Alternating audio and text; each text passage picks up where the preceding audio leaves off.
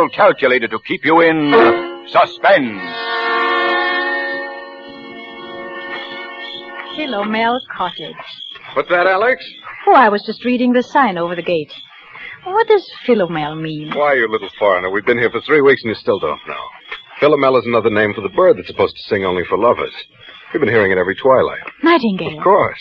That sign, Philomel Cottage, is the main reason I wanted this place for us. Glad you bought it? Oh, Gerald, this was a 50-50 investment, and you know it. 50-50. £1,000 from me and 2 from you. But we did have to have the place, didn't we? Oh, what an utterly hopeless romantic I am. Well, you can't get out of it now. Oh, Gerald, do you know what day today is? Today, it's the 13th. It's our anniversary, darling. We've known each other exactly a month. No, exactly 30 days. Oh, Gerald, really now. Hi. What is it, dear? Do you have that pain again? No. It's just a little indigestion, I think. Oh, Gerald. Let me help. There. Do you want me to get your... No. Oh, Well, dear, it's 11:35. I'd better get on to the village. Want to get that camera equipment. And the human timetable walks through the garden gate. My dear, there's nothing wrong with system, even on a honeymoon. The sooner I go, the sooner I get back. Come on, Gerald, forget your old photography. Why don't you stay and do some gardening? Be good for you. It's better for old George. He gets paid for it. He's not due again until Saturday. The place will go to rack and ruin. Over my dead body. Goodbye, dear. Don't walk too fast, dear. Remember last time? And be careful, darling. Be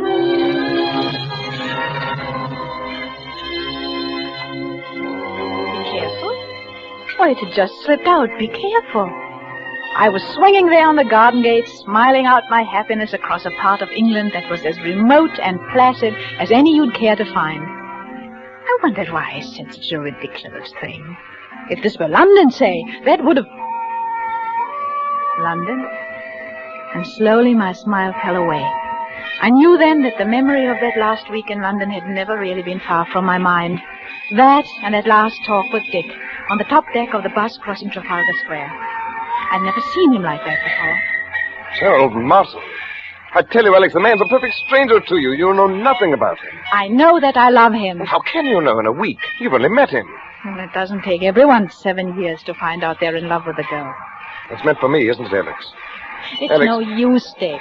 Alex, don't you know what it's been for me not being able to tell you? I couldn't, not with the income I had. And then I decided I couldn't wait any more. And I was going to tell you anyway. And you know what happened. Oh, I'm afraid I don't. Yes, you do. That money you inherited. That money from your cousin or uncle or whoever it was. Well, I don't see what... You didn't think that I could ask you to marry me then, do you? You didn't think I could live off your money? I'm sorry, Dick. Believe me, I am, but I... It really doesn't matter now, one way or the other. Doesn't matter, does it? You can bet it matters to that Martin chap. That's what he's after. You mark my words, he's after your money. Dick, it might interest you to know that Gerald has money of his own. Far more than I have. And more than I am. Maybe that's the difference. I've had enough of this. I'm getting off at the next stop. Alex, please. All right. But let me tell you something. If you think I'm going to let Gerald cut me out and not do anything about it, you're very much mistaken. I'll catch up with him, do you hear? I'll catch up with him if it's the last thing I do.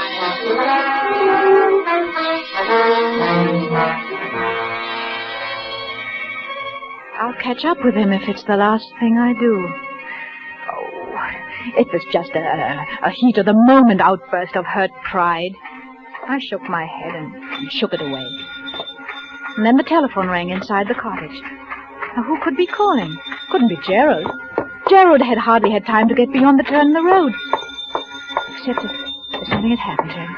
If he'd had another attack. Maybe one of the villagers was calling to say that he'd... Oh, hello? Alex, this is Dick. What? Oh, who did you say? Dick? Well, Alex, what's the matter with your voice? I wouldn't have known it. It's Dick Windyford. Oh. Where are you? Traveler's Arms, that's the right name, isn't it? Or aren't you acquainted with your village pub? You mean you're here? Yes, I'm on holiday doing a bit of fishing. Any objection to my looking up you two good people this afternoon? Oh, no. No, you mustn't. Why, Alex. I beg your pardon. Of course I won't bother you if... I'm sorry, Dick, but I only meant that we'd be away this afternoon. Won't you come this evening? Thanks very much, but I'll probably be away by then. Depends upon whether a pal of mine turns up or not. Goodbye, Alex, and best of luck.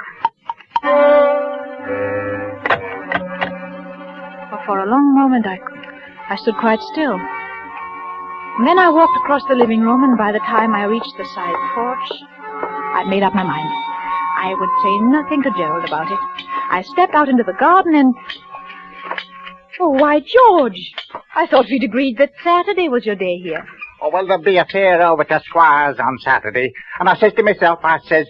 and Mrs. Martin, they won't mind if I come for once on a Wednesday instead of a Saturday. Oh, of course not, George. And then I thought, too, I might as well see you before you go away, so as to learn your wishes about the Boxwood Edgley.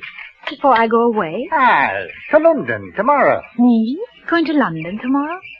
Now, where did you hear that? I met Mr. Martin down at the village yesterday. He told me you was both going away to London tomorrow, and it was uncertain when you'd be back again. Oh, well, now, don't tell me that you and the master disagreeing already. No, naturally not, no. This trip just slipped my mind, George. Yes. Never could understand why anybody wanted to go up to London, though. Like Mr. Ames, what sold you this house, he went up there, and to live, mind you. And after fixing up this place like he did, with taps all over everywhere. You're going to take a loss, I says to him, when I seen he put the place up for sale. It's not everyone that'll have your fad for washing themselves in every room in the house, like. But George, he says to me, I'll get every penny at £2,000 for this house. And by gum, he did. He got 3,000. 2,000. The sum he was asking was talked of at the time, and a very high figure it was thought to be. No, George, you see, I gave 2, and... Well, it really was 3,000. Mr. Ames had the cheek to say 3,000 to you. Well, he didn't say it to me. He said it to my husband. I reckon I'll do some spading now. And the price was 2,000. As I strolled on across the garden, I was conscious of a thin, vague thought struggling to make itself heard. And then abruptly it was gone. My eye had fallen upon a small, dark green object lying in the furrow beside one of the flower beds.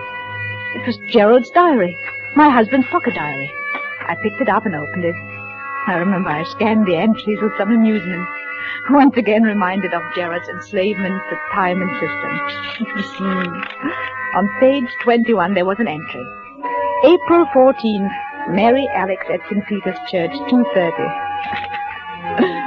And then I looked at today's date, Wednesday, May 13th. Only one thing was written there in red pencil. It said, 6 p.m. Huh? Now, what did it mean? What was to happen at 6 p.m.? And something just... Oh, no. But this is ridiculous. What am I afraid of? Gerald is my husband. I love him. I trust him. Then I looked again at that cryptic entry. 6 p.m.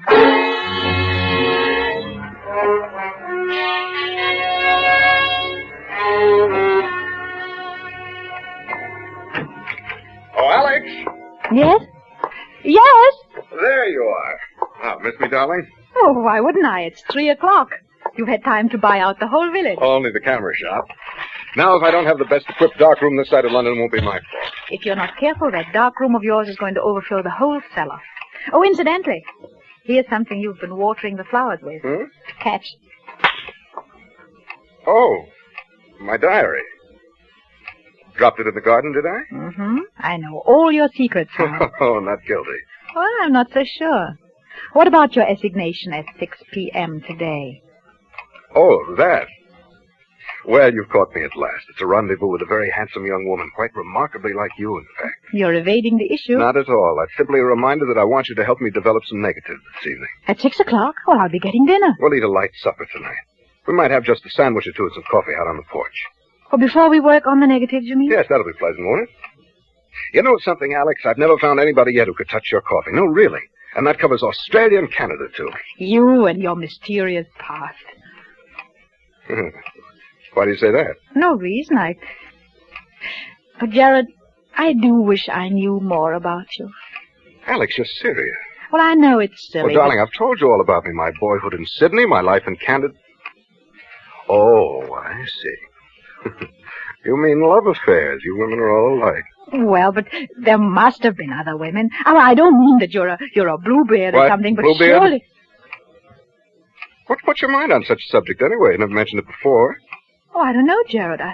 I've been rather upset all day. I imagine I can thank old George for that. The gardener, you mean? Yes, he had some ridiculous idea. We were going away to London. He said you told Where him did you so. see him? Well, he came to work today instead of Saturday. The old fool. Why, Gerald... Well, he is an old fool. I want... Gerald! Oh, Gerald! Lie down here, darling. I'll bring you some water. Your medicine? What? Are you all right? Oh, I'm sorry, darling, getting you all upset about... Oh, just because of the stupid old garden. Oh, I made some weak joke to him about being off to London in the morning. He must have taken it seriously, or else he didn't hear properly. You straightened him out, I suppose? Oh, hardly. You know what a gossip he is. I didn't want the whole village to think my husband was leaving me in the dark about his plans. Are you all right, dear? You Really? told him we were going there? Naturally. Yes, of course. Sorry you were placed in that kind of a situation, darling. Don't suppose you ran into anybody else today? This far from the world, Gerald? It isn't very likely, is it? Well, Gerald... Now, not another word. You aren't yourself now. That's quite plain, and I want you to have a little rest, a little nap. You'll be right as rain by 6 o'clock. Must you do those photographs tonight? You don't... My dear, when one sets the time to do something, one should stick to it. That's the only way to get through one's work. All right, up with you. Upstairs to your bed now. Very well, dear. I'll be getting things arranged in the dark.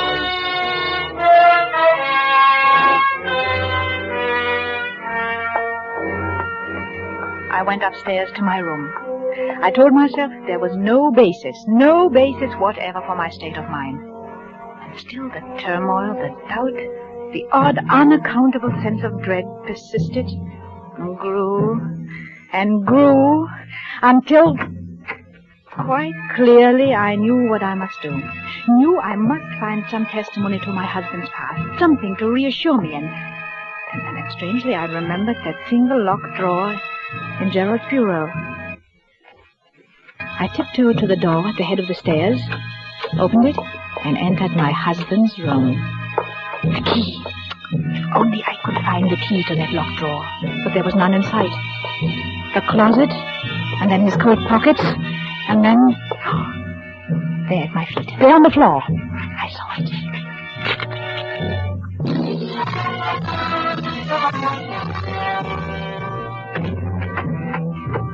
I opened the drawer, looked down, a small packet of letters tied with a light blue ribbon. And when I saw the uppermost envelope, my face flushed with shame. They were my own letters, love letters written to Gerald before we were married. There was nothing else in the drawer, just a roll of ancient faded newspaper clippings. When I glanced at the top clipping, it was from an American paper, featured the trial of one Charles Lemaitre, notorious swindler and bigamist. A skeleton had been found beneath the floor of his house, and most of the women he'd married had never been heard of again. Another of the clippings described Lemaitre's behavior in court, his interest in the cameras of the news photographers, his sensational escape from prison, and another displayed his picture. Long-bearded, scholarly-looking fellow. It reminded me of someone. I glanced at the caption beneath the picture. Modern Bluebeard. Modern Bluebeard! My eyes went back to the picture, and in a flash, I saw the resemblance. I ran through the other clippings. Dates had been found in the man's pocket diary. Dates, it was contended, when he'd done away with his victims. He was an amateur photographer. He was from Sydney, from Canada. He was subject to heart attacks. He was Gerald.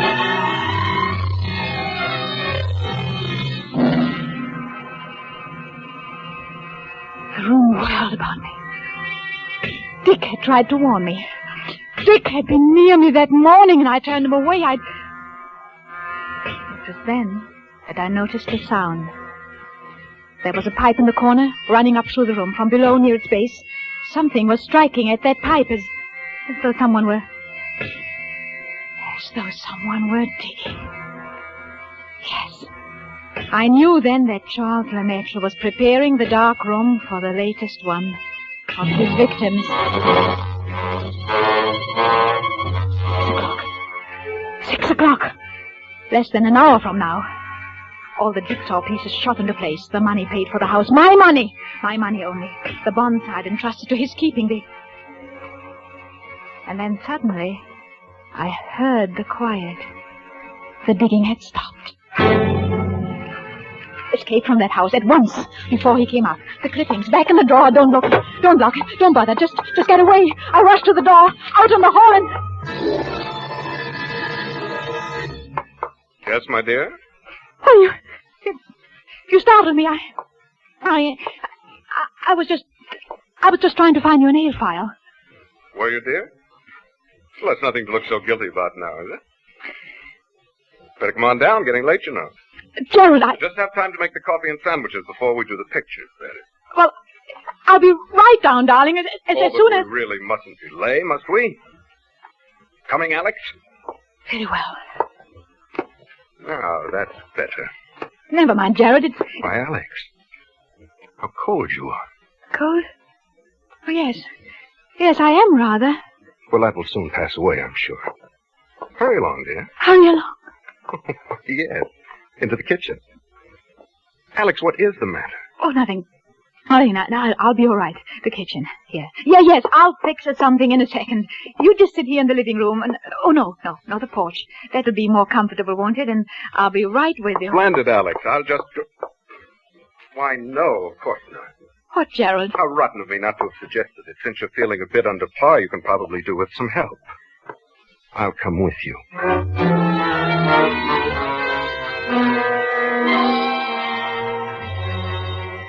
I knew then that some way, somehow, I must get word to Dick. The possibility that he might be gone by now, I just put out of my mind. No more panic. No more panic. When I carried the coffee out on the porch, I glanced at the clock on the mantel. It was 10 minutes till 6. A pity you're so abstracted, my dear. Huh? Oh, why do you say that? Because you're missing the loveliest sight you're ever likely to see again. Look out beyond the garden. The first soft shades of twilight. Twilight over Philomel Cottage. I say, Alex, you are below par. Oh, what do you mean? Well, it's the first time you've ever slipped on the coffee. You must have tossed in the entire canister. I'll be more careful after this. Oh, dear. That reminds me. Alex, where are you going? Nothing to get excited about, Gerald. I forgot to order things for tomorrow. I'm just going to phone the grocer. Grocer this time of evening? Oh, he generally stays late on Wednesdays. I'll be right back, darling. Well, don't shut the door, Alex. Oh, it keeps the insects out of the living room. Oh, you're not afraid I'm going to make love to the grocer, are you? Operator. Exchange? Operator, get me the Traveler's Arms. Please hurry. Hello? Traveler's Arms. Hello? Mr. Windyfoot, please. Will you? Hold on. What? You don't know if he's still there? Oh, well, see, won't you? It's most important. Don't let me disturb you. Oh, darling, you do. I hate anyone listening when I telephone. But I do, Gerald, truly. You're quite sure you're really calling the grocer? Why, as a matter of fact, I'm not sure. What? What I mean is, I'm afraid I've got the wrong person. A perfect stranger. I don't understand. Someone I know nothing about. Know nothing about, then why don't you hang up? Here, who's at the end of that wire? Let me see. Hello? Hello? Oh, it's dead. Well, all right, my dear. Might as well get started. Oh, we're late now. Late? For the pictures? It's precisely 3 minutes after 6. Oh, why, Gerald, it won't be 6 o'clock for 8 minutes. Look at the clock there on the mantel. Oh, I don't go by that relic. I go by my own wristwatch. Gerald, listen. Stop pacing and listen to me. I don't feel up to it tonight. I'm upset and I'm tired. Alex, I promise you won't be a bit tired after it's over. No, I'm not going to wait 1 minute longer. No, I won't do it. I'm not coming with you. Come along, Alex, or I'll carry you there. No! You will, do you hear? You will. Gerald, stop! Stop! I've got something to tell you. I've got something to confess. Confess? Yes, to confess. Something I ought to have told you before. I've had my secret past, too. A former lover, I suppose. Well, in a way, but something else. You'd call it... Yes, I expect you'd call it a crime. A crime? You? I don't believe it. You'd better sit down now, Gerald. There.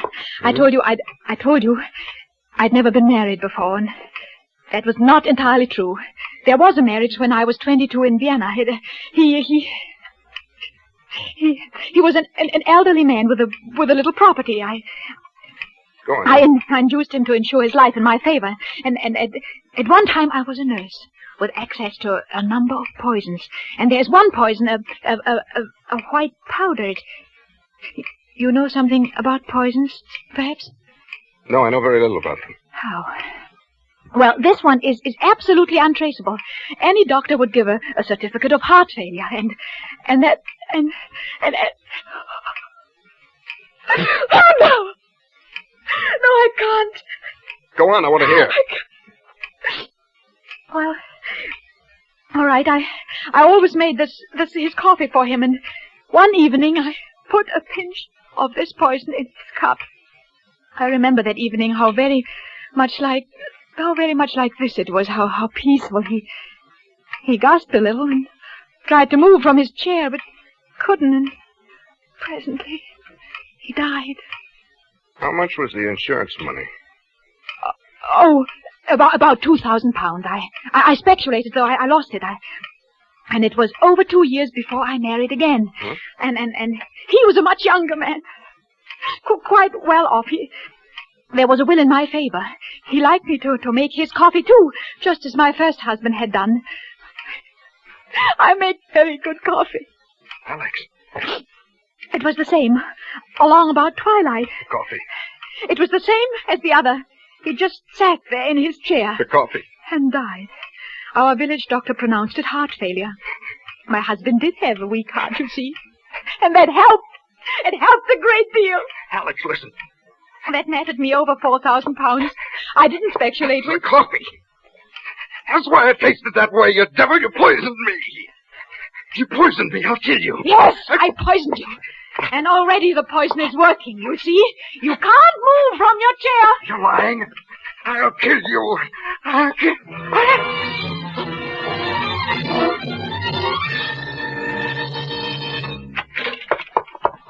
Alex Royal! What have they done to you, Alex? Constable, go see what's happening in that room. Roger. Darling. I had to tell him the most horrible story. Oh, I couldn't have kept it up any longer. You came just in time, Dick. You understood on the phone, didn't you? Good darling, when I heard you say you'd got the wrong person, someone you knew nothing about. Excuse me, sir. What did you find, Constable? A man sitting in a chair, sir. Heart trouble, it looks like, and, Yes? well, sir, he's dead. Your husband, man? You might say a perfect stranger. He was just sitting in his chair. And presently, he died.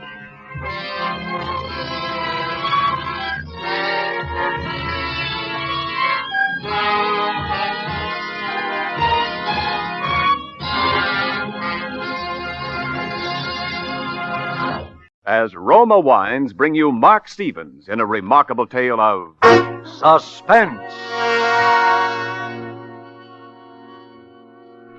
Everything went wrong. From the very beginning, everything that possibly could went wrong. Because, you see, I'd already planned for quite a while to kill my wife.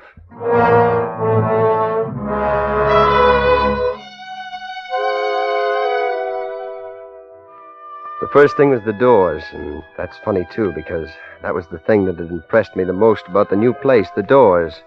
The house was a double bungalow, twin apartments, really, white stucco with 2 doors in the front center. The doors were exactly alike, made of modern yellow wood, studded with nails. The nails spread out in a tree of life pattern. Tree of life. I can still see Helen standing with her slim, elegant figure silhouetted against the door, and her hair blending with its warm color, and her blue eyes burning with that strange, acquisitive fire I had once mistaken for passion. Isn't it a beautiful door, Jimmy? I really think I'm clever to have found it, don't you? You know, it's definitely the smartest place we've ever had. Well, don't just stand there, darling. Come on. You'll positively love the inside.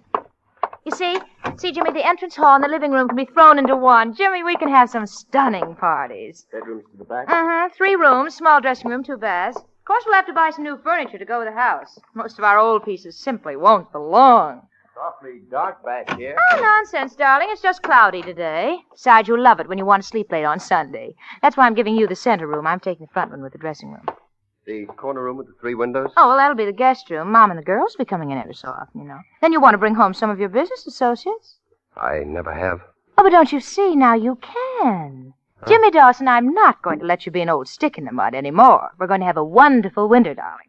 There's a young couple in the other part. Her name is Roxborough. I think that's what the agent said. Anyway, I saw her from a distance. She seemed to be a perfectly stunning brunette, just our sort. I imagine the 4 of us will do lots of things together. Oh, darling, admit it. The house is priceless, isn't it? Yeah, of course, Helen, but isn't there a small room somewhere where I might do some... Painting? Well, yes. We've discussed this before. It's not healthy for you to bring your work home with you. Besides, it is much too lovely a house to mess up. Oh, I don't mean advertising layouts, Helen. I want to try some real work, well, creative work. I've told you what I think about it, Jimmy. I want to make your home your castle, darling. I want it to be a place for you to relax away from work. We must concentrate now on gracious living. Of course, it's your home, if you feel you must. No, Helen, skip it. Of course, darling. From now on, it's gracious living. Remember? Sure. Gracious living.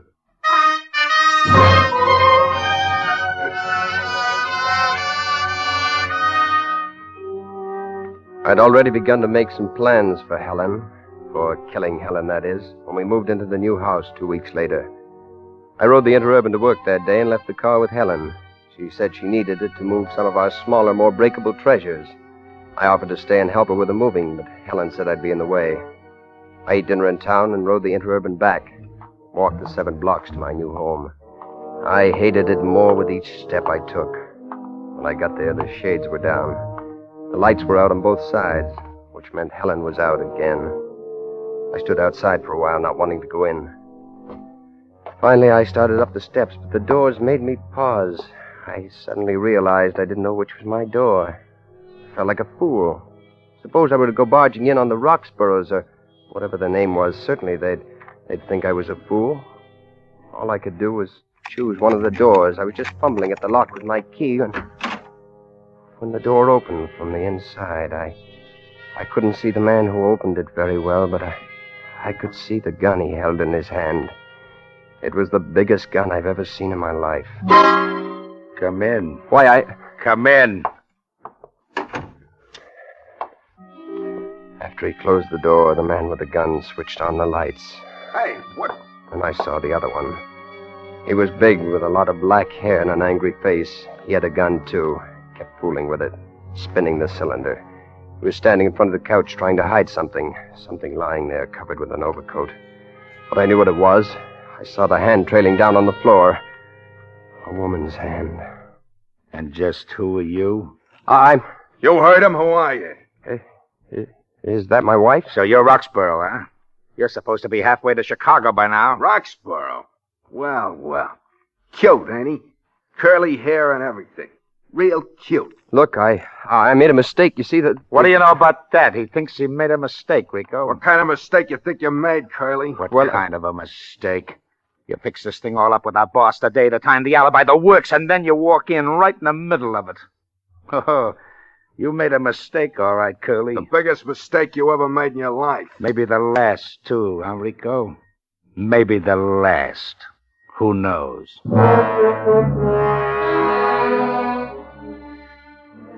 For a minute, they both just stood and looked at me.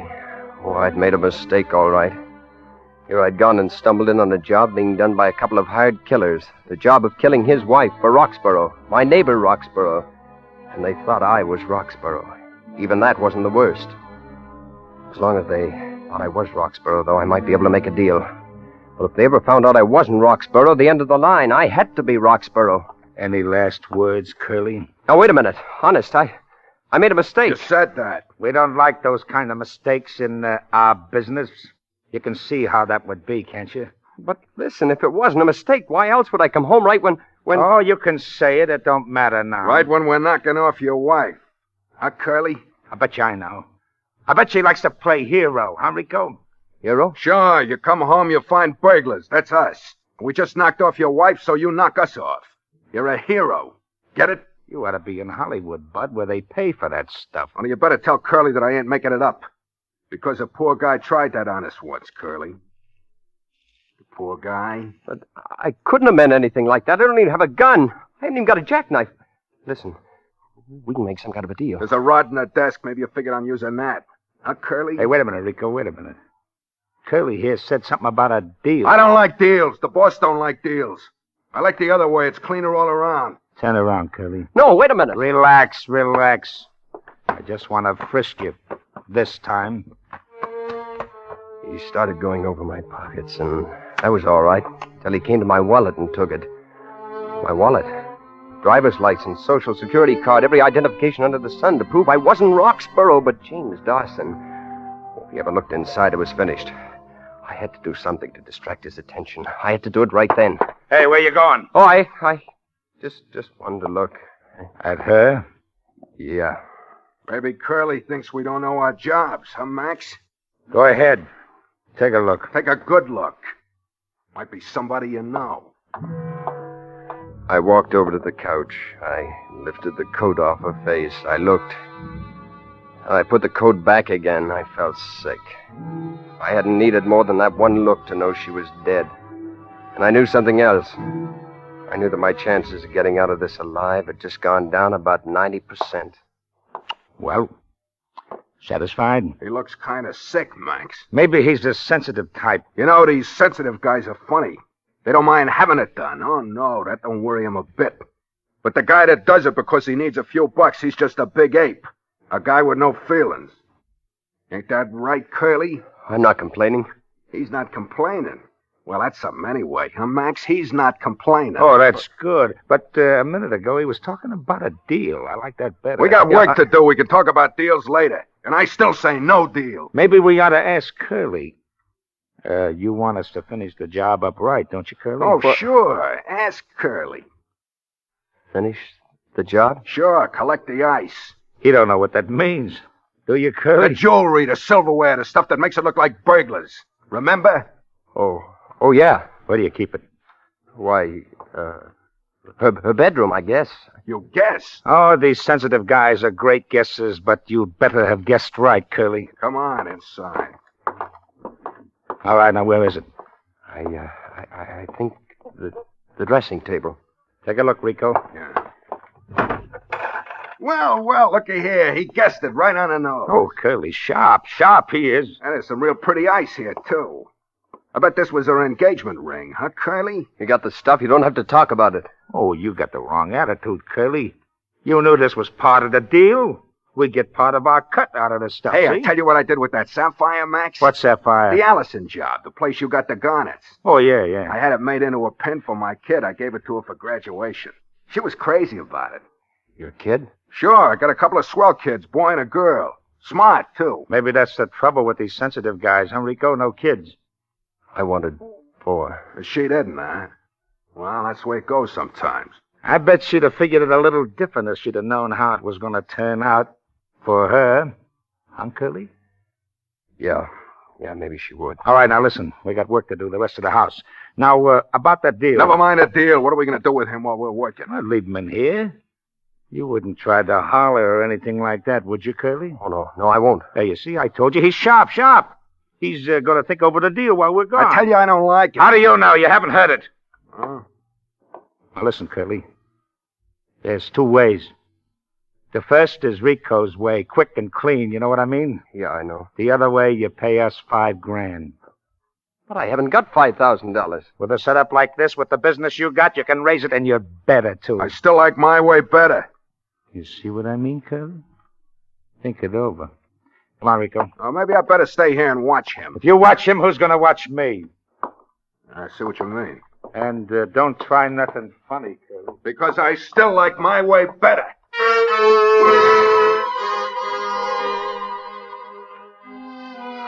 I like my way better. He knew he wasn't kidding, so did I. They'd already killed once tonight. There was already one dead body in that house. There could be just as easy be another.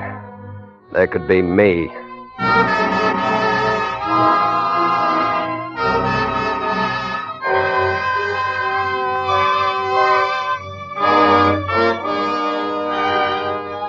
For Suspense, Roma Wines are bringing you Mark Stevens in Tree of Life. Roma Wines' presentation tonight in radio's outstanding theater of thrills, Suspense.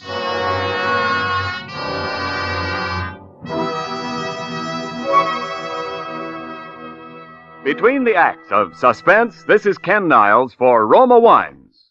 Here's an easy way to return the compliment of the friendly hospitality you've enjoyed over the holidays. Simply invite your holiday hosts to an open house and delight them with Roma, California wines. Yes, you're sure to please every guest with better-tasting Roma sherry, port, or muscatel, because more Americans enjoy Roma than any other wine. The reason?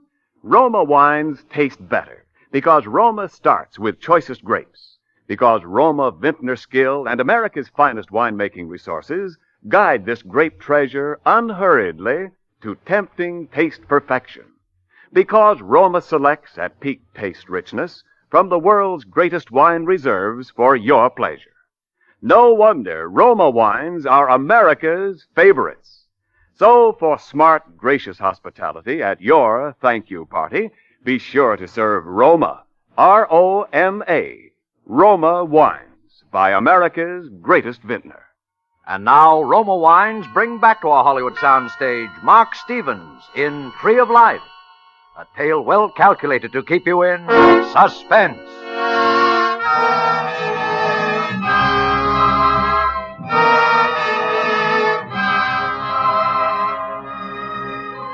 So there I sat waiting, locked in the bedroom by a couple of hired killers while I ransacked the house for loot. All because I'd just moved into a two-family house with two front doors that had that Tree of Life design on each one, exactly alike. All because these gunmen thought I was my neighbor Roxborough, who had hired them to kill his wife. Well, they'd done their best, all right. There was the dead body on the couch in the front room right now. That was why I had to make a deal, somehow. A dead body.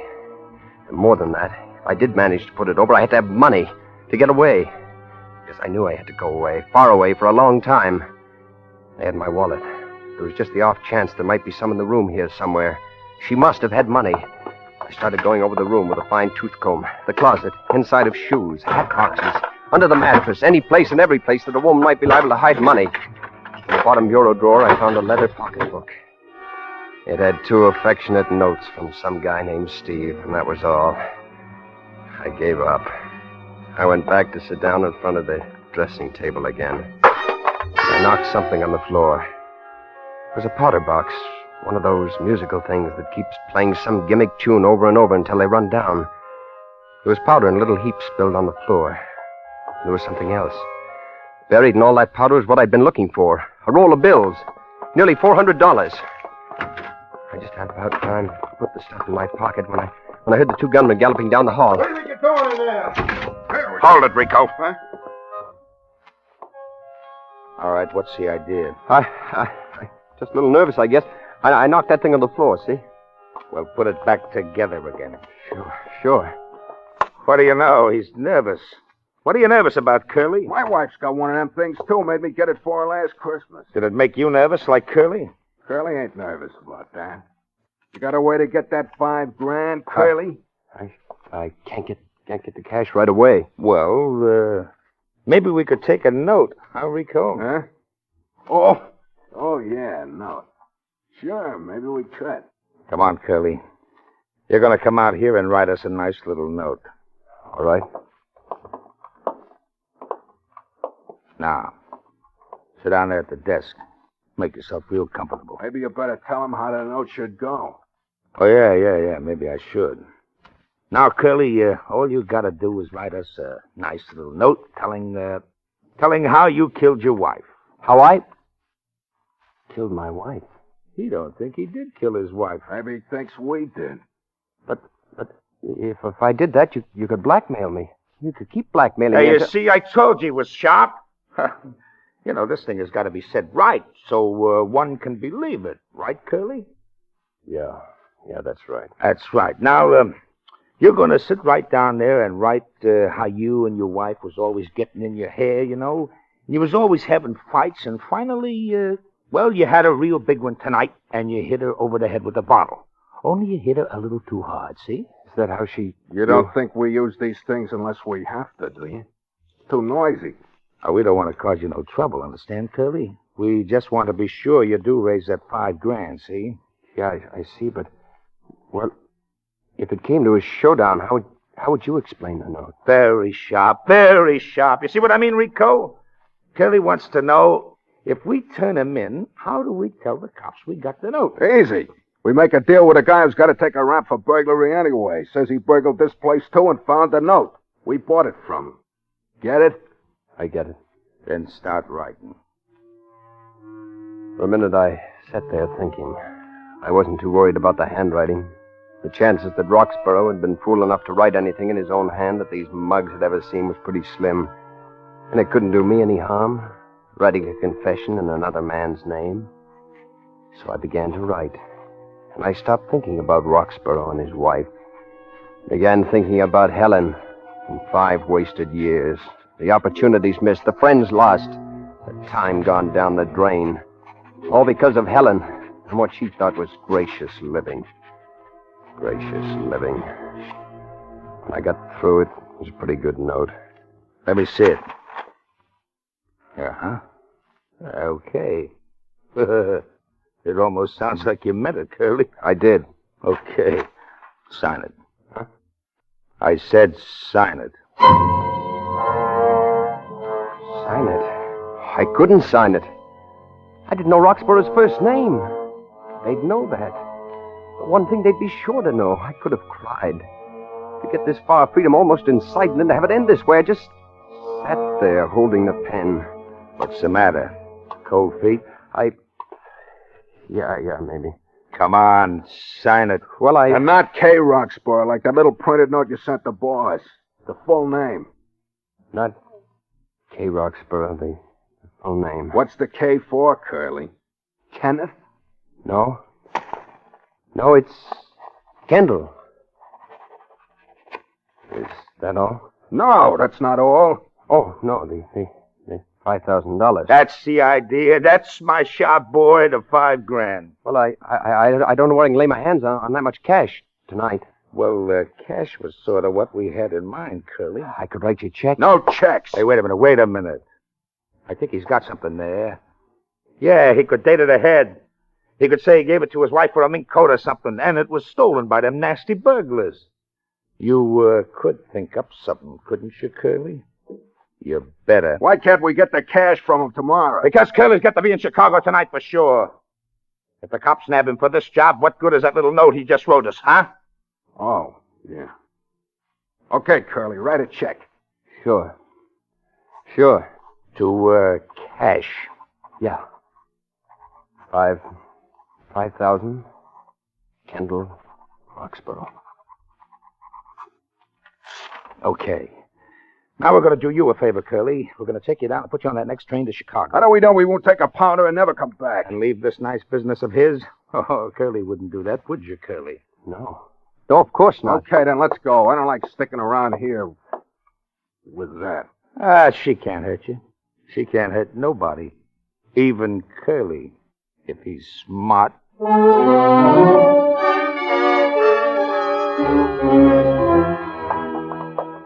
They went around wiping off fingerprints, even mine. Now, they were very good about that. And they snapped off the lights, opened the door, snapped that behind them, too. Harvey, are you sure this is the Dawson's new place? No, you said you were. I heard their voices first. Then I saw them. Lillian and Harvey Reynolds. I tried to step back, out of the streetlight, but the 2 gunmen pushed me forward. I just kept my head down and prayed. Excuse me. Hey, what's the matter, Lil? I bumped into someone. Come on, let's go home. I want to know who I bumped into. You know, it's awfully dark, but he looks like Jimmy. Hey, are you Jimmy? No. You See, Lil, come on, let's go home. I think he's Jimmy. Who are your friends, Jimmy? They're not Jimmy. They're not my friends. Must be relatives. Don't you think so, Harvey? Must be Oh, relatives. come on, Lil, let's go home. Sounds like Jimmy. If you're not Jimmy, where is Jimmy? I don't know. Oh. Well, I'm going to find Jimmy. I beg your pardon, madam. I think I know where he is. What? Where is he? Where's Jimmy? You're just a little mixed up. Now, if you go 5 blocks up the street, then 4 blocks over, it's the big yellow house on the corner. Come on, Harvey. I told you we'd find Helen and Jimmy. Doggone it, Lil, I want to go home. I sure feel sorry for Jimmy if she finds him. So do I.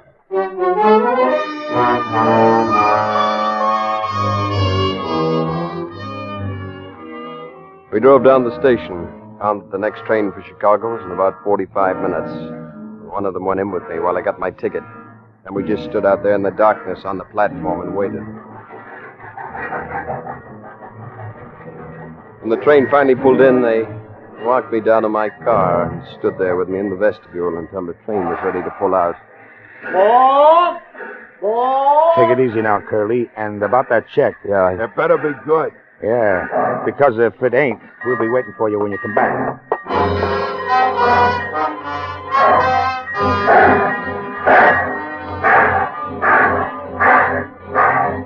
What did I care where they'd be?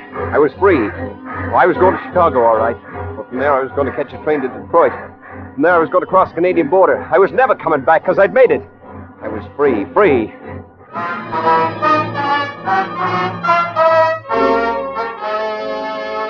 I got into Chicago, all right. And I got a train for Detroit last night.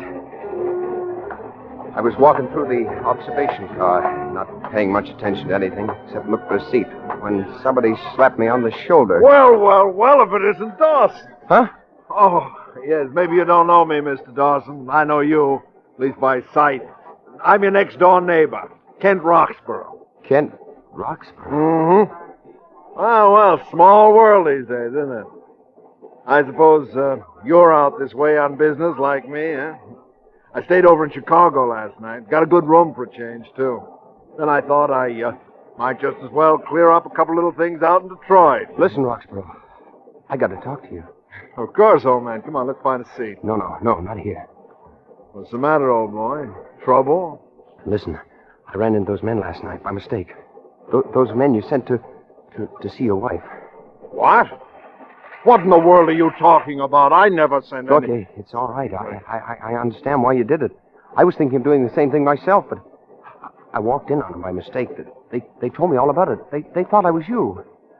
Let's you and me take a little stroll out onto the observation platform, Dawson. Yeah, sure.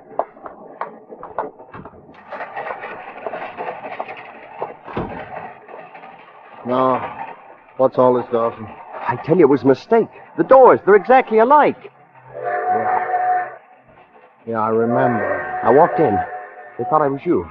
They'd already done it. They thought I'd come back to double-cross them. So they made me sign a confession that I'd done it in your name. Confession? Oh, it's all right. It's in my handwriting, not yours. I even got your first name wrong. I had to write them a check, too. $5,000. You say they done it. You know that. Yeah, I saw her. So I'm going away. Canada. I'm never coming back. Yeah. You're going away, all right, Dawson. No, don't shoot. There's something else. They didn't... Oh! They didn't.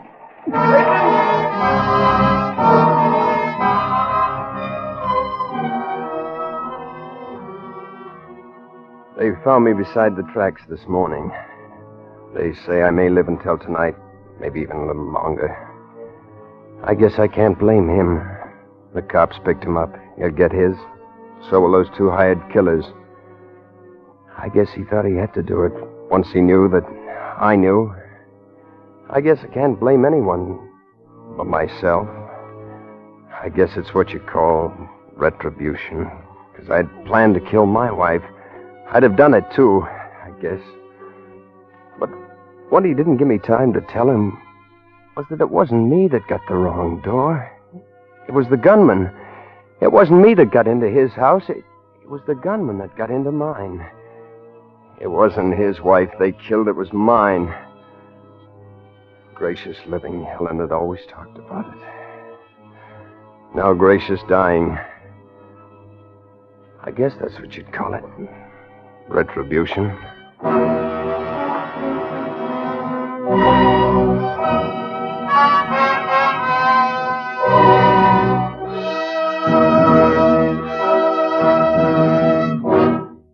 As Roma Wines bring you Dan Duryea in a remarkable tale of suspense.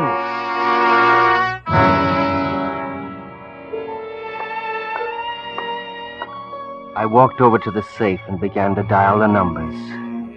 Before I snapped it open, I turned round to look at him. He was leaning back in the easy chair at the end of the room. His greasy face was covered with a shrewd smile, and he poured a revolver in his right hand. Come on, get it open. The gun looked like a model they stopped making in 1900. A .22 with a 2-inch barrel. There were about 40 feet between the safe and where he was sitting. Unless that guy was an Annie Oakley, he couldn't hit the broadside of a barn from that position. And with that gun... All right, quit stalling. Open it. I snapped open the little safe, and there it was. I could see Special Super 38 Automatic stamped on the blued surface of the slide. The hammer was back, just as I knew the old man had left it. I picked up that beautiful precision instrument. I turned, not too quickly, snapped off the safety and brought the sights in line between our eyes. Hey, wait! Wait, don't! Don't, the ladder! The ladder!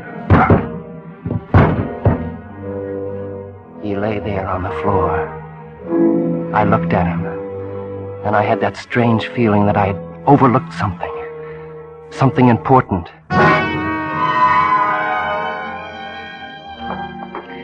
I walked over to where he was lying. He'd pitched forward, landing in a disjointed heap. The letter. What had he yelled about a letter? It meant nothing to me. A letter? Had I slipped up somewhere? No, it was impossible.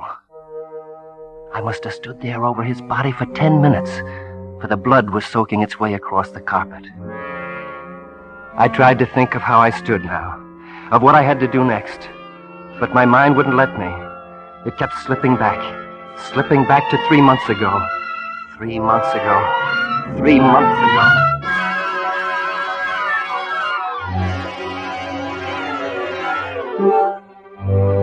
Old man Donovan was in a pretty bad mood that night.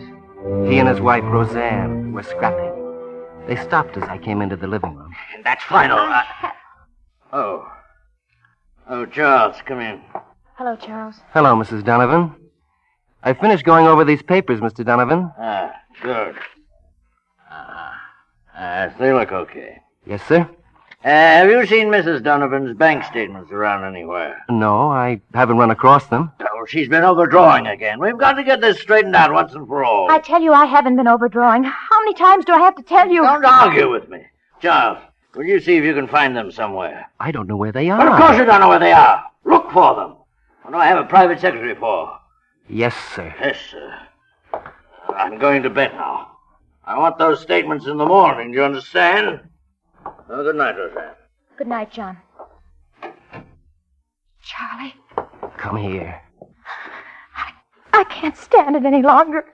I can't live in the same house with him and see you around every day. Now, is that a nice way to talk about your ever-loving husband? I tell you, I just can't stand it anymore. Yeah, this is no good. He's going to talk down to me once too often. I've got to get out of here before that happens. That's what I've been telling you. Charlie, let's run away. Take a plane to South America tomorrow. We could be together from then on. Let's do that, Charlie. I have a little money, and I have my jewels and the furs. We could get along. Let's do it. Let's call for tickets now. Run away? Look, Charlie, isn't our happiness together the most important thing? Let's just leave him. We could go to Mexico. He loves his bank books and bank statements and stocks and bonds more than me anyway. Can't we do it that way? Can't we? No, baby. We can't. Well, what are we going to do? I can't go on with him. What can we do? Charlie. Yeah, baby. That's it. You're reading my mind. Oh, Charlie, that's... That's the only way. Is that what you want to say? I don't know. I don't know. But I know, baby. You haven't got a thing to worry about. You look beautiful in black.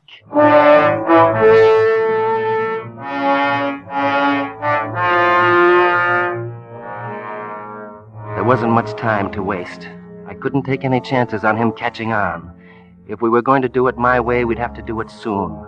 I began to make plans. I told her we were going to push him out the window. I told her everything. Everything except about the poison. I was ready. I bought the poison, and now only had to slip it into the old man's medicine. At 6 o'clock that night, the phone rang. I knew that was Judge Peters. I picked him to establish my alibi for me. Hey, the phone, Joe. Yes, sir. It's probably Judge Peters. He told me he wanted to see me tonight. But if I'm to finish your letters... Well, sir, could you perhaps tell him that I'm not here? Huh? It'd be simpler, and I have so much of your work to finish that I... Oh, sure. Hello? Hi, Judge Peters. The old man swallowed it hook, line, and sinker. No, He liked little intrigues. They were the only adventure in his life. Except for Roseanne. I'm sorry, Judge. Charles isn't here. I haven't seen him all day, and I don't expect to see him tonight. All right, Judge. Yes, I'll tell you. Good night. We fixed that, huh? Yes, sir. I think it's better this way. Now I'll be able to finish those letters for you. Oh, fine. Oh, say, fix me my medicine first, will you, Charles? All right, sir. You want soda with it? Uh-huh. Enough? A little more. That's it. No. That's good. You're only a fair secretary, Charles, but you're a swell butler. Thank you, sir. Well, I'll get busy on these reports. Take him down to your room? Yes, sir, I can work better down there. All right. Oh, I say, make a note to dump my consolidated steel volumes tomorrow. Yes, sir. Don't you worry. I'll take care of everything tomorrow.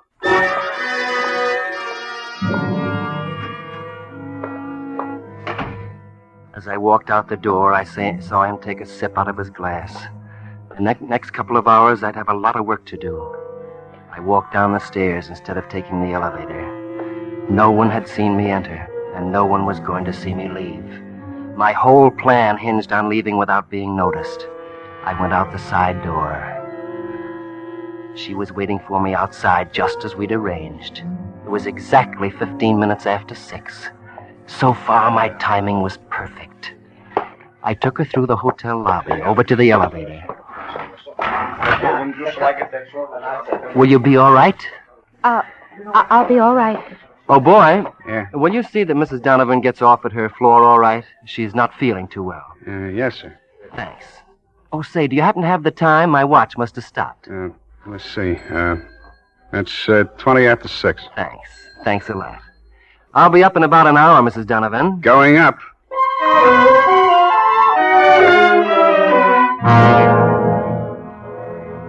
That was that. Now all I had to do was to stall for time. I walked around for a while. Between 6:30 and 7, I went into some stores where I was known. I said hello to some people, just in case anyone checked. Then I walked around some more. The minutes dragged by. I must have looked at my watch 50 times during that hour and a half. At 8, I went back to the hotel. As I stepped into the elevator, I really noticed the elevator man for the first time. He was big and greasy. I had to make sure he wouldn't forget what time I went upstairs. He made the first move as the elevator began to go up. That was luck. Get your watch fixed, sir? Oh, sure. Says 7:30. It's still not working. No? It's almost 8 now. How do you like that? It must have stopped again. Almost 8 o'clock, Yeah. Thanks.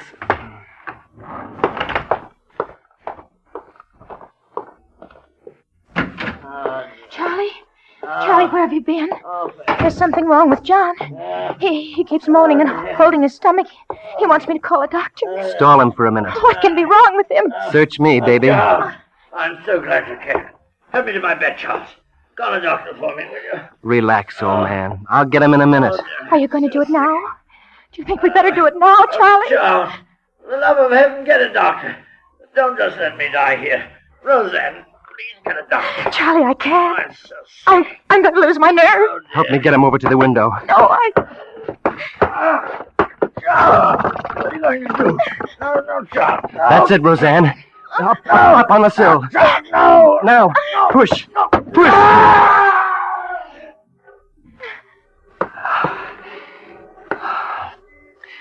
You know everything now, don't you? I just come in. He fell. We were on the other side of the room. There was nothing wrong with him before the accident. Get it? Get it? Yes.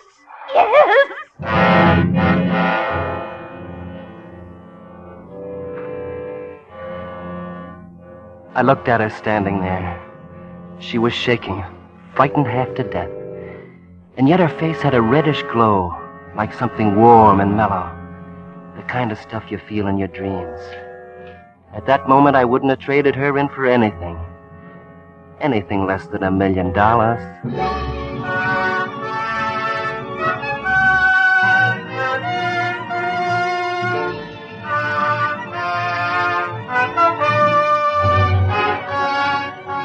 For Suspense, Roma Wines are bringing you Dan Duryea in The Will to Power. Roma Wines' presentation tonight in radio's outstanding theater of thrills, Suspense.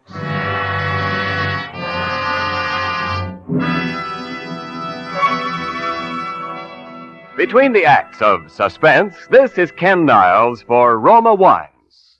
A friend, famed for her enjoyable little dinners, recently told me her secret of gracious hospitality. Because she's usually busy in the kitchen after guests arrive, her husband keeps their friends pleasantly entertained until dinner time by serving Roma, California sherry. Yes, she's a smart hostess. For better tasting Roma sherry is the favorite of millions as the perfect first call for dinner and for entertaining any time. For Roma sherry, like all Roma wines, begins with choicest grapes. Then Roma vintner skill and America's finest winemaking resources guide this luscious grape treasure unhurriedly to tempting taste perfection. Later, at peak taste richness, Roma selects from the world's greatest wine reserves for your pleasure. So share with your guests the better taste of Roma California wines. Roma sherry, port, muscatel, or Tokay.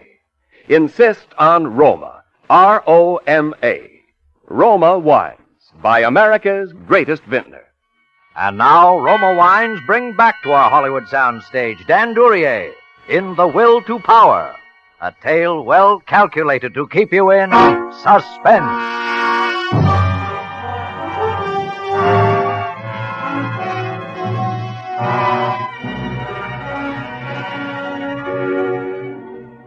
At the inquest, there was some talk of an autopsy, but the old man's prestige and a crew of lawyers preserved the body in a state of unmarred dignity, at the request of the grief-stricken widow.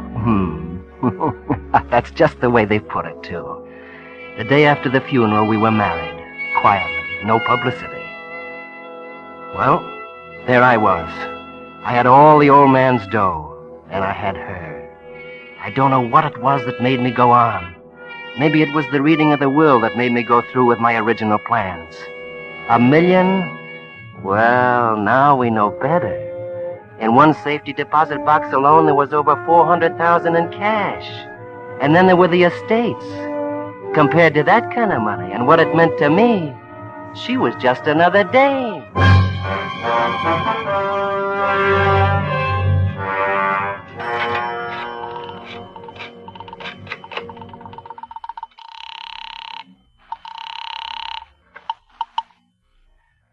Hello, Lieutenant Braden speaking. James Donovan was poisoned and then pushed out the window. I suggest you dig up the body. What? Who's this speaking? I work in the hotel. The night before Donovan was killed, his wife threatened him. Ask anyone on the floor. They'll tell you how Donovan and his wife always fought. Now, look, suppose you come down here. That's all, Lieutenant. Dig him up.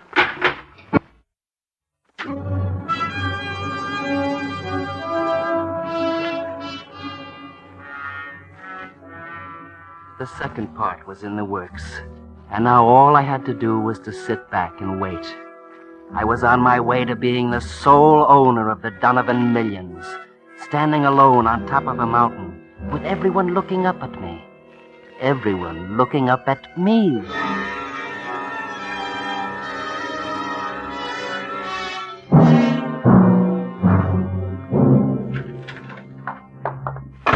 What's the idea dragging us down here, Lieutenant?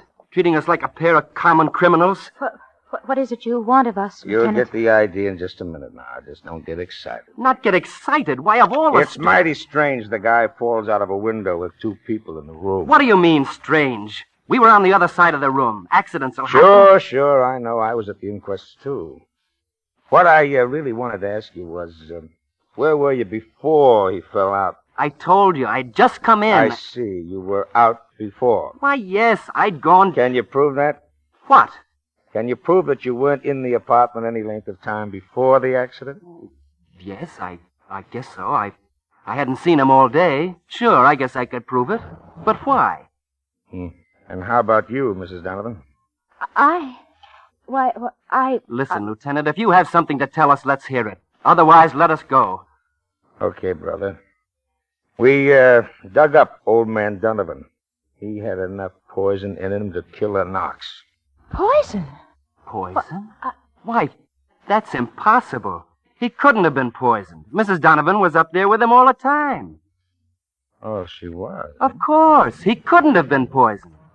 I see. Can we go now? Yeah, sure, you can go. Mrs. Donovan will have to wait, though. We're booking her for murder. It was perfect. They indicted her for second-degree murder. That was a smart move on the part of the DA, because he couldn't conclusively prove whether the fall or the poison killed him. And then she swore to high heaven that she didn't see him drink anything while she was there. The lawyer who was trying to prove suicide almost broke a blood vessel. The best part came when the prosecution tried to get me to testify for them. I showed them our marriage license then. It convinced her that I was trying to protect her. But it gave the DA all the motive he needed. The jury finds the defendant guilty of murder in the second degree.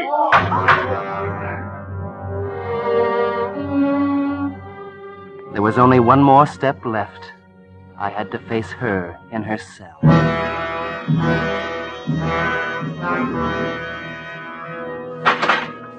got 5 minutes, mister. Darling. Charlie. Oh, Charlie, I've been waiting for you to come. I'm still in a daze, Roseanne. How did it all happen? The trial, the conviction. It all went so fast. Oh, I don't know how it happened, but maybe it's better this way. At least part of what we did has been paid for. When I get out, we'll be able to live a free life together. But 10 years? No, darling.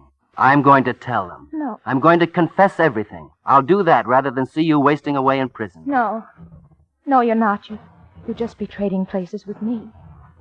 It'll be punishment enough if we're deprived of each other's love. No, Charlie, this is the only way it can be. And 10 years isn't so long. And I know you'll always be mine, no matter where I am. Yes, darling. No matter where you are, I'll always be yours.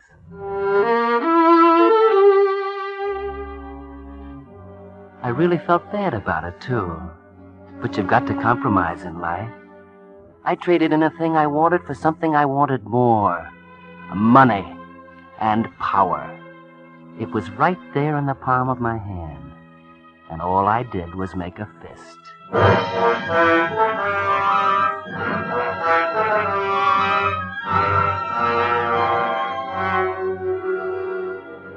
I headed up to one of the old man's hideouts in the White Mountains then to let things cool off. There I wanted to plan all the things I'd do during the coming weeks. It would have been a great time, except for that phone call. Yes? Hello, Mr. Ross. I was reading about Mrs. Donovan's trial, Mr. Ross. Who is this? The old man was really poisoned, huh? You running off, leaving your wife to take a rap. Who is this? Tell you what, for $25 grand. No one will ever know about you sneaking out of the apartment that day. I think you'd better come up here and see me in person. Okay. I'll be up tomorrow night at 9. Why not tonight? You'll be there if you know what's good for you, brother.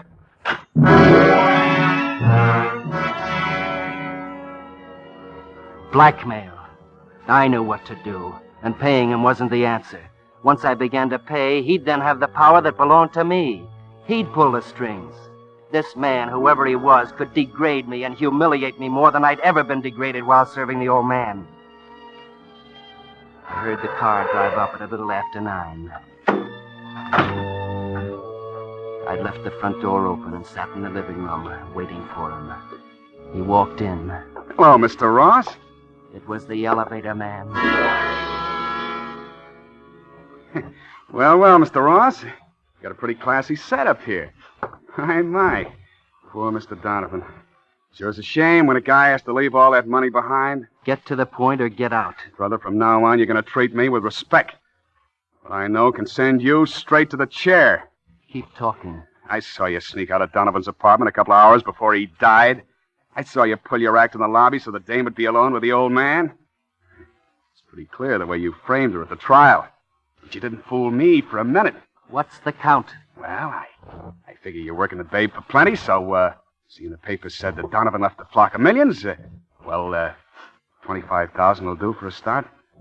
You know I haven't got that kind of money here. How much have you got? Well, I guess there ought to be $1,700 in the wall safe. But look here, if Get it! And what do I get in return? Keep quiet. For a while. For a while. That's it. Seeing I'm such a valuable guy, I figure you ought to put me on a payroll. Make me, sort of a private secretary, like you was the old man Donovan. I think I understand now. Yeah, you bet you understand. Now get the dough. And fast! Yes, I see now. I think I see the whole picture. I walked over to the safe and began to dial the numbers. Before I snapped it open, I turned round to look at him. He was leaning back in the easy chair at the end of the room.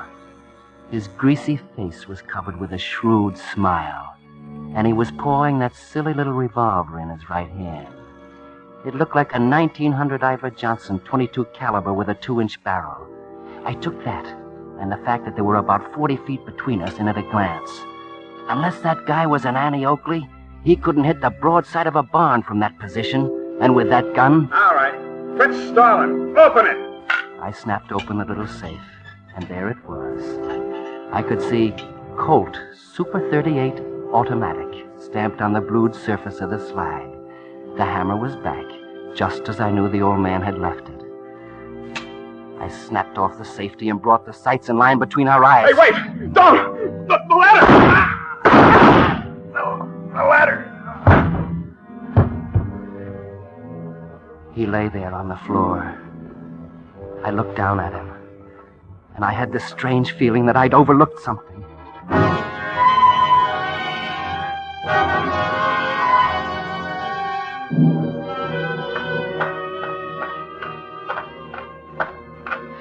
I'd hidden his car in the garage and gotten rid of the body. In the cellar under 2 feet of dirt. Maybe I should have left him alone. I could have pleaded self-defense. But no. After Donovan, another trial might not have turned out so well. Now I had to get away. I was really in the clear. Nobody'd ever look under those boards in the cellar. Nobody'd ever dare to snoop around Donovan's place. My place. Not unless they suspect something. And why should anyone suspect anything? Not in my house. My house. In a minute, I'd be off this dirt road and on the highway to New York. Yes, that's it. Back to New York. Then out of the country.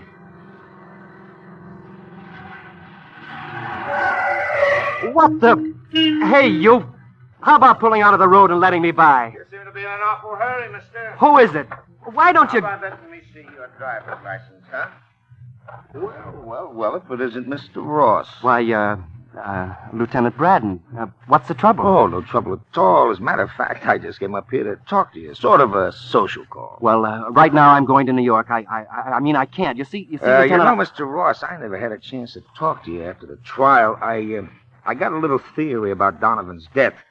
Oh, it's too late to do anything about it now, of course, but I thought it might be nice if we could sort of discuss it. Sure. Anytime except now. I'm in a great hurry. So I thought I'd kill two birds with one stone.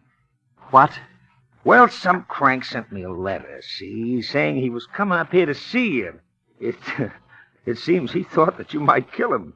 A letter? Yeah, it probably didn't mean a thing, but, well, you're a rich man now, Mr. Ross. You'll just have to get used to being a target for cranks. A letter. That's what he meant. The letter. What's the matter, Mr. Ross? You don't look so good. Say, there's nothing to be afraid of. I tell you what. Your house ain't far from here. Let's you and me take a little stroll up there and see if that crank has arrived, huh? It'll make you feel better. Oh, I'm all right. Just let me go. No. I insist. It'll set your mind at ease. Okay? Come on, let's go.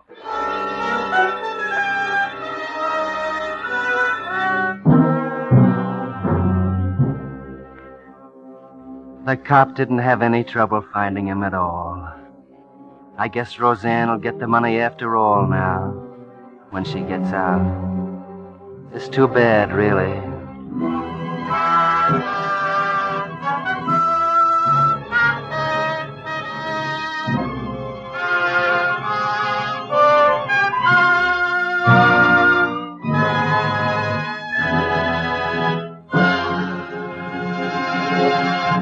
As Roma Wines bring you Joan Bennett in a remarkable tale of Suspense.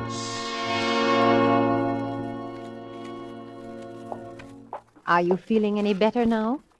You know what I've been wondering, lying here? What's that, Mrs. Allen? Are you really a nurse? Why, of course. Well, that stuff you keep giving me to make me sleep, it doesn't. You'd be asleep in no time, Mrs. Allen, if you'd only make up your mind to it. It's all in your mind, you know. That's funny. You saying that to me. Now then, Mrs. Allen, you mustn't keep talking. That's how it was with him. All in his mind. That's why I couldn't help him. That's why nobody in the world could help him. I know that now. But I couldn't bring myself to admit it until last night. You know where I was last night? I was at the Hollywood Bowl. It should have been the proudest night of my life. I was waiting for my husband to enter the stage and take his place as the leader of a great orchestra. Yes, I should have felt proud, but all I could feel was fear. It wasn't a new fear. It was an old fear, as old as our lives together. It began nearly 2 years ago. Ira and I had driven to the Pasadena station to meet a new pupil of his in from the East. I didn't have any reason to believe that this new arrival would be any different from the dozens of others who come every year to live with us and study music with my husband.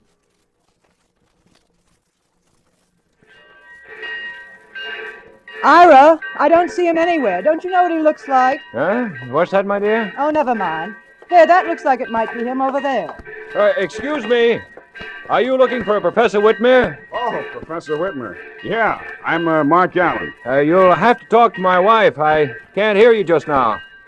Glad to know you, Mrs. Whitmer. How do you do? You know those streamlined hearing devices you see advertised in the papers all the time, Mr. Allen?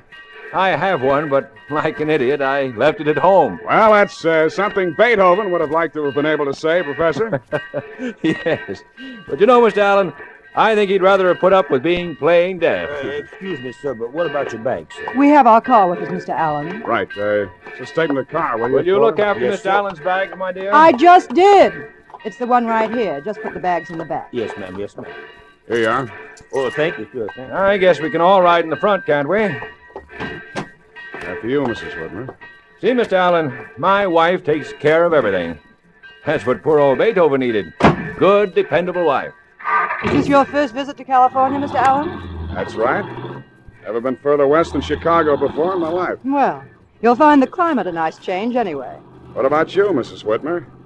You, native of California? Not exactly, but the professor and I have lived here ever since we were married. It's a great tragedy.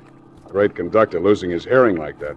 It doesn't worry him so much, now that he has his own protégés. Must be hard on you, though, sometimes. Why should it be hard on me? Oh, I just thought it might be. That's all. By the way, what's your first name, Mrs. Whitman? Why, Francie. You mind if I call you that? Sometimes? Why, of course not. You can call me anything you like, Mr. Allen. Ira, there's the bell. Huh? What's that, my dear? There's a train coming. Oh, yes.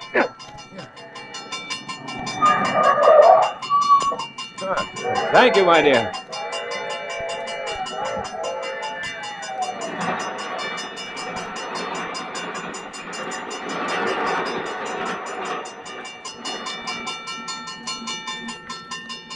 I hope I didn't give you a scare, Mr. Allen. I really shouldn't be driving without that fool device.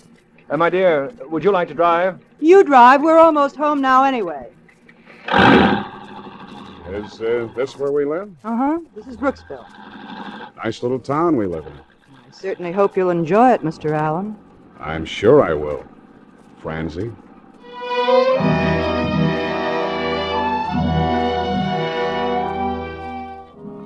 That's all there was to it. And yet if he'd asked me to go away with him to Timbuktu that night, I'd have gone. But he didn't. He didn't ask me anything. He just watched me.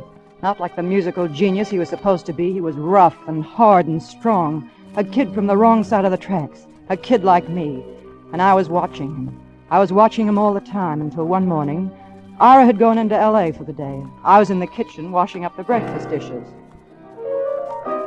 And he was supposed to be up in his room composing. But he wasn't composing any more than I was washing dishes. He was waiting for me to go up to him. He didn't have to wait long.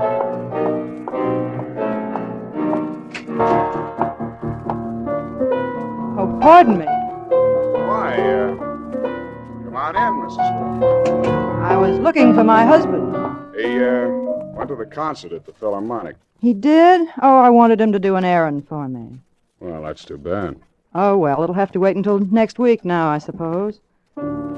He, might remember and call you. He might. That's nice. What's it called? It's an overture. Overture in 2 keys. Oh. You asked me that before. At breakfast. Remember? Oh, yes, so I did. I'd forgotten. But look at me. Why, the professor would kill me if he caught me wasting your time like this. Maybe that's one reason you waited until he was out of the way. Well. You want to hear the other reason? It's been on your mind ever since that first day at the station. Only you figured you'd wait. Let me make the first move. It's the way a dame always figures. Until she meets the right guy. Meaning you? I don't mean Santa Claus. What does that make me? Come here, darling. You like to play hard to get, don't you? Am I so hard to get? I've been going crazy. What do you think I've been doing? When does he get back? Late. How late? Never before 6. Hello, darling.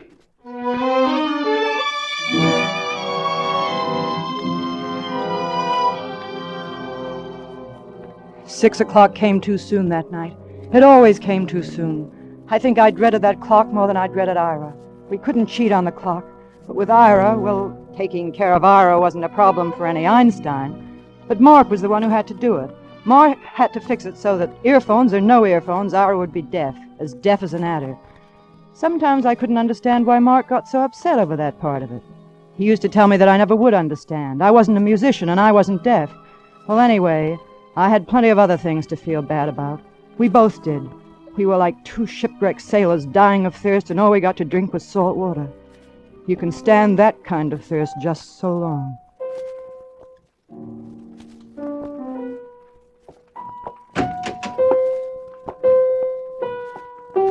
Hello.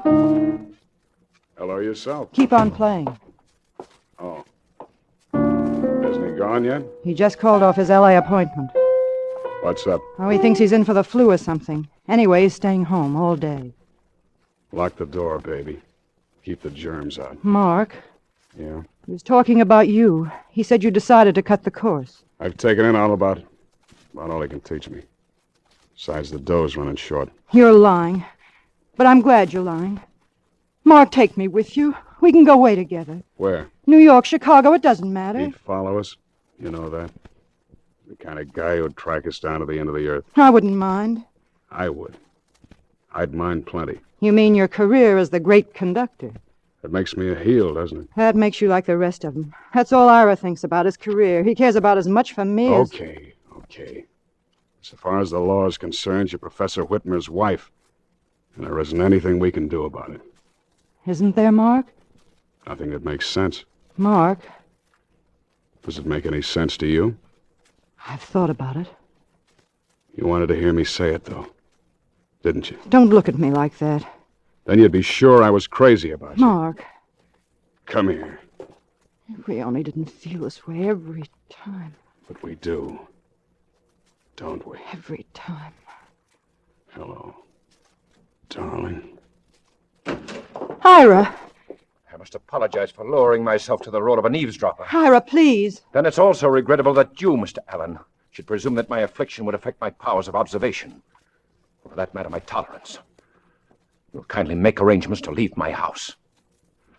I guess that's about the way it is, Professor. I've already taken the liberty, or should I say the precaution, of reserving a ticket to New York. We have 40 minutes to get to the Pasadena station. Ira, I must talk to you. Undoubtedly, my dear. But Mr. Allen is going to catch his train. I must go get the car. You might help Mr. Allen with his packing. What time do you have? 5 to 11. Yeah. We can just make it. Mark, you're not really going. Throw me my Mark! music case. No, it's right there on the piano.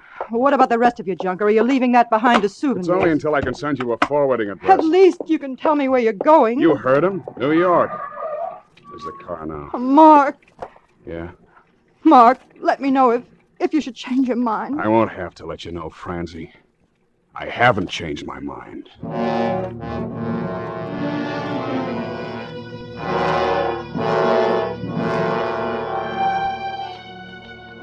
After he left, I remember looking at the alarm clock beside his bed. It said 11 o'clock. Then I thought about what I'd be doing tomorrow at 11 o'clock, and the day after that, and the next week, and the next year. 11 o'clock for all the rest of my life would be the time he walked out of that door. I wanted to cry, but I couldn't. I just sat there listening to the clock. I must have sat there without moving for hours.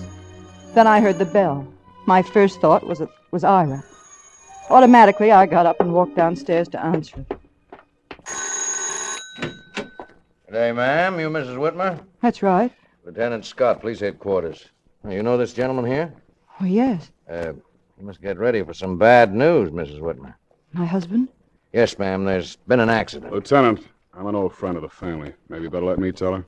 You'll have to give me some address then, Mr. Allen. Call me here. Pasadena 1213. That's only a matter of the next few days, you understand? I'll stay in town as long as you need me. Pasadena 1213. All right, Mr. Allen. Good day, Mrs. Whitmer. Goodbye. Goodbye, Lieutenant. Mark. Oh, Mark, I thought I was never going to see you again. Didn't you? I think I want to sit down a minute. Mark, tell me, what happened? Quickly. It was pretty terrible. I told him a couple of times to take it easy. We must have done 70 when we hit the main drag, and maybe that's why I didn't recognize where we were. Anyway, I wouldn't have known we were that close to the crossing until I heard the bell. He still had time. If he'd thrown on his brakes when I hollered at him, it would have been all the time in the world. Maybe he thought he could make it, or maybe he just didn't hear me. I don't know. I just don't know. It was too late to grab the wheel. It was too late to do anything. That was when I jumped. Mark. Next thing I knew, there were cops all over the place. There was a doc there, too. I'd been here hours ago if I hadn't had to convince them that I didn't need any ambulance. And Ira? And those cops, they asked more questions Mark. than... Huh? I asked you about Ira. Ira didn't need any ambulance either, Francie. He was dead.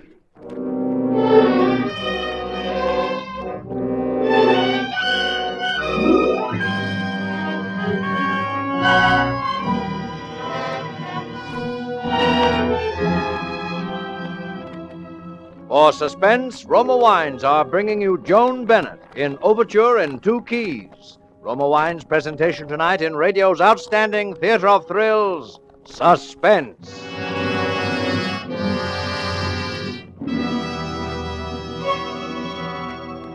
Between the acts of Suspense, this is Ken Niles for Roma Wines. These cold, blustery evenings, there's real pleasure in staying comfortably at home, listening to favorite radio programs, reading by the fireplace, and enjoying the mellow pleasure of a fine Roma wine. Yes, better tasting Roma California wines, sherry, port, or muscatel, add warmth and friendliness to quiet evenings and informal entertaining. And because Roma wines taste better, more Americans enjoy Roma than any other wine. Roma wines taste better because Roma begins with choicest grapes. Then, with patient skill and America's finest winemaking resources, Roma guides these choice grapes unhurriedly to tempting taste perfection.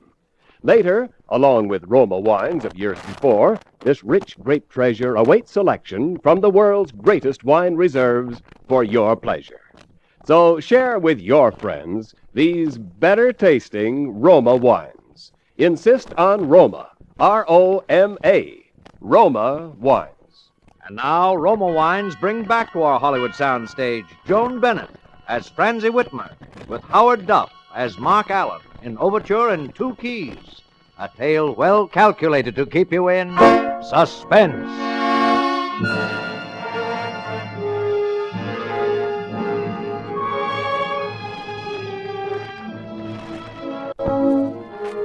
They held the inquest at the house.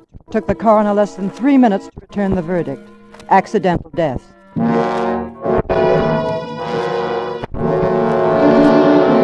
I thought we should wait, but Mark said it wouldn't make any difference. If people were going to talk, they'd talk anyway. So a couple of weeks later, we drove down to Philomel and got married. During the ceremony, I felt a little like laughing, and much more like crying. And let me tell you, if you ever get married in one of those Yuma wedding chapels, you'll feel like crying too. They do business day and night. On the outside, there are neon lights, and on the inside, everything is artificial lilies in an organ. And do you, Francie Whitmer, take this man as your lawfully wedded husband to happen to hold from this day forward? I do. And do you, Mark Allen, take this woman as your lawfully wedded wife? Mark. What? I do. I repeat, do you, Mark Allen, take this woman? Yes. You're having to hold from this day forward until death do you part?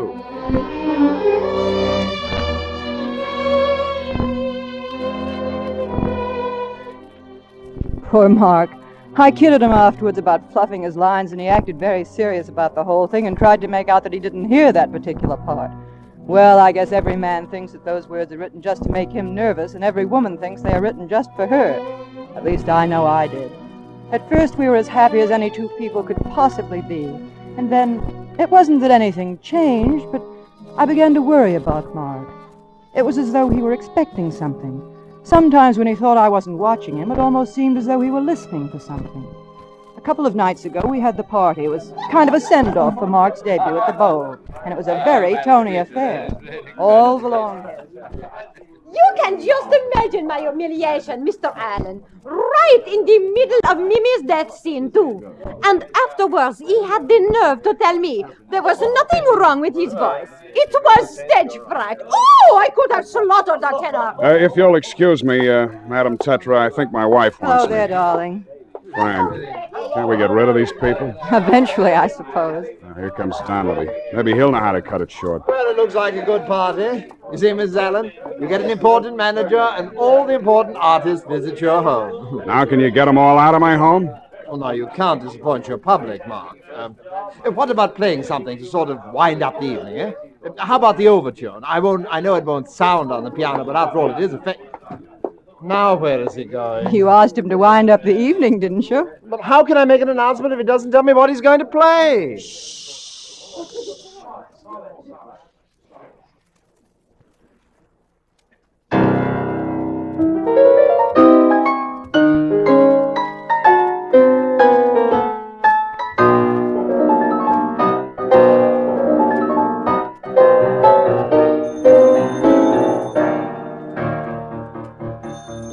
All right, I'll get it.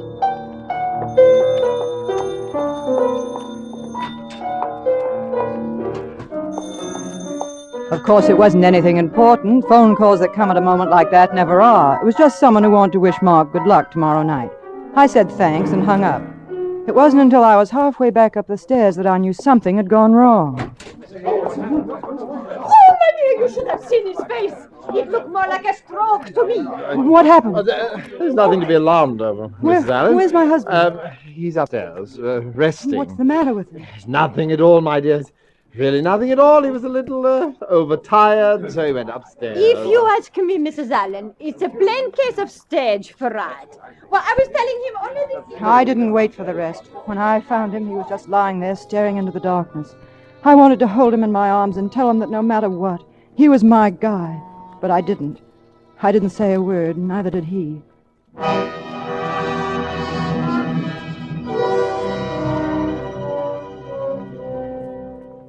It seemed like a long while later when I woke up. I didn't want to wake up. I was tired, dead tired, so tired that waking up hurt me all over. Only this time it hurt more than usual. Then suddenly I was sitting upright in bed, with a chill running straight up my spine. The sound came from the music room. I fumbled for the light, but that didn't tell me anything I didn't know already. Mark's bed was empty. Somehow I got out of bed and walked downstairs. I kept walking, till I was standing outside the music room door. If I'd been standing at the bar of judgment, I would have still said the same prayer, that the door would be locked, but it wasn't locked. The room was in darkness, except for the small lamp on the piano. And there, looking like something out of a horror picture, sat my husband. I couldn't see his face, only his hands flying up and down in the lamplight. His knuckles were wet with blood. Mark! Mark! Mark! Oh, darling, I had to do it. I had to do something. Talk to me. Keep on talking to me. What do you want me to say? Just keep talking. And hold my hand. Your hands, oh, darling, look at your hands. Mark, tell me what's wrong. I don't understand. Everything was fine until I left the room to answer the phone. Was it a phone bell? I didn't hear any phone. Mark. I wouldn't have even known you'd come upstairs if it hadn't been for your perfume. Even then, I didn't believe it. Then I came down here. I played like this. I couldn't hear. And I played louder. I still couldn't hear. I couldn't hear. I couldn't hear. Darling, don't. You're all right now. Mark, it's awfully late. What time is it? 4:00 in the morning. That's funny. You do it, too. What did I do? Listen to see if your watch is going. Must be a reflex action. Even he did it. Mark! It always reminded me of Nelson putting his telescope to his blind eye. I don't suppose you understand about that. Even if you'd loved him, you'd never have known what it meant for a musician. To be deaf. Mark, there's only one thing I know or care about. I don't care about anything else in this world. I just don't care. Fran? Yes? You know, don't you? Yes, Mark. You've always known, haven't you? Yes, I suppose I have. I'm sorry, Fran. For you. Oh, Mark, I told you I don't care. I don't care about anything but you. Has an awful sound. Murder.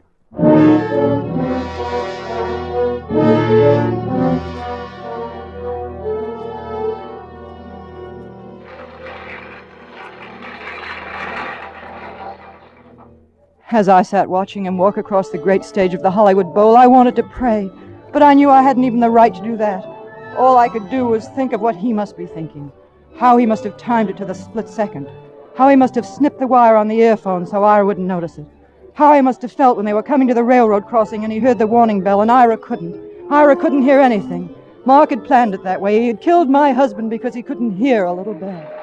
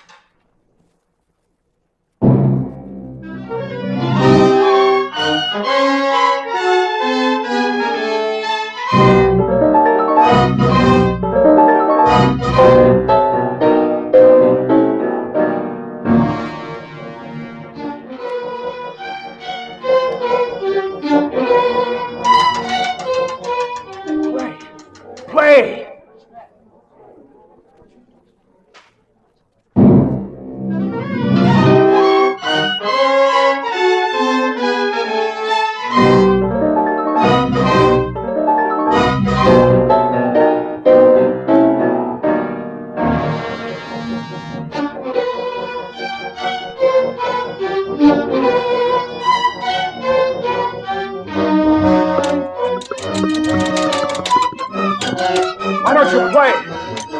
Play! Play! Play!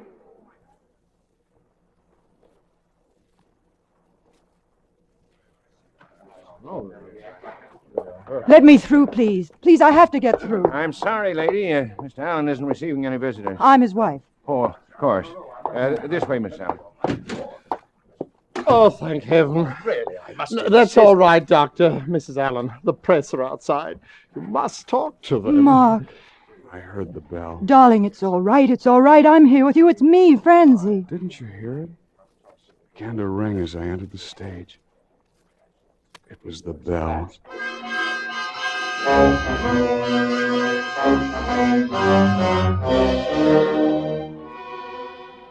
It took us an hour to get him to make any sense, and then suddenly he was all right as I've ever seen him in my life. The doctor was as pleased as an old midwife and insisted that it was the sedative that had done the trick. I wish she'd been right, but you see, by then I was beginning to see what was wrong with Mark, and I knew that all the doctors in the world wouldn't do him any good. But I still dared to hope that somehow I could. All right, come on, let's go. Well, don't you want me to drive home? I'm okay now. Oh, you mustn't cry, baby. I'm okay now. Oh, that's why I can cry, you goof. Mark, Yeah. let's go away from here, right away, to Canada or someplace for a year, longer if you want. Even if you don't even look at a note of music, it doesn't matter. You'll be right away from everything, and then it won't happen anymore. I know it. If you'll only get away, right away. Even from me, if that would help. Where should we go? Florida? New York? Oh, darling. You know, it's about time you saw something else but palm trees. Let's make it New England. Up around Vermont or something. We'll have to get you a sleeping bag or you die of cold. I love you. Me too. Why don't you let me drive? You can't with one hand. I can, too. Mark, you know, I was wondering, can you get double sleeping bags in Vermont? Mark, you better slow down if you... Yeah, maybe Canada. Mark, we're coming to the They say crossing. it's There's a quiet train. up there. Mark! They say you can almost hear how quiet it is some places in the woods up there. Mark! Mark!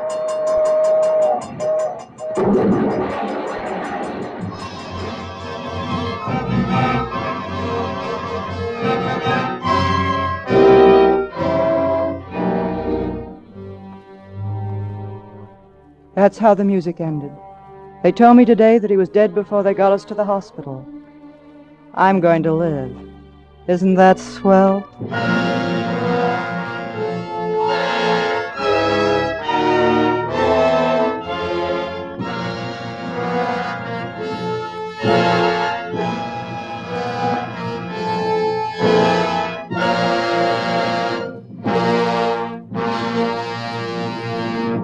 As Roma Wines bring you Roddy McDowell in a remarkable tale of Suspense.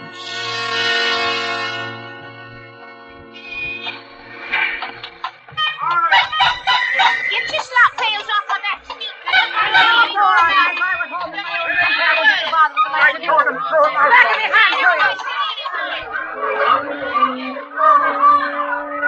Oh, back home again. Back home on the street. Courtney Lane is what the sign on the lamppost says, but it's just the street to those that knows it hereabouts, and few that doesn't, what with the name it's got. As dirty, rotten, rum a spot as you'll find in the whole of London. Georgie Williams back home again, are you? High time, isn't it? Quite a proper man you've grown to be, too. We've missed you, Georgie. More than I can say for you. Ah, you're fresh. The street. The only home I've had since my mum and dad was taken. The Blitz, that's how they got it. And now I came to live with my Uncle Bert, if you can call that living. Where I've been the last 6 months is due to him. Dartmoor Pen. One of his little schemes that he talked me into, saying how safe it was. And it was for Uncle Bert, but not for me. Because Uncle Bert is a crook and a liar.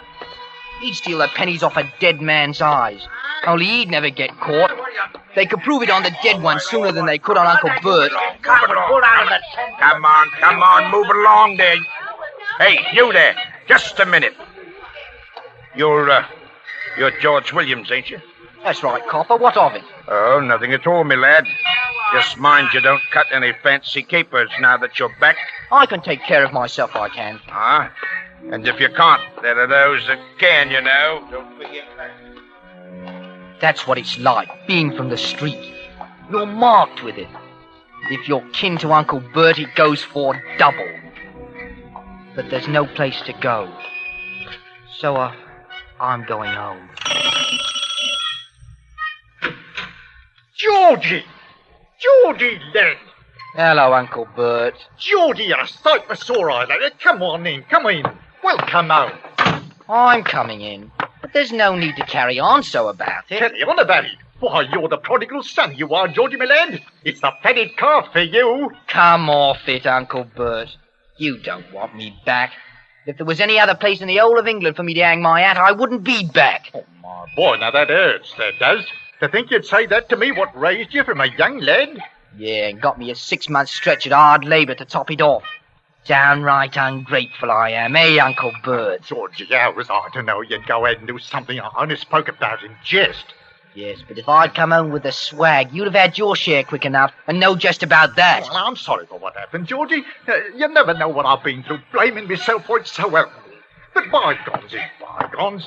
But come on into the back parlour, and I've got a bit of a surprise for you. Hello, George. Mrs. Pendry. Oh, you see, Bertie does remember me. Isn't that nice? I couldn't very well help it, seeing all the errands I used to run to you from the shop in High Street. Hardly expected to see you down in these parts, though. Well, you see, I don't have the shop anymore. Oh, sold it, eh? Yes, and... Oh, Bert, you tell him. Tell me what? That's a surprise I was telling you about, Georgie lad. Mrs. Pendry and I got hitched last week. We're married. So you see, George, you'll have to call me Aunt Edna now. Married? First swept me off my feet, he did. You married him? And why not? Oh, George. I know it seems a bit queer to someone your age, two people as old as we are. But we were both lonely. Since my husband died, I've had no one. And she needs someone to take care of her. Can't get about much now, you know. My old heart. You remember, don't you, George? And so she let me take over the job and made me the happiest man in the world to boot. You do understand, don't you, George? Well, I expect you'll be moving out of this rat hole, then. Both of you'll go and live in your house, I expect, eh, Mrs. Pendry? It's Mrs. Williams now, lad. Aunt Edna. Aunt Edna, then. Well, you see, I don't have my house anymore, George. There's a gabby lot around here. And well, we didn't want to give them any chance to say I'd married Aunt Edna for her money. So I sold my house, too. But I don't care where I live, so long as I'm with Bert. And you're just as welcome here as ever. Even more. You have your room upstairs you always used to have and all. Oh. Hey, hold on. What's up? Where is it? Where's what? You know what. The picture. The picture of my mother that was over the mantelpiece. Oh, Bert, I asked you to leave it where it was. There's a new mistress in the house now, lad. Never mind about that. Where's the picture? Hand it over. Well, mind how you... Hand it over, I said. And it's no good raising a row because I can't hand it over. What have you done with it? You had no right to put your filthy hands on it. You must know I burned it. Burnt it? The only thing I had in the world to remind me of her. Why, you rotten old... Keep away from me now. Don't you raise your hand to me. Oh, you crazy young fool. Now, see what you've done. Why, what's up with her? Shut up, you blithering idiot. Here, give me your hand. Get her to her room. No, I don't need you both, but if George wouldn't mind getting me a bit of my medicine. There's a blue bottle in the kitchen cupboard. A teaspoon and half a glass of water. Go on, don't stand there. All right. Keep your hair on. Now, come along, my dear. Thank you, Bert. There. Come on. On the bed with you now. There you are. Here's the medicine. Here, give it to you. Here, drink this now, pet. Oh, thank you, Bert. Feeling better now? I'll be all right after a bit. I'll just lie here and rest for a while, if you don't mind. Right, you are. We'll be just outside here if you want anything. Come on, Georgie. I'm sorry to be such a bother. And thank you, George. Nothing to thank me for. It's that bad heart of hers. Has me fair worried to death. I dare say. What's the game, Uncle Bert? Game? What game? You know what. This marriage business. You heard what she said. We was both lonely. Lonely. You're not tying yourself down playing nursemaid to some old A-bag because you're lonely. Not you. George, you're speaking of my wife. Your what? Your wife's money, that's all you've got your eye on. Oh, so that's it. Then why didn't I move into the fine posh house of hers up Nye Street? Why didn't I? Because you'd rather have the cash, I expect. All right, suppose I do come into a bit of cash one day. One day. If you can wait that long. And just what do you mean by that? I don't know. All I know is I'm not having any. I'm clearing out. Now, tonight.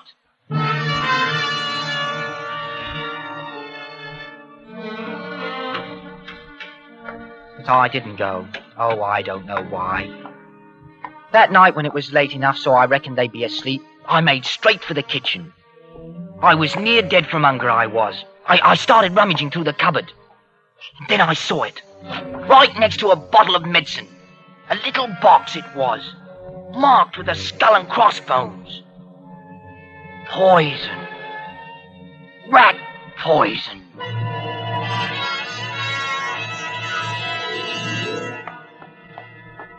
Hello, George. Edna! Why, what's the matter?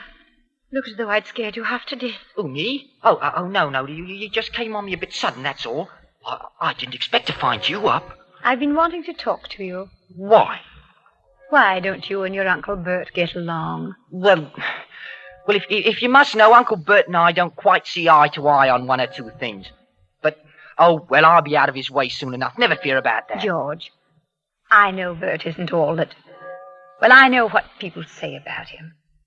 But he's been good to me. Got his reasons, too, I dare say.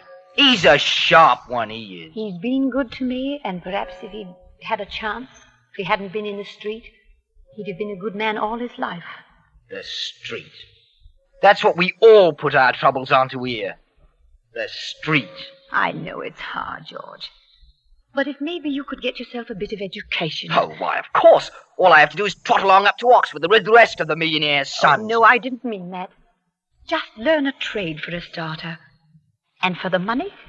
Well, I've got a bit of money. Oh, no, I don't need any help. Yours or anybody else's. Why, the last 6 months I've had about all the reforming I can stand. Oh, it's not that, George. You're like a nephew to me now. You'd better stick to reforming Uncle Bert. He needs it as much as I do. Maybe even a bit more. Oh, hello, Georgie. I told you you'd get hungry if you didn't eat. Proper fortune teller, you are. What are you doing up at this time of night, Edna? You shouldn't be jumping up in the middle of the night with your heart the shape it is. Oh, I heard, George. I just wanted to see if he was all right. Well, up along to bed now. There's a good girl. I'll take care of Georgie. Well, good night. Good night, my dear. You're not in a proper mood, George.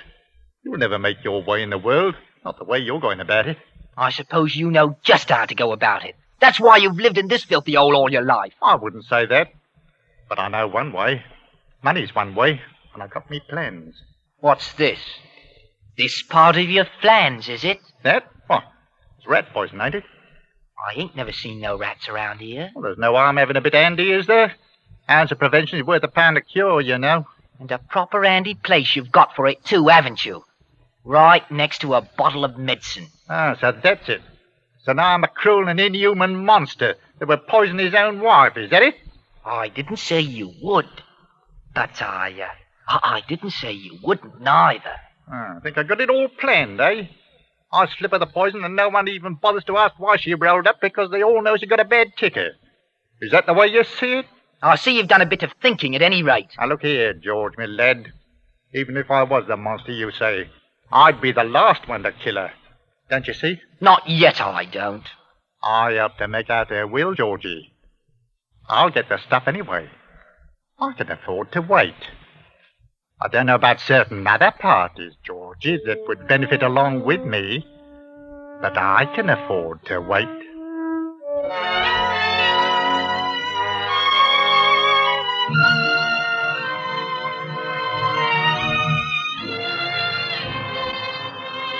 For Suspense, Roma Wines are bringing you Roddy McDowell in One Way Street. Roma Wines' presentation tonight in radio's outstanding theater of thrills, Suspense.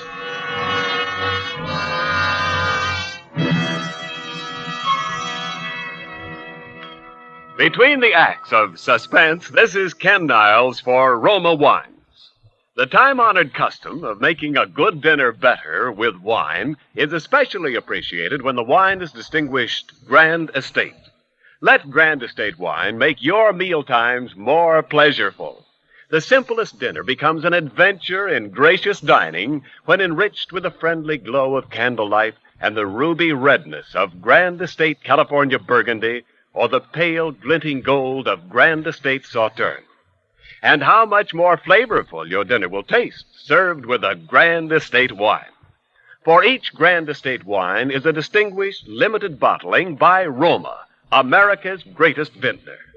Each Grand Estate wine is born of choicest grapes, then patiently, unhurriedly guided to mellow, rich perfection of taste by age-old skill, necessary time, and the unmatched resources of Roma master vintners.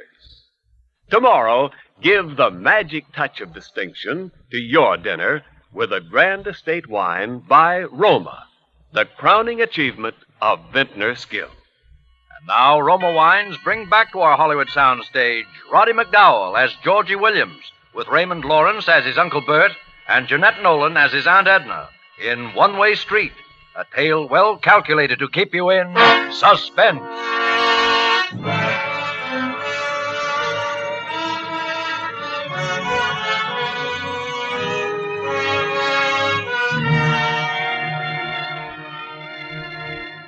I should have known it then. The day I found the rat poison, what Uncle Bert was up to. I knew he'd married Edna for her money. I knew he was rotten enough to... Well, I watched him like an hawk.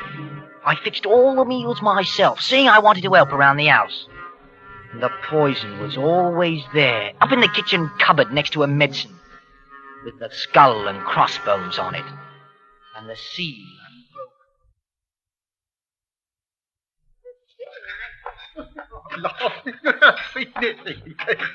Oh, hello there, Georgie lad. Just in time to have a spot of tea with us. Tea? Well, what's what about that? We're not toffs, perhaps, but we can have a spot of tea all the same, I expect. It was Bert's idea. Said it made us seem more of a family-like. Have a cup, Georgie? No, thanks, but I'll turn the tray around for you, though. Yeah, hold on. Looks a bit unsteady, but... Oh, there you are. Now, you get Aunt Edna's cup, and she gets yours. But there's no matter, is it? Of course not. It's all the same tea. You don't mind, do you, Uncle Bert? Why, no, why should I? Oh, it is nice to have a cup of tea about this time of day. I'd almost forgotten. Well, drink up, Uncle Bert. You'll only get cold sitting there. What's a pettish in hurry? I like it a bit cool on myself. Well, is there anything wrong with your tea, Bert? Mine's lovely. Shouldn't be anything wrong with it. Fix it himself, he did. Of course there's nothing wrong with it. No, lovers, Bert. No need to take it all down in a gulp. Think you were swallowing rank poison. Something stick in your throat then, Uncle Bert? What is it? There. I got to swallow in my windpipe. It's good now. Fix me another cup like a good lad, will you, Georgie? You can fill mine too if you will, George. Right you are. You know where the tea is, Georgie? No, No, it's in the kitchen cupboard. Right next to the medicine. You'll find it, Georgie. Right next to the medicine. But the tea wasn't next to the medicine. It wasn't there at all. Only the little box was there, with the skull and crossbones, and still unopened. Poison. I found the tea and poured out the 2 cups. But all the time my eye was on the little box. I was thinking how I had to get away. And about the money, and how easy it would be. And then it come to me, all in a flash, what Bert was up to, and why I'd done nothing about it. Because he'd known what I was thinking before I knew it myself. He knew what I was thinking out there in the kitchen right then. He knew I was thinking about... murder.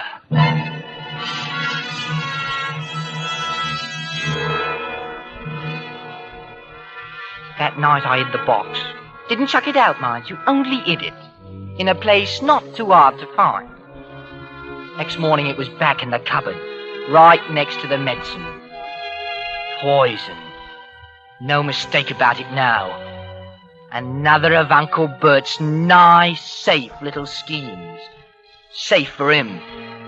He'd all but come right out in so many words with it. Nothing to arrange but the terms. I knew he'd get to that, too, once he was sure of me. All he had to do was wait, was what he thought. Wait for me to kill her.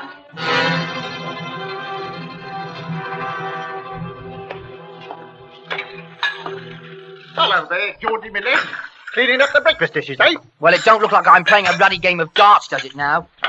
Georgie, I was looking for that rat poison last night. Had the devil's own job to find it. I could have told you where it was. Found some rats at last, have you? Not in particular. Thought it best to have it out there where it's handy, though. Well, it's handy now, all right. Saw where I put it, did you? Now, look here, Georgie. You know how I feel about you. What's mine is yours. Whatever I have, or whatever I might get, share and share alike. 50-50. Partners. That's me.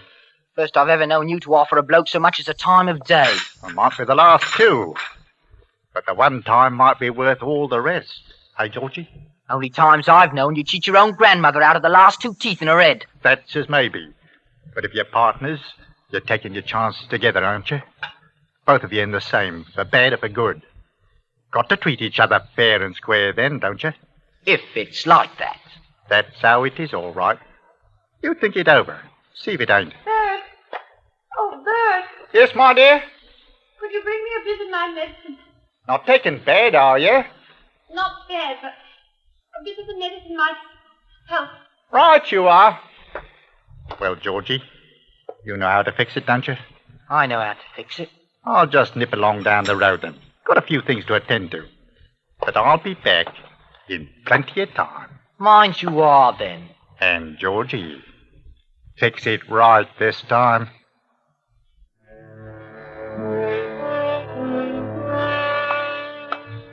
I got the medicine and mixed it up as usual. But I scarcely knew what I was doing. Because all the time I was thinking about the street. About my shirt that was always frayed and dirty. About my baggy second-hand suit. And how, well, what did she matter to me anyhow? She was a sure thing to roll up in a year or two anyway. What with that ticker of hers? And if she did now, I was free. Free.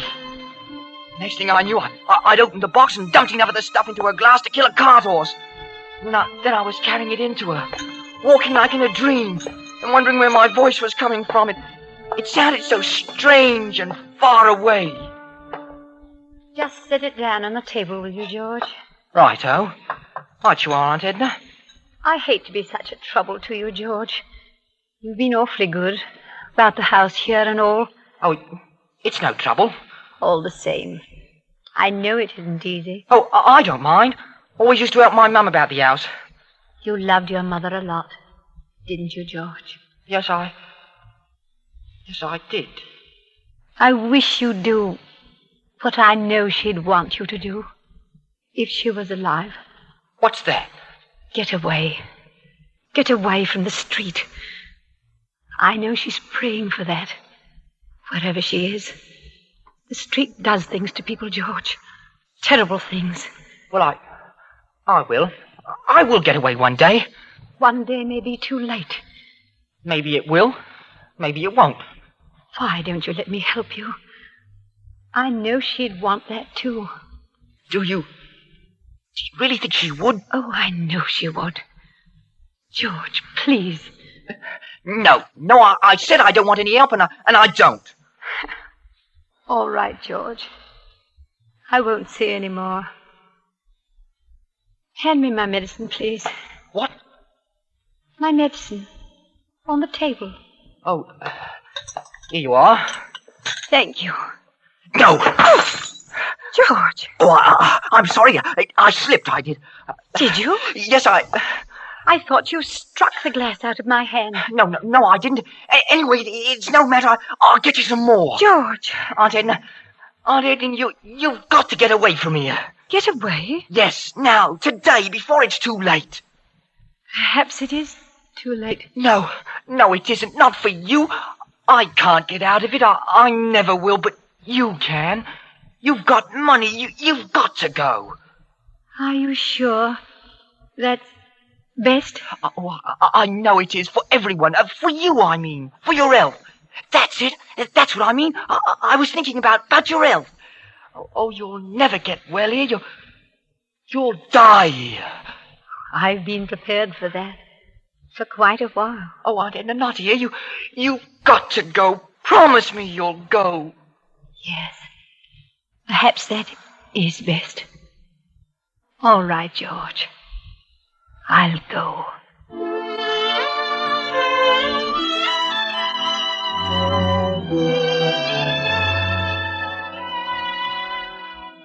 That night I slept. Really slept. For the first time in weeks. When I woke up, it seemed late. I heard the sound of dishes down in the parlor.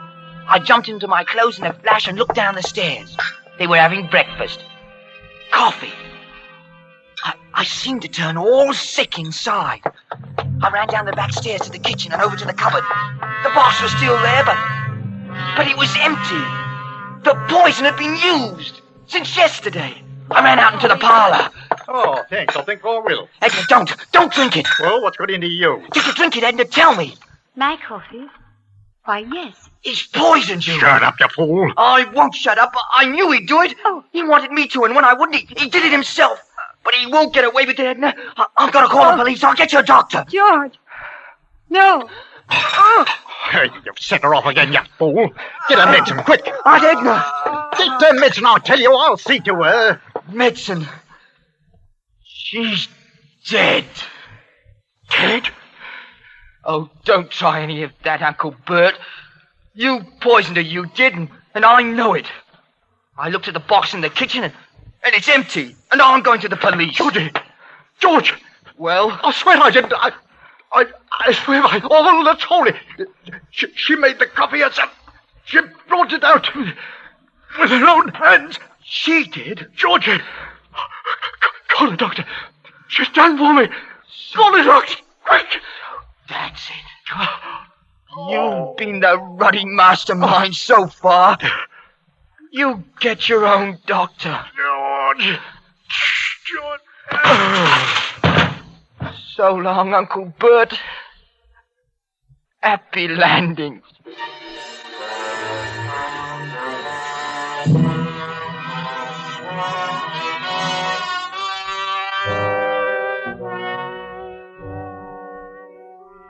I went next door and asked Mrs. Wiggins to call the police. Then I went back to the house. I picked up Edna in my arms and carried her to her room and laid her on a bed. I smoothed out a pillow for her head as though she was still alive. Then I saw it. The picture of my mother and the note. Dear George, don't be sorry for me. And don't think badly of me. I was wrong to close my eyes to things just because I didn't want to see them. But after yesterday, I knew you were right. And it was best for me to go away. Give this note to the police so that they will know it was me and not you that poisoned him. I found a picture of your mother in the attic. She was so beautiful that I could see why even Bert couldn't really burn it, like he said. Take the money that I've left and leave the street. But carry her picture with you wherever you go. For I know she will always be watching over you, as she was yesterday, to keep you from harm. And so shall I. Your friend, Edna.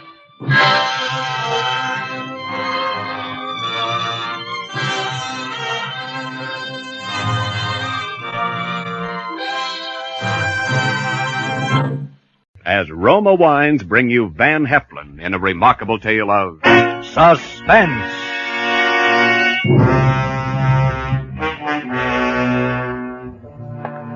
Lockwood, Bentley, and Walsh Publishing. It still said it on the big brass nameplate. Going down. Oh, good evening, Mr. Lockwood. Good evening. Sure, the elevator operators were nice to me. Most of the office boys remembered to knock on my door before they came in. And even some of the stenographers still spoke to me. But everybody else above the rank of junior story reader knew it was just a question of time before that big brass nameplate in the lobby came down and another one went up in its place. Bentley and Walsh Publishing. No more Lockwood. If ever a man hated his partners, I did. Main floor, sir. Well, I went out of the building and across the street to the Savoy for dinner. Even the head waiter must have heard the rumor. He gave me the dime-sized table over in the corner that's generally reserved for out-of-town ribbon clerks. That's all right, Bob. There'll be another day. I'd gotten to coffee and dessert when I saw Helen Conover. Well, that just about summed it up. There were two things that I wanted in this world, to get my hands back on that corporation and Helen Conover. Well, she saw me and I waved to her and she waved back and started over to my table. She was head of our promotion department. She was smart and ambitious, and she could have personally modeled for any pin-up art that you ever saw, but she was reserving anything along that line for my partner, Dick Walsh. Okay, sister, there'll be another day. Hello, Arthur. Dining alone? Yes, it's a habit, but I could break it under the right conditions. Oh, but you're all finished. That's all right. Sit down. Just a big book publisher, got nothing to do. Well, if it's not against office regulations to have dinner with the boss. Regulations? Well, they never bothered you now, did they? Now, Arthur, let's keep this clean. Does Madame wish to order? Yes, the steak dinner, please. No soup and no potatoes. Very good, madam. Working kind of late, aren't you? Not working. Dick wanted me to see him off on the train. Train? Where's he going? Chicago. What for? Business, I suppose. Didn't he tell you? You know, they never tell me anything anymore. Well, it wasn't anything very important, I guess. Well, I'd know even less if it had been. Maybe you can tell me about Sam. About Sam? Did he get his report from the doctor? Oh, well, yes. He did, as a matter of fact. How is it? I'm afraid it's pretty bad. How bad? Well, it's his heart, all right. They don't give him much more time. Oh? 6 months at the most. Well, that means they'll have to work fast. Or I will. What? Wouldn't you say so? Arthur, I don't understand you. I've just told you that one of your partners has only 6 months to live, and you don't even seem to care. Now, look, let's be grown up about it, at least. Sam Bentley and Dick Walsh have been trying to ease me out of the firm for the last year. Now Sam's going to kick off. Why should I care? You really hate him, don't you? Me? I don't hate anybody. I just hope he kicks off tonight instead of waiting 6 months and the Dick Walsh's train runs into the Hudson River, that's all. I don't hate anybody. I just wish they were dead. Oh, Arthur, how can you? What's the matter with that? I wish my partners were out of the way, and you wish... Well, I know what you wish, too, only I'm honest about it, and you're not. This isn't a very pleasant conversation. Well, there's always a better one. For instance, what are you doing tonight? I'm going home and get a good night's sleep for a change. Oh, by the way, how long is Dick going to be away? About a week. You'll be kind of lonely, won't you? I don't see why I should. Well, that's what I was thinking. You know, I've always had a sort of a yen for you, Helen. Why, Mr. Lockwood, why don't people tell me these things? People don't have to tell people like you those things.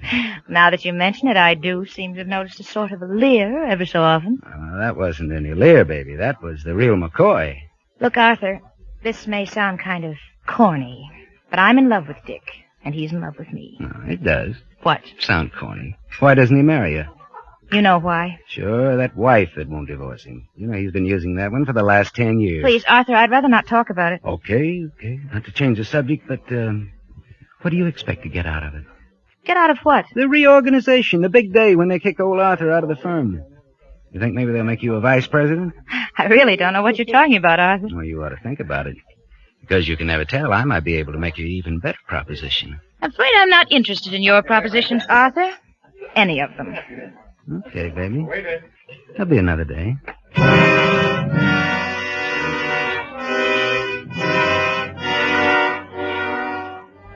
It was mostly bluff, and she knew it. But there was one thing that she didn't know. There was a chance that my smart partners had actually been holding out on me, and if they had, the way our incorporation papers were drawn, then I could really nail them. Well, I'd been snooping through the files at night lately, and I'd already dug up a couple of things, and this night I went back at it again. I let myself in through the side door of the building and walked up the 2 flights to the office. Everything was dark and deserted. You could barely make out the long lines of desks. And then I saw the light under Sam's door. Well, I crossed the office very quietly and listened. Nothing. I tapped on the door. Still nothing. So I opened it. And there was Sam.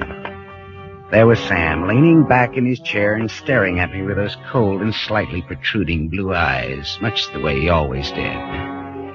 Except, tonight, there was a small hole in the right side of his head. And Sam Bentley was dead. The gun was lying on the carpet where it had fallen out of his hand. It was his, all right. I recognized it. His other hand had fallen against an open drawer of the desk, and his wristwatch was broken. It had stopped at 5 after 8. And I picked up the phone to call the police. And then I noticed a letter on his desk. It was addressed to Richard Walsh. Well, I put up the phone and looked at that letter. Then I opened it. Well, it was about what I'd figured. The doctor's report on his heart, the usual all-around apology, and then a detailed explanation of how Dick Walsh could use the corporate insurance to pay off Sam's family for his share of the business and then take it over himself because Sam didn't want me to have any part of it. The signature was a little scrawly, but it was Sam's all right. So there it was, the double cross. And yet, it's funny, but almost before I got through reading it, I knew the answer. I looked at that broken wristwatch of his again. 5 after 8, it said. An hour later, I was home in bed, sleeping like a baby, knowing that Dick Walsh, too, was going to die.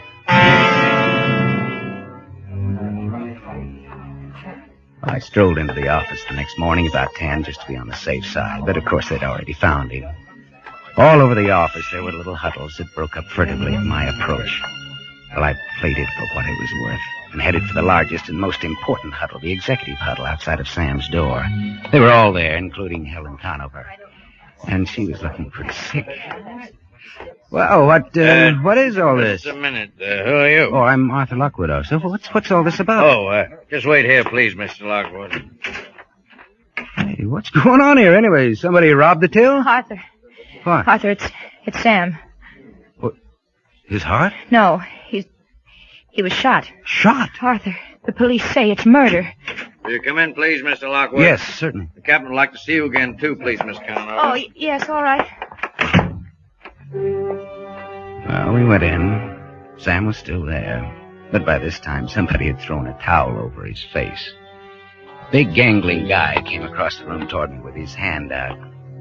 Miss Lockwood? Yes? Captain Gibbons, homicide. Is that Sam Bentley? Yes. No, it must be something of a shock to you, sir, but I'm afraid I'm going to have to ask you a few questions. Oh, yes, of course. Please go right ahead. Know anybody who want to kill your partner, Mr. Lockwood? Are you sure it was... I mean, couldn't it have been suicide? Why would he want to kill himself? Well, he's been pretty depressed lately. His health has been bad. Only yesterday he got a report from his doctor that he probably wouldn't live more than 6 months. No, won't hold, Mr. Lockwood. Not unless you figure that Bentley shot himself and then carried the gun into your other partner's office. That's Mr. Walsh, isn't it? Mr. Walsh? Yes. Does that surprise you? Why, yes, it... You mean that you found the gun in Mr. Walsh's office? In the wall safe. How many people have the combination of that safe, Mr. Lockwood? Why, just the 3 of us, I think. The 3 partners. We each have a safe, but somebody else has to have the combination, too, just in case... well, you know... If, mm-hmm. Did you trust your partners, Mr. Lockwood? Well, Captain, I'll be frank with you. There hasn't been a great deal of love lost between us lately, but... yes, we trusted each other in our own way. Where were you at 10 after 7, Mr. Lockwood? Oh, I was having dinner at the Savoy across the street. You can prove that, I suppose? Yes, of course. As a matter of fact, Miss Conover here came over later and joined me. Mm-hmm. I understand Miss Conover was seeing your other partner, Mr. Walsh, off on the 7:35 for Chicago. So she told me, yes. Mm-hmm. You're sure of the train time? Yes, of course. Well, it's the one Dick Walsh always takes to Chicago. Well, why this interest in time? Have you set the time of when it happened? Bentley's watch was broken. It stopped at 10 after 7. Oh. Either of you see this before? Where did that come from? Recognize it? Yes, of course. That's Mr. Walsh's watch charm. He keeps losing it. He loses it all the time. No, yes, he does. We found it in the chair, behind Bentley's body. Oh, now, wait a minute, Captain. You don't seriously mean to suggest that... How does it add up to you? Well, I mean that watch charm doesn't mean anything. It's true that he did lose it all the time, but he could have lost it in here any time. Not in a chair, Mr. Lockwood. It wouldn't stay there very long, not without being found. Oh, Captain, there must be some mistake. There must be. You can go now, Miss Conover. But please... I said you could go now, Miss Conover. Come on, Helen. I guess that's it, Harry. I guess it is. Better call Chicago and issue a warrant. Oh. Richard Leonard Walsh. Suspicion of murder. No! It's... All right. It's nothing now. She's just fainted.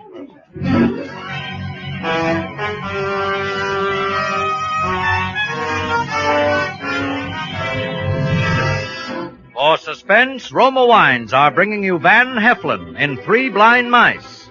Roma Wines' presentation tonight in radio's outstanding theater of thrills, Suspense.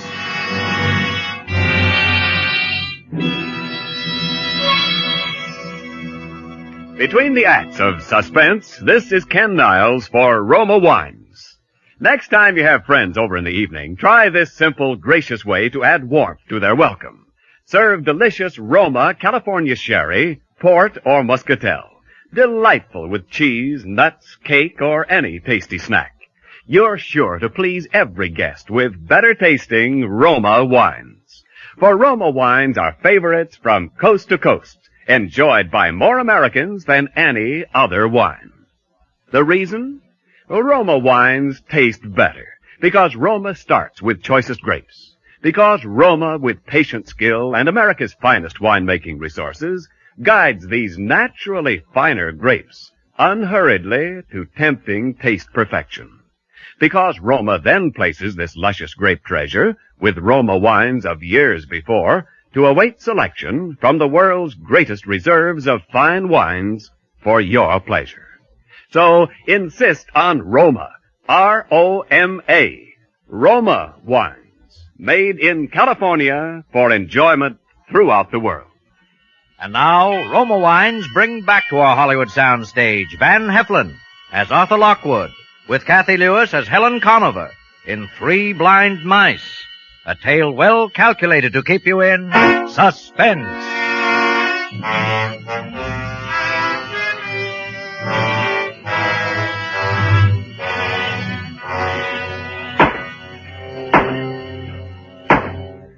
The defendant will rise and face the court. Does the defendant wish to make a statement before sentence is passed? If not, we will proceed. Richard Leonard Walsh, having been tried and found guilty of the murder of Samuel Bentley in the first degree, you are hereby remanded to the custody of the warden of the state penitentiary, where at such time as the state shall deem appropriate, you will be executed in the manner prescribed by law. It's a nice, May easy God way have of mercy. getting along in the publishing business, if you're lucky. One of your partners commits suicide. You rig the evidence to frame the other partner for his murder. Net result, a new firm, Arthur Lockwood, Incorporated. Arthur Lockwood being me. Of course, there were the usual appeals, and the thing dragged on, but that didn't worry me. I had other things to think about. And number one on that list was Helen Conover. But there, I'll admit, I was surprised, because Dick knew that he'd been framed and must have suspected me, and Helen was supposed to be in love with Dick. Well, I played it very carefully. The paternal approach, the sorrowing friend, dinner and the theater and stuff like that. But never a word, never a wrong word or gesture. And then one night, about a week before Dick Walsh was scheduled to be executed, I'd just brought Helen home from a sedate little tour of some of our most upper-crust hot boxes, and we were at her apartment. It was a swell evening, Arthur. You've been awfully sweet to me. Well, it's the least I can do, Helen. Oh, you mustn't feel that way, Arthur. What way? But you sort of owe me something. Oh, you something? Well, why should I? It's just that I know how you feel. I wonder and if you do. Well, yes, I think so. You've been awfully brave about it, but I think I know. Arthur, once you said that something I said was corny. Remember? Yes, I remember. Well, it was. It wasn't even true. You weren't in love with him? Afraid I'm a pretty heartless little girl, Arthur. I'm afraid I love myself too much to be really in love with anybody. Well, that's not heartless. That's just honest. You know that he's to be executed next week, don't you? Yes. Then he's not much good to me now, is he? Even if he did want to marry me. Oh? Now you know I'm heartless and cold-blooded and cruel. I ought to, but I don't. No. I don't have to be that way. I can be other ways. What other ways? Like this. Helen.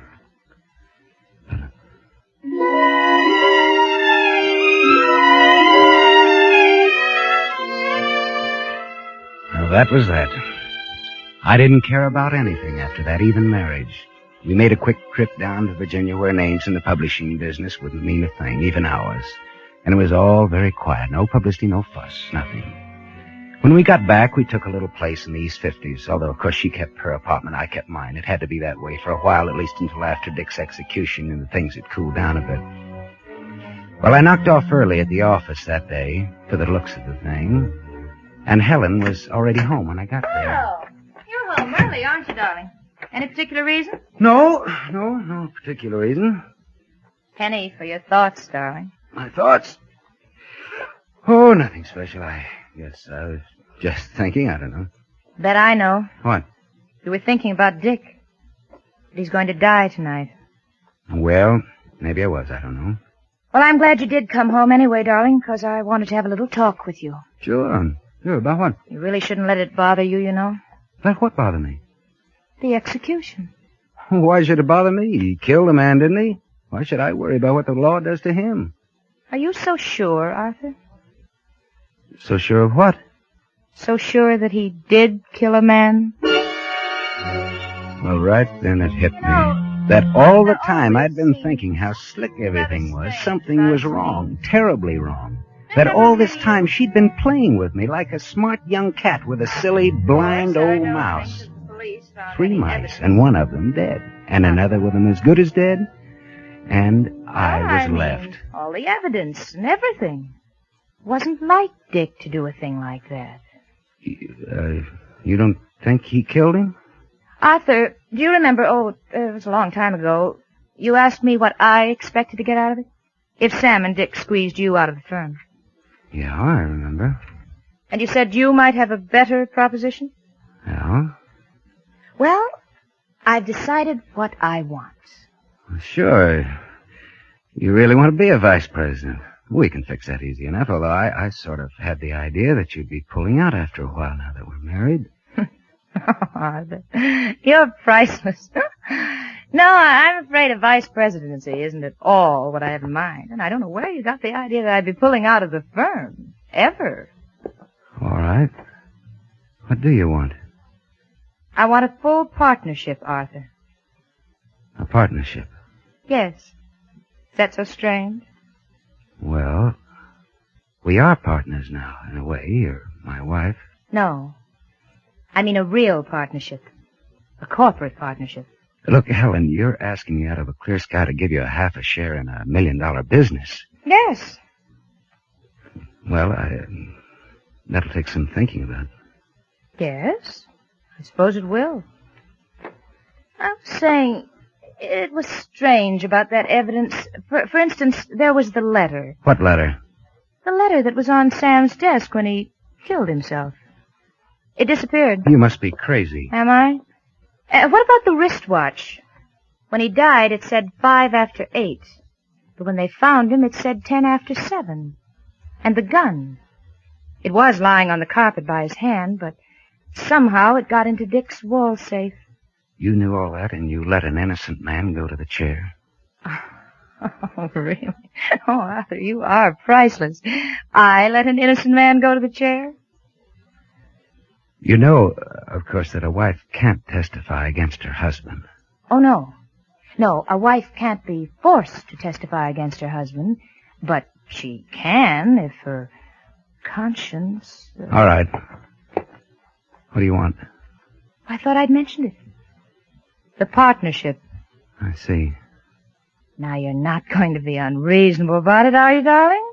No, Helen. I'm not going to be unreasonable. You know, darling, I was thinking. We ought to rearrange the office space. She'd even turned her back on me now. She was gazing out of the window, dreaming up the future. Her future, just the way she'd planned it.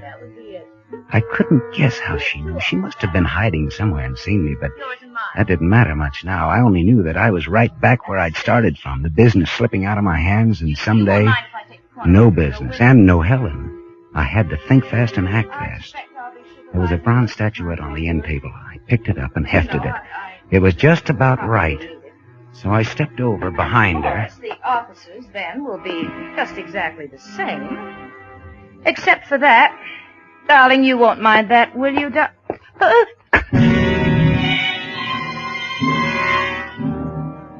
I hit her hard, but not too hard, because this was one suicide that was going to come off right. I carried her out to the kitchen and propped her up in a chair in front of the kitchen table. And then I went into the bathroom and got some towels. That wouldn't leave any marks. And I tied her hands and feet and gagged her, so that even if she did come to in a few minutes, it wouldn't matter. All I had to do was come back in a couple of hours and put the towels away and make everything look just as natural as I could. It was a risk, those 2 hours, and I knew it. The whole thing was a risk. But it was the best I could do. I looked at her once more before I left. She hadn't moved a muscle. And then I turned on the gas.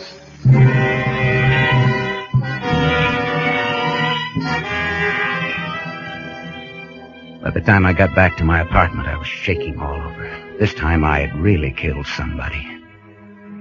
But why would anybody connect me with it, I told myself. Why would anybody think it was anything but suicide? She had the motive this day of all days. Everybody knew that she was in love with Walsh.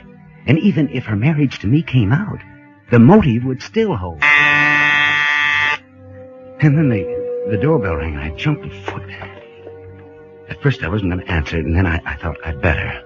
Whoever it was would establish that I was here at home and that I could brush them off before I had to leave.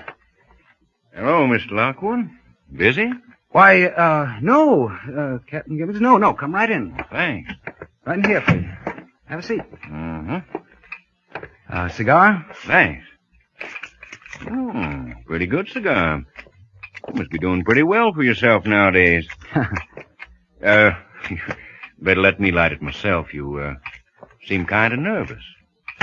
Well, you know how it is. I mean, today the... Oh, you mean your partner Walsh going to the hot seat? I try not to think about it, but, well... Yeah, he'll be sitting down there pretty soon now. Pretty soon. They say it doesn't hurt. But I don't know. Do you ever see one? Look, do we have to talk about it? Makes you feel kind of bad, eh? I wouldn't wonder. Why did you do it, Lockwood? Do what? Frame him. I don't know what you're talking about. Sure you do. You changed the time, stashed the gun, tore up the suicide note. In fact, as I was saying, you framed him. No, Walsh killed him. You know he did. He was convicted of killing him. All the evidence was that he killed him. Oh, sure. Walsh killed him, all right. What? Walsh killed him. He told us he did. Just today. But it was... Say, look, what is this? Walsh killed him and framed it to look like suicide. Then you came along and pinned it back on Walsh where it belonged in the first place. He gave us a full confession just this afternoon. Then you... So, I don't know whether we ought to thank you for making it easy for us or try to pin a rap on you. But the DA's willing to let it go, so it's all right with me. He wants a statement, though. Oh, sure. Sure, anything you say. By the way, what about that dame? What dame? The one in your office that was supposed to be sweet on Walsh. We want her the worst way. Why? Accessory to murder. She was in it up to her ears. Yep. So that was Walsh it. spilled the whole That's thing. how she'd known, and I'd taken my life in my hand for nothing. She was up there dying right now. I was murdering her while Gibbons sat there, risking my life to do something that the law would have done for me. Maybe it still wasn't too late, but Gibbons just sat there talking and talking and talking. Well, you just go down there to the DA's office and give him that statement, eh? Sure. Tomorrow, the very first thing. You know, you sure are a heel, Lockwood. But you're a lucky heel. It was 10 blocks away. I didn't dare take a cab, and I didn't dare even run for fear that somebody would see me and remember in case it was too late. But by the time I got there, I was gasping for breath, so I'd run every step. As I let myself in, the smell of gas hit me just like a brick wall. I put my handkerchief over my face and rushed into the kitchen. I threw open the window and shut off the gas. She was sitting there just as I left her. Well, I got her up on the table, and I dragged it over toward the window. I got the gag out of her mouth, and I began working her arms, artificial respiration. I knew that much. I worked over her by that window until the sweat was running down my face. But I couldn't tell. I couldn't tell yet. The towels that I'd tied her feet with were still there, but I didn't bother with them or anything else. I just kept working over her, up and down, as though my life depended on it. It did. I'm afraid you're too late, Lockwood. I'm afraid your wife is dead.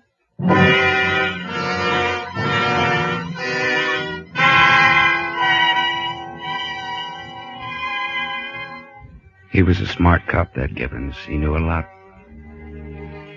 He says now he's pretty sure it doesn't hurt. The electric chair, I mean. Well, tonight I'm going to find out.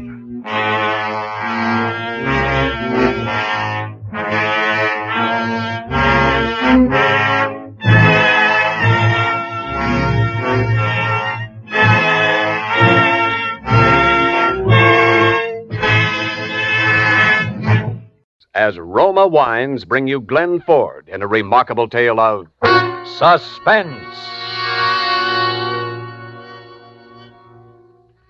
For an automobile salesman, I have expensive habits. I mean dames. It had been dames as long as I could remember. That's strictly murder. Also, it gets you definitely no place. So this day I was turning over a new leaf. Nothing on my mind but business. Pencil in my hand, a sheet of figures on the desk, figuring out how to sell 1,000,000 Excelsior 8s, make $1 billion. And someone tapped on the glass.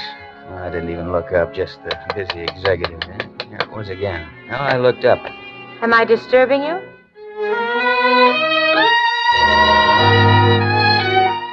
Was she disturbing me?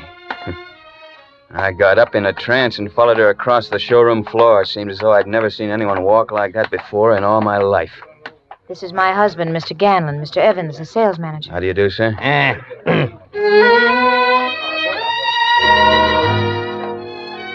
So she had a husband.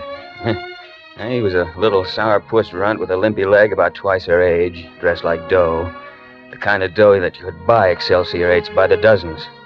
But I wasn't thinking about that now. I was thinking about her. I was thinking that the best way to guarantee seeing her again was to send them out that door in an Excelsior 8. So I pasted on the big salesman's smile, went to town. Now, this is our customs line, Mr. Ganlon, distinctive in appearance. Now, you'll notice the three-tone color effect inside and out, upholstery to match, huh? And the broad, graceful, sweeping lines, a thing of beauty. What's under the hood? That's a question that I've been waiting for. Why, the world-famous Excelsior motor, Mr. Ganlon. Again, please, I've never driven in an Excelsior. Perhaps Mr. Evans would take us for a ride. Oh, now look here, Sylvia. Again, please. All right. It won't take a minute. Yeah. Try that rear seat, Mr. Ganlon. You'll find it broad and luxurious. Now, Mrs. Ganlon, if you'd care to sit up here in front, you can see what it'll do. Thank you. Hey, you see how it handles, Mr. Ganlon? It's like a baby carriage, eh? Well, keep your eyes on the road. I turned the corner on two wheels. Explained about the minimum sway being on account of the stabilizers.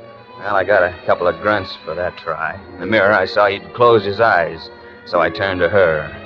I still didn't know if this deal was going to be too easy, but one look at that look in those eyes, and I began to have a rough idea. What do they call you? Which they? Your friends? Speed. How about you? Sylvia. Why the speed, Evans? I like to get places. I like to go places. It's the same thing. Maybe you're right. Maybe we're both right. Maybe, Speed. Maybe.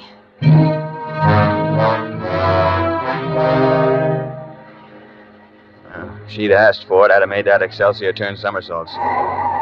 As it was, I showed her some driving tricks that'd make your hair stand on end. She loved them. Every once in a while, her eyes met mine and clung there just long enough. We knew, both of us, what I was selling, and it wasn't an Excelsior. Now, I can have the car ready for delivery first thing in the morning, Mr. Ganlon. What do you say? Gan, please. Oh, all right, Sylvia, all right. Now, if you'll just sign the order. I want it now, and I pay cash. Oh, that's fine, Mr. Ganlon. That's just fine. I think you'll find the desk in my office the most convenient. Is that your office there? Yes, that's right, Mr. Ganlon. I'll collect all the necessary papers while you're making out the check. All right. Well, how did you like it? Like what? The car? For a start. I love it. You better drive in for a service check as soon as you can. When? Tomorrow? Tomorrow. Suppose you could manage to be alone? Yes. I'll be alone.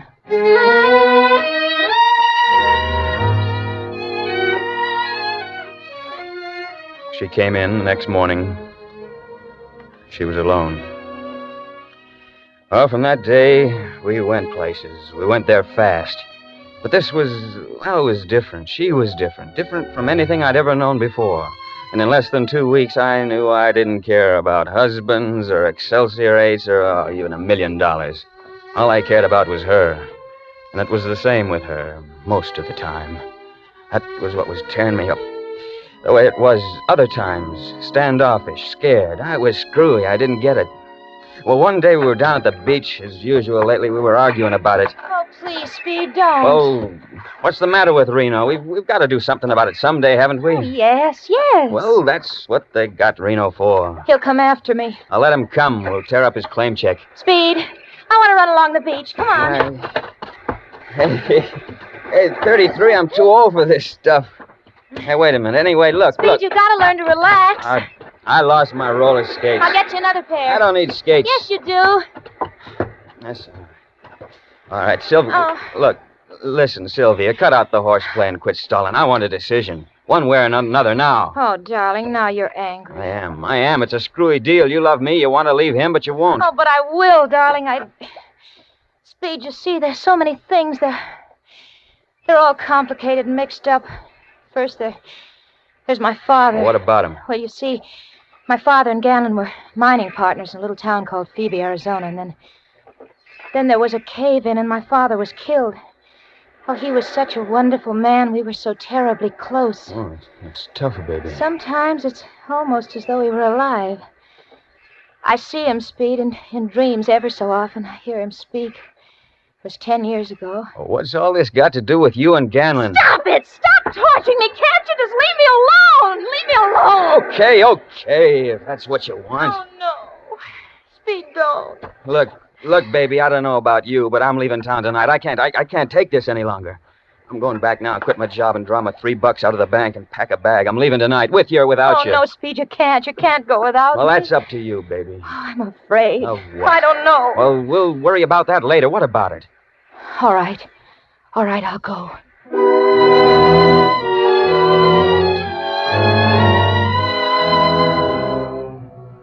I was to meet her at the usual place at 8 o'clock. I was on time, but even before I got there, I realized she'd never show up. I waited an hour, and then I crossed the street to the apartment where they lived. The 7th floor, 707. She must have been hanging around the door because it opened almost at once. She came out in the hall, closed it behind her. She was scared to death. Speed, you've got to get away, right away. Not without you, baby. No, listen. Listen to me, Speed. I lied to you this afternoon. No kidding. I mean, about my father. He wasn't just killed in a cave-in. He was murdered. Ganlon murdered him. So you married Ganlon to kind of show your appreciation. Yes, I mean... You don't make sense, baby. Come on, we're going inside. No, Speed, no! We're going to settle this once and for all now. In the living room, Ganlon was lying on the couch with his shoes off, his feet propped up. In a chair opposite was a young punk in a tan overcoat who looked like he took the wrong kind of nose drops when he needed courage. He let it be known fairly obvious that he had a gun in his pocket. Ganlon didn't even get up. Well, Mr. Evans, This is an unexpected pleasure. I'm afraid it's no pleasure, either way. I've come to tell you that your wife is leaving you with me. Oh? Is she? Yeah. What about it, Sylvia? You don't seem to have entirely convinced her, Mr. Evans. Listen, I don't know exactly what goes on That's here. obvious. But I do know that she's headed straight for a crack-up and that you're at the bottom of it, so she's leaving tonight. Go on, Sylvia, get your things. All right. Mr. Evans, I'm not sure you fully appreciate the penalties of stealing a man's wife. There's divorce courts to handle that, besides other ways, if you're big enough. Well, since you brought up the question of superior force. All right, Zeke, take him. Okay.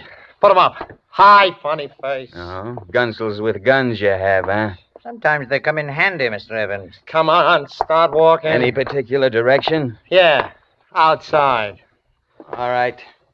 All right, you win, Mr. Ganlon. Take him out and kick him down the stairs, Zeke. Kick him. The punk was plenty shaky, and he had the gun jammed right in my back. That's not smart if your guy knows a little judo. I made a quick half turn and fired, but not soon enough. I'd have broken his arm before he could try again. The gun scooted across the floor somewhere, and I was just thinking it's lucky they soundproof these fancy apartments. It started going off again. I whirled around to see Sylvia with a gun in her hand, stalking Ganlon like a tigress. He was cowering behind the furniture, and she was moving around, trying to get a clear shot at him. It took me one good leap to get over there and knock her out cold. There was a bowl of water, some flowers on the table. I threw the flowers on the floor, threw the water on Sylvia. She opened her eyes, looked around. Oh, Speed. Why did you do it? You're lucky, baby. When you get better at it, they're liable to call it murder.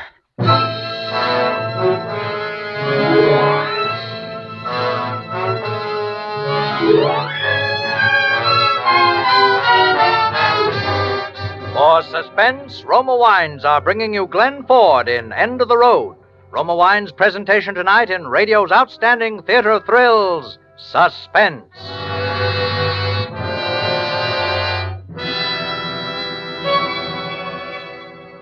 Between the acts of Suspense, this is Ken Niles for Roma Wines. Whenever you want dinner to be outstanding, whenever the occasion calls for the magic touch that changes a meal into gracious, satisfying dining, enrich your table with a delicious Roma California wine. With tender, juicy steak or oven-browned roast, enjoy the tantalizing taste harmonies of red, robust Roma Burgundy. Or bring out the exquisite hidden flavors in fish or fowl with pale gold, delicate Roma Sauterne.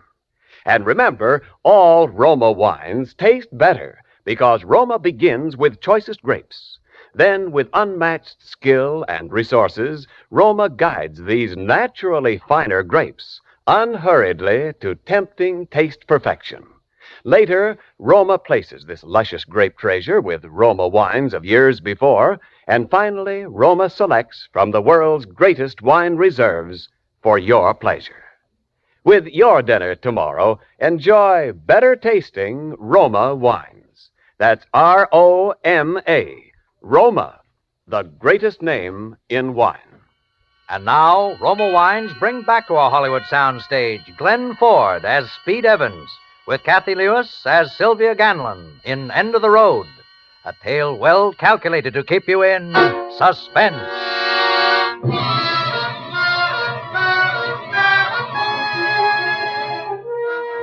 After the gunplay, I thought it would be easy. But when I tried to get her down to the car, she clawed like a wildcat, and I had to clip her again. It was a battle all the way across town till we got to barreling along Highway 99, and she knew she'd break her neck if she tried to jump. And all of a sudden, she just went to sleep. I looked over at her sleeping there in the corner, rolled up like a kitten and as innocent as a baby. And I knew I was for it if it killed me. And I'd just have to do the best I could. We'd passed Bakersfield, and I was headed up over the Tehachapi Mountains before she woke up. It was morning.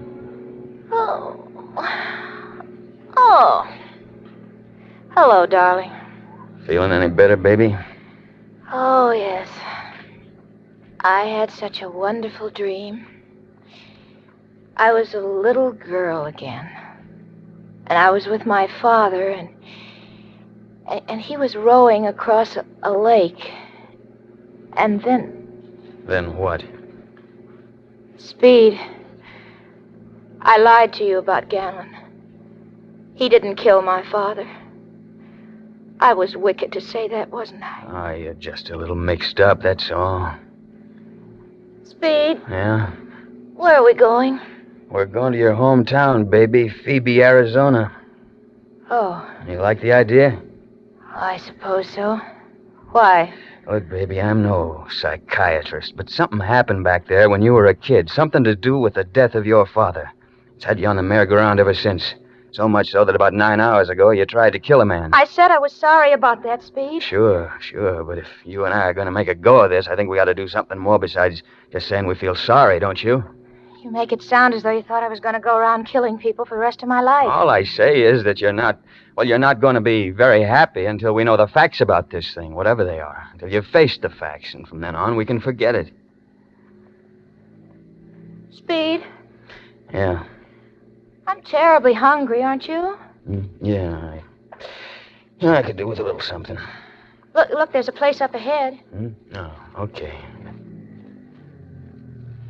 Bus just pulled in. Yeah, it's one of the regular stops here. Speed, kiss me. How's that? Oh, that's wonderful. All right, let's go, huh? My, what a lot of people. Those big buses hold a lot of people, baby. Help! Help! I'm being kidnapped! Come here. Help me! Help! It's all right. It's all right. She's my wife. Hey, what's going on I'm not. I've never seen him before in my life. What? I'm being kidnapped. He hit her! Hey, that's no way to treat even your wife, mister. All right, if you must know, she's crazy. She's What? my wife, but she's hopelessly insane. But I don't care.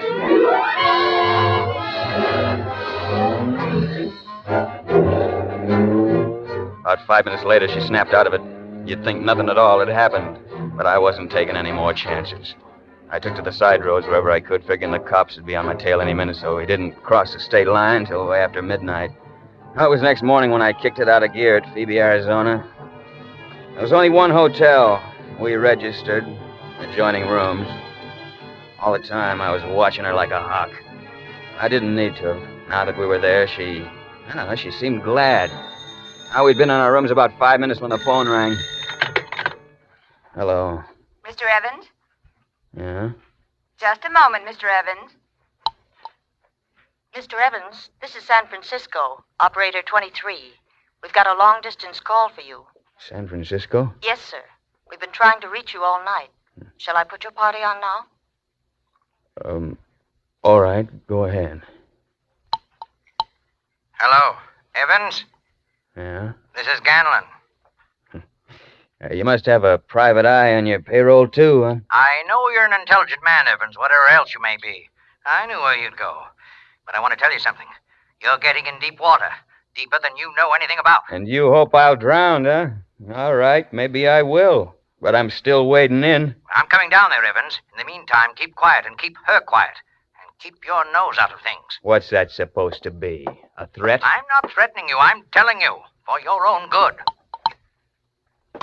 It was Ganlon, wasn't it? What? Yeah, he called to give us his blessing. He's coming down, too, isn't he? Maybe. I'm glad, Speed. You just can't know how glad I am. Yeah, that's gonna be real cozy, just the three of us. You've been cruel to me, Speed. Oh, me? I've forgiven you, though. You know that. Why, sure, baby. I just didn't understand at first, but I understand now. Why you brought me here, I mean. You're going to find proof that Gan killed my father. I'll work on that. I can tell you exactly how it happened. You said yesterday you were lying. Oh, don't try to confuse me, Speed. Do you want to know or don't you? Sure. Let's have it.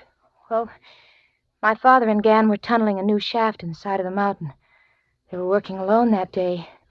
They'd set a dynamite charge inside the shaft with wires out to the ignition box. The box worked with a plunger, but when my father pushed it down, the dynamite didn't go off. He went back inside to find the trouble. While he was in there, Gan pushed down the plunger again. My father was blown to bits. Just like that, huh? Don't you believe me? Like I say, I'll work on it. They'll hang him, won't they? Hang who? Ganlon, they'll hang him when you find proof. If he's guilty, they'll hang him. You'll prove it, darling. Promise me you will, so they can arrest him when he arrives. You'll do it for your baby, I know. Kiss me, darling. How's that? Oh, that's wonderful. That's all I care about. That and seeing Ganlon hanged.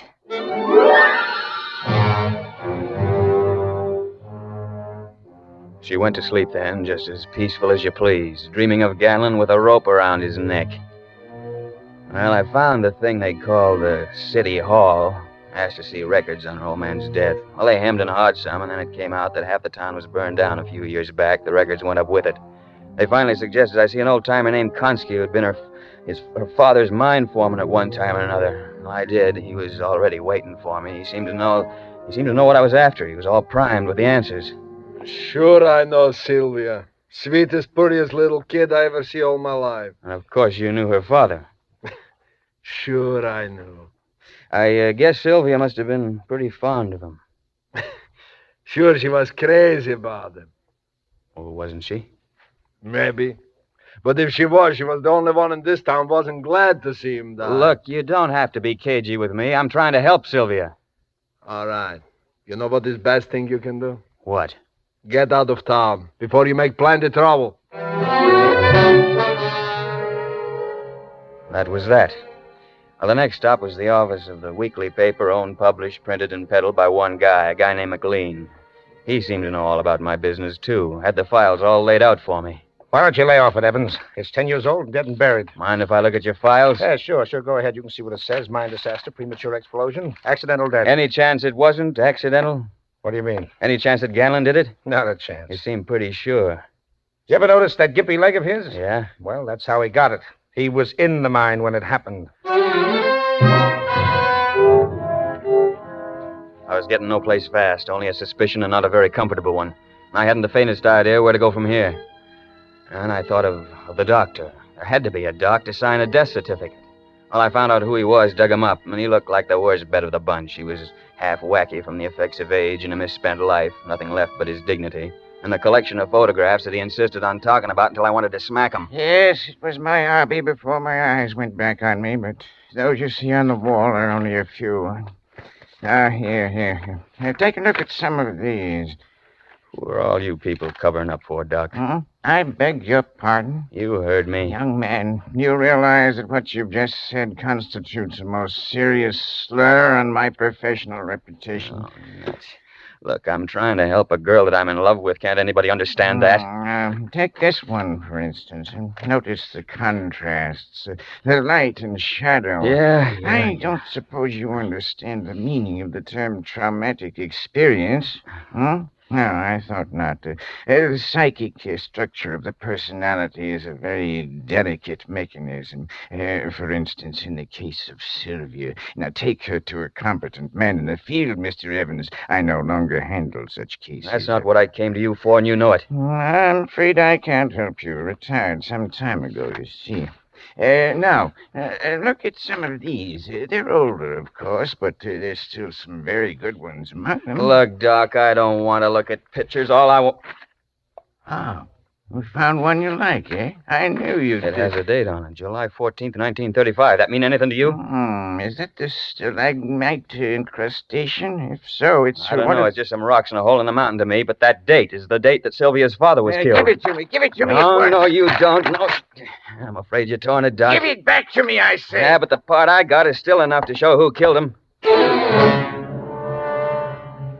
I started back for the hotel, but I didn't feel so good. I didn't feel good at all. I asked at the desk if Ganlon had arrived, but he hadn't, so I went on up to Sylvia's room. She was sitting at the dressing table making up her face. She looked up at me in the mirror.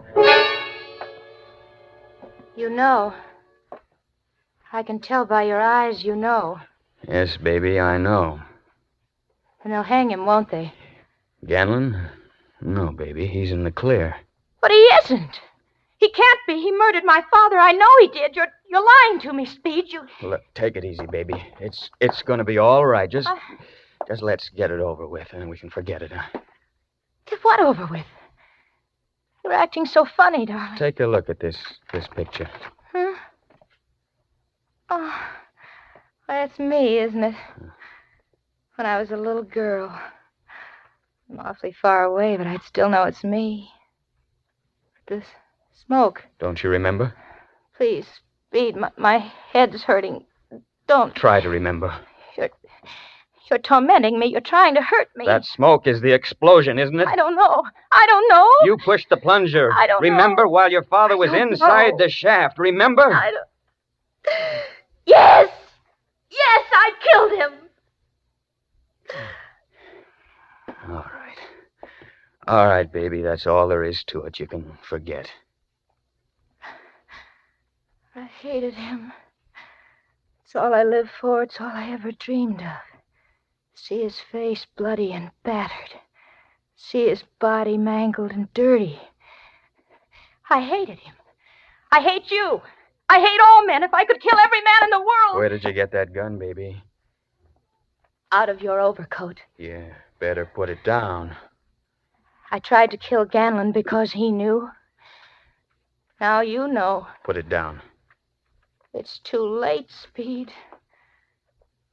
Goodbye, darling. Listen, it's all over now. You were only a kid. I know how he treated you. The whole town covered up for you. They're still covering.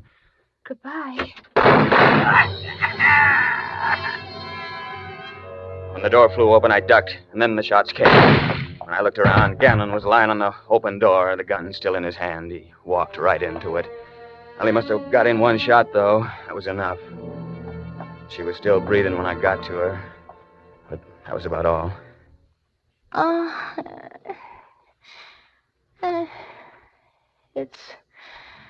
It's all right now. Isn't it, darling? Sure, baby. Everything's gonna be all right. Kiss me. Yeah. How's that? Oh, that's wonderful. But I wasn't so lucky this time, was I? Not too lucky. I didn't miss. No, baby. You didn't miss.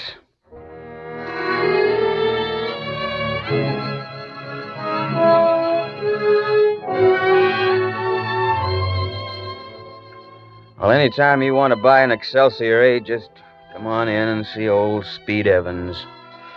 No, I won't tell you my troubles. Dames, that's my trouble. It's been dames as long as I can remember. It's too bad, though. We'd have probably had a couple of kids by now.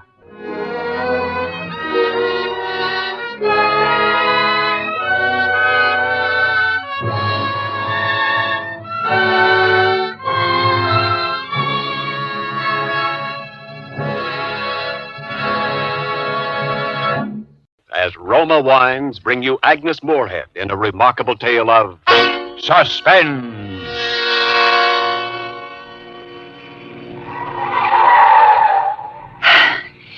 We were driving too fast, but I knew that if I slowed down at all, I would begin to tremble. And so, although the road was tortuous, climbing steeply up the mountain, I kept my foot pressed hard on the gas pedal. Out of the corner of my eye, I could see that my husband was looking quietly into the green valley far below. He looked peaceful now. He had made his speech about driving too fast. I'd asked him to be quiet, and now he was quiet. I wondered what he would do if I stopped the car and told him right then that we were driving up to the Johnson house so that I might kill him. I parked the car on the highway at the foot of the dirt road leading up to the house. We walked quickly behind the heavy trees. My husband stopped once to wipe the dust off his shoes. I hurried him on, and we soon arrived at the front door. As planned, I'd forgotten the key. I did open my purse and look, however, and that gave me the opportunity to release the safety catch on the gun I had borrowed from my husband's belongings. I suggested that we try one of the windows. He agreed, and we slowly made our way through the underbrush that was growing wild at the side of the stucco building until we reached a first-floor window. The window was set high above the ground, and my husband had to stretch his body to reach it. I waited until he had his back to me, with his hands raised high in the air, reaching for the window frame. Then I opened my purse, took out the gun, aimed very carefully at a spot just in the center of his left shoulder blade, and pulled the trigger 4 times.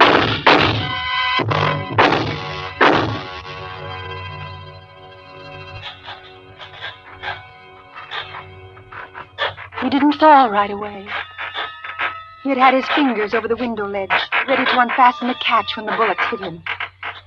With some terrible effort, he dug his nails into the stucco and tried to keep from dying.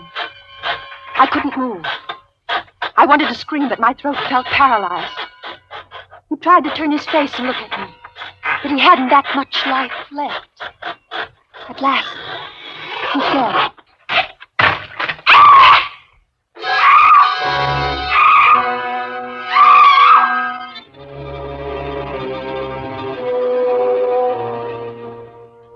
I stopped screaming finally. Felt better for it. I bent and looked at my husband's body. He was quite dead. I wiped off the gun, his gun, and threw it behind an acacia bush. Then I walked back to the car, slowly and carefully removing any of my footprints which showed in the loose dirt of the road. At the car, I emptied some cigarette butts from the dashboard ashtray onto the road, dusted my shoes, then turned around and drove home.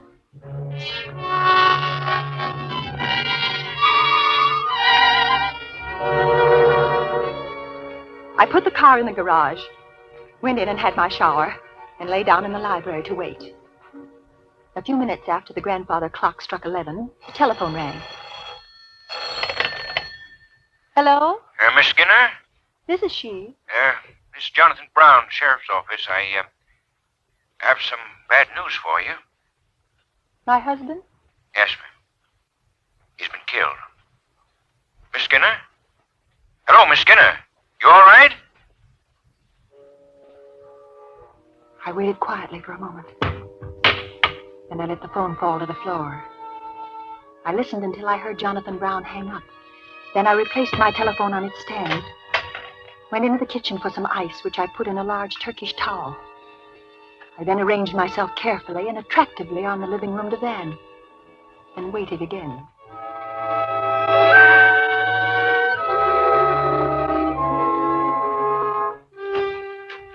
Miss Skinner. In here, please. Oh, yeah. Thank you. You all right, Miss Skinner? That was a stupid thing for me to do, breaking the news that way, you know. I'm all right. Well, I came over as soon as you dropped the phone. Well, I felt faint suddenly. Well, and no wonder. Tell me what happened, Mr. Brown, Jonathan Brown, Sheriff's Office. Mr. Brown, please sit down. Oh, thank you. Well, your husband was up at the Johnson house this afternoon, as well as we can figure. Up there on the side of the mountain, you know, and he must have been trying to get into the window, and somehow, somebody, well, shot him. You sure you want me to tell you? I'm sorry. Go on, please. Well, we looked around the place, couldn't see anything. Though we found the, weapon. It was a gun. Found in the brush near where he was, and no footprints or anything, except tire marks down the main highway and a bunch of cigarette butts where someone must have been sitting in the car, waiting, you know. Those were my tire marks. You was up there? Well, I had an appointment to meet my husband this afternoon at the foot of the road leading up to the Johnson house. He had said that he'd had some business to attend to and would get a ride with this other person. He was very mysterious about it. Oh? And I waited for an hour or more at the foot of the road. You were so clever to recognize the meaning of those cigarette stubs. Well, And when he didn't come, I thought perhaps I was mistaken about the appointment. And so I drove home. Oh, to think of it. Perhaps I'd gone up to the house, I might have saved my poor dear husband's life. They're not terrible shock, I know. I'm all right. I'm all right. I'll be all right. Well, now, don't you worry about a thing, Miss Skinner. The sheriff's office will round up the guilty party or parties and have them brought to trial, you know.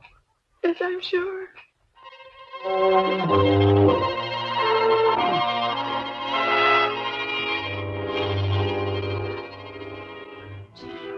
I slept well that night for the first time in 10 years. My husband during his lifetime had snored loudly and steadily, and during his later years he had acquired the nervous and distressing habit of grinding his teeth in his sleep. This night all was quiet and peaceful in the house, in my house. And as I say, I slept beautifully. The next few days were also beautifully quiet. A few photographers and newspaper men, but they were kind and gentle and didn't make too much bother. Finally, Mr. Jonathan Brown called to say that he would send a car for me on Friday morning, the next day, as it turned out, to take me to the coroner's inquest. The small courtroom was crowded, and almost everyone there eyed me with great sympathy. The inquest proceeded evenly. There was as yet no evidence as to the identity of my husband's murderer. I again stated that I had left the tire marks and cigarette stubs at the foot of the road that led to the Johnson house. No, I hadn't heard a shot. No, my dear husband had no enemy. Then... I've had this blackboard brought to court so that I might show the position of the body when found. I think it might be of interest. Very well. Proceed. The body is found just below the first-story window on the left side of the house. The dead man was obviously trying to gain admittance, you know. He didn't die immediately, as I will show you, but stayed alive long enough to try to keep himself from falling, since marks from each of his fingernails were found running down the side of the building. Here, then, is the window sill, and here are the marks of his fingernails. And here is the spot where the body lay when it was discovered. And here is the house. As he talked, he watched me. Ground floor. And I didn't know why until I heard the first scrape of the chalk against the blackboard. For one awful moment, it was the sound that had been made by my husband as he tried so desperately to hold himself alive. I found myself tightly holding the wooden table in front of me, my arms and body tense, trying not to faint. Since a large deposit of the dried stucco from the building was found under each of the victim's fingernails, I believe I can best illustrate the manner of the victim's last moments with a physical illustration. Suppose I am the victim, you know, and this blackboard is the side of the building.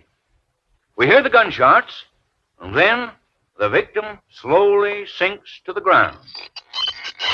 Oh, please. Please, I can't say. Please, don't make me.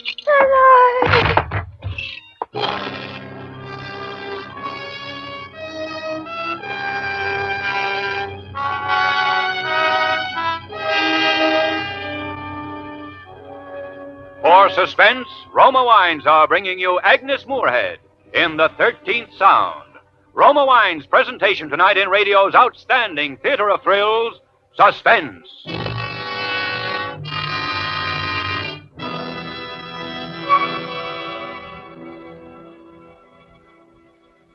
Between the acts of Suspense, this is Ken Niles for Roma Wines.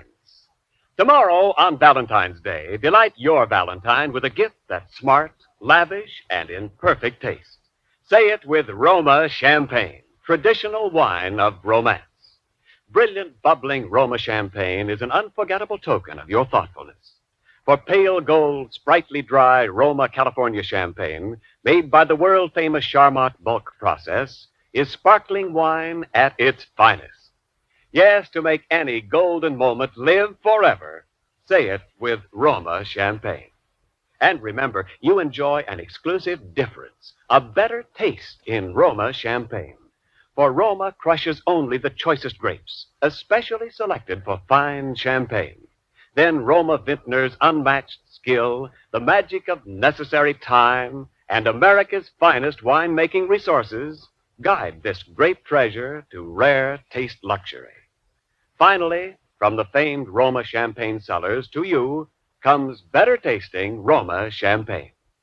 So this Valentine's Day, say it with Roma. Roma Champagne, golden masterpiece of Roma, the greatest name in wine. And now, Roma Wines bring back to our Hollywood soundstage Agnes Moorehead as Mrs. Sally Skinner and William Johnstone as Jonathan Brown in the 13th Sound, a tale well calculated to keep you in suspense.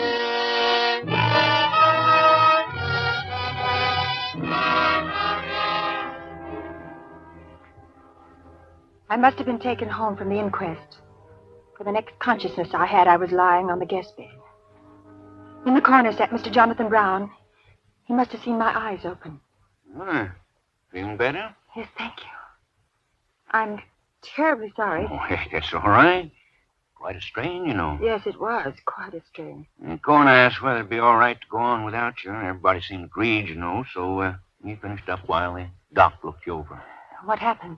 Oh, he said you'd be all right. Shock. I meant about my husband. And his death, the hand of persons unknown, you know.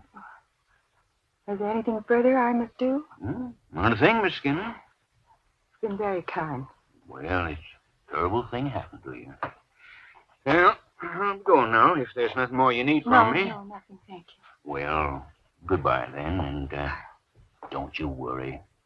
We'll find who did it, you know.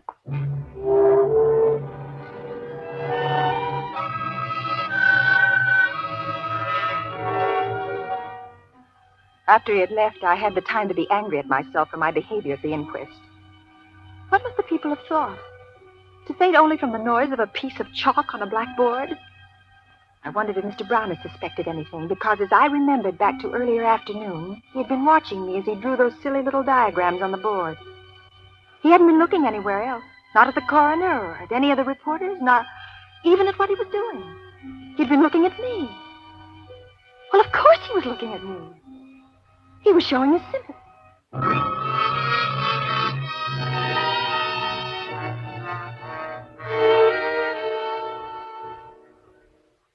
I slowly allowed myself to return to my former position in the community.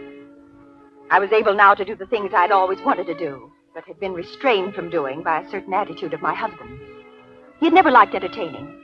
He didn't believe that we should belong to the country club and take a civic pride in the fact that our home was the largest and most beautiful in the community. In fact, it was his desire to sell our lovely home that caused me to finally take that complete and drastic step. The first evening that I accepted an outside invitation was for one of the Wednesday night evenings of bridge at our club. At my table were the president of the bank and his wife. As I sat down, I noticed that a window pane on my left was shattered. Evening, Miss Gray. Miss Gray. Good evening, Mr. Brown. Miss Skinner. Good evening, Mr. Brown. Well, I'm afraid I'm the culprit here. Playing ball with the kids this afternoon, and I threw one right through your lovely window. Oh, really? Yes. But I got old Sam here. I brought him along with new painted glass, and he'll fix us up shipshape in no time at all. Go ahead, Sam, right over there. Yes, Mr. Brown, sure. Don't mind me, folks. I'll be through here in just a jiffy. Don't worry about it. Oh, incidentally, Miss Skinner, I always meant to ask you whether or not you minded noises, especially. Sharp noises, like, say, chalk on a blackboard. I don't understand. Chalk on a blackboard? At the inquest, I always wondered about it. You fainted just when the chalk was scratching across the blackboard. I don't remember hearing it. I'm afraid I fainted before you drew any diagrams. I think that's what you were planning to do, draw a diagram? That's what I was planning to do, yes, ma'am. Yes. Does he have to do that? Something wrong, Mr. Skinner? Does he have to do that? Mr. Skinner. I can't.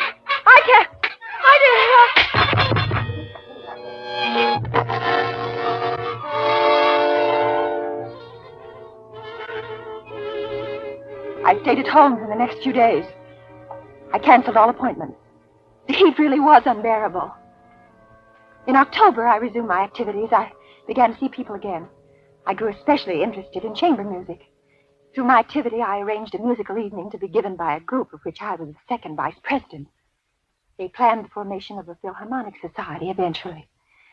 I went to the musicale alone, and I was studying my program when... Is this seat taken?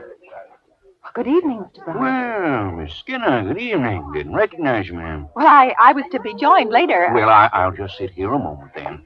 You know, I'm terribly sorry about the other night. It's really nothing at all for you to be sorry about. Very kind of you to say that, you know, but I do feel guilty as all sin, being the cause of you getting sick like that. Really, Mr. Brown, I wasn't sick at all. Well, Mr. Gregg told me I'd probably been affected by the heat. It was very close in the club that night, if you'll remember. Yes, well, it was.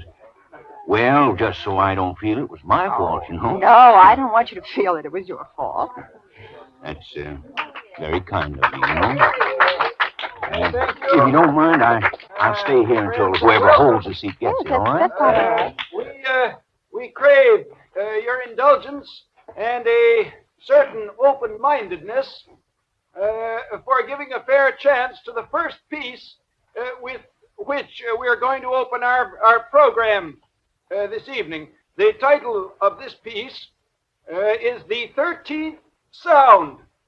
And the composer is young Julian Carrillo. This piece, because of the unorthodox nature of it, created a veritable furor in New York City some weeks ago on the occasion of its premiere. It's what you'd call, I guess, modern music. And the really unusual thing about it is that the instruments, instead of playing as they usually do in Mozart, Haydn, and such classical veins, play in quarter tones.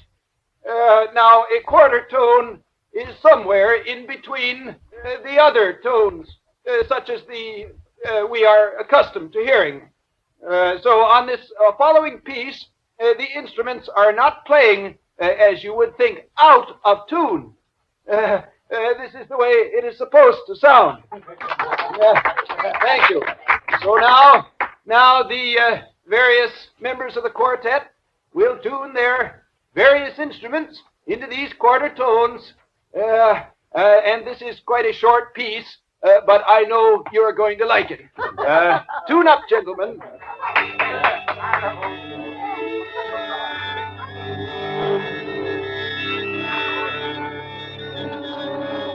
This should be very interesting. Think so, Miss Skinner? 13th Sound. Have you heard it? No, I haven't. It's too hot again, Miss Skinner? It does get stuffy in here. Oh, I'm not. It's hot in here. You're terribly pink. Is you sure you're all I'm right? quite all right. Excuse me. Will you let me out? Will you please excuse me?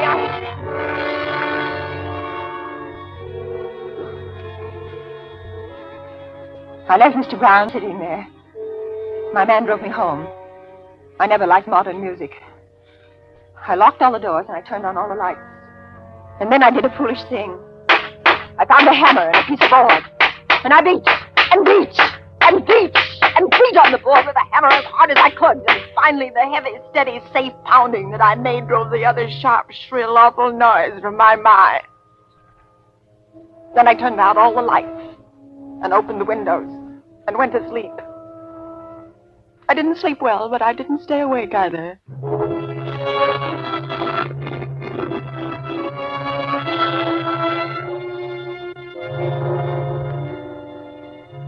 I hadn't set the alarm next to my bed, and when I first awoke the next morning, for a minute I couldn't remember what had happened. I felt drugged. I got out of bed and put on the lovely chartreuse brocade housecoat and started downstairs. The sun was shining outside. It was a beautiful day. Not the sort of day when you could be disturbed by unrelated noises. I felt grand when I got downstairs. Then I heard... What? I didn't know. I didn't care. I knew only that I had to stop it before it happened to me again. Stop it! Please, stop it! Pardon me, Miss... Get out of here! Get out of here! Who told you to do your work here? Did someone tell you to make that noise near my house? Why, no, ma'am. The lawnmower darn thing wasn't cutting. I had to... Get out! Go on! Get off this property at once! Yeah, yes, ma'am. Go! Sure, I didn't know. Don't ever come back! You hear? Don't ever come back! Don't! Morning, Miss Skinner. Lovely day.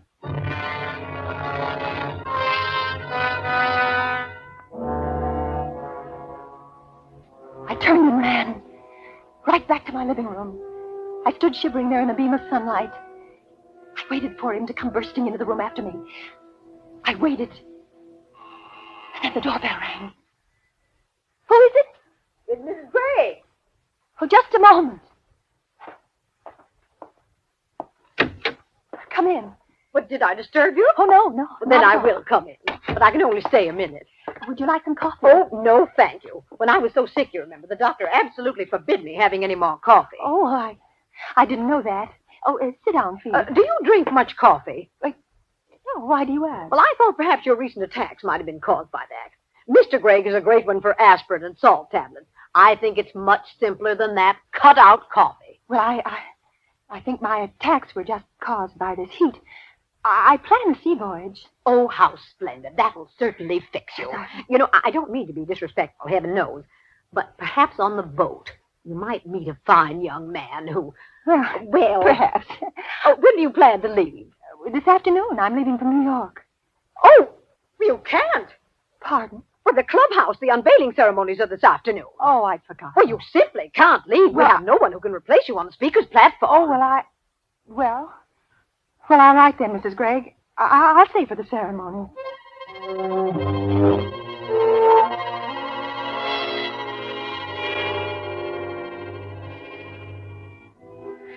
I drove to the new clubhouse with Mr. and Mrs. Gregg. The building was really very lovely. It was almost ready for occupancy. We were unveiling a heroic figure which graced the entranceway. Our speaker's platform was built alongside the figure, and quite a few of the members and their families were sitting on the wooden benches in the front patio, waiting for the ceremonies to begin. Isn't this exciting? Oh, yes, very. You ladies have done a marvelous job. Oh, thank you. Thank you. What's that fellow doing up there? Where? See, up on the roof there, that workman. Oh, yes. Makes me nervous to see people at such heights. Awfully close to the edge. I guess he knows his business, I imagine. Yes, I suppose it... I'm very anxious to hear your little talk, Mrs. Skinner. Well, thank you. Thank you. I think you've managed admirably since your unfortunate... Well, you understand. Yes, thank you. Well, I think we should get on with it, eh? Well, I believe it'll be only a few more minutes. What? What is it? What is it? Good heavens, look, that workman. He's going to fall. Can't someone catch him? He's hanging on the ledge. Oh. Some of the men are running up there now. But they've got to catch him. Oh, they will. They got to catch him. What? Oh. He's falling. Oh, turn your eyes, lady. Turn your eyes. What? I did it. Why, nonsense, I did Mrs. Skinner. it. You had nothing to do with it. I killed him. Why? I Not did hurt it. at all. I did it. Oh, you're not well. Here. Let me take you home. Listen to me. You'll be all right. Listen to me. I killed him. Listen to me. Don't you understand? I killed him, Mr. Brown. Now you stop that noise. Did you hear it? I killed him. I know, man. It's going to be all right, you know. You just come along with me.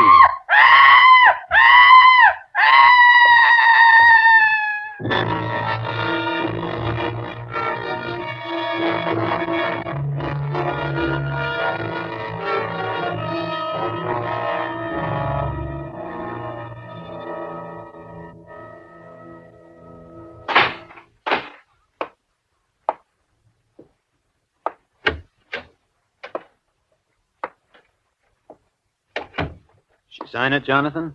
Mm-hmm. Yeah. Shame. Yeah. People do funny things. Yeah. Did you pay the fella? Mm-hmm.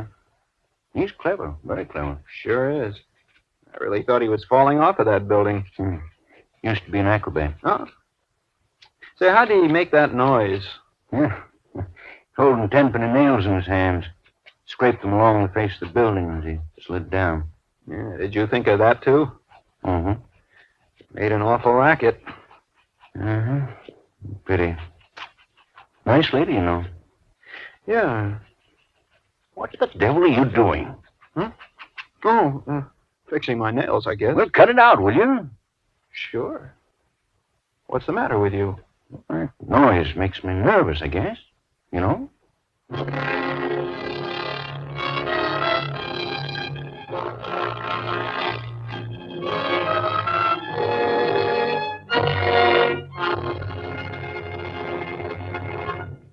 As Roma Wines bring you Anne Baxter in a remarkable tale of Suspense.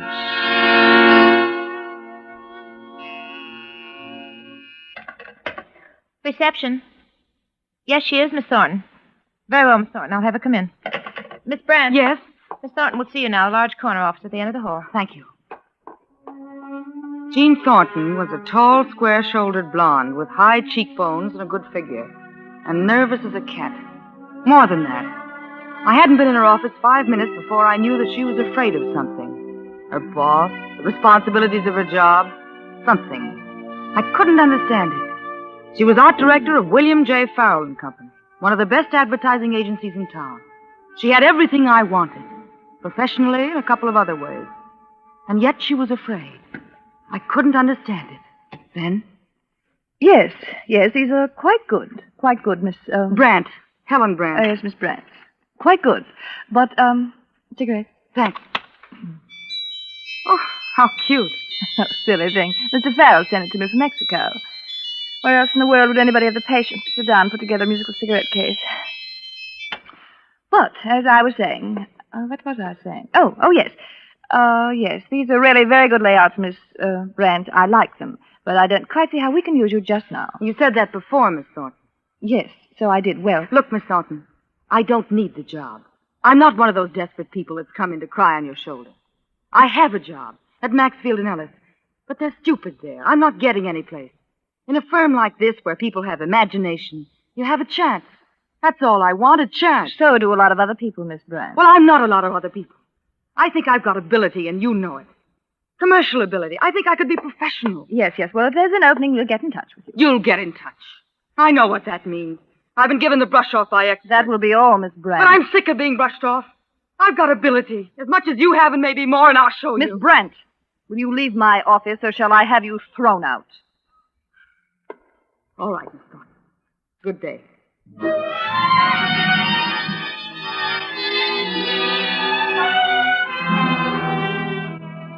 Of course, that would be the last time I'd ever lay eyes on Jean Thornton. That's what I thought. I went back to my office and worked most of the night, catching up on my own stuff, doing a little extra that I was peddling around town.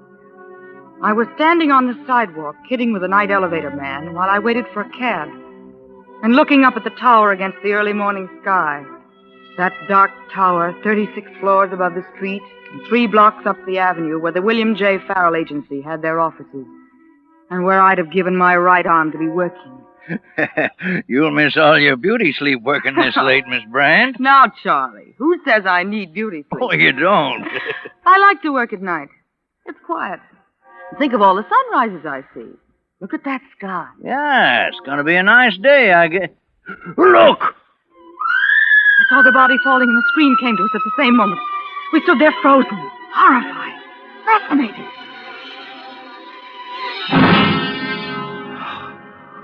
Oh, Lord.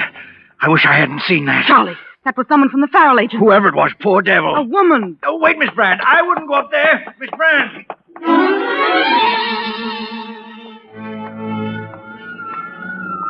Even by the time I got there, a patrol car had appeared out of nowhere, the way they will in this town, and the usual crowd of early birds and night owls standing around gawking. They were trying to cover it up with a blanket. All right, stand back. Stand back there. Who is it? Oh, you couldn't tell anyway. A woman. I wanted to look, but I couldn't. A cop was picking up stuff that had rolled out of a handbag into the street, going through it methodically, opening things up. And then I heard it, and I didn't have to look. I knew.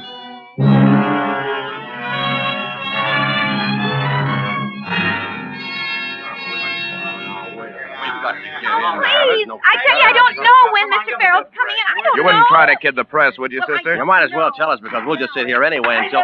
Hey, there he is now. Mr. Farrell, I'm from the news. I'd like to know if... Boys, please, I can't tell you anything now. Mr. Farrell, I'm Helen Brandt. Mr. Farrell, my people would like to know if Miss Get Thornton your had been foot out of that door now, please, get out of here, all of you, get out. I told you I can't talk to any reporters. Now give me a few I'm not a minutes. reporter, Mr. Farrell. I'm Helen Brandt. I'm art director of a small advertising agency, but I've got some What? samples here. And... Mr. Farrell, please, just look at these. You're going to have a new art director. What did you say? Sure, you're shocked.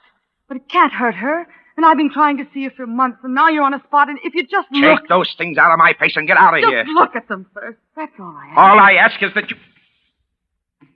Well, And, this one, for Parker's shoes. I've followed Miss Thornton's general ideas, but I've added, well, that. mm-hmm. They're good, Mr. Farrell. And if you say they aren't... All right, they're good. They're very good. But if you think I'd hire a woman who hasn't any more decency than to barge in here at a time like this and try to push... Decency? What's decency got to do with it?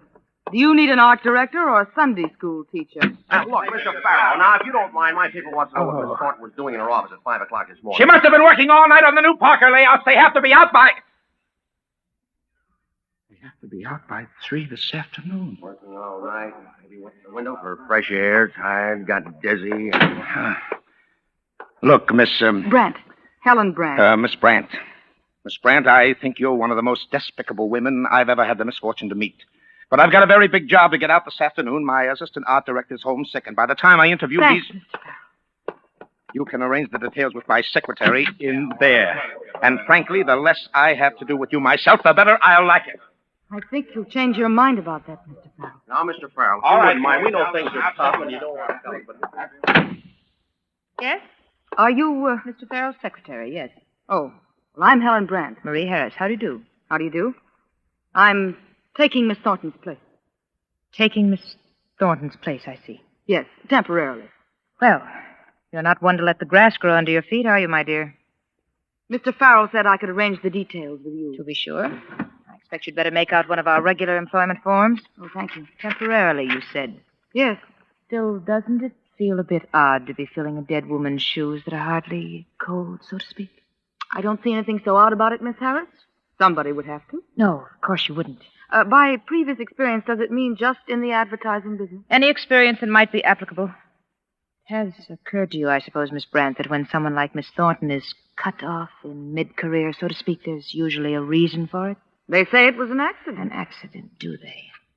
Oh, will this be all right, Miss Harris? Yes, that will do. Of course, there's always the possibility of suicide. I suppose you thought of that. I suppose it might have been. Will you show me my office, please? Certainly, this way. You might as well have the dead woman's, that is, Miss Thornton's office. And, of course, there is another possibility. Isn't there? What other possibility? The possibility of murder. Murder? Why, yes. Here's your office, Miss Brandt. If you need anything, just call me. I want to make you as comfortable as possible under the circumstances.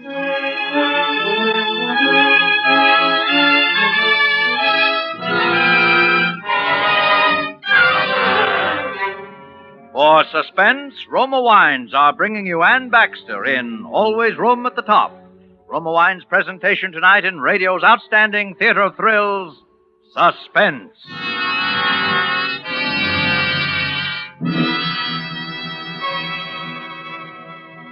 Between the acts of Suspense, this is Ken Niles for Roma Wines.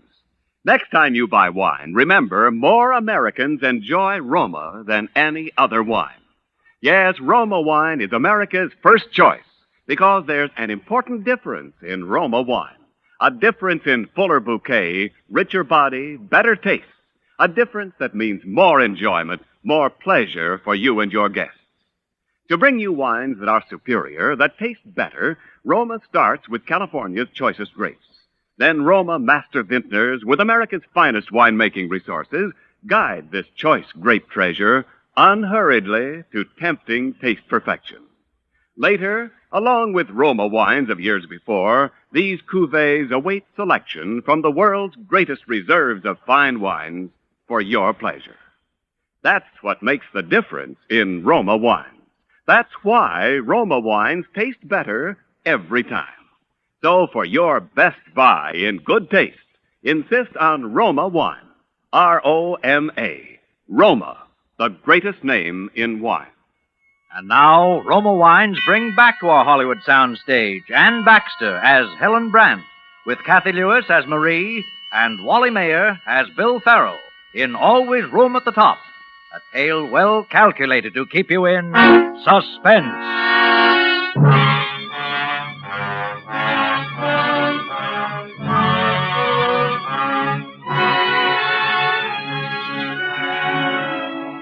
I'd met Marie Harris's type before.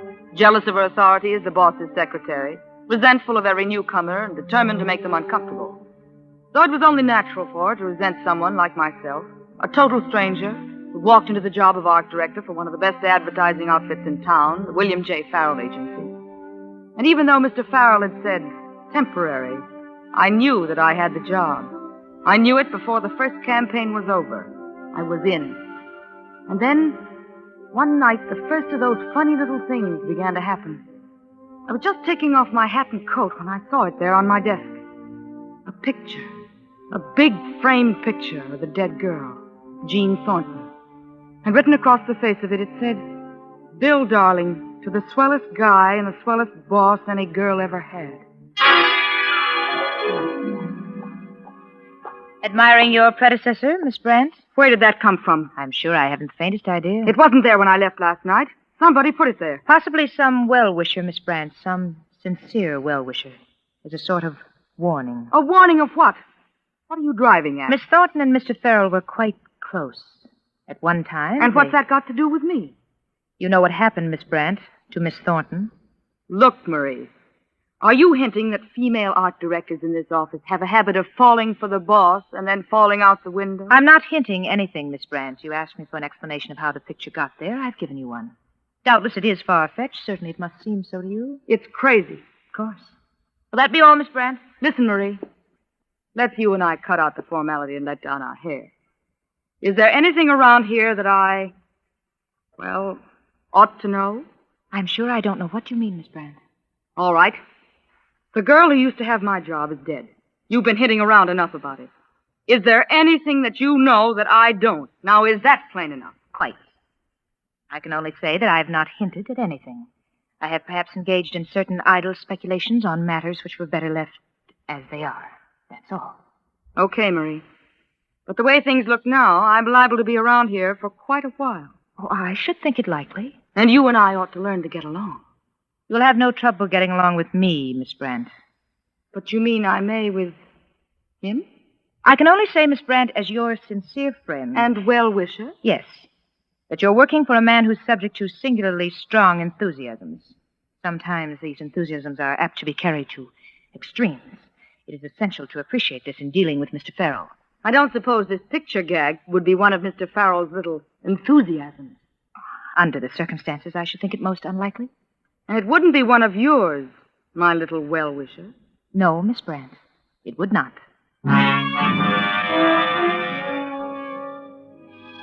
You couldn't help but believe her. She was so prim and proper. But I was determined to have a showdown anyway on the whole thing. My job and everything. I stalked into Bill Farrell's office with a picture in my hand and without benefit of knocking. Oh, hello, Helen. Come in. Something that appears to be from your desk seems to have popped up on mine. Here. Where did you get that? I just told you. On my desk. Your ever-tactful Marie has suggested that some well-wisher left it as a warning. Oh, poor Jean. She gave me that when... That explanation still seems to leave several questions unanswered, Mr. Farrell. Look, Helen, you'll hear a lot of funny things in this office, like any other office. But take my word for it, they don't mean a thing. Just do your job the way you've been doing it, and you'll be all right. How right is that? You like the job, don't you? I like the work. I haven't got the job. Do you want it? What do you think? Well, you've certainly earned it, Helen. Will you stop beating around the bush? Am I the new art director of the William J. Farrell Agency, or not? All right, you are. You are hereby officially the new art director of the William J. Farrell Agency. From this day forward until... Until what? As long as you want the job, Helen. Until death do us part, is what he'd started to say.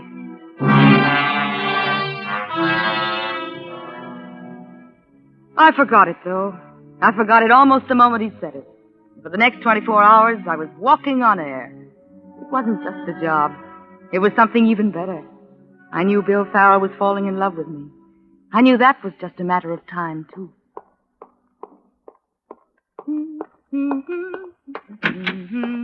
Morning, Marie. Mr. Farrell in? Not yet, Miss Brandt.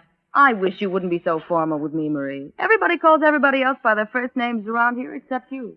I'm used to more conventional methods in most things, Miss Brandt. Okay. Let me know when he comes in, though, will you? I want to see him. Yes, Miss Brandt.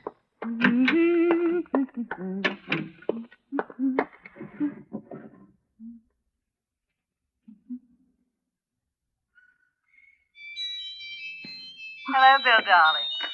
You hear it? Yes, it's that silly little thing you sent me from Mexico. I got it just this morning, darling. And so I wanted to tell you how sweet it was. And thank you this way. Marie! This curtain. Marie! Yes, Miss Brandt. Marie, I just heard her voice. Whose voice, Miss Brandt? Hers. Jean. Miss Thornton.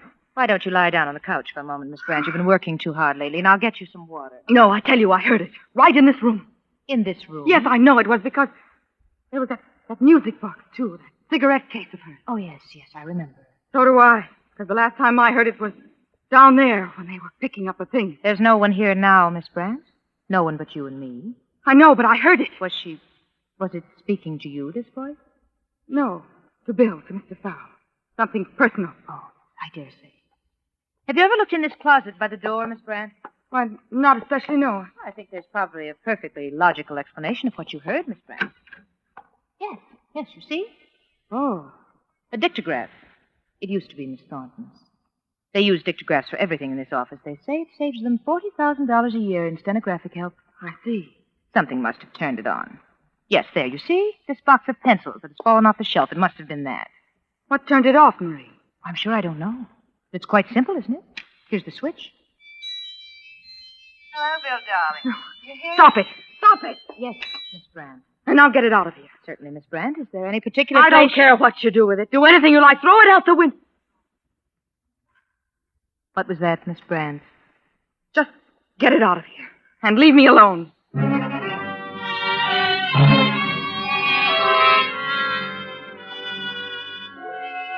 It's silly, I know that. It could have happened that way. It must have. That's what Marie said. But all the time in the back of my mind was a lurking horror. A nameless thing that I felt hanging over that office and over me. Something about a girl who was dead. A girl who had plunged to her death from that same dark tower that was now my dark tower. Plunged screaming to her death only a few short weeks ago. The next night, I had to work late again to make up. I'd been out to supper, alone. I was conscious of the light still burning in Bill's office when I got back. I wasn't particularly anxious to see him just then. To be truthful, I was avoiding him, I suppose. I'd been in my office about an hour and a half when the phone rang. I thought it was strange because I was certain that I'd asked to have my nightline disconnected. Out of habit, I picked it up to answer it. Hello, Bill. Bill, is that you? Bill. Bill! Bill! What, Helen? What is it? Oh, Bill. Helen, darling. Here, tell me. Baby, what is it? What's happened? I heard her. Again. Heard who, dear? Jean Thornton. Jean? Yes, on the telephone. I know it was. I swear it... But, darling, it couldn't have been. Oh, Bill, I think I'm going mad. Oh, Helen, darling, listen to me. The picture, the dictograph. All right. But this... Helen, look at me. Yes, Bill. I love you, Helen. You know that, don't you? Yes. Oh, yes, darling, I do. I'm afraid. But there's nothing to be afraid of, darling. No, not that. I'm afraid because now I know that you're afraid. I am? Yes. You are, aren't you? Helen, Bill, please. You've got to tell me now. Now, look, darling. I'm in a jam. A bad jam, an awful bad jam. Yes, but it's nothing that you have to worry about. It's nothing that isn't going to straighten itself out. It's nothing that I'm going to let affect us ever. Bill, if it affects you, it does affect us. Darling, you've got to trust me just a little longer. Bill, I do. I will. But it's about Jean, isn't it? Yes. Yes, it's about Jean. And it was. She didn't just fall. It was a terrible thing, Helen. Terrible. About as terrible as it could be. But, Helen, just remember this, darling. There's nothing to be afraid of. It'll all be over soon. Very soon. Is that all? All you can tell me? It's all I can tell you now. Oh, darling, I know what this is like for you, but please go home now and forget all about it. How can I forget about it? Well, try anyway. I've got some things to finish up here, and then I'll call for you, and we'll start making our plans. Oh, you will marry me, won't you, Helen? Oh, Bill, yes. Then everything's all right. Go on now, go on. All right. Good night for now, my dearest. Good night.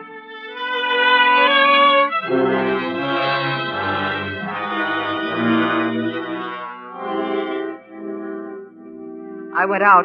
I didn't go home. I couldn't. I walked for miles, trying to think. But nothing made any sense, except that I was in love and in an agony of fear for what might happen to spoil it. And suddenly I realized that I had to know everything, now, tonight, whatever it was. So I went back to the office. Bill's light was still on, and I was just at the door when I stopped. You're insane, crazy. Suppose somebody saw you and recognized you. You sent me a message.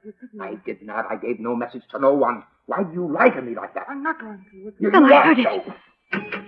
I threw open the door, and she was standing there.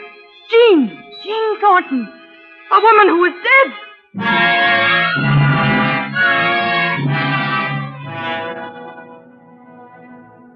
When I came to, I was lying on the couch in Bill's office. At first it seemed perfectly natural, lying there and Bill sitting beside me, holding my hands, and her there, Jean, standing over by the desk, talking to him. Well, what are you going to do about her? Do? What do you mean, do? You're going to have to do something. She knows, doesn't she? Or she will when she snaps out of it. I'm not going to do anything. I suppose you're in love with her. What if I am? Because it makes a difference, my sweet, to me. Bill? Oh, darling. Darling, it's all right. Is she really? Yes. Yes, it's Jean. But I saw her. That morning I saw her That's lying. what you were supposed to think. Then who? Just a girl. Oh, you might as well tell her. At least then she'll be in it as deep as the rest of us. Jean, please. Your boyfriend there had been dipping into the till about $250,000 worth of the client's money. My insurance and what the company had me insured for was just about enough to cover it. Like a fool, I agreed to it. You suggested it. I thought he was in love with me then. But there was a girl. A girl who worked in the office. No friends, no family. I fired her the day before, then got her to come up here that night. Another chance. Modeling, I said, with my clothes. A cigarette case. I dug up another one. I knew people would remember that. Oh, Bill. I told you it was bad. Oh, darling, I don't care. I don't care what it was. As long as... I think you'd better let me take charge of things now, Mr. Farrell. Marie. Please don't move. I'm quite prepared to shoot if I have to. Marie, this is insane. Is it? It's a shakedown. What do you want, Marie? Quite a lot, I'm afraid, Mr. Farrell. And how do you expect to get it? It's your word against ours, three of us. You forget, Miss Thornton, that you are legally dead. As for the rest, do you remember, Miss Brandt, that I said we used dictographs for practically everything in this office? It was you that... I tried my best to warn you, Miss Brandt. I'm truly sorry for you. Listen. You might as well tell her. At least then she'll be in as deep as the rest of us. Jean, please. Your boyfriend there had been dipping into the till about $250,000 worth of the client's money. My insurance. There is more, of course, but I'm sure that will suffice. Now, Miss Thornton, I think you and I had better have a little talk alone. What do you want us to do, Marie? I'll come to you later, Mr. Farrell. For the moment, I must ask you to step into the conference room behind you. You too, Miss Brandt. Marie. Please, Mr. Farrell, not now. I shall have to lock you in, but it will not be for long, I think. You know, of course, that there's no other way out except down.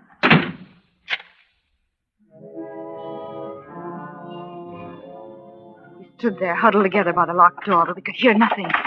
Until there was a sound like a window being opened, and then... Marie! Marie! Marie! Marie! Take them out now. What have you done to her? Miss Thornton has, shall we say, taken the easy way out. You mean you forced her? Very well, if you prefer. I'm sure it can make little difference now. You, Miss Brandt, I take it, are in love with Mr. Farrell, in spite of my warnings. Yes. Then I'm sure I can count on your silence, knowing the results to Mr. Farrell if you were to break it. Yes, anything. But I'm afraid your marital plans will have to wait. What do you mean? I think it's best this way for my own protection. Of course, if anything were to happen to Mr. Farrell, this way, everything would come to me. What would? How? The firm and the money. You see, Miss Brandt, Mr. Farrell is going to marry me.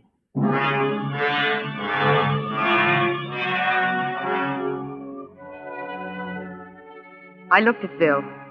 I knew he'd do as she said. What else? I turned and left the room without speaking. In my own office, I found the little automatic where lately I'd always kept it.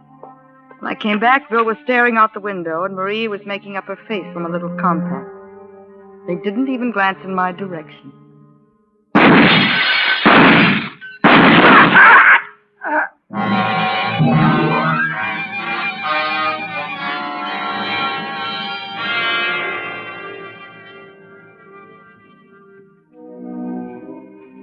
I'm waiting for the police. I've been looking over the new layout. The Dulcet Soap campaign is particularly good. We did it together, Bill and I. The theme was a bride and groom.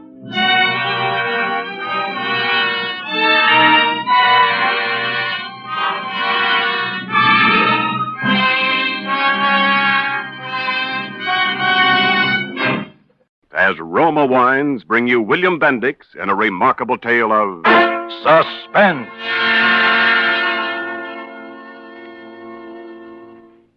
They say they got 58 million jobs in this country. 58 million jobs, and I had to pick this one.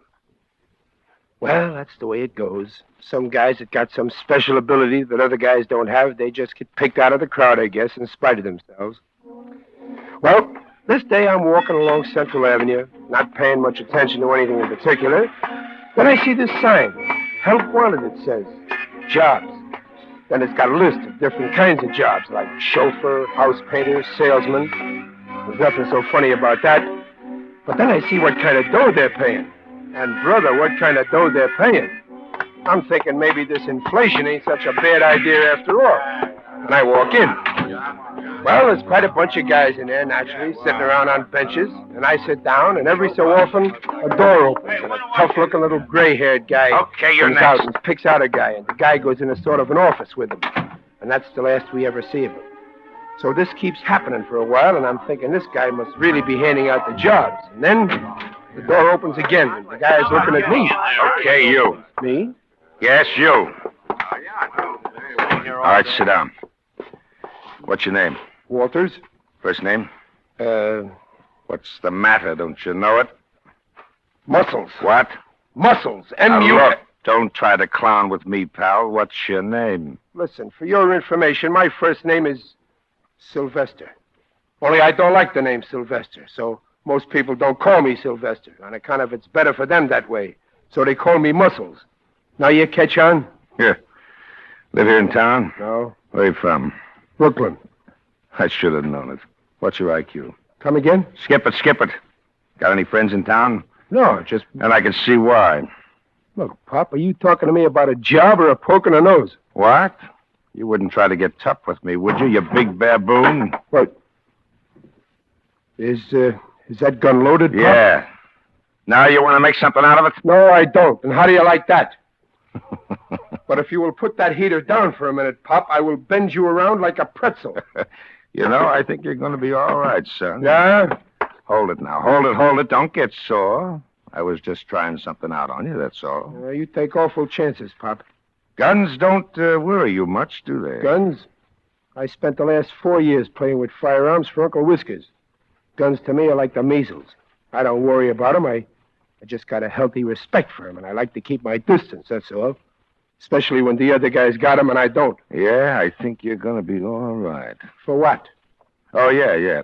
What kind of a job did you want? Well, I don't know. I've been a cabbie, drove a truck. I was a salesman for a while. For who? Lionel Strongfort? No. Ladies' lingerie. Mail order house. Yeah? Well, you'll make a lot more on this job than you would as any salesman. Now, listen. Say this after me. What? This is John. 3 faces for midnight. Come again? Come on. Say it. It's part of the job. Listen, if this job means I got to play left end for the nut house, it's out. Don't worry, pal. Don't worry. You're going to like this job. Now, come on. Say it. This is John. 3 faces for midnight. Well, what can I lose? This is John. 3 faces for midnight. Again.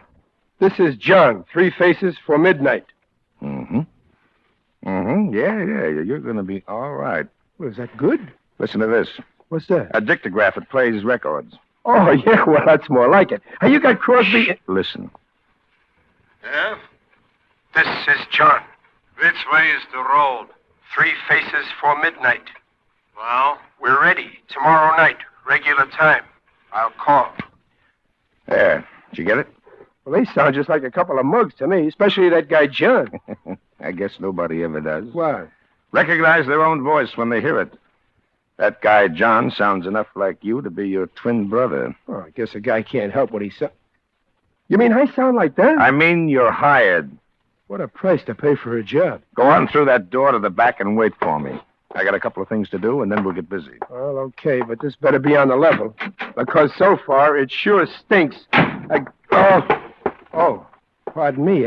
You all alone in here? I was. Well, I didn't mean to interrupt or anything, only he sent me in here. Oh, it's quite all right. Make yourself quite at home. Well, thanks. Only I hope you won't mind if I return to the pursuit of my magazine. Oh, you were reading. I like to read myself sometimes. I'm sure. You're working for this guy here? I'm afraid that's confidential. Oh, so he gave you that, too, huh? Why, yes. Are you working for him? Well, I don't know if you could call it working. Well, didn't he tell you anything? Yeah. All about how I sounded like a guy named John, and what did I think about guns. Guns? Yeah.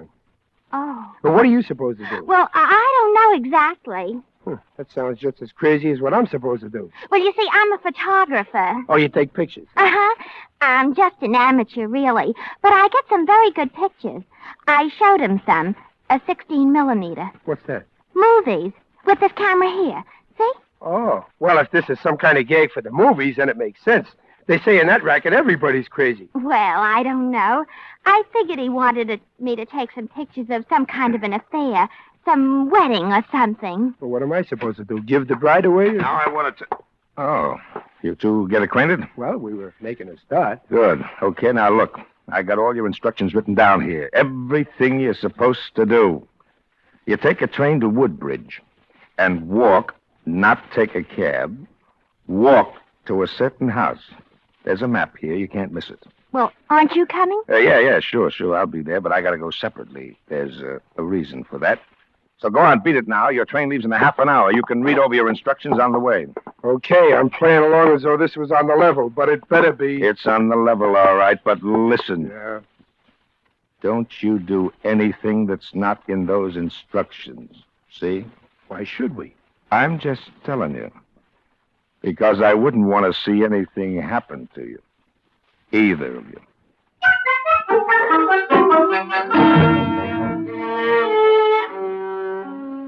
Well, that should have been the tip-off right there. Especially for a smart guy like me. But if you must know, by this time I'm thinking about this dame, who's a slick chick, but real refined, too. You know what I mean. And I'm thinking that this is probably the big break for her, if it is on the level, so I ought to help her through with it. So I do. And by the time we get out to this Woodbridge, we're getting along pretty good. Except for one thing. We start off from the railroad station, like it says on the map the guy gave us, looking for this certain house. Only it gets wilder and wilder where we're going. Right into the woods. Must be a couple of miles. And then all of a sudden, there's a house. Well, that should have been a tip-off, too. You don't suppose that's it? According to this map, it's got to be. But Sylvester. Helen. Yes, Sylvester. If you call me that once more, I will bend... What did you say? I said I will bend every effort for you, but please don't call me that. Oh, well, I just can't call you muscles. It's not refined. Well, then this must be the place.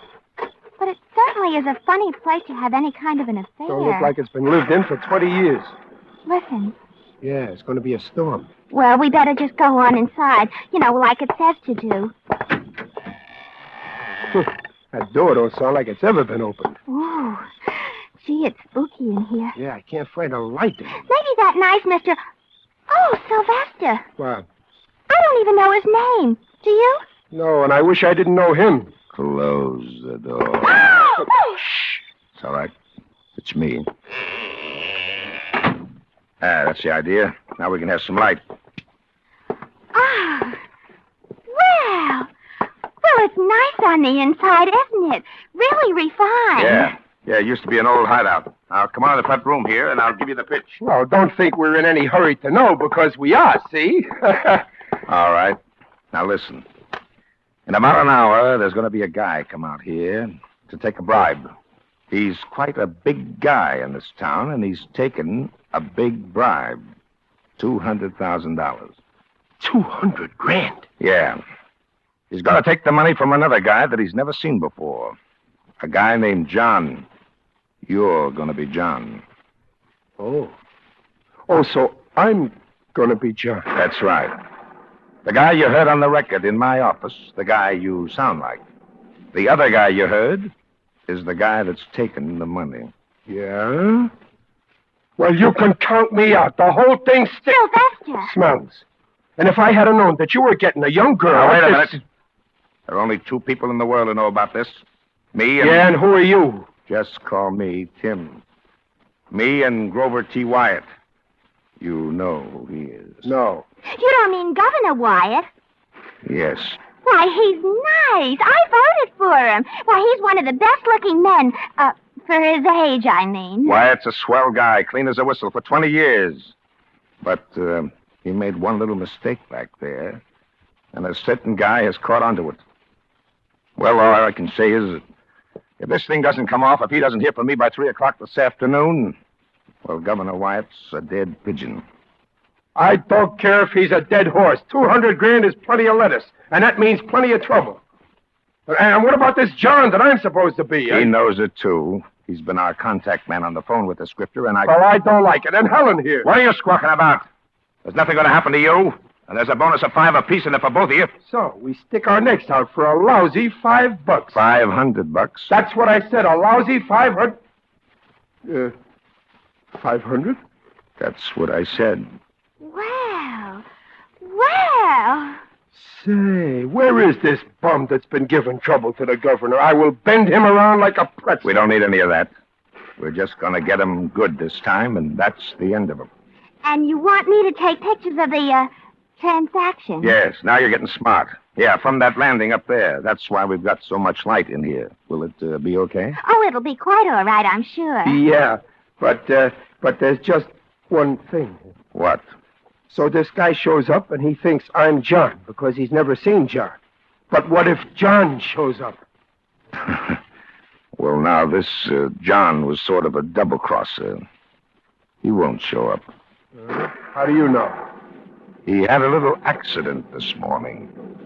He's dead.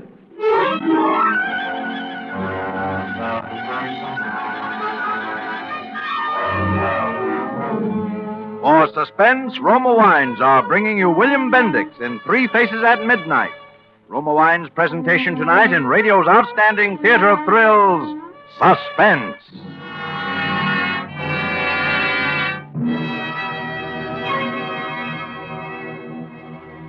Between the acts of Suspense, this is Ken Niles for Roma Wines. Are you enjoying today's biggest value in an entertainment beverage?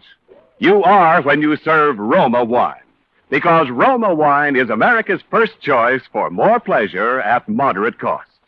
Yes, Roma's popularity proves that in Roma Wines you enjoy an important difference, an extra goodness in fuller bouquet, richer body, and better taste. And this difference, this better taste of Roma wines, starts with California's choicest grapes. Then Roma master vintners with America's finest winemaking resources carefully, unhurriedly guide this grape treasure to tempting taste perfection. This wine is placed with mellow Roma wines of years before. And later, from this world's greatest reserves of fine wines, Roma selects for your pleasure. That's why Roma wines are different. Why Roma wines taste better every time.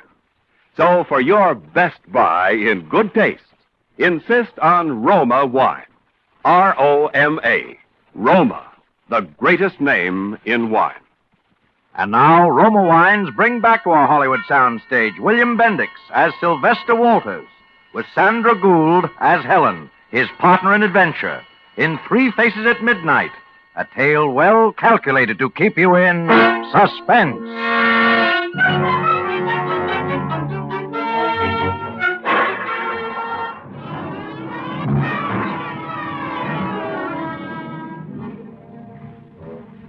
So there we are, just sitting and waiting in a house that looks like something Boris Karloff moved out of because it made him nervous. Me and this guy called Tim that's working for this governor called Wyatt, and this slick chick called Helen that's going to take the pictures. Just sitting and waiting for a guy that's going to come and take a bribe of 200 grand from another guy called John. Only I'm going to be John on account of I sound just like him, and this other guy has never seen him, and anyway, this John has just got himself knocked off.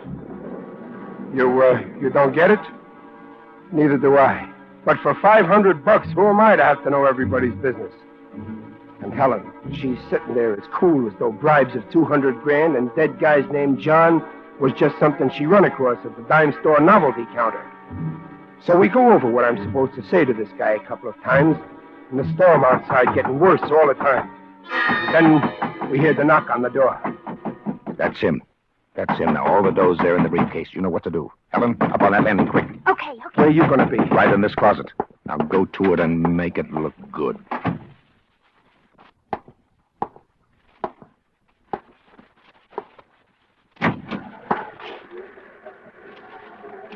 Excuse me. Is this Mr. Hampton? No, this is John. Oh. I guess I lost my way. Which way is the road? 3 faces for midnight. Okay. I knew your voice anyway. Come on in. You alone?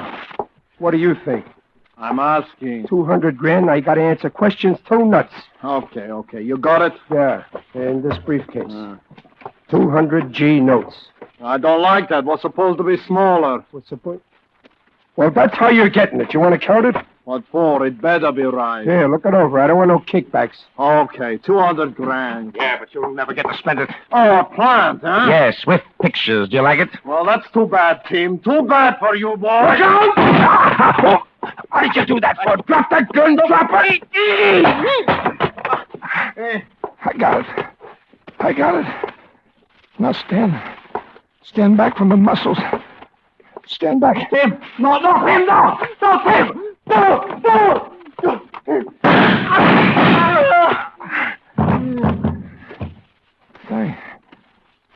Thanks. Muscle.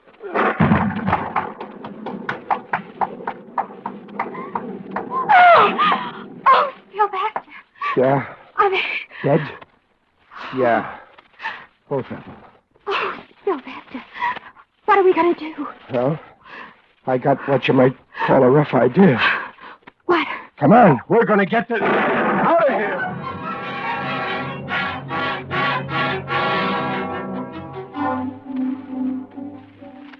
We have to walk the 2 miles to the station through the pouring rain. But even all that cold water don't seem to make my brains work any better. We don't get back to town till about 4:30, and I still don't have it figured out. And Helen, well, I guess you can't blame her. She just don't seem to have much experience in these things. So we're standing there under an awning arguing. But, Sylvester, why don't we just go to the police or somebody and tell them? Look, Sugar, there's 3 guys been knocked off today. We were there when it happened, the 2 of them. And how do we know that guy Tim told us was on the level? Well, maybe the police would tell us. Yeah, with a rubber hose. And here's another thing. We're carrying around a briefcase full of 200 grand of somebody else's dough. And that ain't hay, and it ain't good. Well, my goodness, what's so bad about it? All we have to do is keep it until somebody... Helen, look. I'm not really a tough guy, see? All I know is what I see in the movies. But I know that when you're walking around with that much hot money, you're apt to wake up someday and find you've been living on borrowed time. Didn't you see what happened to that guy in that movie, The Killers? Oh, yeah, wasn't that good? That poor Burt Lancaster. I felt so sorry for him. Well, I don't want to wind up no Burt Lancaster, even to make you feel sorry for me. So the first thing we got to do is ditch this dough. Ditch? Really? I mean before they find those 2 stiffs out there and then start trying to find a funny-looking guy and a cute-looking dame with a sack full of dough, we got to find the parties that belong to it before they find us. Now you catch on? But we can't give it back to the man it belongs to. He's... Yeah, and he said there was nobody in on the deal but him and the governor. The governor? Why, that's what we'll do, silly. Just call the governor. Yeah, how do you do that? Just look him up in the classified ads? I don't know. Ask information. Somebody must know his number. After all, you know, he's a very important man. Well, it might be worth a try at that. Of course it is. There's probably a phone booth right here in the drugstore. Yeah, but calling the governor just like that, I don't know. X3, governor, commit suicide. Paper bud faded. I got enough to worry me without the governor. Tell him. The governor. He's dead. Well,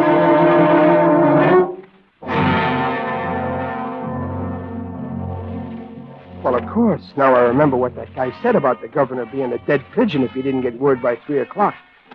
But it's too late now for that to do anybody much good, us or him either.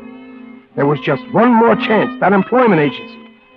The rain had almost stopped now, and we went over to Central Avenue to look for it. Of course this is the place. I'd recognize it any time. Now, where's the sign with the jobs on it? I don't know. Maybe they take it down when it rains to keep the letters from running. Yeah, maybe. The joint looks closed to me.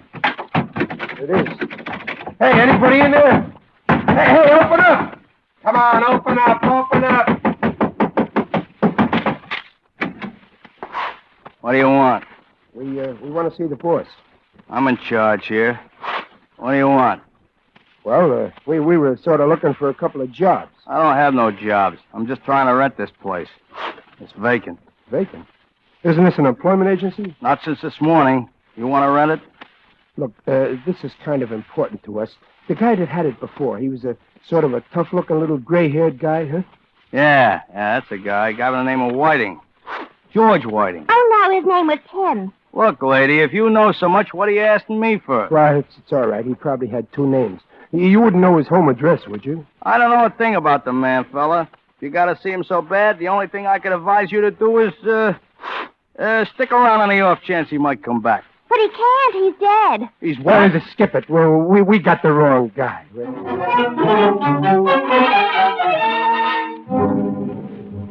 That last crack didn't help none because I knew that guy would remember us sure. And now I saw the whole thing. That employment racket was just a phony setup to catch a couple of patsies. Us. I headed us back to the choo-choo station.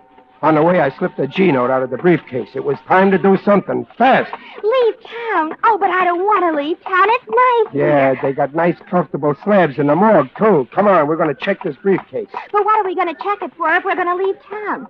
If it's too heavy, Mr. Walters, I'll carry it. Look, Sugar, for the last time, I hope. 3 guys are dead. The governor of a state almost as important as Brooklyn has just knocked himself off. All on account of what's in this bag. We are ditching this bag, Sugar, and we are lambing. I'll explain what that means later. Check this, will you, Bud? When do you want it? Sometime next week. I'm going out of town. Okay, 2 bits now and 2 bits more for every day you leave it. You pay the rest later. There you are. 25, 20. Hey, what is this, a gag? Well, what's the matter now?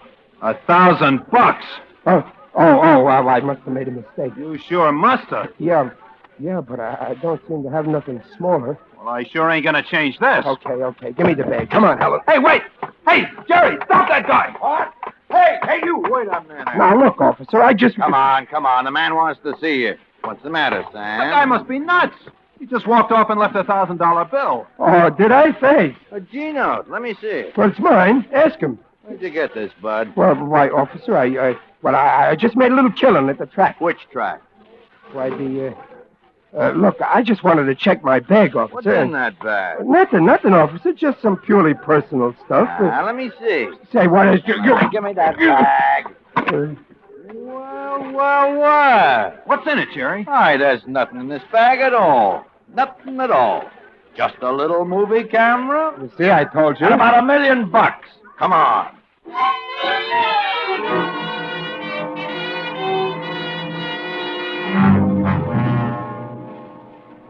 Come on, Sylvester. Come clean. I told you. And please don't call me that. We ain't started to call you nothing yet, Sylvester. Why'd you kill him? You killed him for the dough, didn't you? Where'd you hear about it? How'd you know he had the dough? This is your gun, isn't it? No. I told you they knocked off each other. I was just... Sure, with the same gun. One guy shoots the other one and then hands him the gun, and only the gun's got your prints all over it. I took it away from the guy. You were robbing the house, weren't you? They came to make their deal and you knocked them off. Listen, the governor himself knew... Sure, we'll get the governor to come right down and make a statement. You trying to be funny, Sylvester? You were robbing a house. You swiped the camera and you put it in the bag, and then they came in. You saw all that dough and you knocked them off. Listen, Sylvester. You don't want to get that sweet little girlfriend of yours in a jam, do you? Helen, what have you done to her? Nothing. Yet. Come on, come clean and we'll let her go. But I tell you, Come on, Sylvester. Or we'll send her to the hot seat with you. You wouldn't. You couldn't. No? That's what you think. You killed him, didn't you? You killed him. Okay, I killed him. Now you happy? That's a boy. Sylvester. Hey, get this, Harry. Now will you stop calling me that? Okay, Sylvester, you killed him. What was the girl doing there? She had nothing to do with it. She was just taking the pictures. What pictures? The pictures! There's your answer, you big dopes. Go look at the pictures.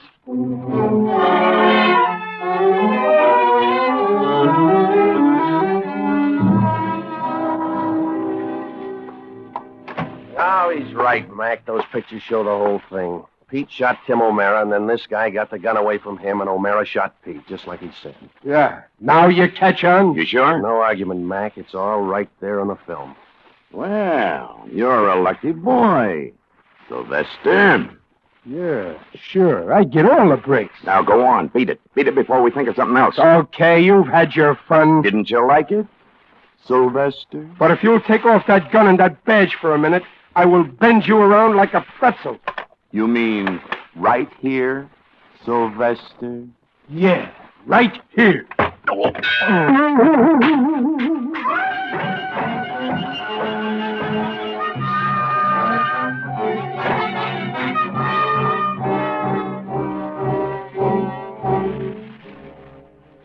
After I served my 90 days, I went and got my name changed by a judge from Sylvester to Muscles.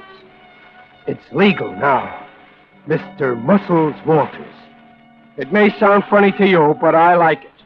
Oh, yeah. And Helen got her name changed, too. She's Mrs. Muscles Walters.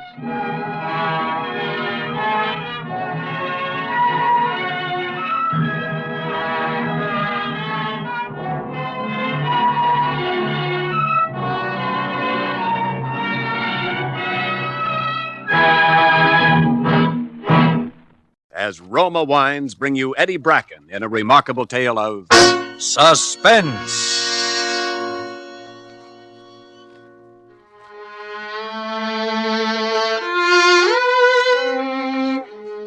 Mr. Obermeyer wasn't around, so I closed the gas station early that day and started home. I wasn't feeling very well. I walked along thinking of different things, past the high school where I'd gone last year and where Miss Wilson was still teaching, past the movie theaters where they were still showing the Humphrey Bogart picture I'd seen last night. I thought maybe I'd go again tonight. Then I cut through the alley to the rickety old frame building where we lived on the second floor over the store. I hated that place. Every time I got near it, I hated it worse. It was no kind of a place for us to be living. I went up the back stairs. I could hear Mom and Sis in the kitchen, so I went straight to my own room and locked the door. I pulled up the old floorboard and got out my things and spread them on the bed. I pinned on the Flyer's watch, that is his wings, and strapped on the chronograph-type watch. It said "To Jimmy" from Jane on it. I looked at myself in the mirror. I could have been a famous flyer. I took off the watch and wings and looked over the other things. There was the gold fountain pen that I had only a week. It said LIB on it. It was the kind that big executive used to sign important papers. I tried it out a few times in front of a mirror. Elwood? Yes? Elwood! All right, Mother. All right.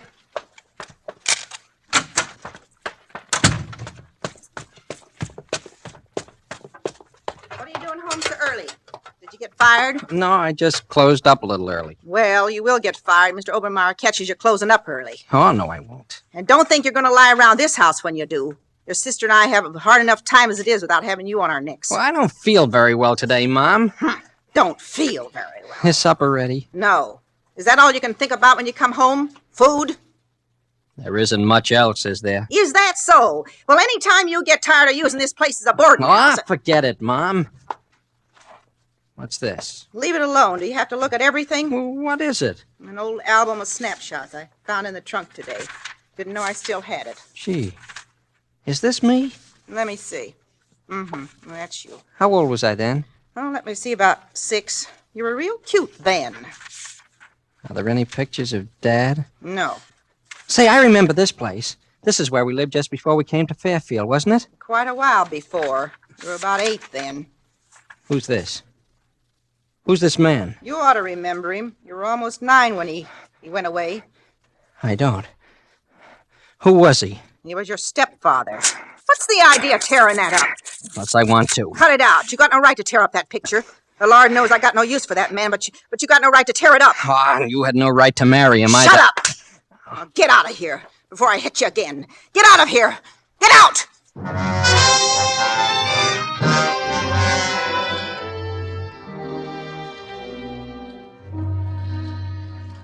I went back to my room. I got my things out from under the floorboard again, but somehow they didn't make me feel very good the way they usually did. I had an awful headache. Pretty soon I put on my hat and went out.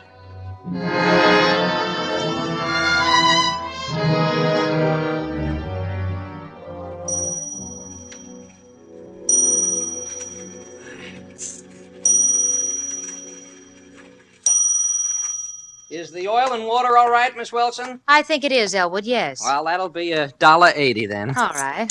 Here. Thanks. How's the new term going, Miss Wilson? Oh, fine so far. I am sorry you're not with us, though, Elwood. I was so looking forward to having you in my class Well, this year. some things just can't be helped this year, I guess. Do the students like your course, Miss Wilson? They seem to like it fine. I wish I could be there.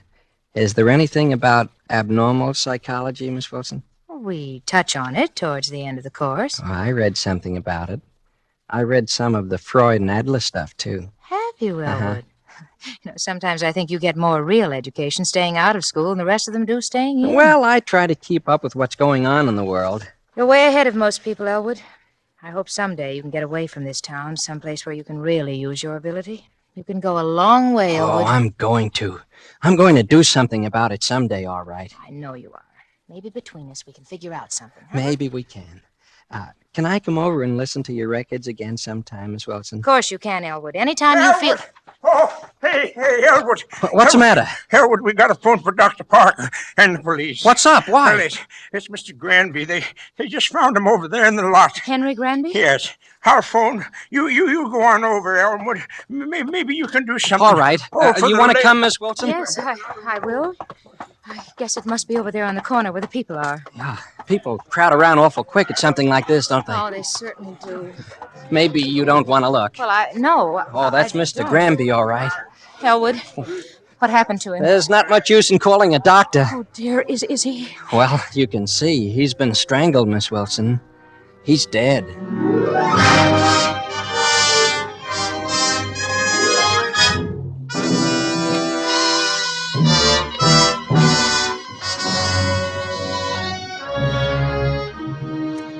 For Suspense, Roma Wines are bringing you Eddie Bracken in Elwood.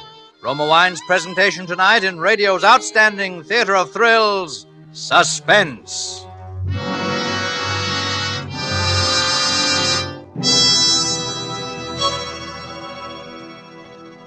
Between the acts of Suspense, this is Ken Niles for Roma Wines. Whenever you entertain and for everyday pleasure, your best buy in good taste is better tasting Roma wine. Yes, more Americans enjoy Roma than any other wine because Roma gives you an important difference, an extra goodness you enjoy in fuller bouquet, richer body, and better taste. For to bring you wines that are superior, that taste better, Roma starts with California's choicest grapes. Then Roma master vintners with America's finest winemaking resources guide this grape treasure unhurriedly to tempting taste perfection. This wine is placed with mellow Roma wines of years before. And from these reserves, the world's greatest reserves of fine wines, Roma later selects for your pleasure. That's what makes the difference, the better taste you enjoy in Roma, California wines. So whether you prefer sherry or port, muscatel or tokay, insist on Roma wine. R-O-M-A, Roma, the greatest name in wine. And now Roma Wines bring back to our Hollywood soundstage Eddie Bracken in Elwood, a tale well calculated to keep you in suspense.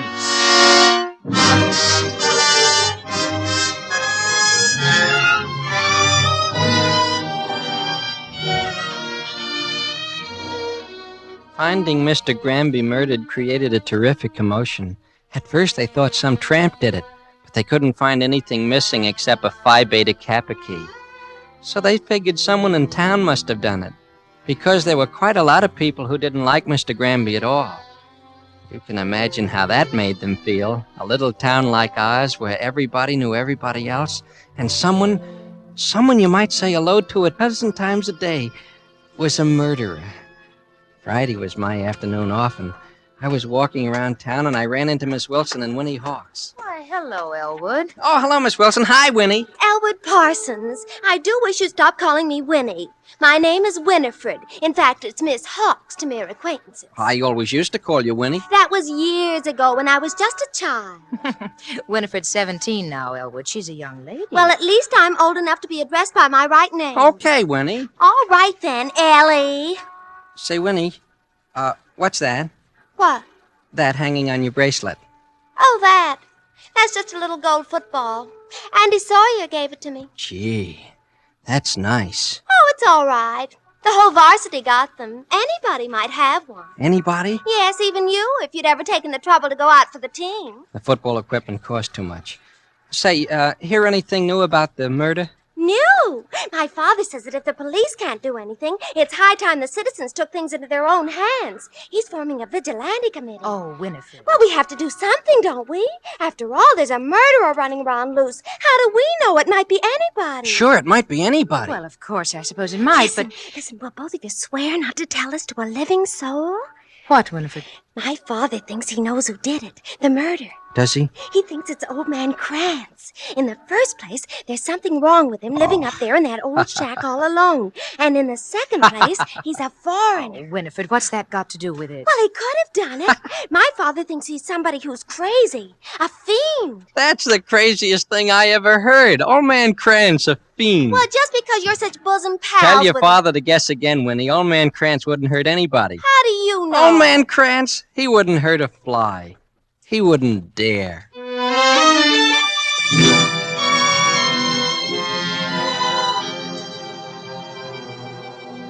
Old man Krantz was a little funny, all right, but it was funnier still, them thinking that he'd done it. That gave me the idea to go up and see him. His big dog Bismarck started making an awful fuss the way he always did, but I just banged on the door anyway. Who is it? It's me, Mr. Krantz, Elwood. Oh, why didn't you say so? Quiet, Bismarck. Wait a minute, I'll unbar the door. Hello, Bismarck, old fella. So, you finally come up to see old man Krantz again, huh? Yeah, and I brought you some old horseshoes. I'll just put them down here. Say, I thought I ought to tell you. I heard the screwiest thing in town today. Oh, so? What was that? You know about the murder? Yes, I know. Somebody said you did it. Oh, they did, huh? Uh-huh. They're getting up a vigilante committee. But let them come with their vigilante committee. I got my shotgun. I take care of myself. Oh, they won't bother you, Mr. Krantz. I told them they were crazy. They better not bother me. As far as that goes, I don't think they'll ever find out who did it. No? I don't think so. Do you? Well, somebody did do it. Oh, sure. Somebody did. He was strangled, I hear. He was. I saw him. Take a strong pair of hands to do that. Yeah, I guess it would. Well, what have you been doing lately, Mr. Krantz? Oh, nothing. Reading little philosophy this last few days. No more psychology? Oh, sure, but now I read a little philosophy just for a change. Been reading Schopenhauer. You know how he says it's the only way to escape the world? Suicide. Suicide? But he's crazy. My way of living is better than his way of dying. Well, why do you want to escape from the world, Mr. Krantz? Why? Look at it. Just look at it and tell me why I shouldn't want to escape from it. Well, I don't know, Mr. Krantz. There are a lot of things wrong with the world. Wrong? You just show me one thing that's right. Just one thing. And I'll go back. That's right. I'll go back. But in the meantime, while you got nothing else to do, we play a game of horseshoes, huh? Come on. I got the stakes all laid out. Okay. Say, what kind of horseshoes are these? They're all bent. Well, I didn't want to ask Charlie Vander for new ones. They're old ones that he takes off the horses. They just have to be straightened out a little. Yeah, that's right. You got a hammer or an axe Hammer. somewhere? You think I'm an old man and I'm weak, huh? You don't know how much strength I got. There, look. I straighten it with my bare hands. Shucks, I bet I can do it. Go ahead, try. All right. There. See? Yes. It's just as straight as yours. Yes, Elwood. It takes a strong pair of hands to do that.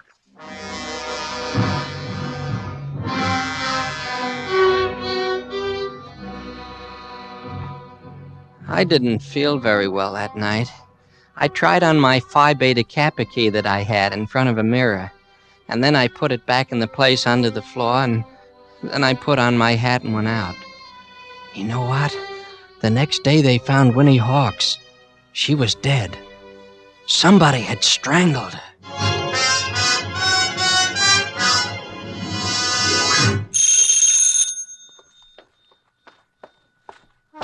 Hello, Elwood. Come in. I haven't seen you for quite a while, and I thought... Everyone's been so upset. It was such an awful thing. What? About Winifred. Oh, yes. It's strange what fate does. Oh, it's something a little more horrible than fate, I'm afraid. I thought maybe you wouldn't want to go out. I thought maybe you might like to listen to some music tonight, Miss Wilson. Why, yes, I'd love to. As a matter of fact, I've just got a new album of Stravinsky. They say it's very good. Oh, Stravinsky's wonderful. I think it's terribly exciting and emotional, don't you? Well, yes. And so imaginative. I'll get out the records if you'll start... What's that you got there, Elwood? What? That thing you're tossing up and down your hand? Oh, that's just a little watch charm I found. I carry it in my pocket, sort of for luck. It was a gold football, wasn't it? Yeah, I found it. I guess some fella lost it. Oh. Okay, sis, I'm leaving. Oh, hello, Dick. Oh, hi, Elwood. All right, Dick. Dad's here, so don't worry. No, Going hunting? Oh, the rifle. Hunting? You bet I am. Half the town is tonight. Didn't you know, Elwood? The committee's patrolling the streets because of the murderer. Oh, yes. I heard something about it. You ought to join up. It's every man's duty with a fiend like that on the loose. Well, maybe I will. Well, so long. Good night. Good night, Dick. Shall I put on the first record, Miss Wilson? Yes, all right.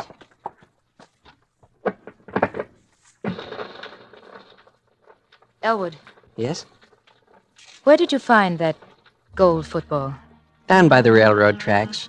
I guess some fella lost it who was passing through. I sort of collect things like that, you know. Oh.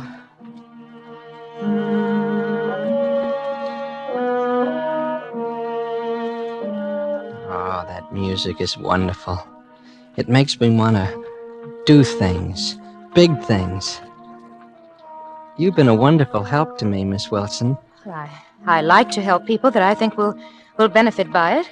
So perhaps someday they can accomplish something. I'm going to accomplish something someday, Miss Wilson. In a way, I already have. Sometimes I thought, if I were only a little bit older, or you were a little younger, we... That's one thing we know we can't accomplish, isn't it? We can't change our ages. No, we can't accomplish that. That's a lovely watch you have on, Miss Wilson. Oh, this. I've never seen you wear that one before. A friend of mine brought it back from Europe. May I see it? Of course. It's kind of complicated, isn't it? Yes, it's one of those Swiss ones. It tells the day of the month, too. Oh, it's really lovely. I'm glad you like it. I'd like to have a watch like that. Elwood, I can't listen anymore. I hope you'll excuse me. What's the matter, Miss Wilson? I'm very sorry, but suddenly I have a very bad headache. Oh, of course. I understand, Miss Wilson. Thank you, Elwood. Oh, you have nothing to thank me for, Miss Wilson. I'll go now. All right. Good night, Elwood. Good night, Miss Wilson.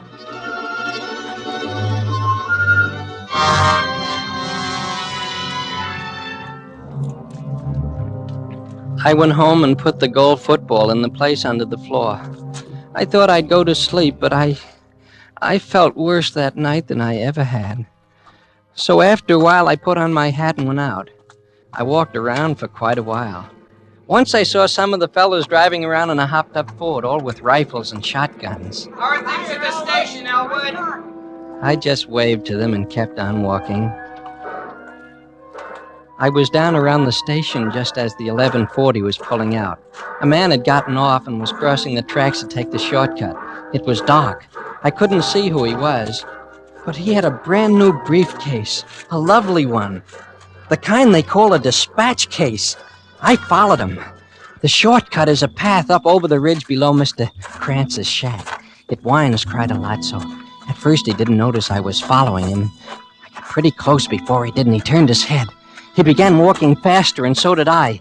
In a minute, he looked back again, and it must have come to him who I was because he started to run. Then I ran, too. When he saw he couldn't get away, all at once he made a quick turn up the hill towards the lights in Old Man Krantz's shack. He didn't yell or anything, but he dropped his briefcase now, and he was running as hard as he could. So was I, and I didn't stop. For a second, I was afraid he might wake up Old Man Krantz's dog before I caught up with him. He tripped over something and fell, and I was there before he could get up. He turned his face. Then suddenly it happened again. The same thing that happened with Winnie Hawks and Mr. Granby. It wasn't his face that I saw. It was the face in that picture. The face of my stepfather. My hands were closing around his throat.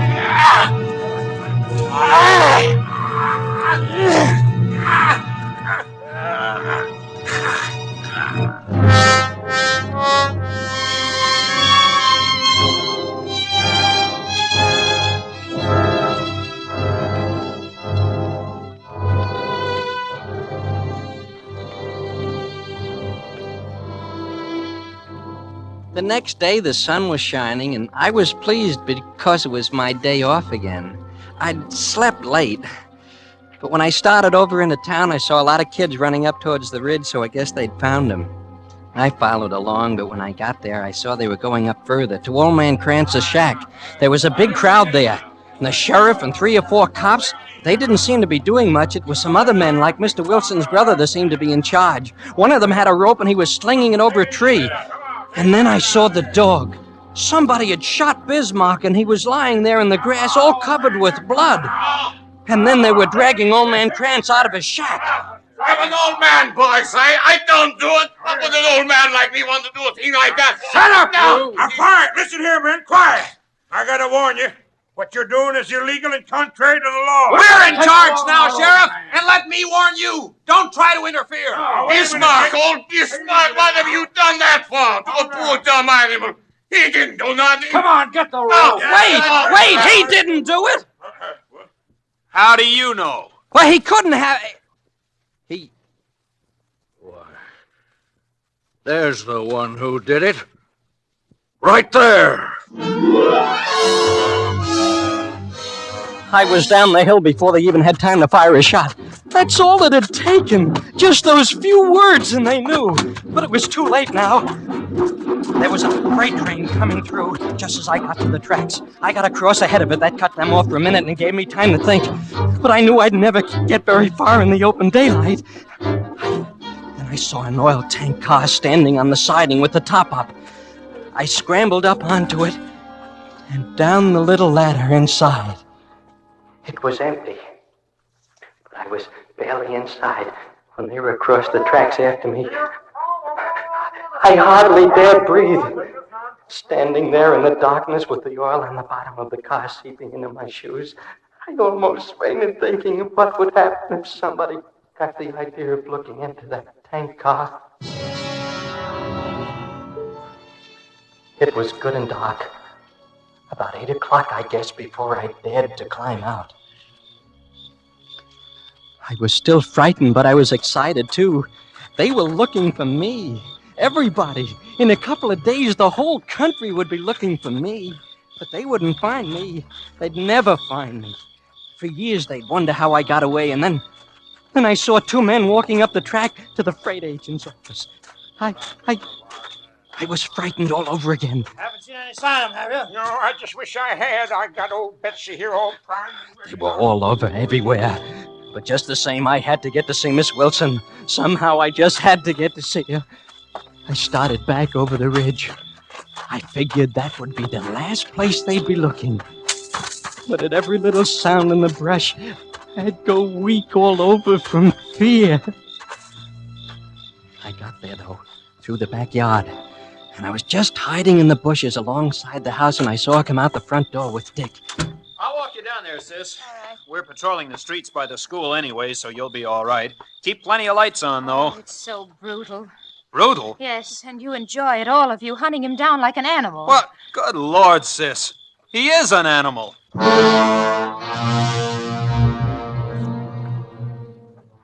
So I was an animal. Well, all right, then I was an animal, but I was a lot smarter animal than any of them. I knew she was going to the school, and I knew how to get into the basement. It was awful easy, really. And I was already inside when I heard her arrive. She had the place blazing with lights, but her room was right next to the basement stairway, and there was a fuse box just at the head of the stairs. It was almost too easy. Of course, I couldn't see her in there when I opened the door. Who's there? Miss Wilson? Don't be afraid, Miss Wilson. Elwood? I just want to talk to you, Miss Wilson. Oh, no. I just wanted to tell you why I did those things. You're a psychologist. You'll understand. Please, go away. It was those things like the Elwood. gold football, like your watch. No. Do you have your watch with you tonight, Miss Don't, Wilson? don't I come know near me. you have it. Don't. Nobody ever No. gave me a watch. No. They wouldn't even if I asked them for it. They tried to keep it from me. So I just have to take it. I just take it.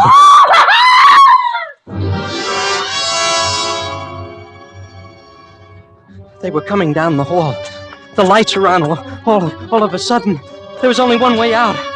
The window. I was cut some when I hit the ground, but I was all right. I started to run. And then I saw someone in front of me. He was aiming right at me. I turned and I ran the other way. I fell. Or something hit me. I tried to get up. Something hit me again. That's all I can remember.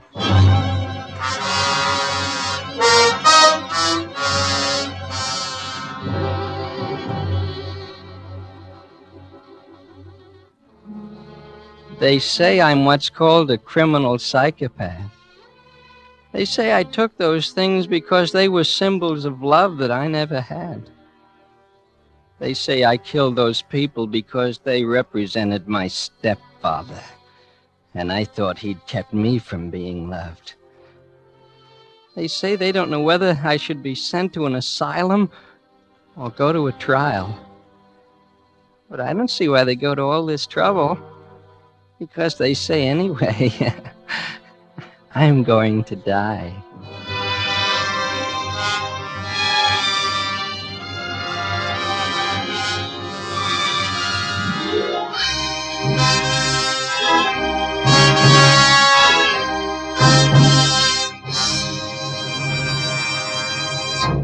As Roma Wines bring you Howard Da Silva as Homicide Lieutenant Ed Harvey in You Take Ballistics, Cornell Woolrich's remarkable study of the police mind at work, which is tonight's tale of Suspense.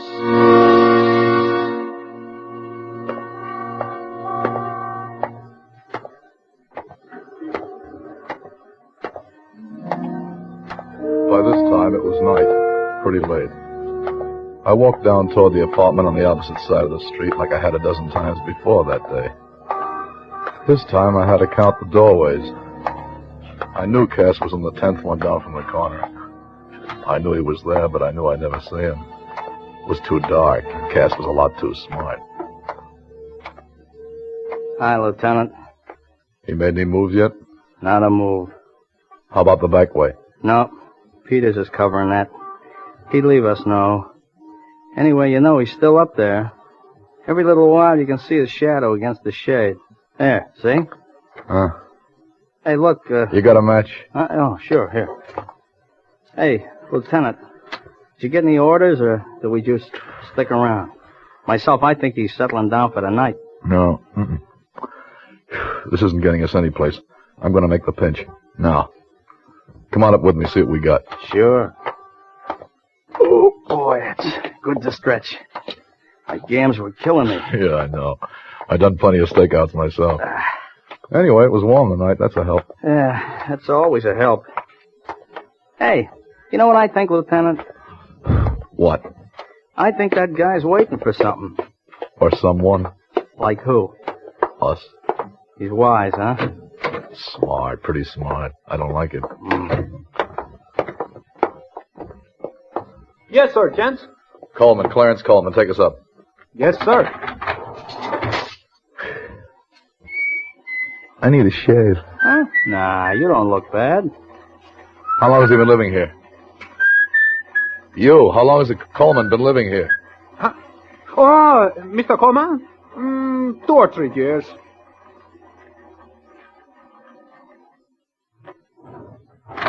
Second door We to know your... the way.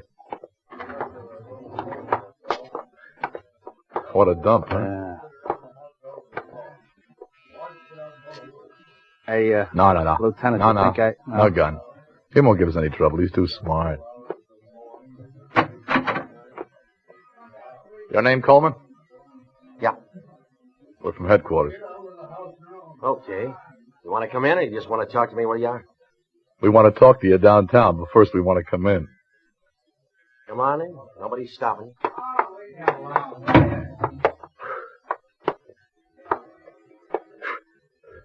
Look around, Cat. Yeah.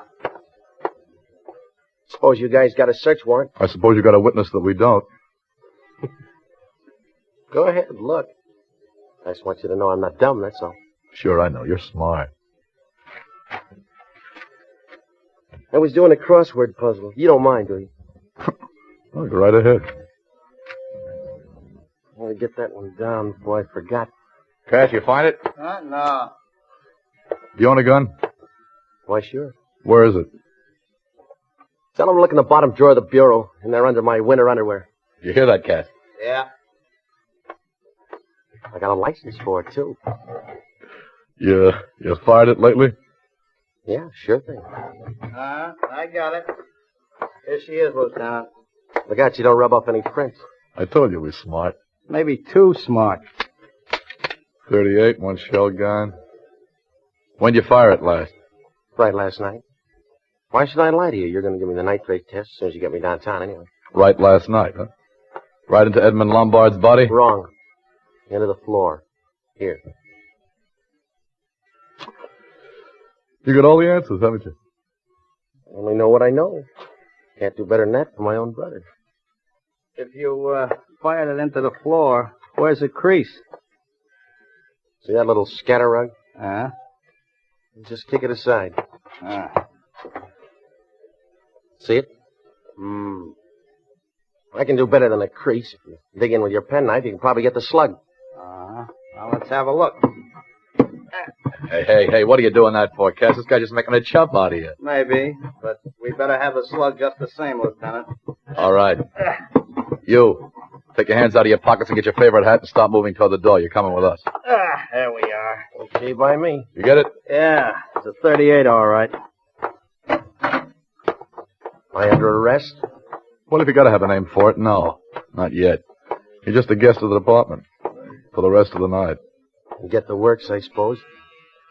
Cass, take him down the stairs, will you? I want to talk to this kid on the elevator for a minute. All right. Hey, wait a second. You got any more of that gum? Yeah, here. Sure, Lieutenant. There you are.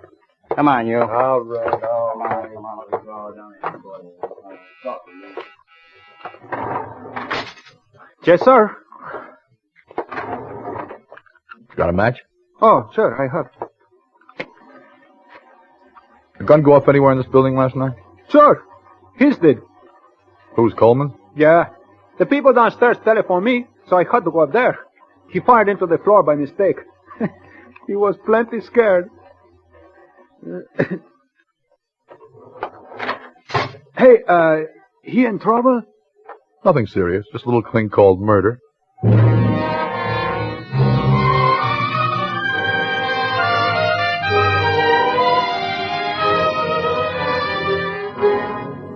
For Suspense, Roma Wines are bringing you Howard Da Silva in You Take Ballistics. Roma Wines' presentation tonight in radio's outstanding theater of thrills, Suspense.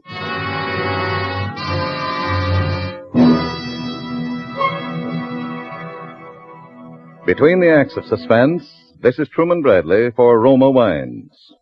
Next time you buy wine, remember this. For entertaining, for everyday pleasure, more Americans enjoy Roma than any other wine. That's because Roma wine tastes better, yet costs so little. Yes, in Roma wine you enjoy an important difference, an extra goodness in fuller bouquet, richer body, and better taste. To bring you this difference, this better taste, Roma starts with California's choicest grapes. Then Roma master vintners, with America's finest winemaking resources, guide this grape treasure unhurriedly to tempting taste perfection. Later, along with Roma wines of years before, these choice cuvées await selection from the world's greatest reserves of fine wines for your pleasure. Tomorrow, enjoy the better taste of Roma California wines. Whether you prefer sherry or port, muscatel or tokay, insist on Roma wines, your best buy in good taste. Remember, R-O-M-A, Roma, the greatest name in wine. And now Roma Wines bring back to our Hollywood soundstage Howard Da Silva as Homicide Lieutenant Ed Harvey in You Take Ballistics, a tale well calculated to keep you in suspense.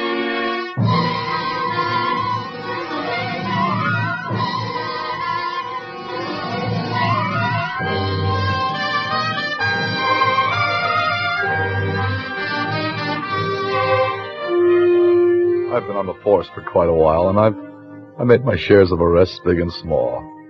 Little punks and chiselers and big-time racket men and crazy, wild-eyed killers.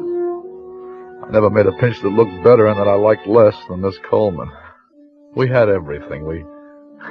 We had to make the pinch. And I knew it was going to turn sour the minute I walked into that apartment. And a sour murder rap is something, well, I personally don't care for. We didn't take him downtown. We took him over to a little precinct house up on the west side. And we didn't book him. We just tossed him in the back room and let him wait. Leffinger, my boss, got there about 10 minutes later. Did you bring him in? Yes, sir, he's in back. Here's his gun. He claims it went off into the floor last night by mistake. Oh, beat us to the paraffin test, huh? Well, he could have framed it that way after he killed Lombard. Yeah, he could have. Here's a slug, Captain. 38. Yeah. Turn the stuff over to Ballistics. Yes, sir. Hey, Cass, give me a light, will you? Sure. Okay. Yeah. Any report on the one they dug out of Lombard? Probably on its way now. Who are these two guys? The night elevator man that took him up to Lombard's apartment and the night counter man at a lunchroom about a half a block away. They recognize him? Positive. Well, let's go to work. Sergeant. Yes, sir? We'll want to spring these witnesses on them. One buzz, send in the elevator man. 2 buzzes the other guy. Okay, Captain. You think you'll sweat? You? No. Hi, Coleman. Sit over there. Sure. Put the light on him, O'Farrell. Yes, sir. All right, Coleman. Suppose you tell us what you did last night. Beginning when? Beginning when you left your apartment. Well, I went out about 9 o'clock. Walked over to 23rd and 7th. There's a cigar store there. I made a phone call. Who to? Edmund Lombard. Oh, so you did contact Lombard? Sure. Did I say different? Go ahead. You know Lombard's racket? You tell us. Collected bets on the nags. Only the long shots he wouldn't turn in. They never came in anyway, so who knows the difference? Only this one time, I get a tip on one that comes in. 20 to 1. Lombard can't cover. He lambs. I just catch up with him last night. On the phone, I tell him I want my dough. I tell him to meet me in an hour. Did he meet you? I didn't give him a chance. I went up to his place. You went up to his place? Sure. No percentage for me to lie. I know you got me placed up there. So you went up to his place? Yeah. He was already packing. Getting ready to lamb again. He kind of laughed and said, "You can't blame a guy for trying." I said, "I want my $2,000. Okay," he said. "You win." He asked me for a receipt so I can't come at him again. Fair enough. So I write one out for him on the hotel stationery.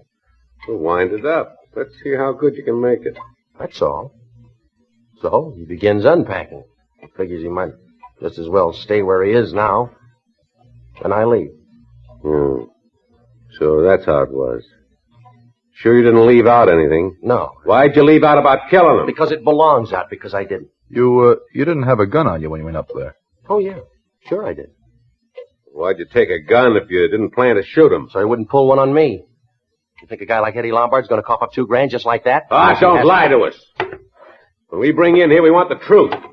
You shot him first and collected your dough afterwards. No. And then you wrote out your receipt to a dead man. No. That's how it happened, isn't it? No. Answer me, isn't it? No. No.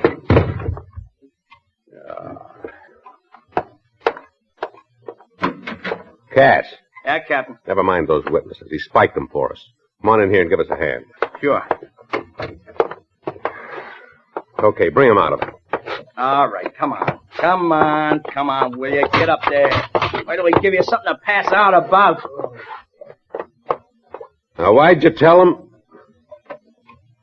You listening? Why'd you tell the night man that Lombard was staying and not to bother about his luggage? Because I was afraid he'd go up there and Lombard might think it was me again and take a shot at him. Because he was dead in there and you wanted to get clear of the building before he was found. If I did, I didn't go very far. I stayed in the coffee shop down the block for 15 or 20 minutes afterwards. Look, what'd you do with the money you took off him after you killed him? The dough he gave me. Put it in the bank first thing this morning. Take over, Cass. All right. Come on, Harvey. No. Wait till I wash my hands. You know, I need a shave.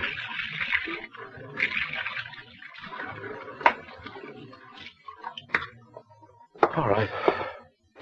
Come on. See you later, Cass. Yeah, Lieutenant. All right, Coleman, come on now. Why don't you... You know, if I'd hang around there much longer, I'd be liable to hurt him. You see what I mean? Yeah. How come nobody heard the shot? People next door were out, and down below they were asleep. You know, I don't like it. You notice how he beats us to the punch every time. We got witnesses for everything, except the killing. Which all adds up, but we got nothing but circumstantial. Wouldn't stand up in court 5 minutes. Yeah. Well, maybe ballistics will tie it up for us. Yeah, maybe. What's the matter? Don't you believe in ballistics? Sure, but you heard the guy. He's got every other angle covered. Not going to slip up on anything as obvious as ballistics. Don't you think he's guilty? I think he's guilty.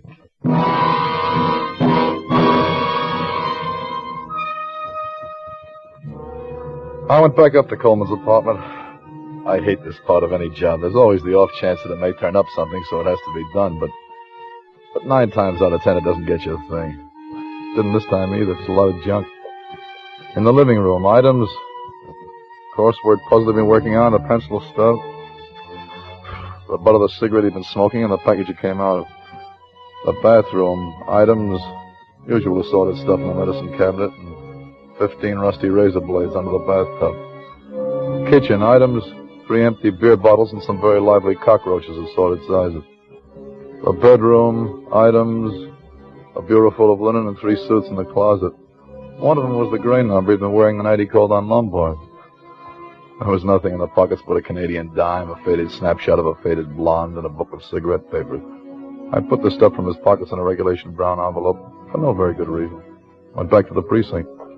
Effinger was still there, biting his nails. Did you get anything? If I did, I don't know it. How's he doing? How's he doing? How are we doing? Lousy. Yeah, so far. You're still sure of him, huh?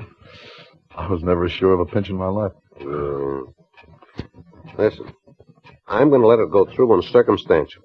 Ballistics will be sure to match his gun to the slug that killed Lombard, and that's enough to do it without anything else. I don't know. Say, what are you Yeah? Yeah, this is Leffinger. Well, it's about time. Well, you knew where to reach me. I told you I was going to bring him out here. Yeah? What? Yeah. Okay. Ballistics. Coleman's gun was a .38. I know that. Oh, you know that. Well, then maybe you know that the slug they took out of Lombard is a .32. So now what do you know? That does it. Yeah, it does it all right. No, I don't mean that. I mean he's our meat. He's the guy. You can't tell me different. I'm not telling you different, but ballistics is. And ballistics don't lie. You setting yourself up above ballistics? You take ballistics, I'll take human nature. That don't lie either. If you mean he did it with a .32 and then ditched it, you're wrong, because we checked all that. I know. I know he didn't. Otherwise, he wouldn't have shot that slug into the floor. But the slug in the floor was a .38. Listen, Cap, I've called on aldermen, yeah, and state representatives, but even they get a little scared when you say headquarters. But not this guy. He was waiting for us. He was calm. He was doing crossword puzzles. He was too calm. No, he's too smart. He's got everything covered. He's been ahead of us all the way. He's our guy, I tell you. He's our guy. He's our guy. He's our guy. Well, go on out and prove it then. All right, don't take it out on me, Cap. I feel as bad about it as you do. Yeah, well, you're the guy with all the big ideas. Go out and do something about it. All right, how long will you give me? Tomorrow morning. You can't hold him forever without booking him, you know. Tomorrow morning? What am I going to do at this time? Look, make it noon, huh? Give me a chance, anyhow. All right. Noon. And I'm stretching it for you. Yeah, thanks, Cap. Listen, wait a minute. You're not holding out on me, are you? I wish I was. I don't know a thing more than you do, Cap. I just know it's got to be our way, that's all. Yeah, gotta be. Hey, I think I'll take another look at him before I go. Oh, now listen, Coleman. We know you did it. Why don't you make it easy for yourself? Make it easy for you coppers, you mean? I know you guys. Anything for a pinch. What do you care if you got the wrong guy? All right. Okay, Cash. You can lay off. You got something? Yeah, the slug that killed Lombard was a 32. His gun is a 38. Huh? All right, throw him in a cell. We'll probably have to turn him loose in the morning. Morning? What's the matter with tonight?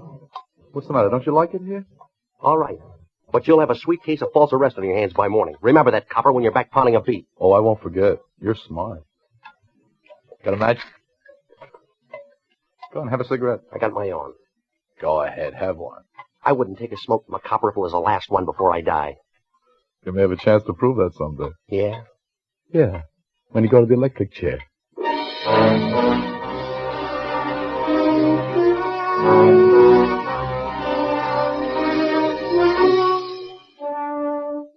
Well, that sounded good, but I wasn't too sure. You know, they say every criminal makes at least one mistake. Well, I wasn't too sure of that either. All I was sure of was that he'd done it, so there had to be some way to prove it. At first, I went back to his apartment. I went over the joint with a fine-tooth comb. Nothing. Then I thought of that suit in the closet. I got it out. I went over it inch by inch. Turned the pockets inside out. And right there was where I found something that gave me an idea, or rather, it was what I didn't find that I should have. I went out to Coleman's kitchen and made a pot of black coffee, and I sat down to think. And the more I thought, the better I liked it. It might not mean a thing. It might not even be possible, but it was all I had, So the next stop was headquarters and the pistol range in the basement. By the time I got through, it was daylight. At 6:45, I was waiting outside that cigar store at 23rd and 7th, where Coleman had made his phone call to Lombard. It was run by a little guy named Truhoff. We questioned him before, but this was different. The story wasn't open yet, but finally, after what seemed at least an hour and a half, I saw him. I saw Truhoff come puffing down the street. Well, Lieutenant, you're the real early bird, huh? You're late. Late, he says. What time you want a cigar store should open? The middle of the night. Come on, let's go inside. I want to ask you a couple of things. More questions. Didn't you ask me already everything but my grandmother's middle name? Yeah, I forgot that. That's why I came back. All right. So now what? About this Coleman. When he was in here... Sure. He telephoned from the booth back there. How can I hear what he says from way up here? I don't care about that now. He used to buy smokes from you, though, you said. That's right. Every day almost. Any particular brand? Sure. Always the same for 2 years. These here. Always machine-made cigarette? Always? Why not? What did he buy from you the night he was in here phoning? The same. Why not? You're sure he didn't buy these? Wait. Yes. If I didn't see them in your hand, I would never remember. Cigarette papers. For change, he said. To cut down expenses, he said. It was the first time he ever bought them. Did he buy any loose tobacco to go with them? Let me see. Why, I don't think. He didn't ask me, so I figured he's got some already. Okay. You can give me some now. Oh, sure thing. Hey, give me some matches, will you? Sure. Help yourself. Say, what is it all of a sudden with you, Lieutenant? You look like you just swallowed the cat that ate the canary. You're all right, Pop. And I'm going to fix you up. Yeah? Yep. To be a witness at a nice big murder trial. Free.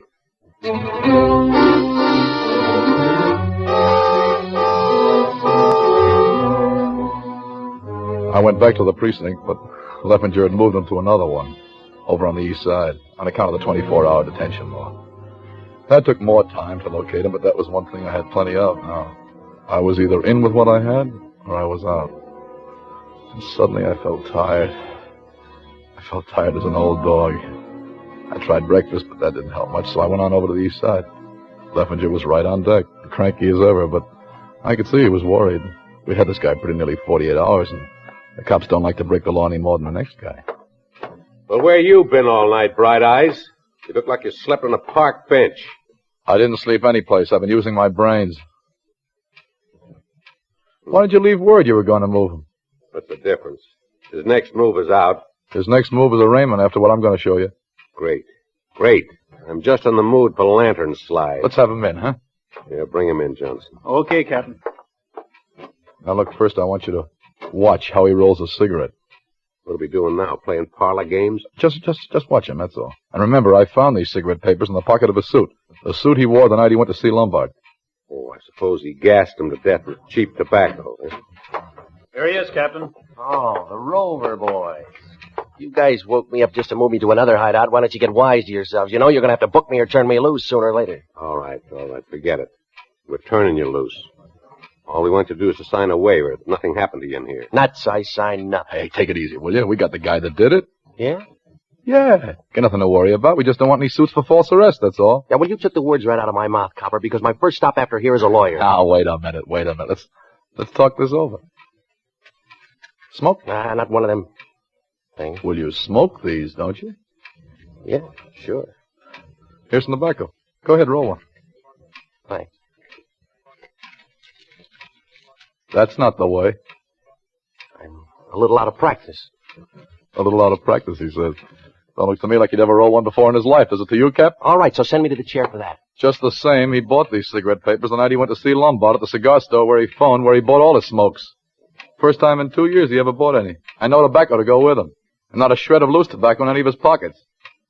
Now, why do you suppose he bought those cigarette papers that night, huh? You're telling it. I'm listening. Are you listening, Coleman? You're talking in your sleep. I'll tell you why he bought them. Better than that, I'll show you why. Let me have your gun a minute, will you, Cap? Yeah, sure. That's 38, right? Yeah. Same caliber as Coleman's gun? Right. All right. Now, here's a 32 caliber bullet. The same caliber as the slug that killed Lombard. Do you want to see it? I know a 32 when I see it. All right. Now, we take the 38 bullets out of your gun. Now we take this 32 bullet and about 3 of these cigarette papers. We double them over. We wrap them around the bullet. See? See how snug a 32 fits in your 38 gun now? Well, I'll be a monk. Now watch. Now watch how a 38 gun will fire a 32 bullet. I'll put it in the baseboard over there. That's ballistics, Cap. How do you like it? Ballistics. Ballistics? You take ballistics. I'll take human nature every time.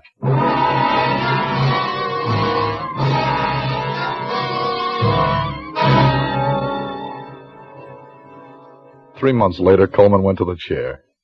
Whether he took a cigarette from a copper or not before he died, I don't know. And I don't care.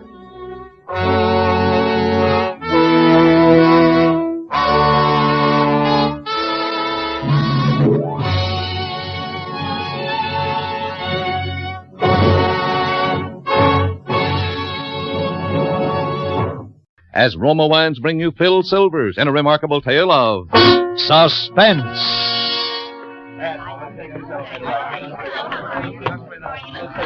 Up, car, please. Good morning, Mr. Griffin. Good morning. Get back in the car, please.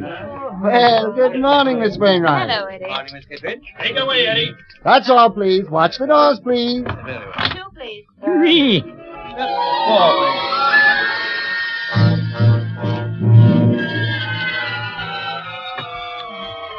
Well, that's the way it is with me all day long, see? I got my ups and downs, like they say. But I like it that way, see? Because I'm not going to be doing this forever. I'm not even going to be doing it very much longer at all. Because I got a job as an assistant to Mr. Garvey, the building manager. And the way I handle my car and my customers, I'm going to be a cinch to get it. In fact, I am so much a cinch that I have told Millie that that's what I am already. Millie is the manicurist at the Elite Barber Shop down in Lexington. And 3-4 times a week on my off hour, I jump out of my uniform and into my street clothes and go down there and get a manicure. I sort of got Millie staked out, see? And that's where I am on this day when all this happened.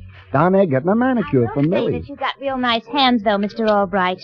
Real swan gay. Well, you see, for a man in my position... But I will also say that you don't really have to have them cared for quite so often. Oh, that... I mean, I wouldn't tell that to everyone, but some of my customers, I like to give them my very best professional advice, you know? Well, maybe I... Ow! Just let your hand relax, Mr. Albright. Yeah. Well, maybe I know that. Maybe I got my reason. Mr. Albright, I can't imagine what kind of reasons you'd Look, have. with a guy like me, nobody has to stand on many ceremonies, see? For instance, all my friends call me Eddie. Really? Sure, Mr. Garvey and everybody. Just like I call you Millie. That's all right, isn't it? Oh, well, sure, but me calling a customer, well, it makes a difference, you know? Is that all I am? Just another customer? Ooh. You must hold your hand still, Mr. Albright. Yeah, sure. But what I mean is just because I hold a slightly higher position than somebody else, that don't make any difference to me. That's my idea of democracy. Everybody is just as good as anybody else. Of course, unless you're a millionaire or something. Oh, well, what's so special about a millionaire? I got a customer that's a millionaire, and his hands aren't nearly as swan-gay as yours. Well, what I mean is, I'm not quite in that class, yes.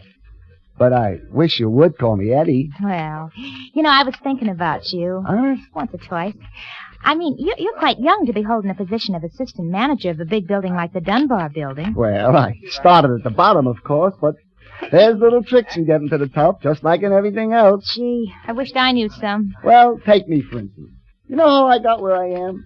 Remembering names and faces, that's how. Yeah? Yes, sir. When I was just merely an elevator operator. Remembering names. You mean a little thing like that can get you to A little thing like that? Listen, how do you suppose Jim Farley got where he is today? Where is he? I don't know where he is right now, but that's how he got to be Postmaster General. Just remembering names and faces. Just one little thing, that's all. Well, I don't know. He must have had some kind of other abilities. I mean, he must have been a bug on stamps or something. Oh, heavens forbid. Look at that cuticle. Well, maybe 1, 2 little things, but that was the main thing. Now take me, for instance. Oh, I'm sorry, Eddie, but you got to keep your hands still, you know. Oh, that's okay, Millie. Forget it. But I was just trying to show you something in the paper. See this picture? Yeah? Frankie the Nose Maddox. Former New York gangster who escaped from Atlanta 6 months ago, believed to be in the city. Oh, sure, I saw that this morning. Yeah, so did I. And when I saw it, I said to myself, Eddie, Eddie Albright, you've seen this guy somewhere before. And just like that, I remembered. Oh, well, I bet I could remember an ugly mug like that. Yeah, but suppose you only seen him 3, 4 times, and it was 2, 3 years ago. And he was always with a whole lot of other people. Eddie, you mean you know Frankie Maddox? No, but I took him up in my car. That was when I was just merely an elevator operator.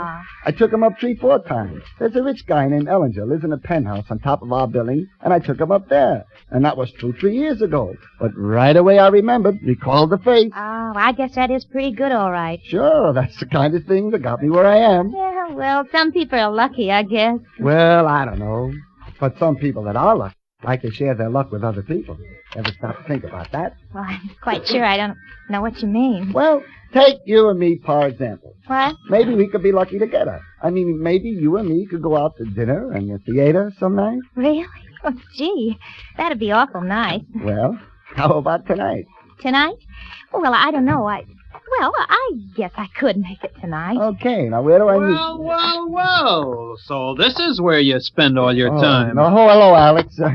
Millie, I just remembered something important. I gotta go. Yeah, but Eddie, I haven't finished. What's your hurry? You might at least introduce the little lady to your boss. No, oh, don't say dear. that. Then you must be Mr. Garvey. Millie, Well, I'm that's sure I'm not- pleased to meet you, Mr. Garvey? Say, what's this guy been telling you? Well, I really don't see what's so funny. No, All it's I know not. is that Mr. Albright here is Mr. Garvey's personal assistant in the Dunbar building. Is that what he told you? Look, Alex, can I just... Oh, Eddie, I'm ashamed. How could you do such a thing to such a cute little lady? Eddie Albright, you going to sit there and let this man talk to me? He better sit there because I am his boss. Millie, look. I'm chief starter on the Dunbar elevators, and little Eddie here is operator number 23. Eddie. And when I say go, he goes. And when I say stay, he stays. Millie, no. Look, Millie, I gotta go, I but... haven't finished your hand, Mr. Albright. Oh, Millie, let's not be bitter. Well, goodbye.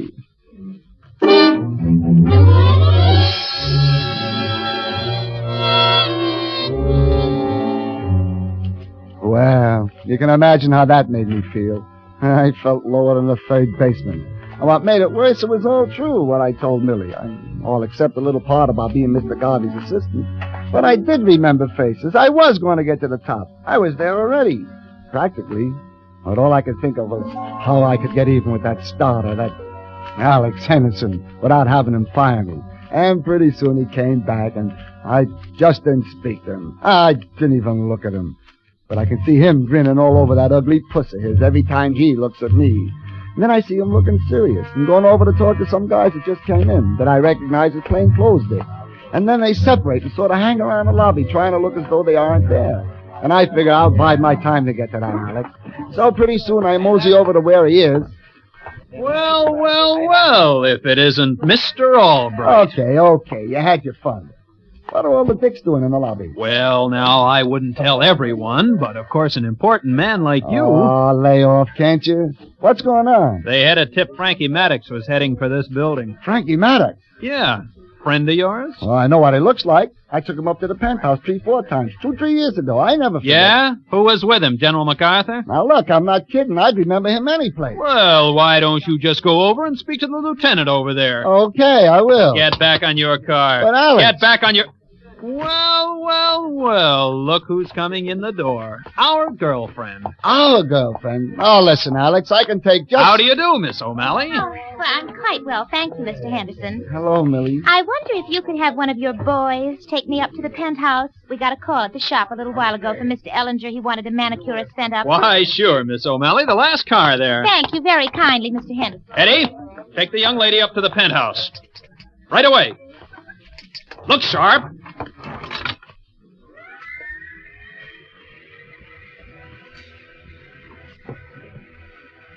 Millie. The penthouse, please. Now, listen, Millie, I can explain all what I said. And I do not wish to engage in any unnecessary conversation with the help, Mr. Albright. Oh, Millie, that guy's jealous, that's all. He knows when that job comes up, I'm a cinch for it, and he won't stand a chance.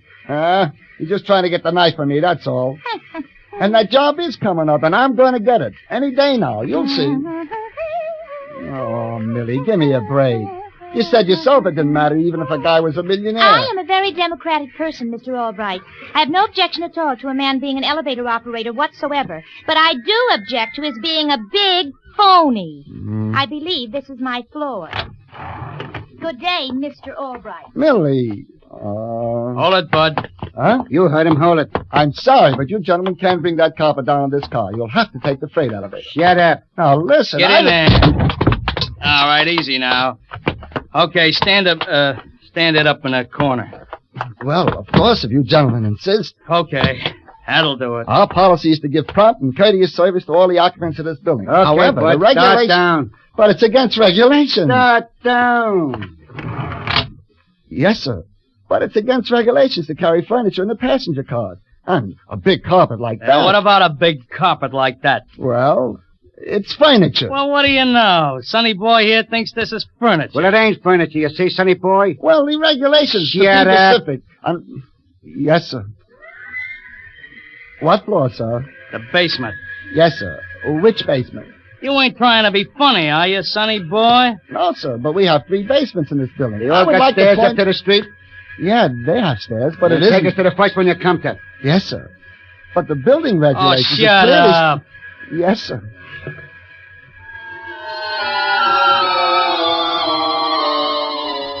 Well, like I say, we believe in giving prompt and courteous service. So I wasn't going to argue with anybody, particularly anybody as big and tough as these 2 guys look.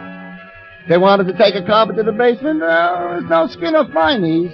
It was a big carpet, all right. It was rolled up, and they had it standing in the corner between them. And I glanced at it, just casual-like. And then I saw something that made my skin come up in goosebumps all over. Sticking out of the bottom of that carpet was a pair of feet. Hey, those guys had a dead body in that carpet.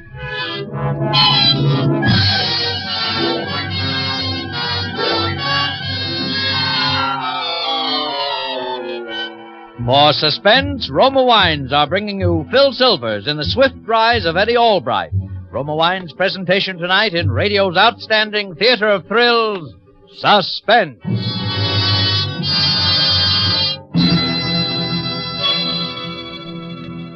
Between the acts of Suspense, this is Truman Bradley for Roma Wines. Make your Easter Sunday a day of gracious hospitality with America's favorite wine. That's Roma wine, R-O-M-A, Roma, enjoyed by more Americans than any other wine. Your guests will enjoy glorious golden amber Roma California sherry.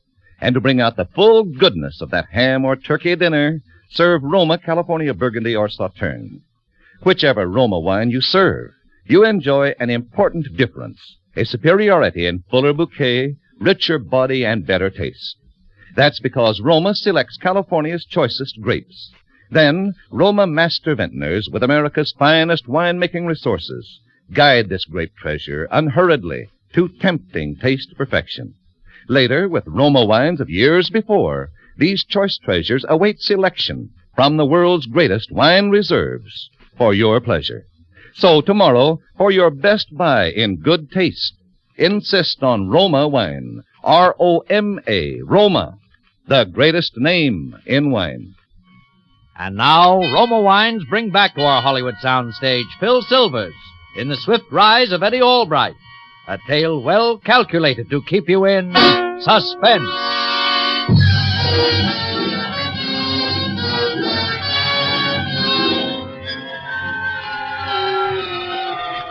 Well, when I saw those two tough guys had a body rolled up in that carpet, I just stood there at the controls of my car and tried to keep my knees from knocking until we got down to the first basement. Is this the basement? Huh? I'd say, is this the basement? Oh, yes, sir. Okay. All right. Let's lift it easy. All right. Can I help you? No, Take it never easy. mind. No. You got it? Okay. Oh, okay. Set it down. All right, sonny boy. You can beat it. Yes, sir. And, listen, bud. Yes, sir? If I was you, I'd forget I ever seen this, carpet. Understand? Yes, sir. What carpet?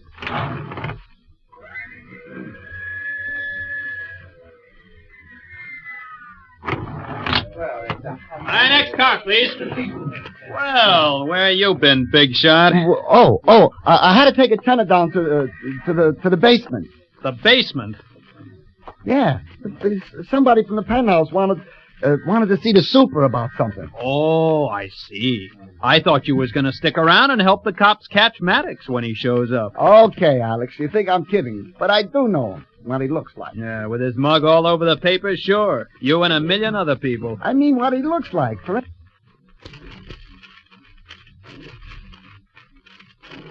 instance, I remember he's a medium-sized, small guy, about my size. Oh, a shrimp. All right, but you wait. If that guy comes into this building, I'll spot him, and I'll All grab right, him everybody, before all the right. cops Just can- stand right where you are, please. That's the lieutenant. It must be Maddox. Maddox? Now, there's no danger, folks, no danger.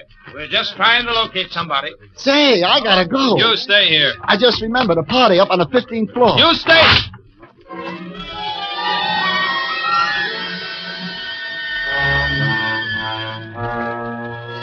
But see, I figured the cops had everything under control about this Maddox, and there was no use of my butting in until they need me. And so I'm sort of getting my breath and going past the 9th floor before I noticed the little guy in the car with me. A nice-looking little guy, and he speaks to me real friendly. What's all the excitement down there? Oh, well, they think some gangster named Maddox is loose in the building somewhere. Do they? Yeah. Maybe it was a good idea we started up when we did, huh? Oh, I don't know. Don't worry me none. What floor? The penthouse, please. Oh, you're looking for Mr. Ellinger. That's right. My girl's up there with him right now. Your girl? Yeah, she's a manicurist. Mr. Ellinger sent for her a little while ago for a manicure. Oh. Well, here's your floor. Say, wait a minute before you open those doors. I, got a little proposition to make to you. Proposition? Yeah, you see, Mr. Ellinger's an old pal of mine. He's a great guy for gags. I haven't seen him for quite a while. I want to pull one on him, see? Oh, well, yeah, but... I want to borrow your uniform. If we just swap coats, that's enough. It'll only take a minute. The whole thing. Oh, I'm sorry. I couldn't do anything like that. The regulations... Sure, I know. Would this help? Oh, no, I couldn't. You see, if... $100. Sure, with me and Ellinger, it's anything for a gag, and, like I say, it'll only take a minute. Well, I don't know. But $100? Oh, here, go on, take it. Now, give me your coat. Here's mine. Well, you sure it'll only take a minute? That's right. Okay, here you are. Okay, now let's go. You better come with me, though, so you can get your coat back and go right on down, see? Yeah, sure. I'll prop the car doors open.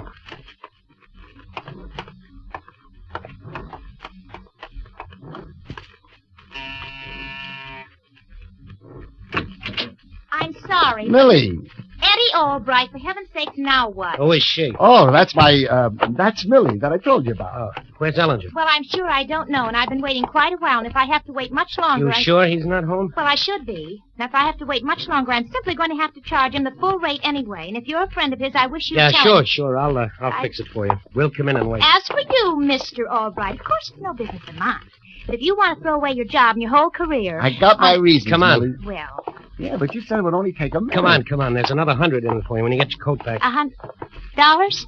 See? I told Your you. boyfriend and I are just pulling a little gag, miss. Boyfriend? Are you implicating that this... Well, I must say, someone has given you the wrong kind of an impression entirely. Yeah, okay, but you two could do quite a lot with a couple of $100, couldn't you? Suppose, you wait here in the front room, miss. We'll go on inside. But don't tell Mr. Ellinger we're here. We want to surprise him. Yes, sir, of course. That's $200. Listen, I can't wait long, you know. Yes, sure, I know. In here. Let's go out on the balcony.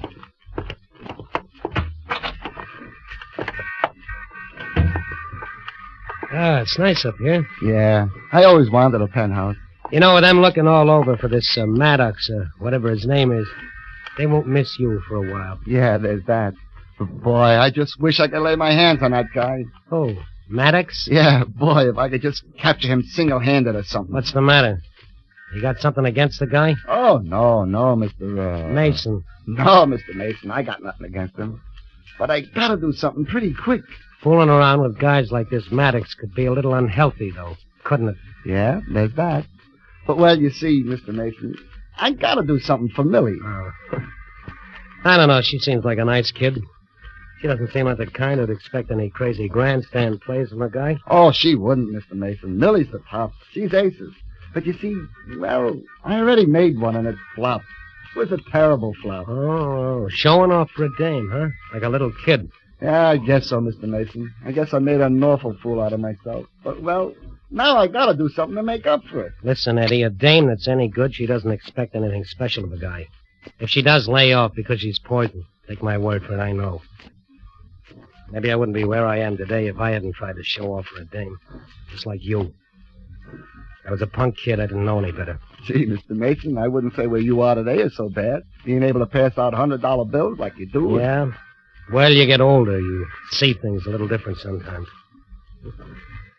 How'd you come to louse it up with her? Well, you see, it began by me telling about this job that I got as assistant to Mr. Garvey, the building manager. Only I don't have it yet.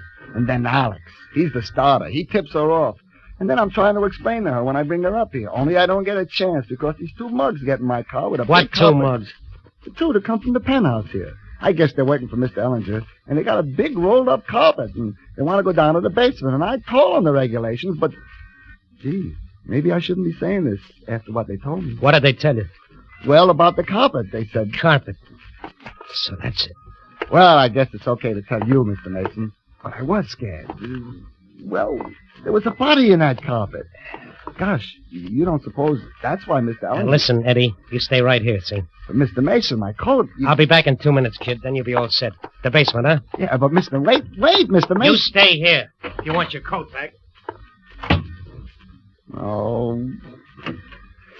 Well, Mr. Albright, I see your newfound friend has left you holding the bag. Oh, Millie, I don't know. Everything is going wrong today. Well, you can't say that your friends, or those who were your friends, didn't give you fair warning. You mean you're still my friend? I didn't say that. Just hope that Mr. Alex Henderson is your friend when you try to explain to him what happened to your uniform coat. Alex Henderson. Listen, Millie, you don't see anything in that guy, do you? Well, he's just a common I think Mr. starter. Henderson is a very high-type gentleman and not a big phony. Him? Why, he's the worst. And at least he is not ashamed of his position. He is, too. And seeing that he is your superior, Yeah, well, he feel won't be for long. I can tell you that right now. All right, Maddox. Reach. What? Don't try to stall him, Max. Get him up. They got guns. Maddox, hey, listen, I'm not Maddox. What do you I'm... think you're kidding? We know you've been having a doctor change your face the last 6 months. And then you think you're going to walk right in here and knock off Ellinger for that $50,000 he took you for. Well, you're a little late. You know why? Listen, fellas, you got it wrong. Don't you remember? I'll tell you why. Because... And we got tipped off and we got Ellinger out of here in a carpet. How do you like that? You know who is going to get it? You, Maddox. Oh, no. Hey, look, my girl, she fainted. And she's in luck. Got any last words, Maddox? Wait, listen, I'm not Maddox. I'm the elevator boy. I never thought I'd see you crawl, Maddox. Look, don't you remember? I took you down with the carpet to the basement. Go on, go ahead. I'm getting a big boot out of this. Hey, wait a minute. Maybe he's got something. Come over here, you. Yes, sir. Why, I think it is the elevator punk. That's me, sir. That's right. The elevator punk. That's me. Shut up. What do you think? I don't know. What happened to your uniform, punk? Well, there was a man. He was in my car. All right, turn around and get it. Maddox.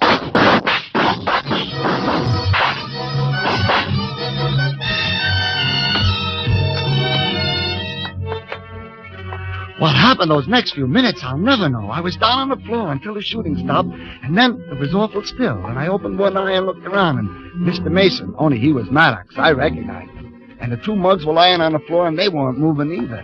And then I saw Millie lying there, too, and I rushed over to her. And I took her in my arms, and then she opened her eyes, so I knew she was all right. So I rushed back to Mr. Maddox to see if I could help him. On account of he was nice to me, whatever he was. But he was dead all right, I guess.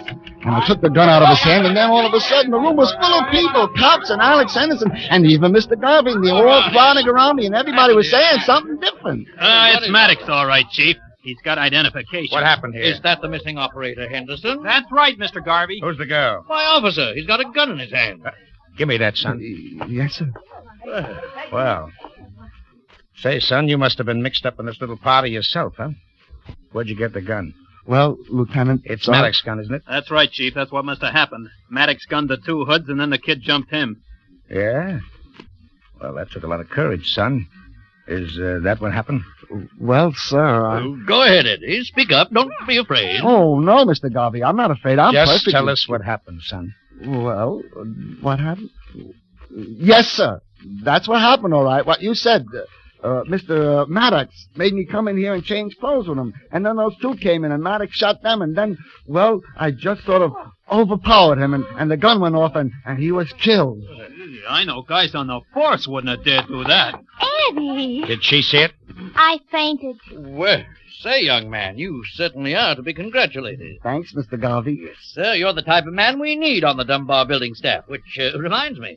There's a position as my personal assistant coming open. I think you could fill it. Come and talk to me about it in the morning. Oh, yes, sir, Mr. Garvey. Oh, Eddie! Hey, Chief! Yeah? Look, Maddox! He's alive! So he is.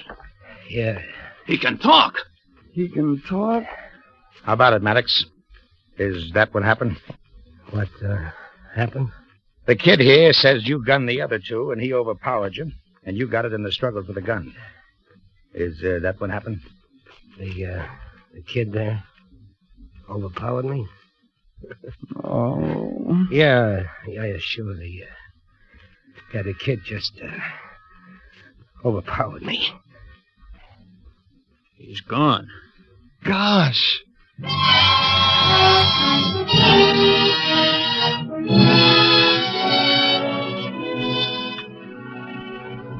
The reason I told this, well, Millie and I got married when I got the job at Mr. Garvey, and, well, something pretty important is going to happen pretty soon, and, well, I got to think of what Mr. Maddox said, and I told Millie the whole thing, because I didn't want to have a kid who could ever say his old man was a big phony. Hello, Eddie. Good morning, Mr. Albright. Alex? Car 3, sir? Take Mr. Albright right up. Oh, thank you, Alex. I've been watching your work. You're doing grand. Grand. Now, just look alive. Well, shall we go? Up, up, quickly, boy. Up.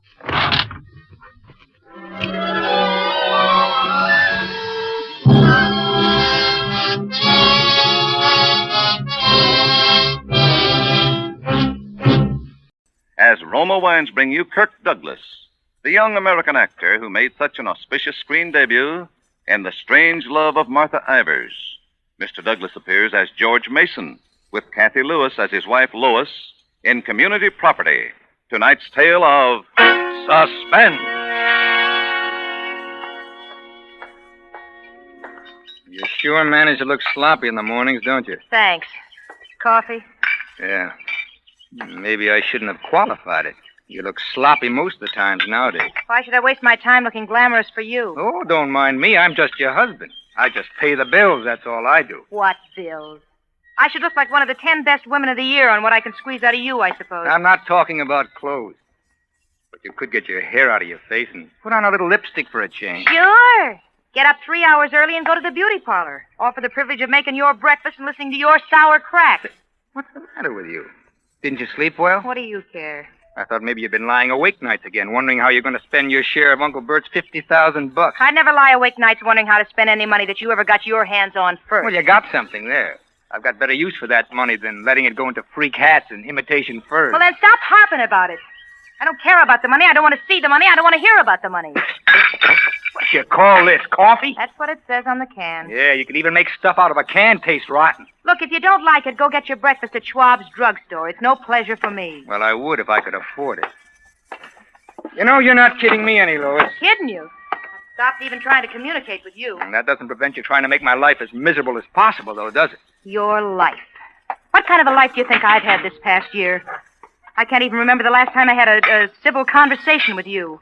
And if for anything else, I'm nothing more than a housekeeper around here, a housekeeper that doesn't get paid. Yeah, it's tough. Sometimes I wonder how you stand it. So do I. But I know why, all right. Oh, you know everything. I told you weren't kidding me any. As long as you think I'm going to get that inheritance from Uncle Bert, you'll stick to me like a leech, won't you? I told you I don't care about the money, and I don't want to hear about the money. There's enough about it. Even if your uncle is fool enough to leave it to you, which I doubt. Oh, sure, you don't care about the money. Not much.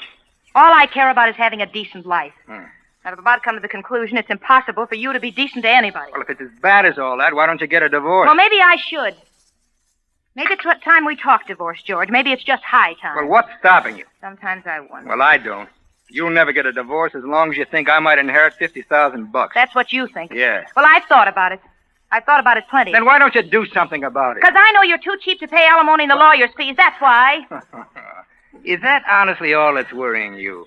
Well, I'm certainly not worried by any illusions I might ever have had about you. All right. I'll pay the lawyer's fees in advance, and any reasonable alimony you can get a judge to grant you. You mean that, George? I never meant anything more in my life. Brother, you've got yourself a divorce.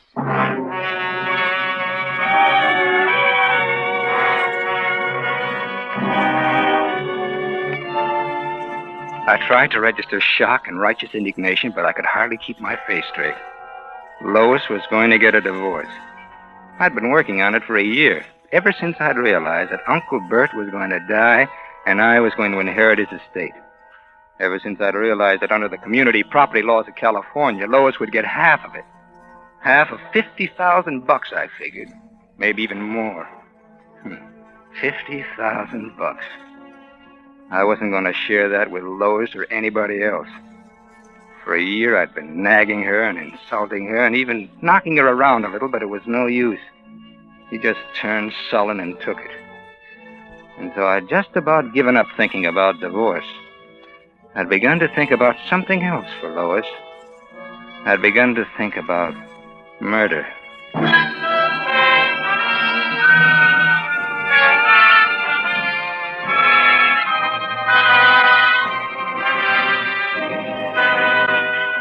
For Suspense, Roma Wines are bringing you Kirk Douglas in Community Property. Roma Wines' presentation tonight in radio's outstanding theater of thrills, Suspense.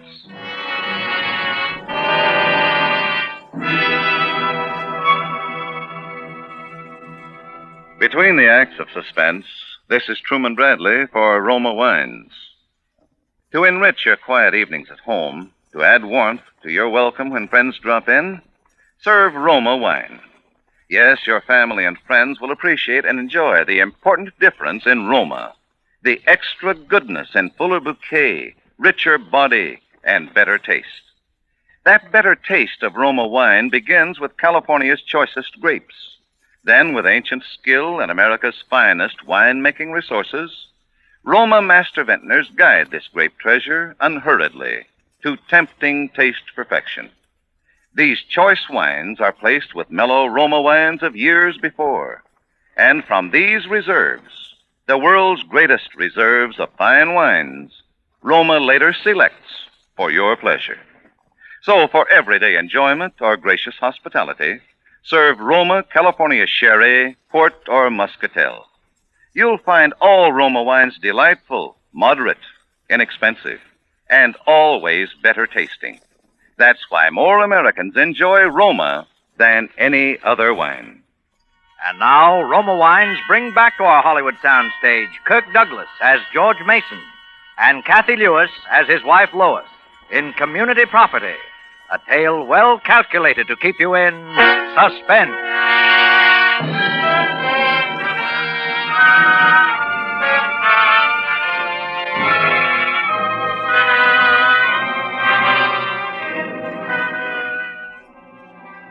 So now Lois is going to give me a divorce. At last. and Uncle Bert's $50,000 would be mine, as long as she started proceedings before I inherited. And knowing Lois, I figure now that she'd finally decided. She'd probably go to work on it that very afternoon. When I drove out to Uncle Bert's later in the day, I was feeling like a kid just out of school.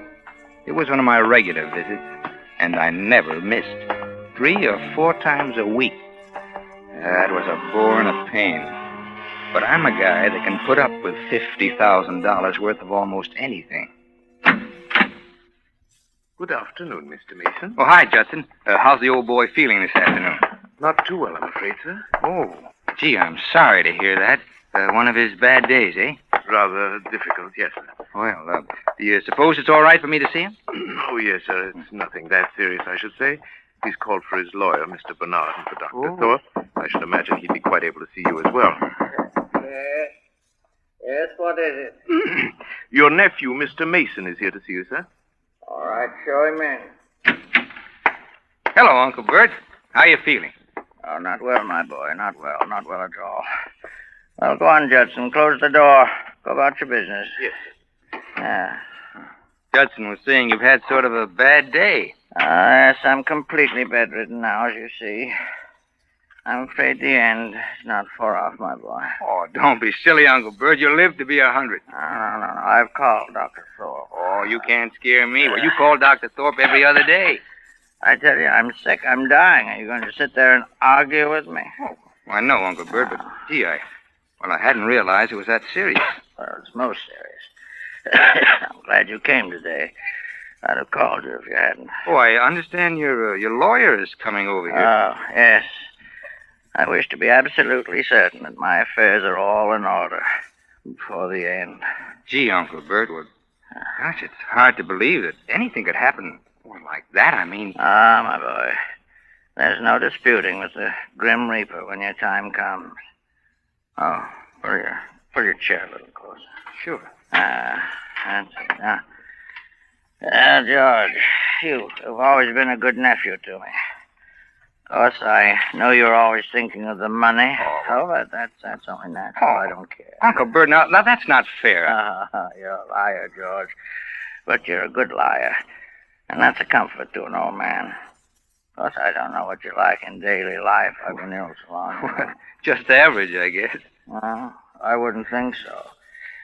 Now, I imagine you're mean and greedy and thoroughly dishonest when it's safe to be, as I was. It runs in the family. It's only natural, too. You make me sound like a pretty bad guy, Uncle Bert. All right. Only true to human nature, George, with a little dash of Mason family thrown in. Yes, you've always been a good nephew to me, George. Even though you may have been a hypocrite about it. And that's all anyone has a right to expect at my age. You won't have any reason to regret it. Well, I wish you wouldn't talk that way, Uncle Bert. What way? Well, about the money and things like that. Don't you want to hear about it? Well, have I ever asked you about it? No, you haven't, George. You've been very clever about that. But you may as well know now. Well, As my will stands now, my estate will be divided into 2 parts. Oh. Yes. 1/2 of my estate will go as an endowment to my old school, Weymouth College. Half? Yes. Oh, come in. Well, hello, Mr. Mason. How are we today? Old man's handing out bad news today. Hmm? Now, in your case, I'm afraid you're about to lose a steady source of income, Doctor. Oh, meaning... Meaning me. Yes, I'm afraid you're going to have to find some other victim to pay your office rent very soon now. Oh, well... Yeah, you know my nephew, of course. Sure. Hi, Doc. Hello, George. Oh, by the way, George, here's a prescription your wife asked me to write out for her. You might have it filled on your way home if you have time. Sure, thanks. Yes, bad news all around. Now, George here, I've just informed him that I'm leaving half my money to my old school. He looks mighty disappointed, doesn't he? Oh, now, Uncle Bert, well, it's your money. Why should I be sore? Now, the post, please, Mr. Mason. Yeah. Thank you. Of course, I haven't told him all of it yet. You want to hear the rest, George? Well, whatever you say, Uncle Bert. Really, Mr. Mason, you shouldn't be talking too much. Your condition's not as good today as it might be. Oh, I know that. But as I was saying... Sure. What was I saying? Oh, yes. Well, as a matter of fact, I'm leaving you fairly well provided for, George. Enough to give you a little start in life, anyhow. Now, take it easy, Uncle Bert. It's you I care about, not the money. You're an accomplished liar. That's the only word for it. But you can relax again. The other half is going to you. You know you didn't have to do that, Uncle Bert. Well, not that I don't appreciate it, but... I think it will help a little, George. You'll be able to use $500,000, won't you? What'd you say? Really, Mr. Mason, I must forbid you to get excited now. Your condition. Didn't you hear me, George? I said five. Uncle Bert.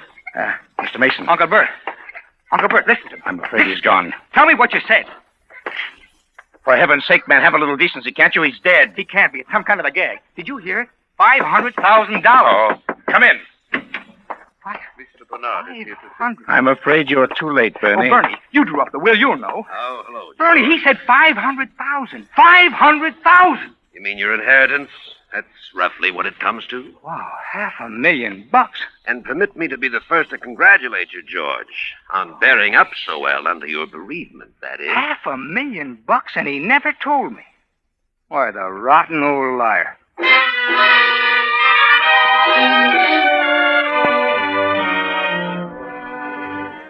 I left the house in a daze. I got in my car and started driving, just driving around. I don't know where I drove to. I just drove, and I must have spent that $500,000 500,000 different ways. But I wasn't in such a fog that I didn't do a little real thinking, too, about Lois. Because now if she got her divorce, she'd nick me for half that money anyway. And I wasn't having any of that. Not after what I'd been through. So it would have to be the other way. So I'd have to talk her out of the divorce, or it'd look too much like a motive. First, I wanted to be absolutely sure of everything. I spotted a corner drugstore. It was late by this time, but I had Bernie's home number, so it didn't matter. Then, on the way past the drug counter, I remembered the prescription Doc Thorpe had given me. I think I had the idea right then. Yes, sir? How long will it take you to fill this? Well? Oh, that won't take any time. Okay. Where's your phone? Just to your left, sir. Thanks.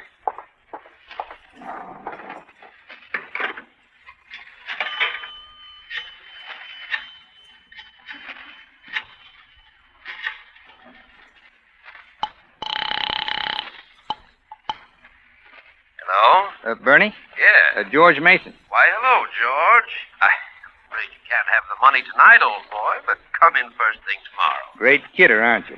Listen, Bernie, I wanted to ask you something. Anything you ask will be charged against you. Now on, George? Now, seriously, though, I met a friend of mine today, a Texas oil man, but he married out here, and, well, he's having a little trouble with his wife. Send him around. I'll give him a discount. Well, maybe I'll do that, but all he wants now is free advice.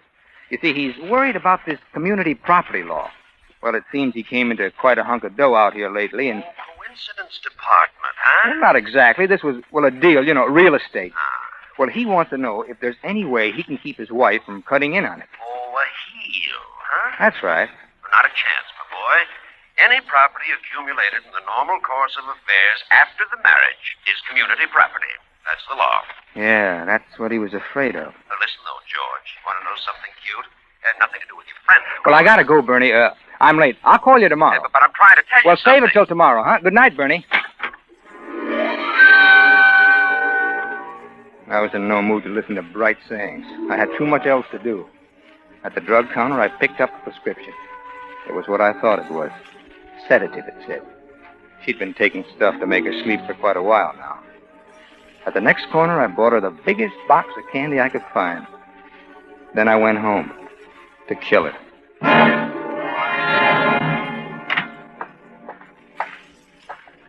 Lois? That's you, George? Yeah. You going to bed? Yes. You're late. Yeah, Well, I'll tell you about it. You don't need to. It's nothing unusual. I know it isn't, Lois, and... Well, that's what I want to talk to you about. Oh, here's something I picked up for you. What's this for? Nothing. I just thought you might like it. You must have wrecked the car or something. No, but, well, I've been doing a lot of thinking today, Lois. So have I. Well, you haven't done anything about that yet, have you? I mean, the divorce. Not yet. I know you're in a big hurry, but tomorrow will be time enough, won't it? Oh, now listen, Lois. Like I said, I've been doing a lot of thinking today. Well, it was quite a shock when you said that this morning. When I said it? Well, when it came up that way. I got to thinking. Well, I've been pretty rotten to you these last few months. Oh. Well, I don't know why, but I have, and I know. You haven't been exactly the ideal companion, George. Well, it's as though something was driving me, making me do things and say things that I didn't mean and I didn't want to, and I couldn't help myself. Gosh, I don't know what it's been. Worry, trying to scrape along with everything going sky high and running into debt and thinking about the old man's money. I don't know what it's been, but I know it's been awful. For me, too. And I know it's been 10 times as bad for you. I know, George, but everybody has those kinds of worries nowadays. I know, and well, they don't take it out on somebody else the way I have, but when you talked about divorce, it made me realize I love you, Lois. I don't know how I could ever get along without you. Do you really mean that, George? I never meant anything more in my life. Just give me another chance, Lois. I'll do anything. I'll go to a psychiatrist or something. I know it's been my fault, but I can change. If you'll help me, I can change overnight. It'll be the way it used to be, huh? Oh, George. Oh, now, darling, I know I've been a terrible heel. I knew it wasn't really you. It hasn't been all your fault either. Yeah. I've been sullen and nasty, but I had to do something just in self-defense to keep from going crazy.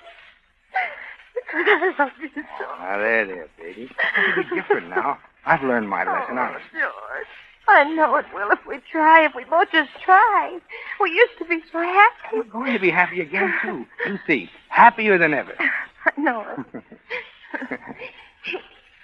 I think I'll really sleep tonight for the first time in months. Good. I've been so nervous lately, I've just been a wreck. Oh, say, that reminds me. I ran into Doc Thorpe today, and he gave me a prescription of yours. I had it filled on the way home. Here.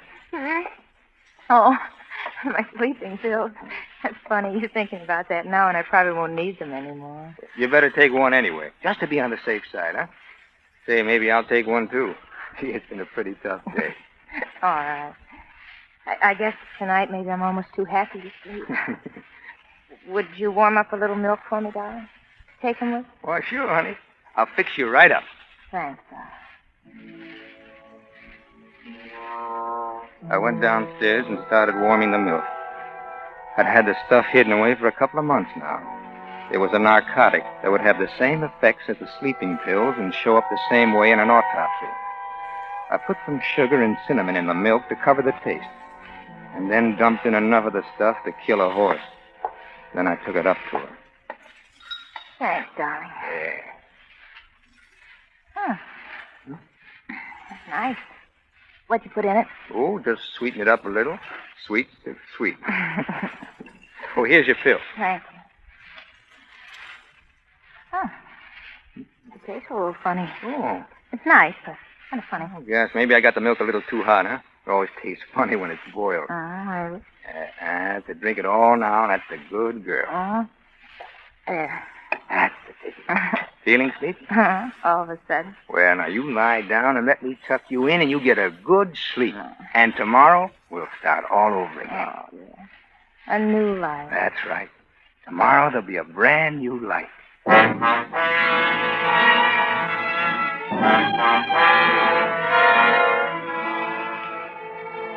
I took the glass downstairs and washed it out thoroughly and brought it back again half empty.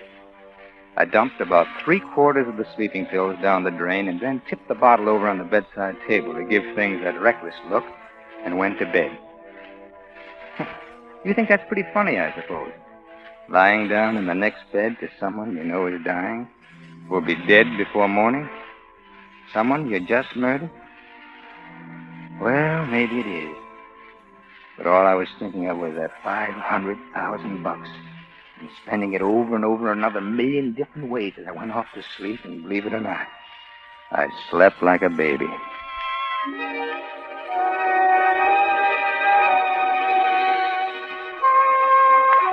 I woke up early, feeling great, not knowing why for a minute, and then I remembered. I went over to look at Lois. She was lying just the way I'd left her. I put out my hand and touched her arm. That was all I needed to know. She was cold. Stone cold.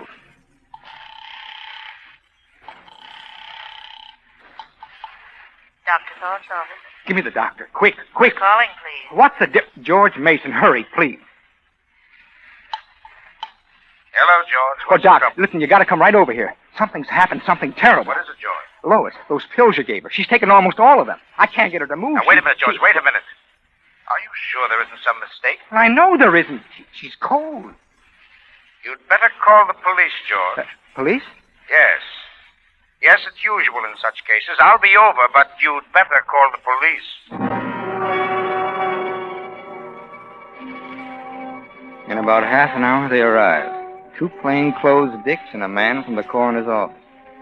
He and one of the dicks went in to look at Lois, and the other one stayed outside talking to me. I know it's a trying time for you, Mr. Mason. I can't understand it. I can't understand it. Had you and your wife had any quarrels? No, well, we had our little spat, but nothing more than any other married couple.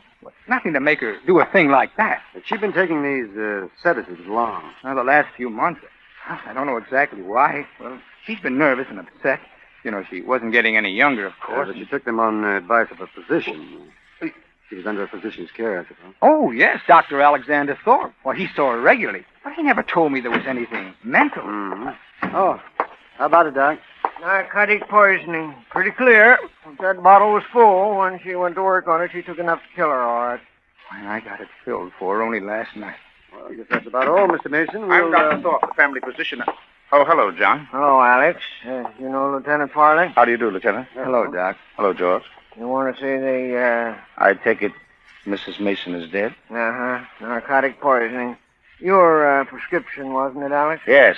Yes, so it was, but I'm afraid there's some discrepancy here. Discrepancy? Yes. I had been prescribing sedatives for Mrs. Mason for some time. Lately, however, I reached the conclusion that her mental health was such that the possession of drugs in any quantity would be dangerous. My last prescription, therefore, contained no sedative of any kind. What did it contain? Nothing. Sugar and a neutral base. Quite. If Mrs. Mason died of poisoning, the poison was administered to her in some other form. You said, administered? I did. From the evidence, I can reach no other conclusion. Neither can I. Well, Mr. Mason? Can I call my lawyer? You're entitled to do that. And from where I sit, Bud, looks like you're going to need a good one.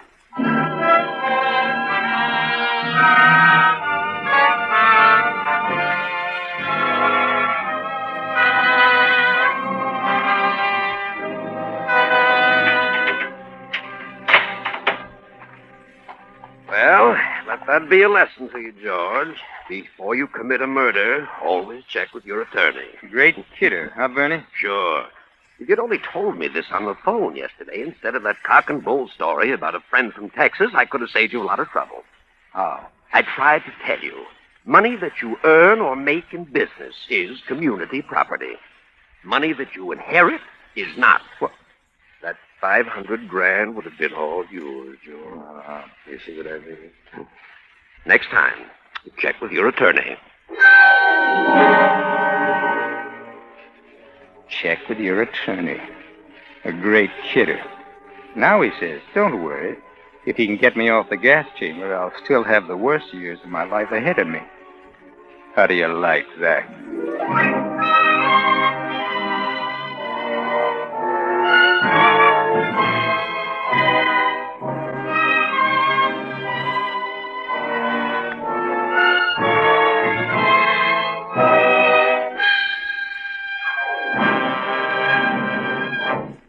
As Roma Wines bring you Lloyd Nolan in a remarkable tale of Suspense.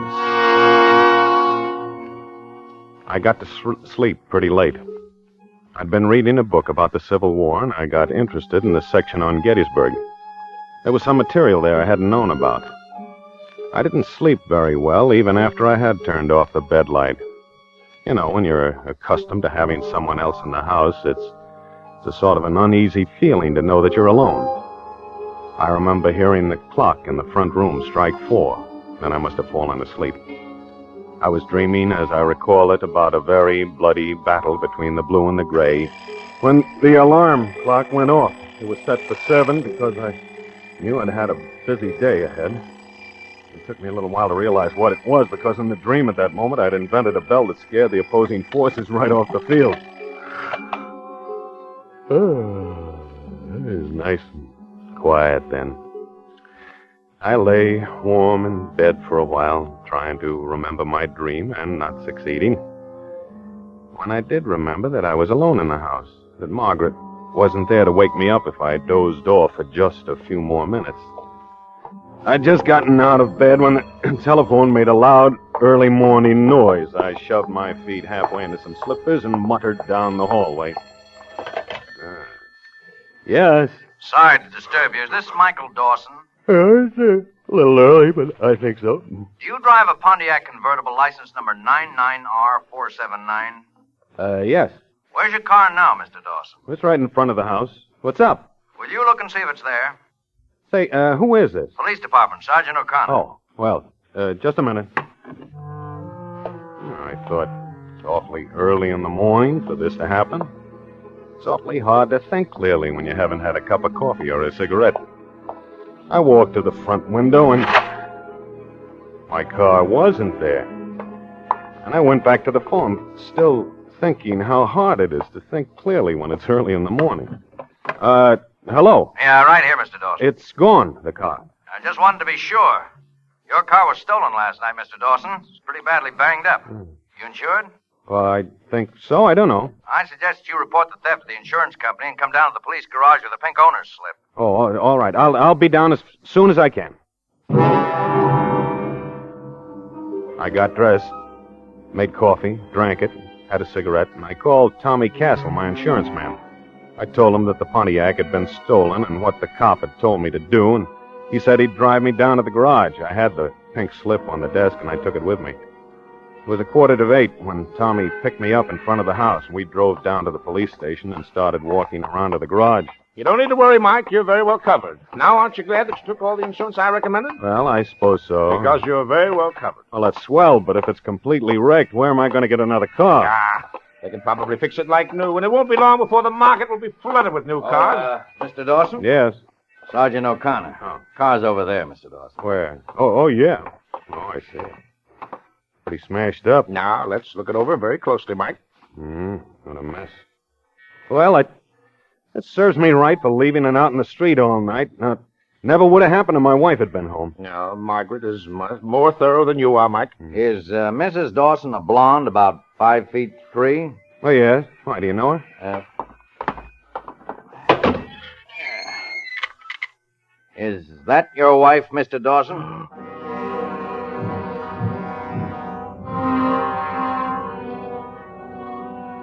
Stuffed in the trunk of the car was Margaret.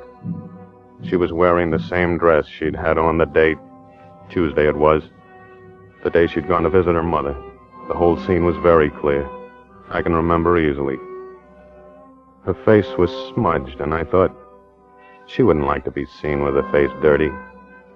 And her clothes were badly rumpled.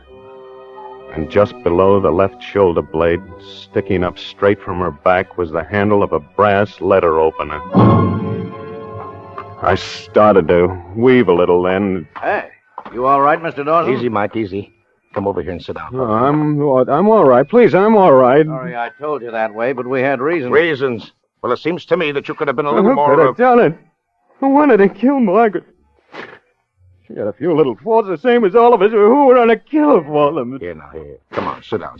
Looks like our local Jack the Ripper again. Stabbing, the whole general setup. He never did anyone any harm. You better take him home. In a minute. Let him sit here a while. Margaret. Poor little blonde Margaret.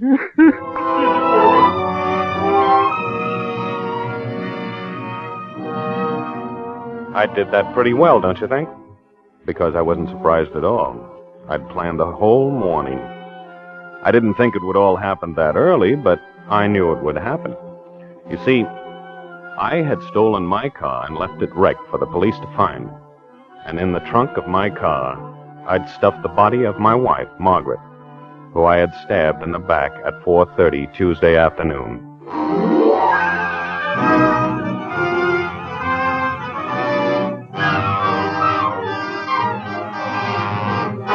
For Suspense, Roma Wines are bringing you Lloyd Nolan in Green-Eyed Monster. Roma Wines' presentation tonight in radio's outstanding theater of thrills, Suspense.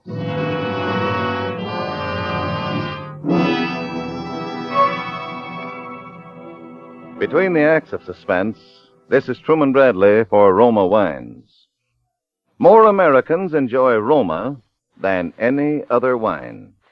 Yes, Roma is America's favorite wine for everyday pleasure, for gracious hospitality.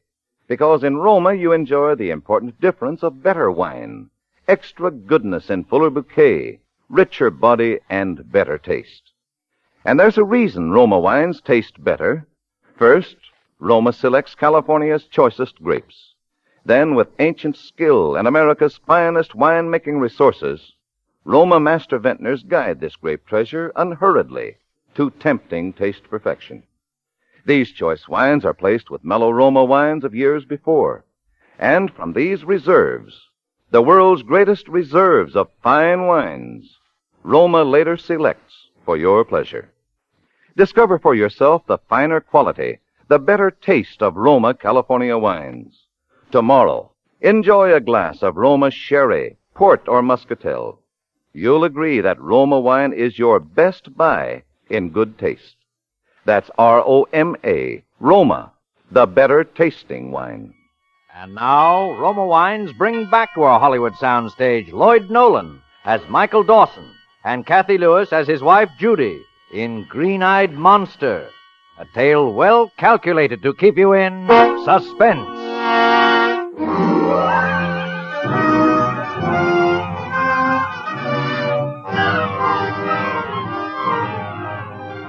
I was, of course, the prime suspect in the murder of my wife, Margaret.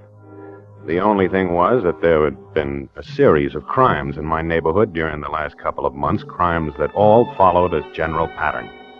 And since I was clever enough to fix Margaret's murder so that the death was as neat as the others had all been, it was decided at the coroner's inquest that the murder had been committed by a person or persons unknown, by which they meant the Jack the Ripper character that was running around loose.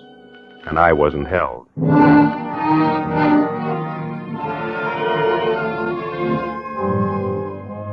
I waited a decent week after it was all over. And then I called Judy. My Judy. Oh, she was so beautiful. She was tall and brunette and willowy and beautiful. With the loveliest green eyes you ever saw. She answered the phone right away and said she'd be right over. Coming, honey.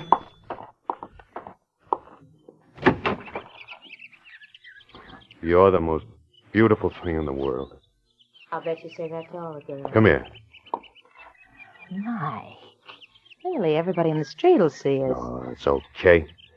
Say, where'd you get that dress? An old aunt gave it to me. It didn't fit her anymore. Mm-hmm. Fits you. Thank you. Come on in. In the kitchen. Have you a new recipe for poached eggs? No, I want to tell you something. A story, Mike Sawyer? A story, a beautiful story about a lovely brunette and a guy who's nuts about her. Who could you mean? Come here, will you? You're very friendly today. Well, you shouldn't have worn that dress. This is the way it affects you. I wear it all the time. Have you missed me? Sure. Have you missed me a lot? Naturally. You love me, don't you? Of course I love you. You rehearsing for your bar exam? Come on. Sit down there. All righty, I'll sit down here. Cup of coffee? A cup of coffee. Okay.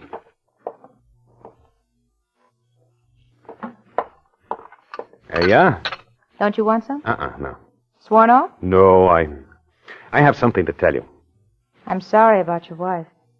Yeah, it was quite a blow. I'll bet. What do you mean by that? I thought you said you loved me. Well, I do. Then you aren't too sad about Margaret, are you? Well, it's a shame that she had to end up that way. You know how those things are. Give me a kiss and stop talking so much. New perfume? Mm-hmm. Where'd you get it? Oh. Where'd you get it? Well, really? Do you own me or something? I want to know where you got that perfume. Sit down and relax. What's the matter with you? I ought to slap your face. You do, and I'll slap you right back. Oh, Judy, I love you. Of course you do. Well, that's what I want to know. I get jealous. Naturally. Do you love me? Sure. But you don't act like you love me. Do you want me to gaze at you with great fawn eyes? No, of course not. What do you want? I want you to tell me that you love me. Why? Because Go on. Well, I've proven how much I want you. I think that you should return the feeling. How have you? Have what? Proven how much you want me. Why, by telling you over and over again that I love you, by loving you more than Margaret. Why? By killing Margaret? What? You heard me. What makes you think I killed Margaret? Didn't you? Now, look, Judy. Now, this is a pretty tough way to treat Didn't you? Yes. Then I love you. Kiss me, Mike.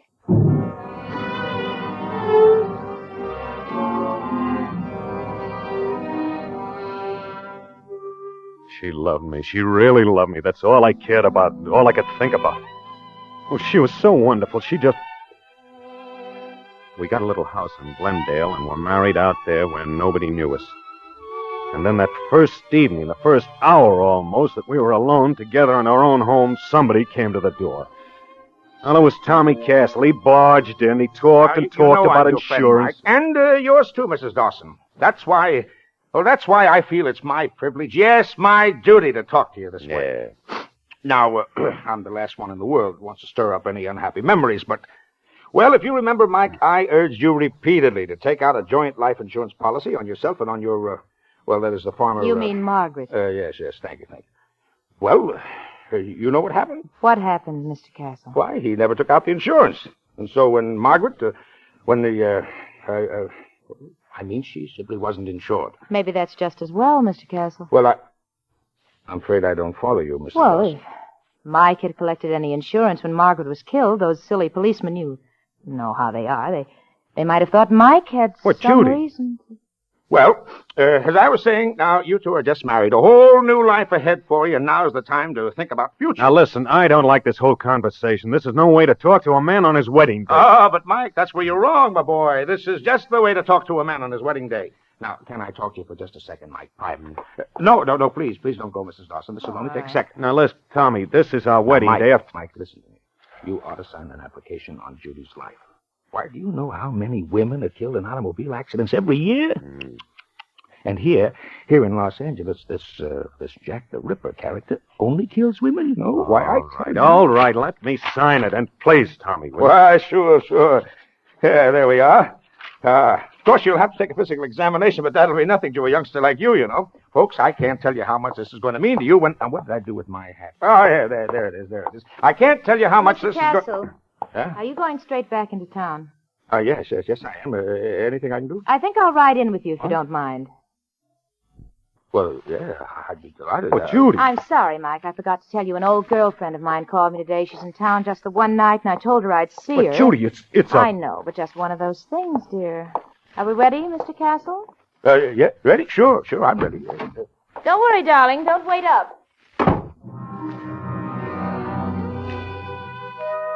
Well, I just stood there. I didn't know what to say or what to do. Our wedding night. I moved the curtain aside and watched her go down the walk with Tommy. She was holding onto his arm real tight, too tight. She smiled up at him. I went into the living room and tried to read Sandberg's Lincoln. It's quite a book, 5 big volumes. Oh, but I couldn't read. By midnight, I was in a blind rage. I was going to get in the car and go look for her. I was going to call the police. And a minute later, I was in a cold sweat of fear that something might have happened to her. And then back to a blind, scalding jealousy again. Finally, it got to be 3:30 in the morning.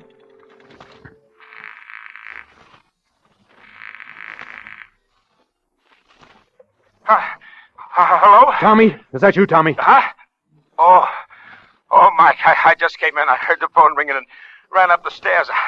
I'm a little out of breath. Where's Judy? Huh? Judy? Oh, you mean the missus? What? I don't know. Didn't she? Where did you see her last? Why, I let her out at Sunset and Western, and that was about... Oh, you did you? Oh, of course I did. Good gosh, Mikey, you don't think that I... Hello, darling. I told you not to wait up. It's 4 o'clock in the morning. I know, darling. I'm sorry. Poor Ethel wanted to talk about her troubles. I just couldn't bear to leave. And I smell coffee. Poor Ethel. This was our wedding night. Darling, you're white as a sheet. And you're trembling. But sure I am. Wondering about at this hour in this Jack the Ripper character. What was that? Where have you been? What have you been doing? Well, I just told you, Ethel Darcy. Now listen to me. Listen to me.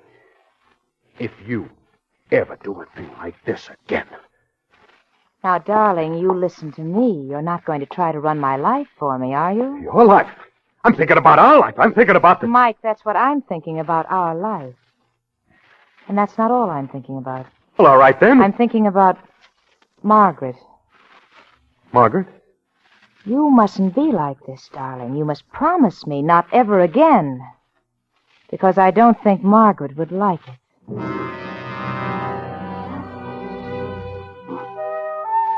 She couldn't have made it much plainer, could she? And that's the way it was. From then on, my life was a nightmare. Someone you're crazy in love with, and crazy jealous of. Wondering where they are, who they're with. Not able to do a thing about it.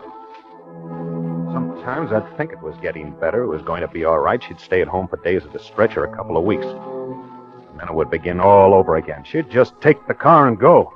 Always some girlfriend, she said. Girlfriend.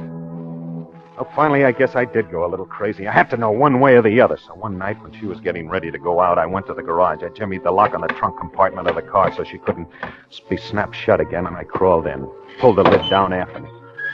It must have been crazy because it never even crossed my mind until I was lying in there all scrunched up in the dark about the last time anybody'd been in there. I mean, Margaret.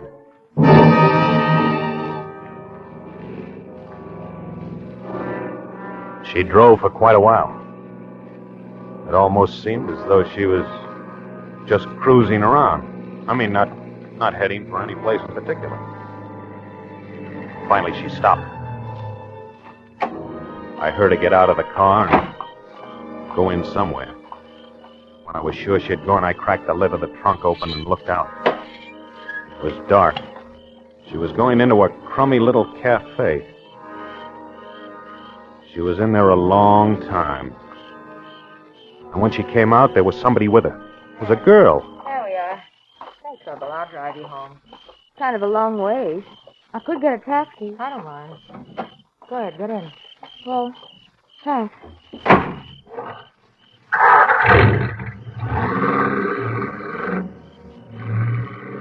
So it was a girlfriend. This time, anyway. And then the car was stopping. I cracked the lid of the trunk again. It was a nice night. The convertible top was down, and I heard it all. But this isn't the way. Why are we stopping? You'll find out. Get out. Get out? Don't argue. Get out. Say, if this is your idea of a joke or something, all I can say...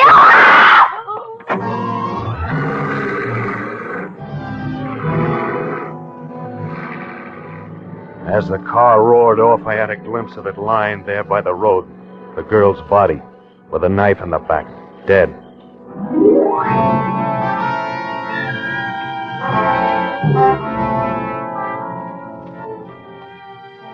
After the car was back in the garage, it seemed as though I lay in that dark trunk for hours, shaking, trembling all over. After a while, I crawled out of the trunk all cramped and stiff and went into the house. And there she was in bed. She looked at me with those half-closed eyes. Those lovely, lovely green eyes. And then she turned over with a little sigh and was fast asleep.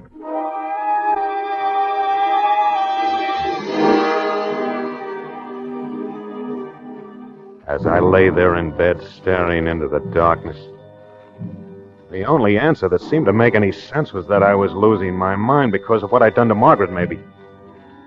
That I'd imagined the whole thing.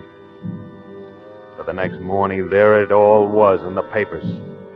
More murder pictures. Fiend strikes again. Fiend. That was my Judy. My lovely, wonderful Judy. The woman I was in love with.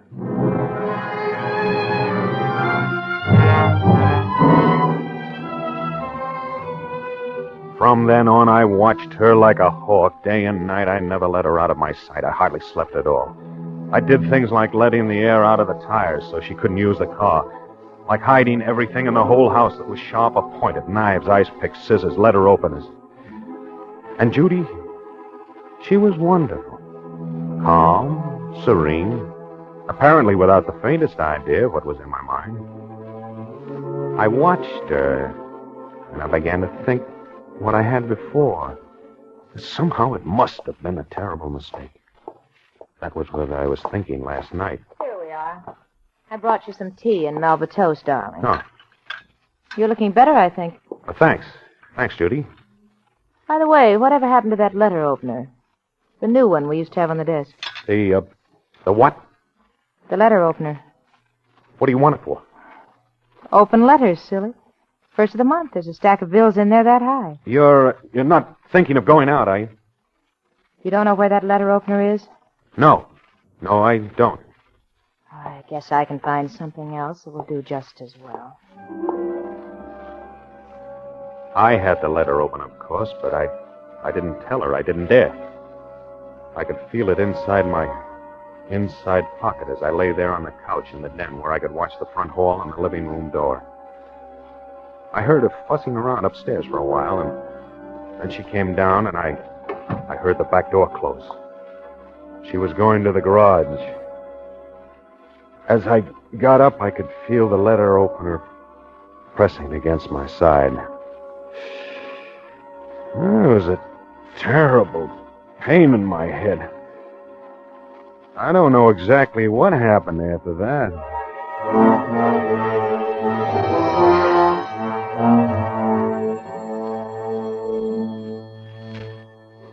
And the next thing, the phone was ringing, and it was morning. I got up off the couch, and I stumbled out into the hall to answer. I'm always groggy in the morning, but before I've had my coffee and a cigarette, but this morning it was as though I'd been drugged or something. I couldn't think at all. Hello. Mr. Dawson? Michael Dawson? Yeah. You drive a Pontiac convertible license number 99R479? Yeah, I think that's the number. Why? Well, we've got your car, Mr. Dawson. Your insurance agent, Mr. Castle's down here already. Oh, yes. We'd like you to come down here right away and bring your pink owner's slip. Oh, wait, who's this? This is the police department. I was still pretty much in a fog when I got down there. I couldn't quite figure things out. My car must have been stolen again. Really stolen this time. Wrecked, I suppose.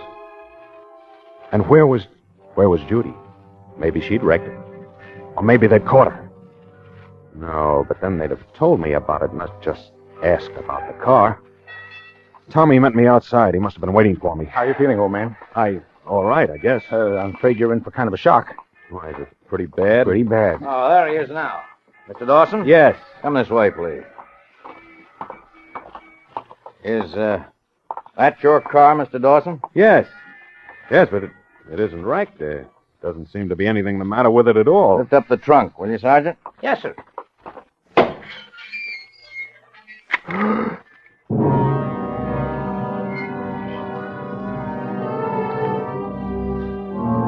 She was lying in there with her head twisted around, staring at me with those lovely, sightless green eyes. Dead. Judy. My Judy. And the letter opener was in her back. All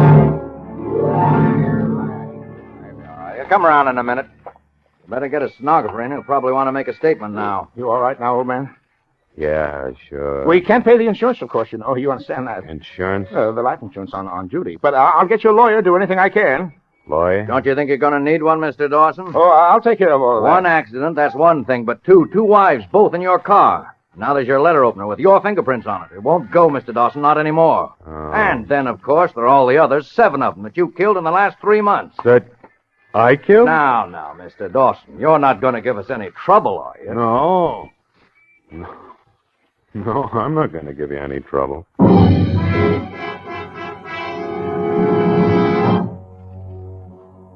I guess I killed her all right. I must have. I didn't kill the others, of course, but I confessed to them I was glad to. I'd rather have them think that it was me than Judy. My beautiful green-eyed Judy. Well, I've got lots of time to read. I'm almost through the 3rd volume now of that Life of Lincoln. Only 2 more volumes to go. They're pretty long, pretty thick, but I think I'll make it. Just about.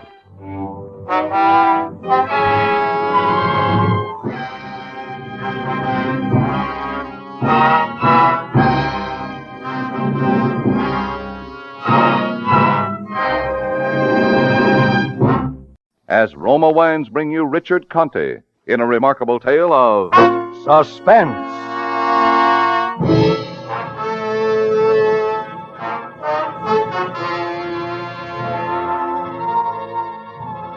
Most of this took place because you can lead a horse to water, and sometimes you can make him drink. But you can never make him win a race. I learned that from a horse named Mosquito down at Tropical Park. I was in New York and things weren't easy. The private detective business had gone flatter than a glass of beer in a boiler room. I needed to borrow money, but the only place I could get it from was a girl named Laura Lee. I'd been going with her before I got hit by that monsoon at the $2 window. And I'd marry her if she could shake her father with $5 million and a big stick. Anyway, I scratched together a little dough, and I'd sit in my office brooding about how crime doesn't pay. It didn't help any when Laura took an office across the hall and called herself a private detective. For $5 million, you can afford to play games. But after that, things went from bad to worse. And then last week, Thursday, I noticed in the paper Mosquito was running at Jamaica. I picked up the phone to call a bookie joint run by a guy named Joey Galt. And that's how it started.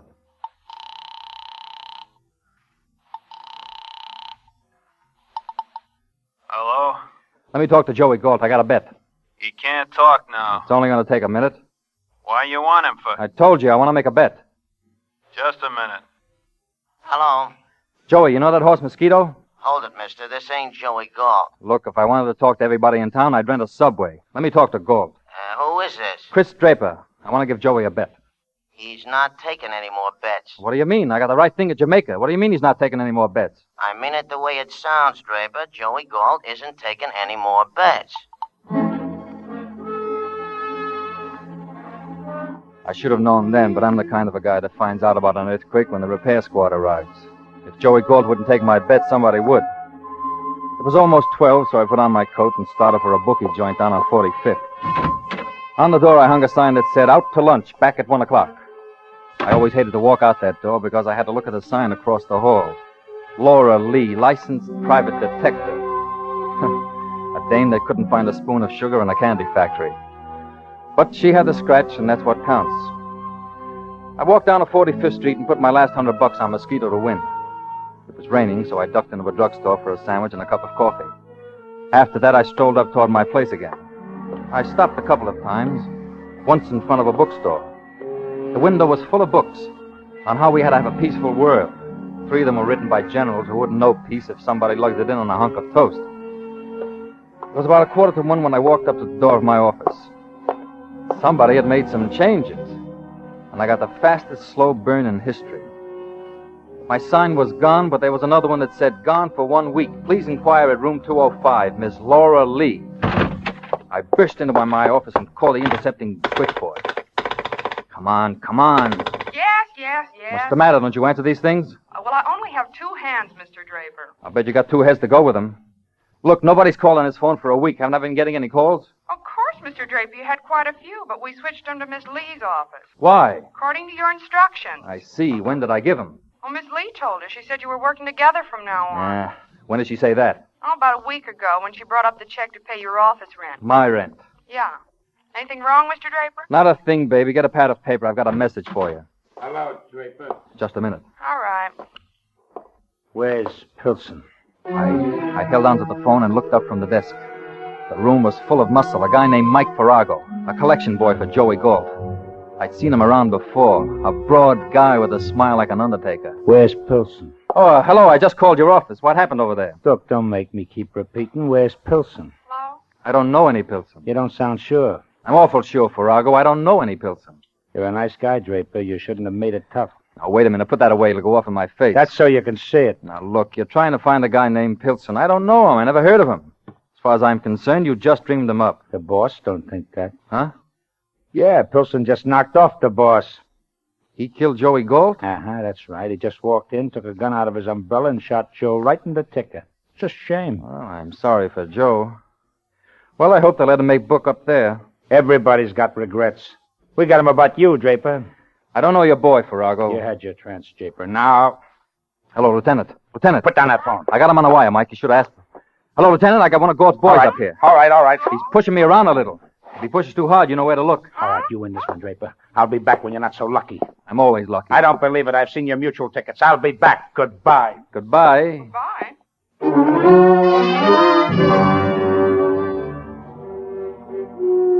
As soon as he walked out, I started hating her again. Laura Lee, girl detective. I knew now where the business was going. For weeks she'd been bypassing me on every client. I wanted to shoot her in the head, but I controlled myself and started across the hall to strangle her. Look, Laura, I want to talk to you. Watch out, Chris. He's got a gun. Huh? Watch out, will you? Oh, heavens to... Oh. You all right, Chris? Who is he? A client.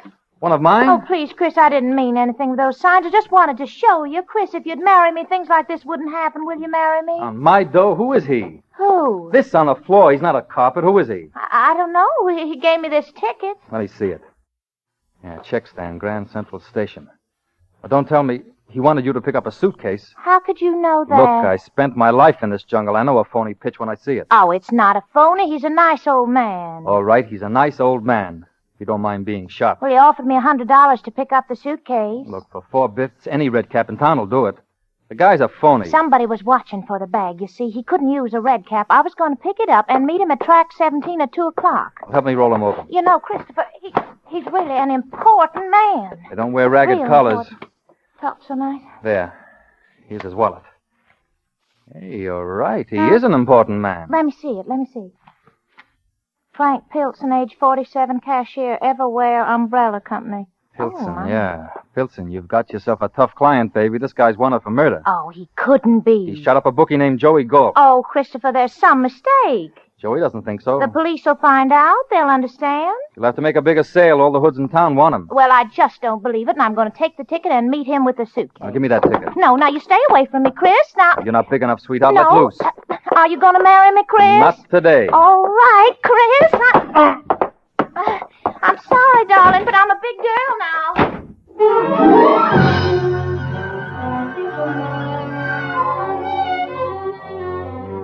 I don't know where she learned that trick, but by the time I got to the elevator, it was on its way down. When I got to the street, she was up near 7th Avenue, climbing into a cab. There was one other cab in sight, but I couldn't do business there because Farrago moved into it and started to follow Laura. If I was going to get there, I had to grab a cab down the street. I turned and ran right into a lieutenant from Homicide named Herbie Knapp, a guy that learned how to dress from Brooks and how to talk from Damon Runyon. Ah, hello, Chris. How are the horses? Look, Herbie, I got to run. I asked you how the horses was. Mosquito in the first now. Let me get by, Herbie. I got to get a cab. Just a minute. It's a shame, but you got to stay here. Likewise, it's a shame about Joey Galt. I don't have the time, Herbie. Somebody walks in about an hour ago and shoots him right on the price tag. Yeah, I heard about it. Yeah, you know, it's most uncharitable to kill a bookie, especially he is an honest bookie. Stay here. All right, I'm not going anywhere now. And all and sundry along Broadway say Joey Galt is honest as the day is long, and part of the night, too. He never welches. This comes about probably because no one ever has a winner with Joey, though. If you got a pitch, make it, Herbie. I'm asking you the whereabouts of Pilson. Who? A citizen named Pilson. He drops one of your circulars in Galt's place. Well, that proves I got a printer's bill. It proves more. A few minutes after Joey dies, the phone rings, and it's you, Chris. Pretending you want to place a bet. I have put 2 and 2 together, and I don't want 4. I want Pilson. All right, he's up in 205. You'll find him up there. We'll both find him, Chris. I gotta go, Herbie. You go on up. Being a cop is no fun. Likewise, it's lonely. You come, too.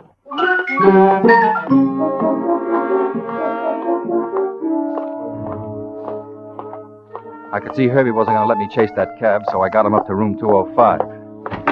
I opened the door to Laura's office. He's in here now. Check him and let me get... Hey. He is a wee fella, Chris. He is so wee, I do not see him. And you know I couldn't see him either? And why I couldn't see him was that he wasn't there. Lieutenant Knapp of Homicide looked at me, and I looked at Lieutenant Knapp of Homicide. And at that moment, he looked better than I did. That was because I was gaining weight. In a couple of minutes, I expected to be heavier by 13 ounces, which is the standard weight of a pair of handcuffs.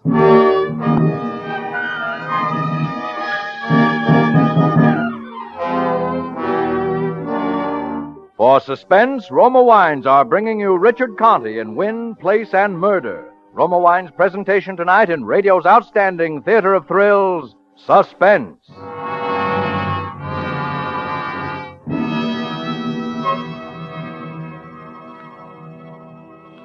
Between the acts of Suspense, this is Truman Bradley for Roma Wines. You receive an extra dividend without cost every time you buy Roma wine.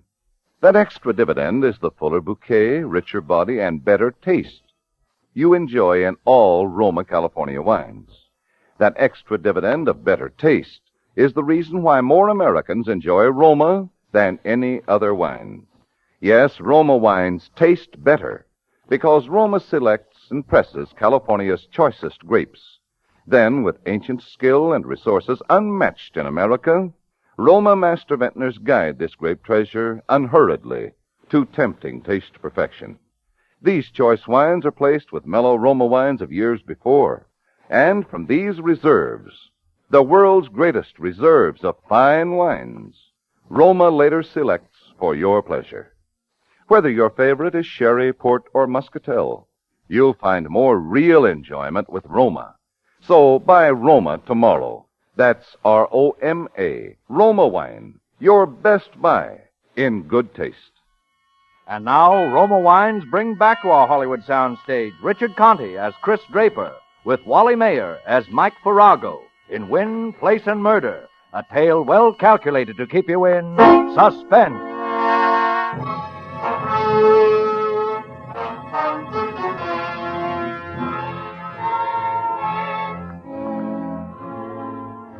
I felt embarrassed, to say the least. Here I have invited Lieutenant Knapp up to meet somebody who is of mutual interest to both of us. Now I had to pick up the check. Well? Well, he was here 5 minutes ago. Look, don't pull my leg on account of I will use it on your teeth. He was here 5 minutes ago. I hit him, and I thought he was out. He must have gone down the fire escape. First you never hear of Pilson, then you have him upstairs, and now he goes out the back way. Whose place is this? It's a girl's office, Miss Laura Lee, debutante detective. How come Pilson was here? He came by mistake. Yeah, that's the way I'm taking you to the jug club. I have a brother-in-law handles cases chief. Look, would I hide him on you, Herbie? I'm taking you downtown, Chris. Now, wait a minute, Herbie. Unless you pull Pilson out of the woodwork. All right. He's over in my office. Oh, it's better. Across the hall here. Did he go down the fire escape on this side, too? No, he's over here. In the closet. I had to lock him in. There. You can have all 5 feet of him. Where? I don't see no... In the back there. Well, let me see. Sure. Look him over good. Wait a minute, Draper. Sorry, Herbie. Hey, Chris, let me out of here. I told you I was in a hurry. I'll shoot the bone out. Bring all the tenants in. The police force would look funny locked in the closet. I'll be back in an hour. Wait a minute. Wait a minute, Chris. Yeah. Look, Chris, that filly, Mosquito, she's running in the first. Like crazy is the word. Yeah, look, if you keep me in here an hour, I will not get a bet down, chum. Suppose she wins. She's a 58-1 shot, too. Chris, I will consider it a great favor if you put 20 skins on Mosquito's nose. All right, I'll give it to Lou Golding. He works the corner. Pass it under the door. What if it stinks? If it's horse money, it's thin. Pass it under. All right. You got it? Yeah. Be sure she wins. I'll tell her about your $20. Thanks, Chris. I won't forget you for this. Go easy. She may lose. That's what I mean.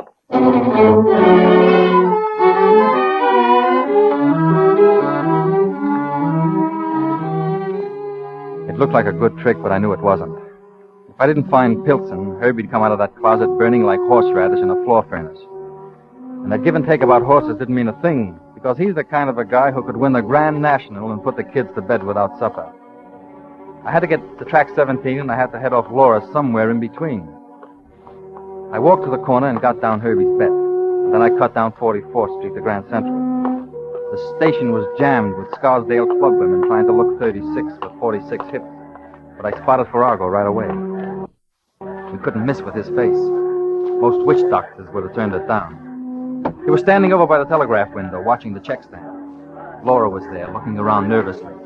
And finally, the guy behind the counter handed her a small black bag, and she started for the Vanderbilt Avenue exit. Farrago dropped the telegram blank and started after her. If he ever got to her, she'd be counting the bruises with a slide rule. So I cut across and bumped into Farrago near the stairway. Watch out where you... Oh. It's too late to get on out, Farrago. Get out of my way. Oh, come around either way, mister. Okay, you asked for it. Oh, come on. Now, break it up. Come on. If you want to fight, get a matchmaker. You're a cop. He was bothering a lady. Where is she? Well, she's gone now. What did she do, ride a deer? I just walked up. Were you bothering a lady? I don't know none. Oh, forget about it. Now, both of you get out of here. Yeah, okay. I'll tag you later, Drew. And you get moving too, fella. I'm sorry about this trouble. Here, you want a cigar? Is it one of those nickel things? Yeah. Well, you keep it. I don't smoke nickel cigars. I didn't say you had to smoke it, officer. Just chew it.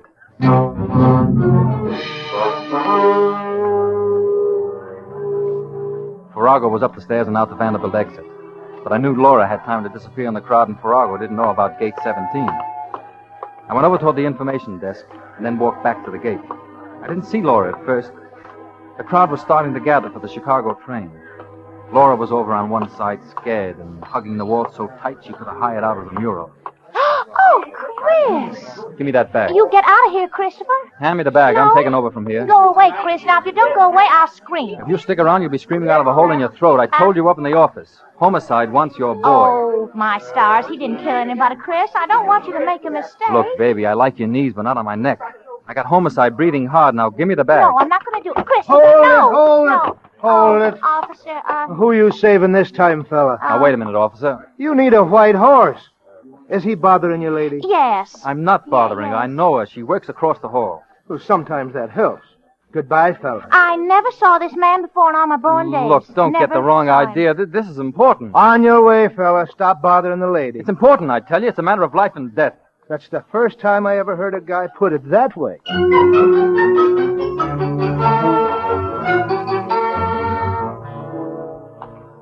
The cop watched me as I walked off, and the way he stood at the gate, I knew I wasn't going to get to Laura with a shortwave radio. It was 1:45, and Pilson had a few more minutes before he had the show. I took a chance and called his office. It looked as if I wasn't going to get there, because the girl on the board had lockjaw.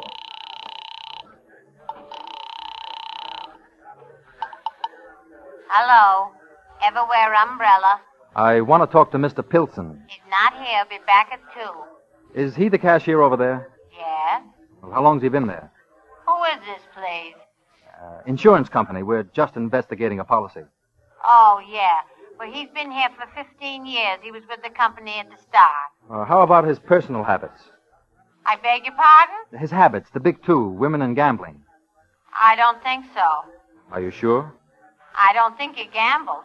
You have to take a vote on the women. He's over 40. That don't change anything but the blood pressure. He gave a Mr. Galt a reference. Do you know if he ever calls up there? Why, yes, I think he does. It's a brokerage house, isn't it? It used to be. Do you know if he went there today? I don't think so. He had to pick up the payroll during his lunch hour. What payroll?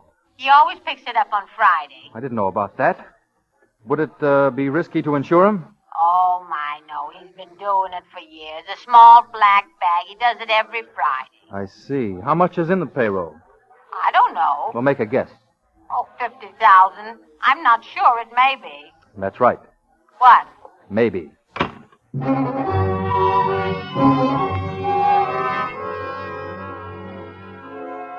I was out of the woods on that one anyway. Pilson had taken the payroll to square up with Joey Galt. But why did Pilson knock him off? And why did Joey Galt let a five and dimer run up a tab like that? They were big questions. And the answer walked right by the telephone booth. I was just coming out of the booth when Pilson hurried around the corner. All I had to do was reach out and yank him. No, please. Come here, Pilson. Get in that booth. No, you hurt me. Get in that booth. Come on. Don't, please. Now, sitting there and talk in a hurry. Don't hurt me, mister. You can have the rest of the money. What money? The other 26,000. The payroll dough. No, I didn't want to take it, but he made me take it. Your friend made you take it. I don't have any. Farrago, he made me take it. He's on another team. I'm Chris Draper. You're Mr. Draper, but Miss Laura Lee said... Yeah, I know. She said she was handling my cases.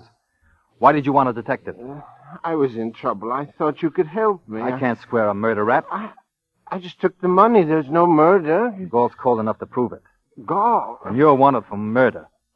You've got to help me, Mr. Draper. You're tough enough by yourself. No, Mr. Galt was all right when I left. He and Farrago were talking. Farrago, huh? He's the one who fixed it up so I could go to Chicago. Why?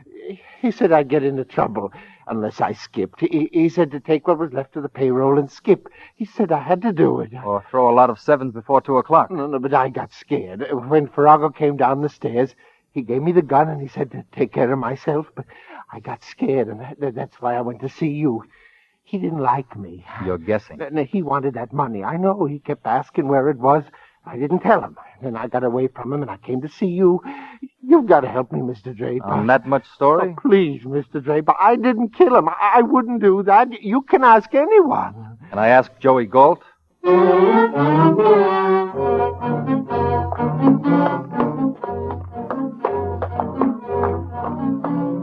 rushed Pilson up to my office. Herbie was banging around the closet like a farmer's apprentice. Hey, let me out. Hey. All right. Chris, let me out of here. Come on out, Herbie. How was it? Humiliating. By the same token, it is distressing. Yeah. Likewise, it is distressing to throw you in the clink. You don't have to. Here's your boy, Pilson. He goes to the clink, too. Tell him no, Mr. Draper. Tell him no. The drag Draper's got won't pull a flea over a silk thread. You go to the clink, Pilson. He says he didn't do it. Christopher. Mr. Pilson. Christopher, I want to talk to you. Now, wait a minute, Laura. What are you doing with Mr. Pilson? Chris, I want to know what you are doing. Draper, who is this Judy with a loose tonsil? Now, wait a minute. Calm down, Laura. Give me that bag. No, I'm not going to do... No. Give me that bag. No. Herbie, do me a favor. This afternoon, I would not do Bush a favor. Do me a favor and get in that closet with Pilson. You miscounted the holes in my head. Look, it'll only be for a while. Please, Herbie, do me a favor. You can't lose anything now. That's it. Just stay in that closet. Chris, I got the only sunstroke in April. That's it, boy. All right, now. Get in there, Pilson. When do I get out? I'll let you know. Christopher, I won't let you do that to Mr. Pilson. Keep still and come over here by the desk. I'm not... Help me get this bag open. There. Now we'll have a look. Well, Chris, in the bag. Yeah, Pilson's Laundry. 26,000 green shirts. Here, help me put them on the table. How do you know there's 26,000? Just put the dough on the table. Well, I'm trying. Don't bother to count it. I'll have more time.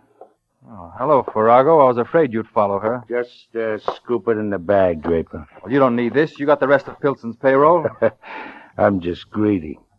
Put it in the bag.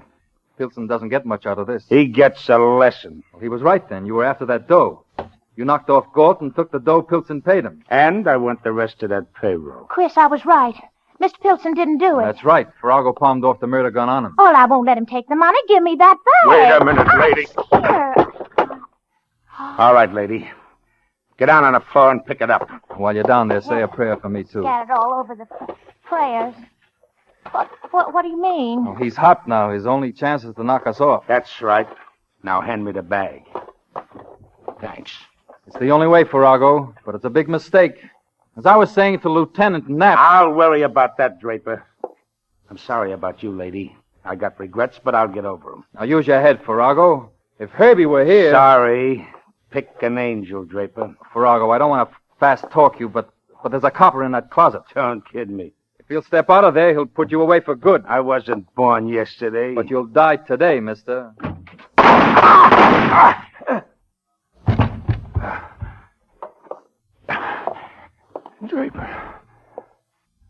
Draper, you're a bum horse player.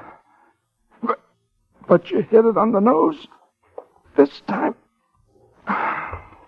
He looks pretty, Herbie. Yeah. Yeah, all such characters get sleepy along about this time. If you roll him, you'll find the 20 grand he killed Gold for. I guess that answers everything? Yeah. Yeah, except one thing. What? How Mosquito makes out in the first race. Oh, I forgot all about it. Give me that phone. Switchboard. Get me Lou Golding's place. She's due this time. I know it, Herbie. In such cases, I say heaven bless her. Hello, how about the first of Jamaica? How'd they finish? She won, Herbie. She came in and paid 58 to 1. How do you like that? How do you like that for a horse? 58 to 1. $20 on the schnoz I got. Think of it, Laura. 100 skins at 58 to 1. Oh, my stars, it's $5,000. It's more than that. It's enough to get married on. You've got to do it now, Chris. You've just got to marry me now. Well, okay, I accept. Oh, Chris, darling. Come here, baby. What do you think of her, Herbie? Isn't she a knockout? To be sure, yes. Isn't she the most beautiful thing you ever saw? In my born days. Of course she is. I tell you, Herbie, there'll never be another filly like Mosquito. Oh, Christopher, darling.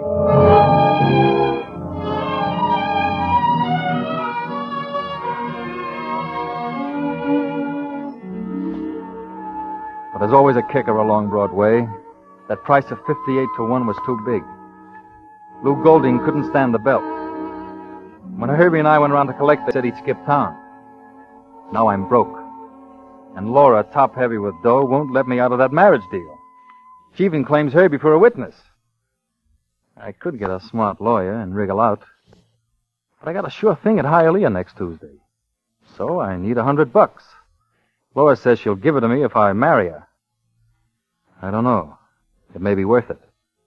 This is a sure thing. A very sure thing.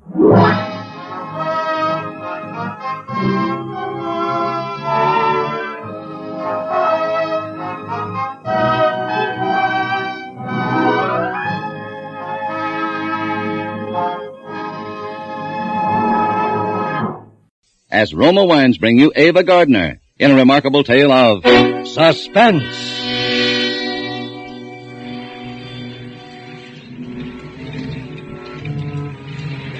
The rain was coming down in torrents, washing huge streaks of gravel from the hillsides onto the road. It was getting dark, and I was beginning to worry.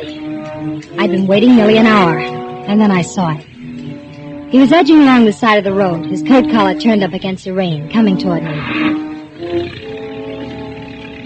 I eased the car into gear and drove up toward him. He had no raincoat on, and he must have been walking for quite a ways, because he was soaked through, dripping with the rain.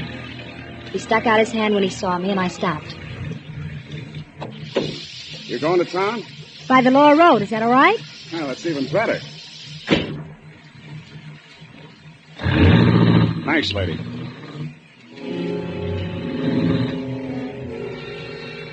Out of the corner of my eye, I looked him over. He was fairly young, a little pale and nervous.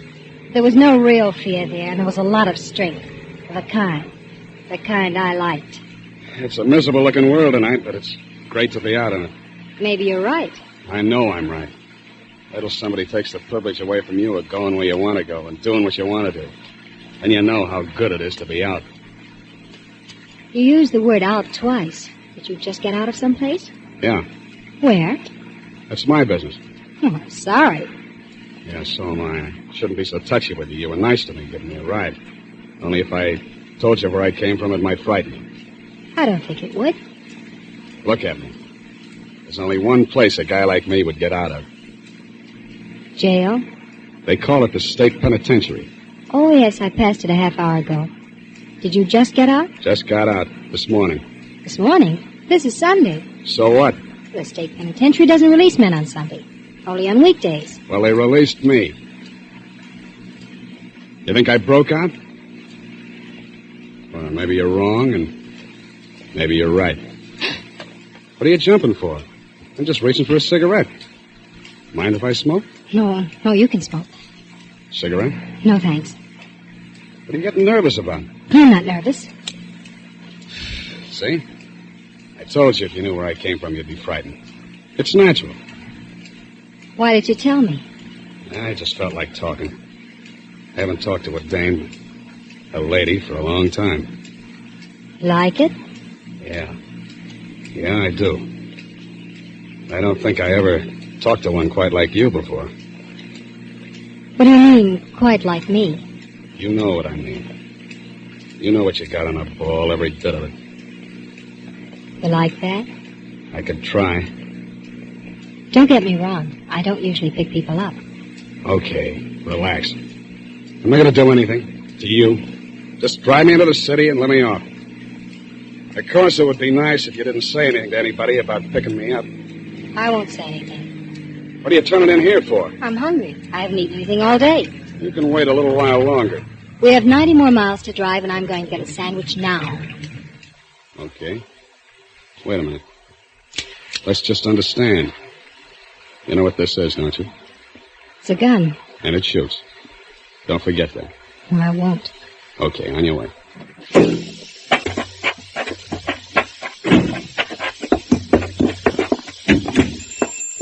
After you. Well, nice weather for ducks, huh, folks? Yeah. You, all alone in here, Mac? Yep, glad you dropped in. Suppose you're in a hurry to get home, though. Back to the kiddies and the mother-in-law, huh? Yeah. Now, what do you have? Coffee and a hamburger, please. Make it two. Coming up. Everything on those burgers? Sure. Well, what's a little onion among friends, huh? Excuse me a minute. Hey, where you going? If you're going over to use that telephone, lady, you might just as well not bother. It's out of order. I'm trying to get it fixed. I wasn't going to use the phone. I was going to get some cigarettes. You don't say.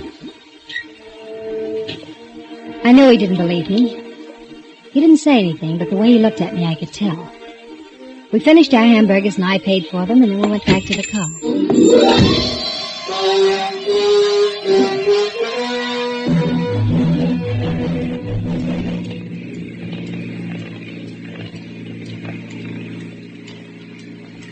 What'd you want to make a telephone call for? I wasn't going to. Wasn't because of me, was it? I told you I wasn't going to make a call.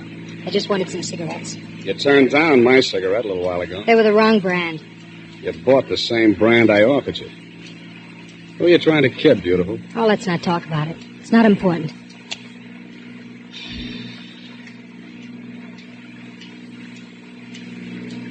What are you going to do now that you're out? I got a job to do. I got to take care of somebody. You mean your family? No, beautiful. Somebody I got to buy a coffin for. As a matter of fact, I'm not even going to buy the coffin. I'm just going to make it easier for somebody to get one. Sounds an awful lot like you mean you're going to kill somebody. It's as easy as that. I am. Why? I told you I just got out of prison, didn't I? Well, you don't want to get back in. It doesn't happen to make much difference. You see, there isn't much useful left in my life. I'm through. Revenge, huh? Yeah. With all these debts settled, a guy could die happy. That's a strange philosophy. Is it? What are you driving so fast for? I'm in a hurry. I have to get home. It's okay with me. The sooner I get this thing over, the better. Get what over? Hey, that's a cop. That's what you get for driving so fast. I didn't realize it. Pull over. If they ask any questions, tell them I'm your brother. See, your brother. I will.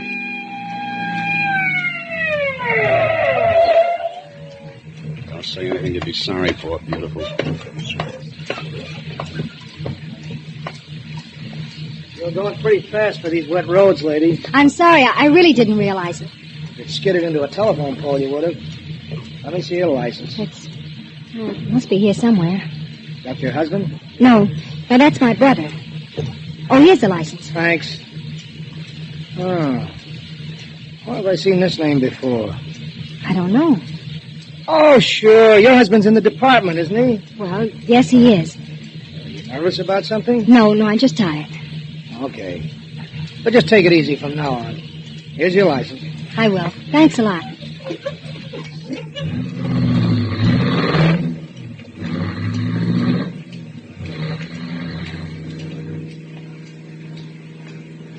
So your husband's in the police department? Yes.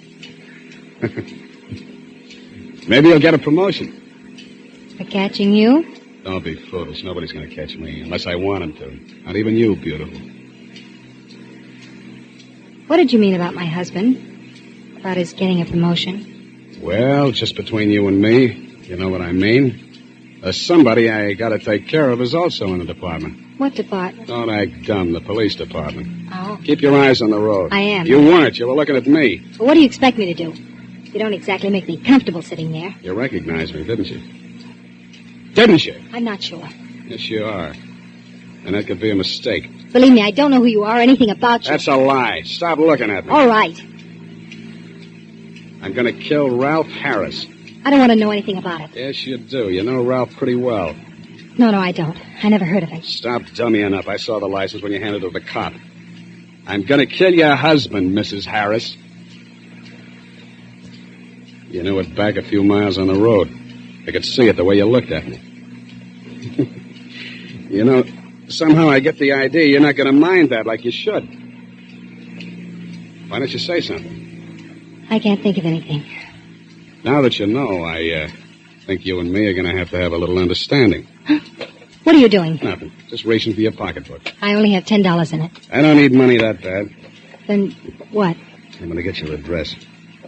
Women carry more things. Here it is. 627 Mill Street, huh? Here, you can have your pocketbook back. I'm going to take the license. I want to make sure I don't forget. What are you going to do with me? I haven't quite decided yet, beautiful. I haven't quite decided.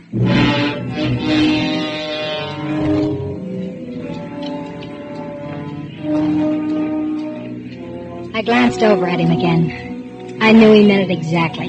He hadn't quite decided. Things had gone far enough. From here on out, I had to make it convincing, or else. Look, Sullivan. Oh, so you do know my name. Yes, I know your name. I remember you. I was at trial. They framed you. Did he tell you that? They didn't have to. The whole department knew it. They needed a conviction, and you were it. That's what I thought. You know a lot, don't you? Listen, suppose I told you that you were right in what you said a minute ago. That I hated my husband. That I hated him as much as you do. And that I'd hated him for years. What do you think? Well? I'd say it was a stall to save your own neck. That's what I thought. That's why I wanted to get acquainted with you first. First? Before what?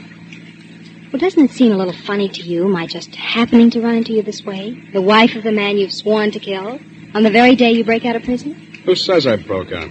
I know someone who knows Red Farley. Red Farley? Mm-hmm. He was your contact on the outside that helped you plan it, wasn't he? Listen, beautiful, I don't know how you got this. Where do you think Red Farley got the money? You tell me. I'll tell you. I want you to kill my husband. I'll even help you.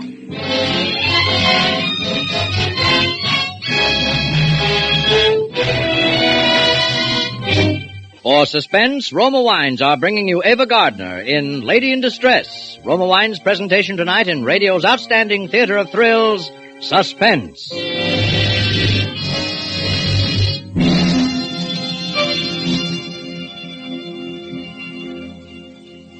Between the acts of Suspense, this is Truman Bradley for Roma Wines. There's a reason more Americans enjoy Roma than any other wine. It's because Roma gives you more enjoyment for your money. Yes, in all Roma wines, you enjoy an important difference, an extra dividend in fuller bouquet, richer body, and better taste. To bring you better tasting wine, Roma selects from California's choicest grapes. Then, with ancient skill and winemaking resources unmatched in America, Roma master vintners guide this grape treasure unhurriedly to tempting taste perfection. These choice wines are placed with mellow Roma wines of years before, and from these reserves, the world's greatest reserves of fine wines, Roma later selects for your pleasure. So to enjoy more pleasure for your money, insist on Roma. That's R-O-M-A, Roma California wine. And whether your favorite is sherry, port, or muscatel, you'll find Roma your best buy in good taste. And now, Roma Wines bring back to our Hollywood soundstage Ava Gardner as Evelyn Harris, with Howard Duff as Sullivan in Lady in Distress, a tale well calculated to keep you in suspense.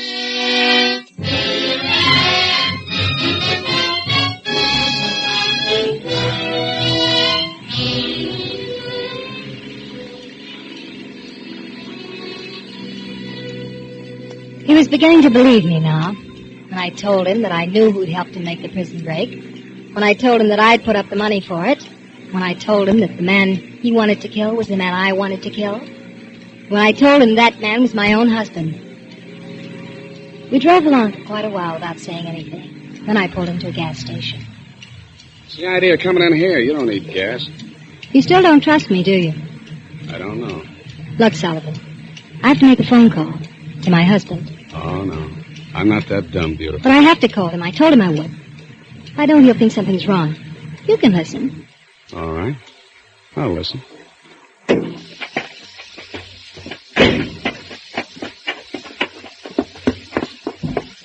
Where's your phone? Oh, it's just inside the door. Thanks. It's right in here, lady. Right on the wall. Right on the wall there, lady. Got your nickel? Look, I know how to use the phone. You don't have to act like you're Orson Welles.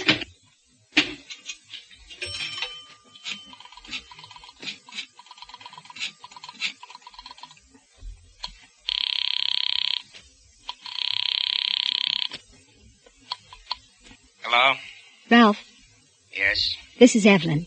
I'm 25 miles from the city. The rain slowed me up. You should have started earlier. I know, but I didn't. Everything all right? Yes, everything's all right. Well, I'm glad to see you're getting some sense in your head. Hurry up and get here. Well, it won't take long. You're not going to give me any more trouble, are you? No, Ralph. From now on, I don't think you have a thing to worry about.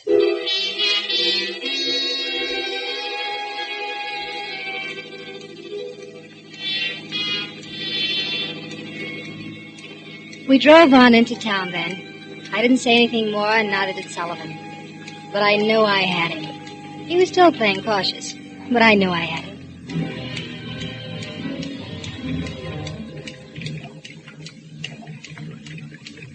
Well, here's where I let you off. Oh, the rain's almost stopped. Okay. But listen, beautiful, don't try to double-cross me. I won't double-cross you. You'd make a mistake if you did. Sullivan, Yeah? my husband always keeps his car in the garage. Every night, just as it gets dark, he walks into the garage to get the car. Alone. You know, you're quite a dish, beautiful. And there's no light in the garage. Come here. Good night, beautiful.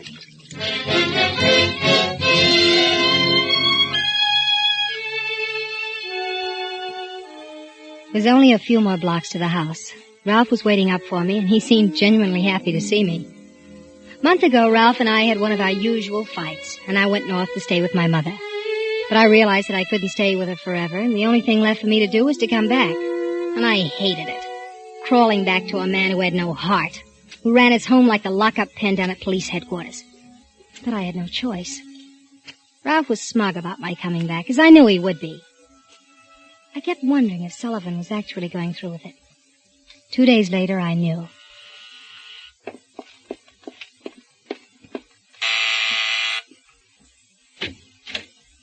Good morning, Mrs. Harris.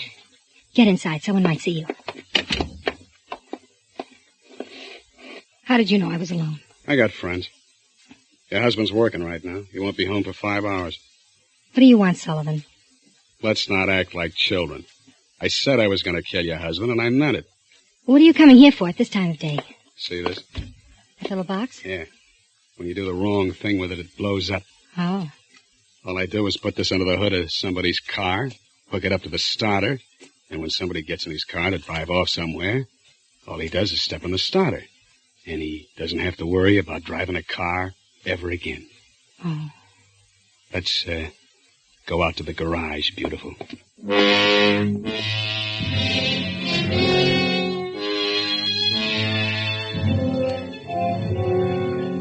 We went out to the garage. Sullivan hooked the explosive up under the hood of Ralph's car. Then after a while, he went away. All the rest of the day, I was nervous and worried. The last minute, I even wanted to go out and disconnect it, but I didn't. It was foolish to be nervous. It had all gone along fine so far. By the time Ralph came home, I was composed and tried not to show that anything was any different than it always was.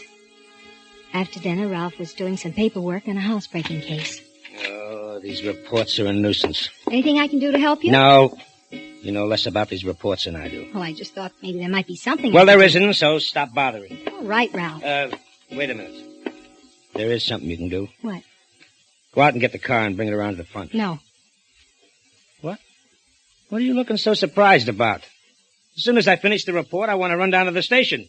It'd save time if you got the car out. I'd rather not. What's the matter with you? Well, I have trouble getting out of the driveway. It's too narrow. Ah, you've taken the car out 100 times. What are you talking about? Well, Ralph, I've got a cold coming on. I'd rather stay inside. Put a coat on. It isn't cold out anyway. I don't want to drive your car. Look, the least you could do is help me out once in a while when I asked you to. Heaven knows you never do anything for me anyway. Well, it won't save that much time. Get the car out before I get mad. All right, Ralph. If you want me to, I'll get the car.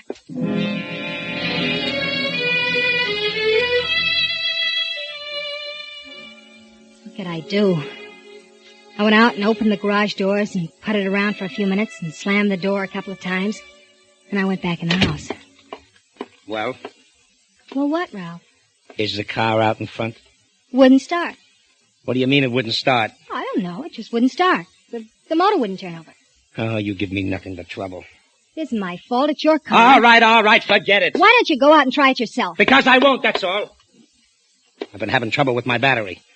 It's probably run down again. If it wouldn't start for you, it won't start for me. I'll look at it tomorrow sometime. I'll do what you want. Wait a minute. Excuse me. I have some reading to do. Well, wait a minute. What do you want? Call up headquarters and have them send a cruiser around for me.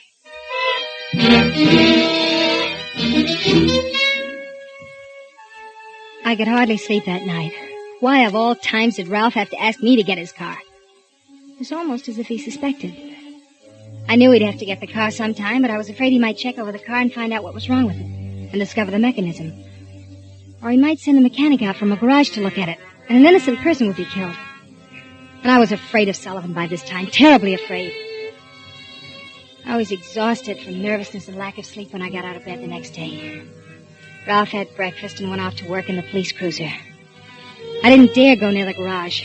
I didn't dare do anything, except just wait.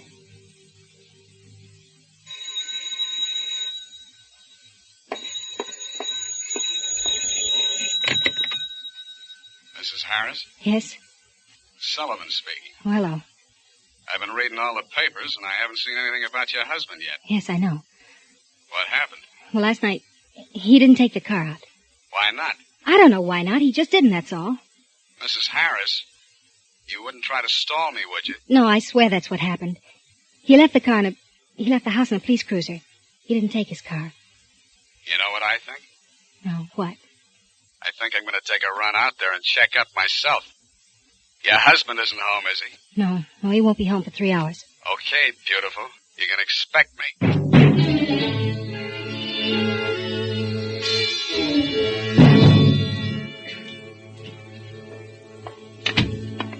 Well, you could at least... Oh, Ralph. Well, who did you expect? Winston Churchill? Well, it isn't time for you to be home. Who said there was a certain time for me to be home? Well, you don't usually get home this early. Well, there wasn't much doing today. I have a few hours coming to me, but... What's the matter with you? Nothing. Why? Well, you're nervous about something. Don't tell me you have a boyfriend hiding in the closet. You may look if you want to. I wouldn't bother. All right, come on. Come on out with it. What's on your mind? What do you keep looking out the window for? Oh, stop examining me like a criminal. I just didn't sleep well last night. I'm tired. You don't do anything to get tired. Where you going? When you came in, I was just on my way to the market. Do you mind? I have to get my coat. Do you want me to explain any more? Say, Evelyn. What's wrong, Ralph? I just thought I saw somebody go into our garage. Come here. Look. Garage door's half open. Oh, yes, I forgot to tell you. I called the garage and had them send a man to look at the battery. He'll take care of everything. Yeah? Well, I'm going out and take a look myself. You don't have to. He knows his job. Sometimes I don't think you have any brains at all. I'll be right back.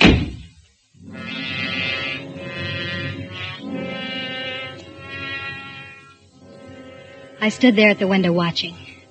I knew who was in the garage, and it wasn't a mechanic. It was Sullivan. Ralph walked off the back porch and across the yard, and then into the garage. I didn't know what was going to happen. I kept thinking, only one man will come out of there alive. And then I thought, maybe I'll be lucky. Maybe neither of them will come out alive. I pulled the curtain back so I could see more clearly. And then I waited what seemed hours, staring through the window. I couldn't hear a thing, and nobody came out. Nobody. I moved closer, my face pressed against the glass. And then just before it happened, somehow I could hear it coming.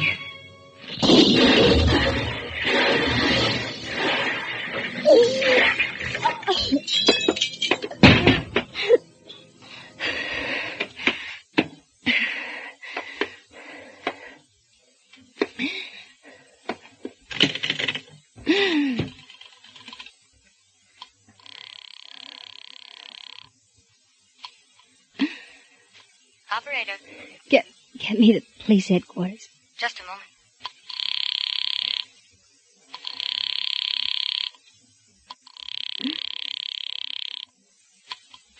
Police headquarters, Sergeant Thompson speaking.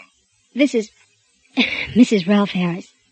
There's been an accident, an explosion. We'll be right out, Mrs. Harris. Are you all right? The window broke. A big piece of glass. My throat.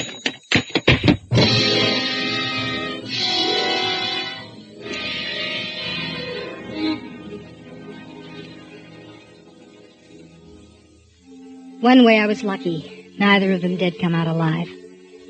But another way I wasn't so lucky. I'm going to die.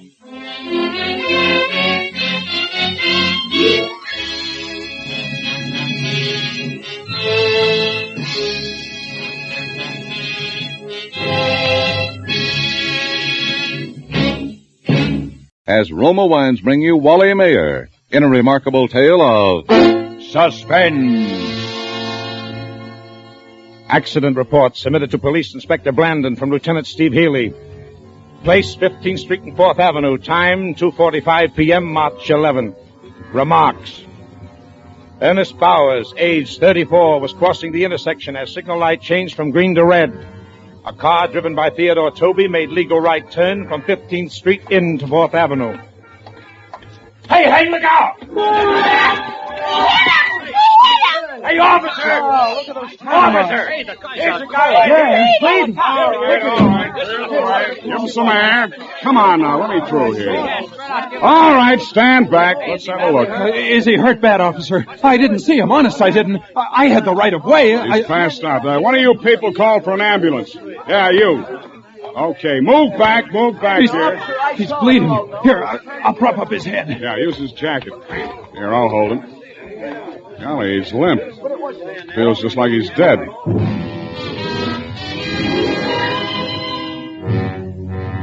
Yes, Ernest Bowers felt like he was dead. Ernest Bowers suffered from catalepsy, a strange disease. He carried at all times a note in his inside coat pocket stating that he was a cataleptic and that in the event of seeming death, his wife should be immediately notified, or his doctor in the event his wife is unavailable. The letter also requested that no autopsy or embalming should be performed on his body for 72 hours, although in his particular case, the duration of the attacks were usually 4 hours or less. Ernest Bowers also wore a sterling silver bracelet with an inscription reading, "Do not embalm me. I am not dead." Catalepsy is a disease of the nerves and mind. The physical condition of the cataleptic when he is under a spell closely resemble death in all aspects, including the primary stages of rigor mortis. Officer Abbott was at the scene of the accident. He administered first aid to the injured man before making out his report. There, that ought to stop the bleeding. Looks like just a cut on his forehead when he hit the ground. Nothing much. Oh, he can't be hurt bad, officer. I didn't hit him hard. Yeah, that's right, officer. I saw it. It looked like just a little bump. All right, now clear back. Let's have a little air here. I'll have to take down some information. What's your name? Theodore Toby. Here's my license. Hey, you kids! Now, what did those kids do? They picked up something off the street. Oh, here it comes. I hope he's all right. It doesn't look like he's breathing. My gosh, he ain't. I told you to get back. Now, come on. Ease back. All of you here. All right, let us through here, please. Hello, Doc. Glad you got here. He's out cold. Yeah, I'd say he is. Now, have a look. Well, let's get him away. He's dead. Well, anyway, it didn't happen in the coach. Okay, we'll take him away. Keep them back, officer, will you? Okay, keep back. Come on, clear out. Show's over. All right. It's the second one today. Yeah. Well, let's go. Whose jacket was that he was laying on? Well, I don't know. Did you pick it up? Nope. Hey, officer. Yeah. Where's the jacket? What? Well, the jacket, the guy's jacket. Oh, my gosh, it's gone. Oh, okay. Oh, those kids. Never mind. Let's go, Payne.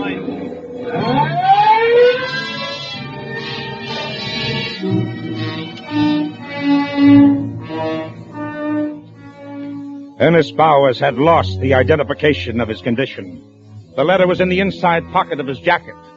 The silver chain he wore on his left wrist had snapped and fallen to the pavement. 2 youngsters picked up the chain, Robert Manelli, aged 9.5, and Tommy Stoner, 8. Hey, that cop yelled at us. Did you hear him? Yeah. Maybe we should give it back. No, what for? So he can keep it? Let's go around the back to your father's shop, Bob. Sure is a nice chain. Hey, there's writing on it. Maybe it's the guy's name. Was he hurt bad? Hey, what's it say? Oh, just a second. We'll be out of the alley. Yeah, Pop's gone home to eat. Can you read it now? Wait a second, will you? It says, do not something me. I am not dead. Screwy. What do we do with it? Sell it, Dopey. Well, that's stealing, Bob. It ain't stealing. We found it, didn't we? When we try to sell it, they'll ask us where we got it. What do we tell them? Nothing. Use your head. You know what we'll do? What? We'll use Pop's welding torch. We'll melt it down. But he told us not to use it. Pop ain't here, is he? No. Well, come on. Oh, there it is. Yeah. Now here, you put it on that brick. Okay? Yeah. There, be careful. What are you kids doing? What? Oh, hello, Pop. Nothing, Mr. Manelli. We ain't doing nothing. Nothing, eh? I thought I told you kids not to go near the torch. Well, we want to melt this down. Come on, give me that. Now, what's it all about? Well, we found this chain, Papa, and we want to melt it down and sell it. Chain and melt? Whose is it? We don't know, do we, Tommy? No, we don't. Yeah, where you get it? We found it. Oh, come on, let me have it. Well, there's nothing wrong, Pop. We just found it, see? It's ours. Oh, shut up. Do not embalm me. I am not dead. What's that? It's screwy. Well, where you find it? In the street. Honest, Pop. Ask Tommy. All right, go on. Get out of here. Well, how about melting it down, Pop? We can sell it and buy some baseballs. Oof, all right. Keep back. Yeah, look at Tommy. You see it? Yeah. Starting to melt. You see how he does it? Keep away, I told you. It's all melted.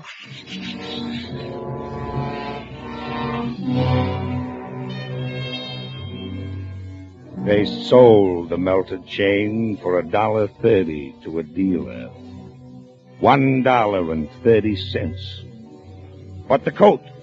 The coat was the principal thing. In the coat, in the inside pocket, was the letter. The information about Ernest Bauer's condition was in the letter. The instructions that could save his life.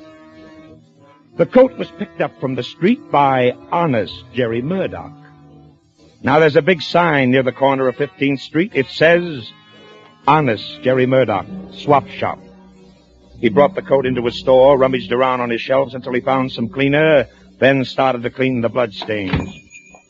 I'm looking for a sport jacket. Just a moment. What kind? Conservative. Oh, come over here, please. Yeah, something on that order. There you are. Just pick out what you want. How much you want to spend? About $5. Oh, these cost more. How much? From 8 to 12. Now, over here we got some cheaper. These don't look so hot for $8. From 8 to 12. Over here. Well, I'll take a look. Yeah. No, these don't appeal to me. What size do you wear? 40. Oh, here, try this one on. Nice and conservative. There. Yeah, it's kind of tight around the shoulders. Yeah, tight. Yeah, it looks cheesy. Well, I guess you ain't got what I want. Wait a minute. Wait, what's your hurry? I'm just putting a new one in stock over here by the counter. Huh? Ah, that looks all right. What size is it? I don't know. Here, let's try it on you, huh? How's that? Yeah, this feels all right. All right. Yeah, it's kind of stiff in front here. It's almost new, ain't it? You'll break it in. Feels like cardboard or something. Look, you want it? $5. Okay. There might be still a couple stains on it. I ain't had time to take them out. You use some cleaner on it to bring it to the tailor's. He'll spot it. It'll be better than new. Yeah. Here's the $5.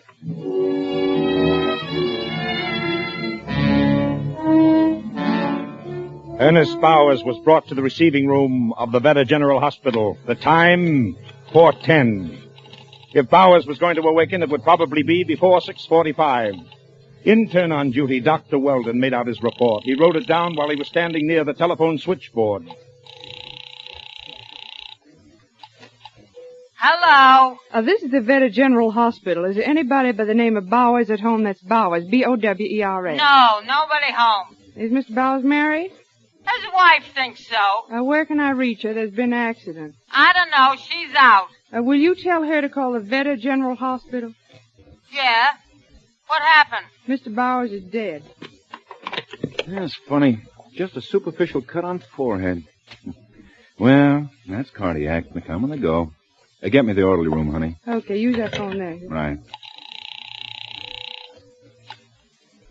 Yeah? This is Dr. Weldon. There's a delivery for you to go to the morgue. Morgue now? Yeah? I ain't had anything to eat since... Yeah, I know. Since lunch. Go on now. It's down in the receiving room. The papers are down there, too. Can I get a sandwich first? No. Go on. Get going. Oh, why can't it wait a few minutes? It's got to go now. They'll want to start the embalming so they can go home. It was then 4:22 in the afternoon. Dr. Theodore J. Weldon left Honey at the switchboard and walked upstairs to the intern quarters and settled down to reading the sports page of the afternoon paper. At that moment, if anyone had been in receiving room B of the Veta General Hospital where the body of Ernest Bowers lay on the patient carriage, they would have seen a fly crawl slowly across the face of the dead man. And they would have seen his nose twitch.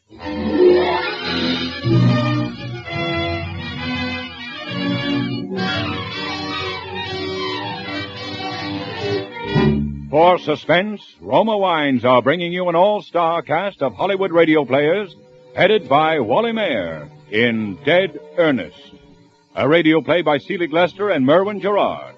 Roma Wines' presentation tonight in radio's outstanding theater of thrills, Suspense.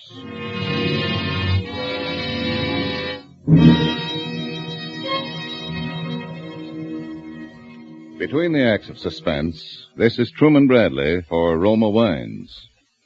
In Roma Wine, you enjoy an important difference. Yes, Roma gives you an extra dividend of enjoyment in fuller bouquet, richer body, and better taste. To bring you better tasting wines every time, Roma selects from California's choicest grapes. Then, with ancient skill and America's finest wine-making resources, Roma master vintners guide this grape treasure to tempting taste perfection. These choice wines are placed with mellow Roma wines of years before, and from these reserves, the world's greatest reserves of fine wines, Roma later selects for your pleasure. That's why more Americans enjoy Roma than any other wine. That's why you will find Roma California wine your best buy in good taste.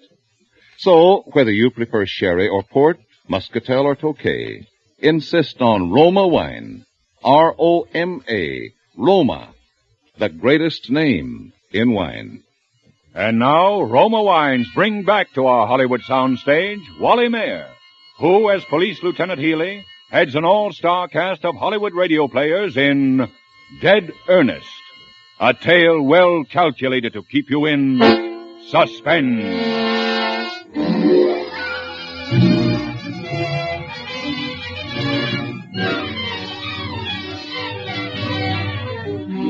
Henry Prince had purchased the coat in which was the letter that could save the life of Ernest Bowers.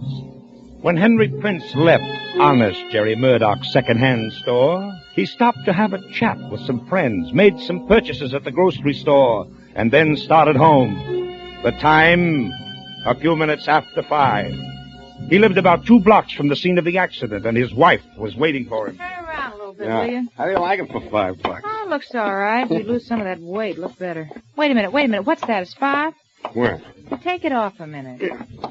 Here. Yeah? Yeah. I wonder what that is. Oh, he said there were a couple of spots. Cleaner will take them out. Yeah, it looks like it might be. What's this in the pocket? I don't know.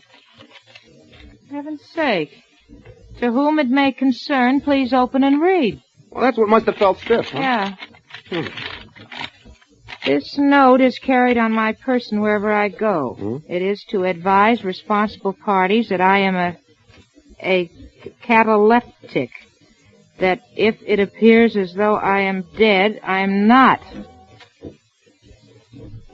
And that my body is not to be molested for a period of 72 hours, neither by autopsy nor by embalming, although the maximum periods of my attacks usually do not exceed 4 hours.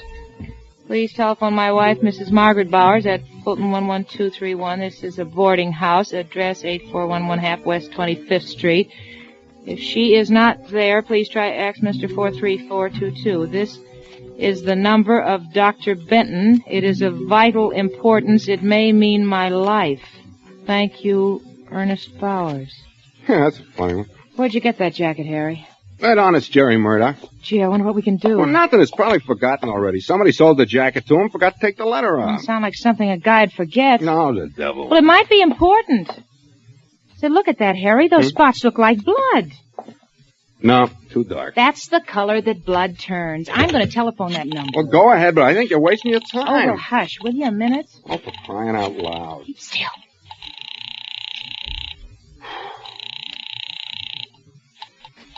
Hello. I'd like to talk to Mrs.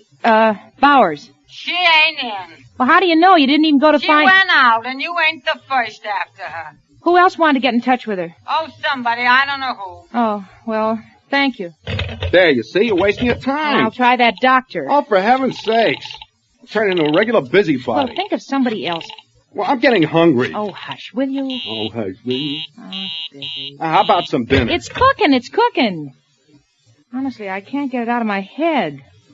That guy, whoever he is, just lying there and people thinking him dead when he ain't. Maybe doing things to him. Gee, what's embalming? Oh, well, they do that at the morgue. It's preparing his body for burial. I think they take all the blood out of his veins. For heaven's sakes, that'd kill him if he wasn't already dead. Couldn't kill him any deader. Harry, I'm going to find out about that coat. Now, where's this place you bought? Now, wait a minute, Francis. I put in a good day's work. I'm tired. I don't want to run around the city looking for something I don't even know about. Well, I'll go myself. How about me at home here while you go out? I want to eat. I'm hungry. Well, dinner won't be ready for another 15 minutes anyway.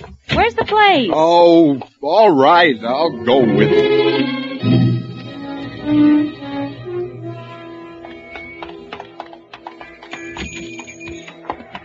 Pardon me. Sure. What do you have? We want to find out about the man next door. Do you know when we'll come back? Oh, honest, Jerry? Yeah. No. Are you there? No, he isn't. Harry, listen, go take another look, huh? I'll try that number again. Oh, Fran, for heaven's sake, I'm hungry.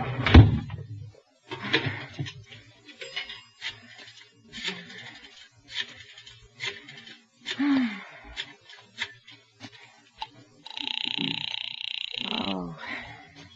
Well, they answer. I'm using this... Oh. Well, he ain't back yet. Well, what does this sign say, 10 minutes? Yeah, but those guys put up signs like that if they're going away for an hour. Well, we'll just wait a couple of more minutes. Oh, come on, Francis. Hello. Wait. I'm going to run. Is Mrs. Bowers in? No. Mr. Bowers. He's dead. He is? That's what they tell me. Well, look, listen, will you You're please... bothering me, lady. I got a meal set up on the table. I can't be answering a million questions. All I want to know is when Mr. Bowers died. How do I know? Ask Mrs. Bowers. She'll be home soon. Yeah, well, thanks.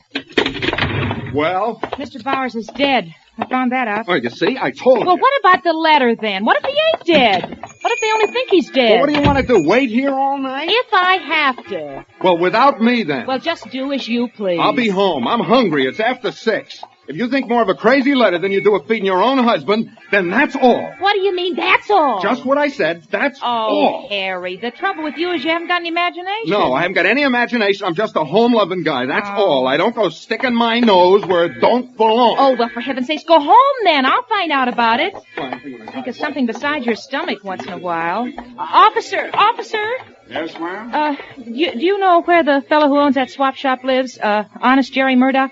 No, ma'am, I don't. Oh, dear. Gee, I want to get in touch with him, and there's a sign on his door saying... Why don't you ask him, ma'am? There he is now, Huh? just going in over there. Oh, gee, thank you. Mr. Murdoch? Yeah? Oh, gee, sure glad you came back.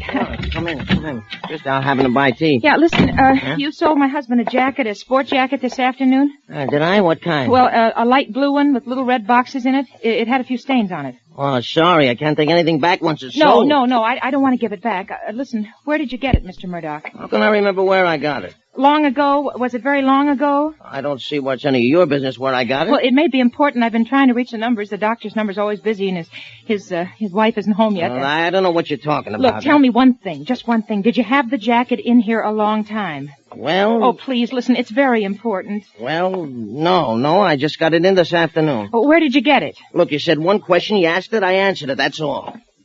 There was blood on it. Well, that I can't help. Listen, if that man's alive and they do anything to him, I'll just never get over it. I'll never be able to live with myself. What are you talking about? Listen to me. There was a letter in the inside pocket of that jacket, you see. It said that Ernest Bowers was a cataleptic. What's that? He goes into fits? No. A cataleptic is somebody who looks like he's dead at times, and he isn't. He goes into a spell, and it looks as though he's dead. You see, sometimes they take dead bodies to the morgue, they embalm them. That means they take all the blood out of their veins. Now this fellow Bowers is a cataleptic. I don't know whether he's dead or alive, or even if he's worrying about this letter, but I gotta find out. There was... What? An accident before. Where? Who was in it? I don't know. Believe me, lady, I didn't know anything about all this. You think that this guy was taken away in an ambulance was a catalepsy? That coat. Was it his? Yeah, lady, but it was left there in the street. They drove away and left Who? it. The ambulance. What ambulance? I don't know. It was on the corner. The cop was there. He told somebody to call an ambulance. It came and took away the man. Is that the cop out there right now? Yeah, but look, you gotta protect me. I ain't done anything wrong. I didn't know anything like this had happened. I would never have taken the coat. Officer!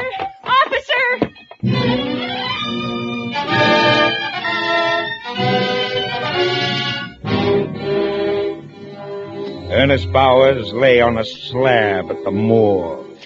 If he were alive, probabilities were that he would regain consciousness before 6:45. The two embalmers on duty at the time had decided to get a bite to eat when the phone rang. Yeah, but we're going out to eat. Yeah, I know another one just came in. We got it here. Well, what's the rush? No, we just want to grab a cup of coffee. We'll get right on it. Well, is it our fault if it comes in just when we want to have a... Oh, we can go home after? Yeah, that puts a different complexion. Okay. Yeah. Hey, what time is it, Anthony? 6:30. Good. Doc says if we embalm this one now, we can go home. Well, let's start in then. I'm hungry. Okay, I'll start the motor. Young guy, ain't he? Yeah. I was saying to the wife about that yesterday. Oh, get the injector out, will you, Tony? Yeah. She was saying more and more people die older and older. Here. Yeah, looks like we can open through the neck. Yeah. Give me a piece of that gauze. Yeah. I said to Velma, she should be around this place a while. We get them all ages. You want me to do it? No, you get the injector ready. Look at him. You'd never think that such a little thing like his heart stops beating could make him dead and not alive. Yeah, okay. Now, hold it steady, will you? Yeah. Ready? Just a second. Yep. All right. Here we go. What's the matter? My glasses. They're clouding up. Take them off. That's all right. I'll just clean them. What'd the wife say to that? What? Oh, about all ages? Yeah. Oh, she didn't have anything to say. Only that most of the guys we deal with probably come to a violent end. Well, there's something in that. Yeah. Okay, I got my glasses clean. Now, let's see here. What's the matter? They're steamed up again. That's funny. Every time I bend over, I wonder. What? It must be my imagination. What? Oh, I could have sworn this guy was breathing on my glasses. Is he? No, how could he? Well, come on, then, let's go. It's 6:45 already. Yeah. Oh, hold it, I'll get the phone. No, let's get this started first. Okay. We'll just start. Now. Huh? What's the matter with you? I thought I saw this guy's hand twitch. Oh, don't be silly. Hey, give me a scare. Let's wait a second. I'll get the phone. No, it'll probably be another job, and we'll never get out of here. Now let it ring. But the doc said we could go home after... Oh, all right. Well, come on, let's get this thing over with. Al. Okay, now, give me the knife again. Now, I'll make a nice, neat little incision right... Hey, Tony. Yeah? Look, I'm bent over like this, see? I ain't gonna move. My glasses are full of steam again. Oh, Lord. Is he alive? Hey, look at me. I'm shaking all over. Look at him, Hal. Look at his lips. Huh? Listen. Shut that thing off.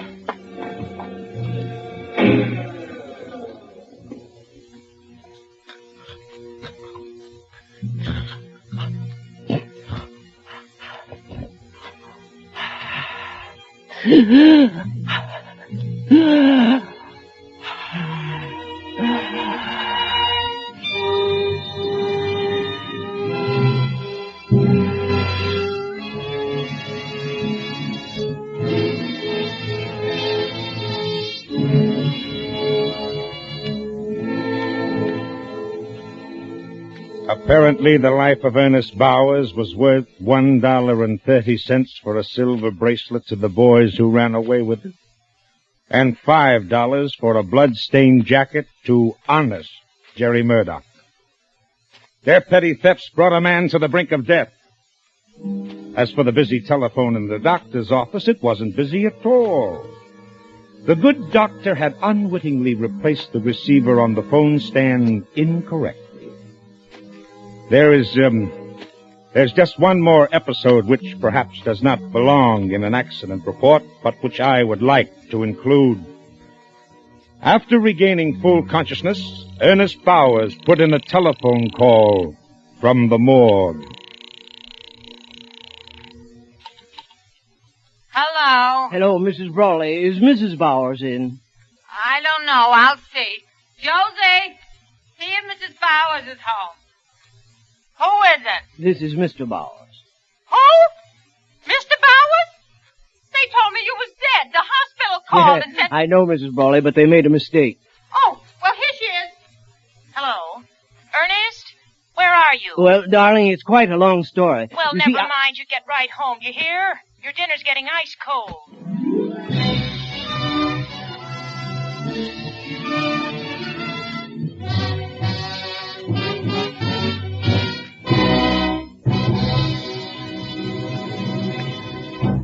As Roma Wines bring you Robert Mitchum in a remarkable tale of suspense.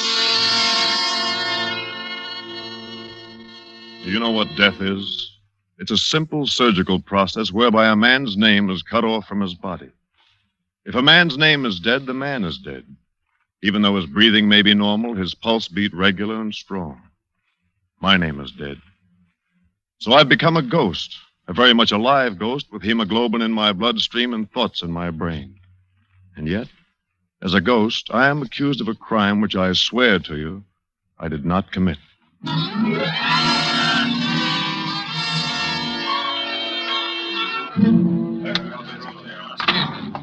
up. Name your floors, please. Seven, please, seven. I just finished a rather harrowing day with my attorney, and I wanted a few moments' relaxation at the Sky Room before driving home to Palo Alto. As I stood in the elevator, I was conscious of someone staring at me. A girl, wearing an orchid which had been completely crushed against the shoulder of her mink coat. She was young, early 20s, I'd say, a sort of face which I find peculiarly attractive. Lean, tanned. She stood perhaps 3 feet away from me in the elevator. Her eyes stared steadily into mine. I glanced away, then looked back again. She was still staring at me. Then she stepped over close to me. Going up. What are you doing here? I beg your pardon. Why did you follow me? You know I didn't want to see you. I think you've mistaken me for someone else. 21st floor. You're Rex Melville. No, my name is Sutherland. Oh, I'm so sorry. You look exactly like... Oh, please, forgive me. This is your floor, ma'am. Oh, thank you. Good night, Mr. Sutherland. Good night. Sky room, sir? Yes, the Sky Room. Thank you, sir.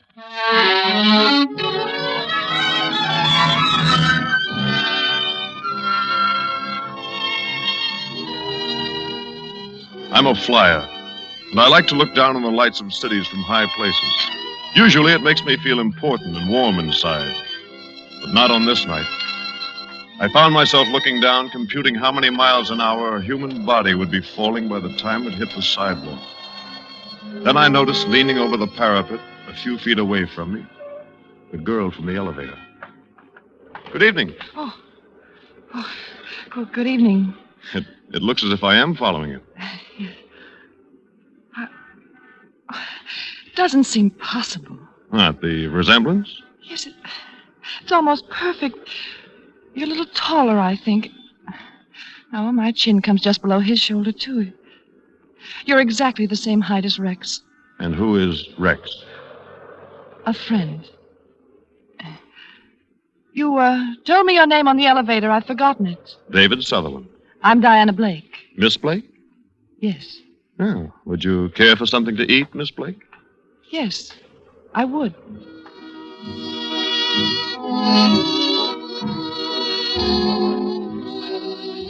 We had a rare bit, I think, and we talked about the customary subjects with the expected flippancy. She was beautiful, by every standard except the Flemish. There was a thrilling compactness about her. My mind floated through all sorts of conjectures, but Miss Blake bolted me back to reality. I lied to you. What? My name isn't Diana Blake. It's Mrs. Melville. Rex is not a friend. He's my husband. Oh, somewhat more than a friend. In this case, somewhat less. It's so incredible. So utterly incredible to sit across the table from someone who looks exactly like my husband and have a good time. Oh, better leave. He might find us here. Of course. Philippe? Yes, Monsieur Sutherland? Check, please. May I see you home? Oh, it's not necessary. I have a suite here in the hotel. Here is the check, sir. I'll sign it. May I borrow your pencil, Philippe? I'm deeply sorry, Monsieur Sutherland. What? I've been asked to tell you that... Now, look, I've been signing checks at the Sky Room for 5 years. Yes, Monsieur, but the accounting Please, department... don't hate me if I pay it. Oh, no, I couldn't possibly You allow... will find, David, that I am a woman of extremes. I've either a great deal or nothing. Right now, the only thing I have a great deal of is money. Philippe. Thank you, madame. Don't be angry, please. It's a small price for saving my life. Saving you? When you spoke to me out there on the parapet, I was getting ready to commit suicide.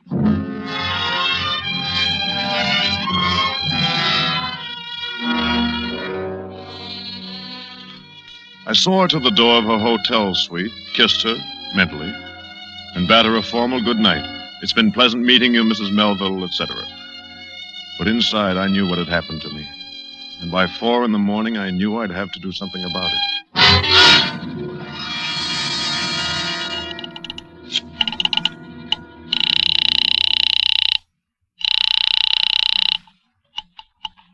Market 0500. I'd like to speak with Mrs. Melville. One moment, please. I'm sorry, sir. There is no Mrs. Melville registered here. Operator, how about a Miss Blake? Diana Blake? I'm ringing Miss Blake's apartment. Thank you.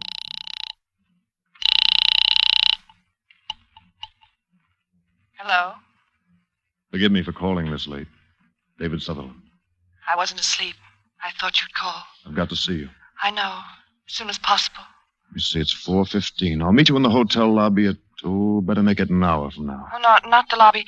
There's a little coffee shop, Radnick's, around the corner on Post Street. I'll be there. 5:15.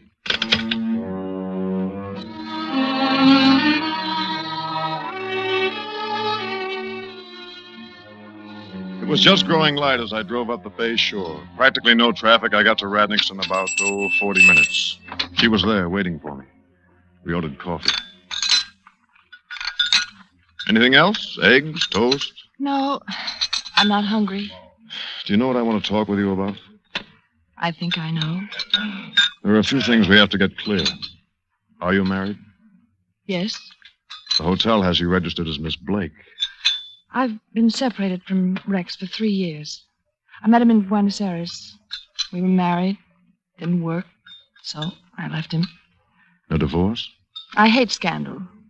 Nobody knew I'd been married. It was foolish, but I came back here and became Diana Blake again. And he dropped out of your life? Until last week. Just showed up out of nowhere. Seems he suddenly needs money. And a wealthy wife's a handy thing to have. Can't you buy him off? It doesn't stop there. He wants to live with me. I can't stand being in the same room with him. And he looks exactly like me. That's why I married him. He's very attractive. His appearance... But... He's not a human being. You'd rather kill yourself than live with him. Yes. Now listen to me. Raise your head. Listen to me. Yes? I'd rather die than go through what I have to do this week. You know the firm of Sutherland and Sons? The importers? I used to have a third interest in the company. But there have been some cagey stock manipulations by my dear cousins. I wound up with a safe deposit box full of waste paper. I may have to go through bankruptcy. Oh, I'm sorry. Now, look. We both considered suicide. That's no good. But what would happen if we both became... Husband and wife? Yes. What will happen to Rex? Rex is going to become the late David Sutherland. Oh, no. Now, look, I've thought it all out.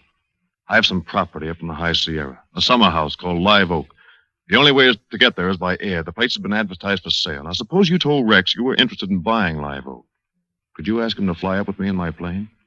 Well, he likes to fly, but he might be suspicious. You can make it sound logical. Tell him you want to try to make a go of your marriage. Live Oak seems to be an ideal place for a second honeymoon. Yes, I'll try. Does he have any friends in San Francisco? None that I know of. He's lived in Argentina for years. Oh, one thing, his voice. It's a little higher pitched than yours, and he speaks more precisely. I can get by. What accounts does he have here? Bank accounts? Doesn't have any. Using traveler's checks and the money I've had to give him. Will he stay with you tonight? If I let him. Good. That'll give me a chance to go through his hotel room. Where's he staying? The Park Row. Room? I don't... Oh, yes, 518. 518. Now, tonight, Diana, you tell him about Live Oak. Say I'm a real estate broker, and make some remark about the resemblance. Yeah, all right. Tell him that tomorrow night is the only time I can fly him up to the summer house. I'll meet him at the Palo Alto airport at 9 o'clock. In the evening? The air is smoother at night. Can you land at Live Oak after dark? No, Diana. But Mr. Melville will never land anywhere alive.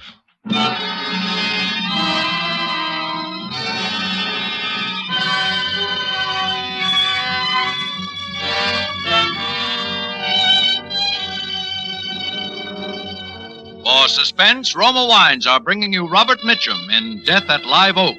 Roma Wines' presentation tonight in radio's outstanding theater of thrills, Suspense.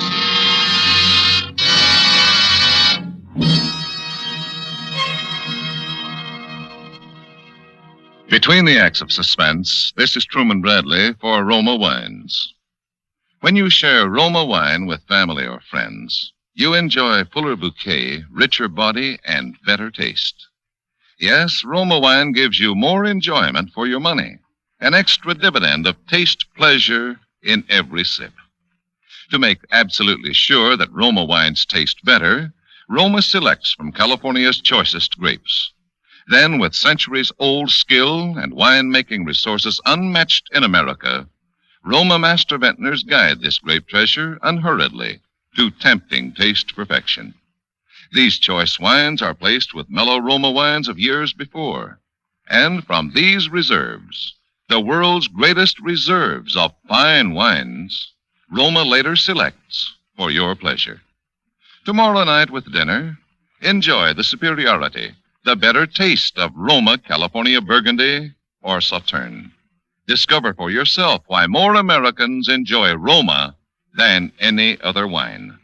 That's R-O-M-A, Roma, your best buy in good taste. And now, Roma Wines bring back to our Hollywood soundstage Robert Mitchum as David Sutherland, with Mary Jane Croft as Diana Blake in Death at Live Oak, a tale well calculated to keep you in suspense.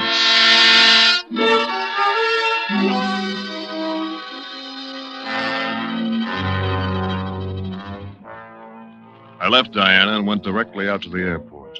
I loosened the screws around the cowling of the instrument panel of my airplane. Then I took my parachute home and soaked it thoroughly in a wash tub full of black dye. The shrouds and the silk came out dull black, just right. As it began to grow dark, I felt a tremendous desire to be with Diana, at least to talk with her. I realized how much she was coming to mean to me, but I stifled my urge to call her. If I could be apart from Diana this one night, I could be with her the rest of my life. I drove back into San Francisco to the Park Row Hotel. As I walked in, I turned my hat brim down in the way Diana had told me Rex Melville wore his. I prepared to speak more precisely, to try out my impersonation of the man I was about to murder. Good evening, Mr. Melville. Good evening. May I have the key to 518, please? Certainly, Mr. Melville. You weren't gone very long, sir? No, not long. Is there any mail in my box? Well, I just gave you your mail, sir, when you went out. Oh, of course. I'd forgotten. Thank you.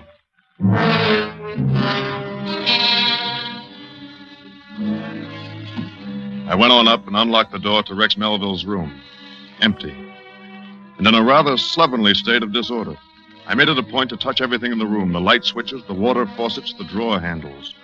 I wanted to leave plenty of my fingerprints in case I should need to prove later on that I, the future Rex Melville, had occupied this room. And I left. But I didn't go back to Palo Alto. I just walked the streets of San Francisco until dawn.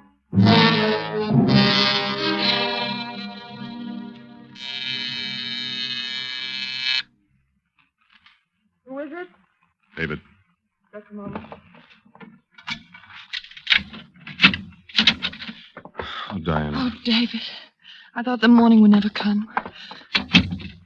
Rex just left a few seconds ago. I know. I've been watching for him outside. He didn't see you? No. How is it about tonight? We're all set. It wasn't easy, but I convinced him. He'll meet you at the Palo Alto airport at 9. Perfect. I took his billfold out of his coat pocket. Here. His signature's on the traveler's check. Good. This is just what I needed. Oh, David. When will it be over? Before midnight. I'll be back with you by this time tomorrow morning. Be careful. You know something? I've never kissed you. Oh, my darling. Forgive me. I didn't blot my lipstick. Who could that be? Rex. I have the billfold. Yes? Who is it? Let me in, will you? I forgot something. Just a moment. I left my wallet. Well, hello. This is the real estate man I told you about. My name is Sutherland. You're right, honey. He's a dead ringer for me. Yes, I understand we're taking a little trip tonight. Yeah, say you make your business calls pretty early in the morning, don't you, Mr. Sutherland? he stopped in to find out about tonight. I was just leaving. Good. Now, what about the wallet, honey? It's not here. You sure? If I find it, I'll call you. All right. Say, why don't we ride down in the elevator together, Mr. Sutherland? You can tell me something about this place at Live Oak. Oh, but Rex... I'll be glad to. Goodbye, Mrs. Melville. I'll see you later, honey. Goodbye.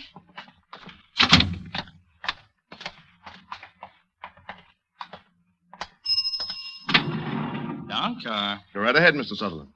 No, after you. All the way down? Yes, the lobby, please. Yeah, I hope you're a good pilot, Sutherland. I've been flying 10 years. What kind of plane do you have? Metal monoplane, a high wing. It seats 2 people side by side. Say, What's the matter? hey, you fellas twins? No. I thought for a minute I was seeing double. Have to go see an eye doctor or something. No, we're not twins. You sure do look alike, though. Glad I don't have to see an eye doctor. Oh, here's the main floor. Watch your step, please.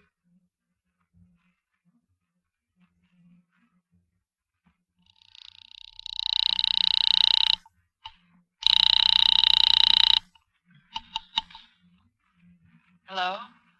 Hello, Diana. Yes. Listen, we're in bad trouble. What's wrong? The elevator boy. He noticed how much we look alike. Which car was it? The end elevator, the one nearest your door. I can take care of it, David. Don't worry.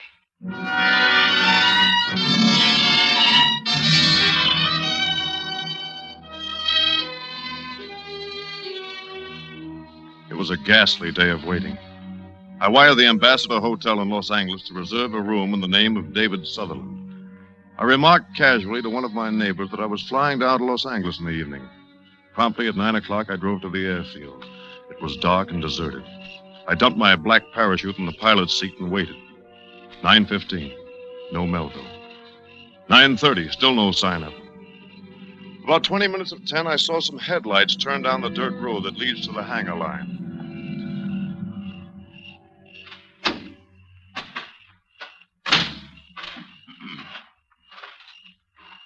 Is that you, Sutherland? I've been waiting for you. Well, I'm sorry to be late. I was delayed in town. You all set to go? All set.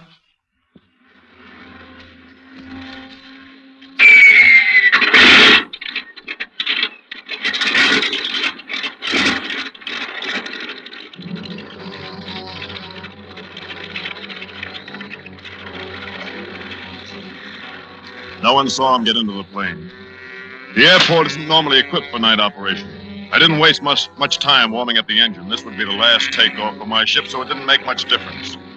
I gave a full throttle, roared down the asphalt runway, and banked sharply out over the bay.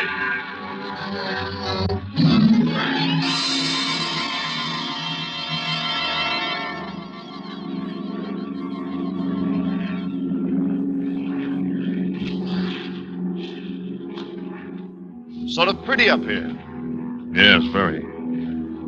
How long will it take us to get to Live Oak? Not long. Excuse me, I have to make a radio call.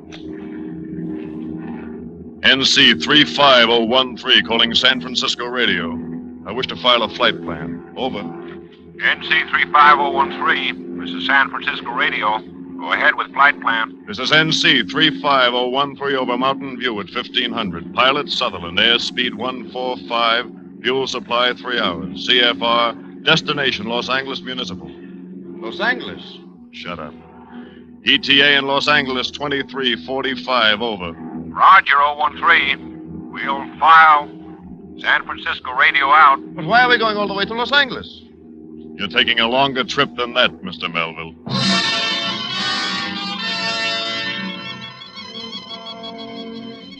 I grasped the loose cowling from my instrument panel and swung it squarely against his head.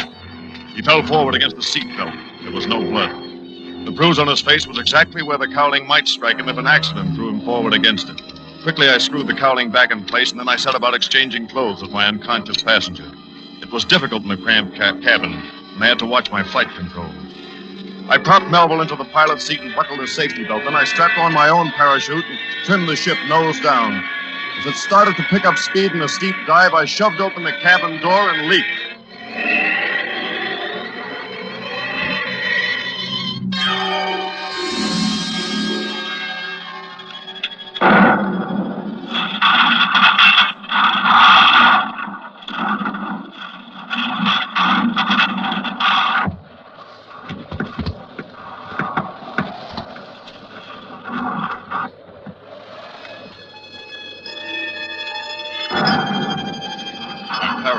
Black against black, dropped me quietly into a meadow a few hundred yards from my burning ship. The wreckage was complete. I pulled in the chute, wadded it up, and tossed it onto my funeral pyre. Sleep well, Mr. David Sutherland.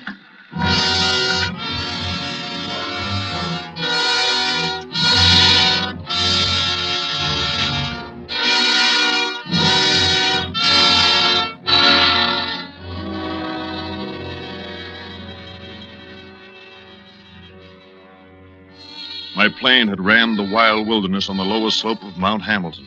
I struck out on foot for the road which I knew from my maps, ran down the mountain from Lick Observatory to San Jose. As I walked along in the moonless night, I felt free. For the first time in many months, no more debts, no more threats of bankruptcy, no more scavenging attorneys. From San Jose, I took the bus back to Palo Alto, keeping as inconspicuous as possible. At the airport, I got into Rex Melville's car. No, it was my car. I was Rex Melville now. It was just getting light as I drove up Bayshore Boulevard. I went into a pay phone booth to call her and tell her everything was all right.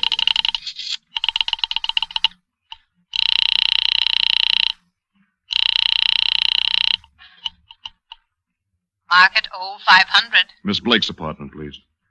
Miss Blake? Diana Blake. One moment, sir. I'm ringing Miss Blake's apartment. Hello. Hello?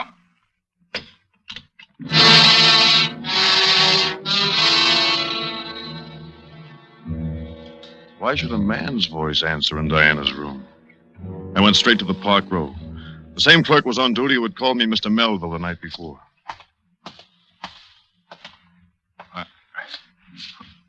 Good morning, sir. Good morning. The key to 518, please. Yes. Yes, Mr. Melville.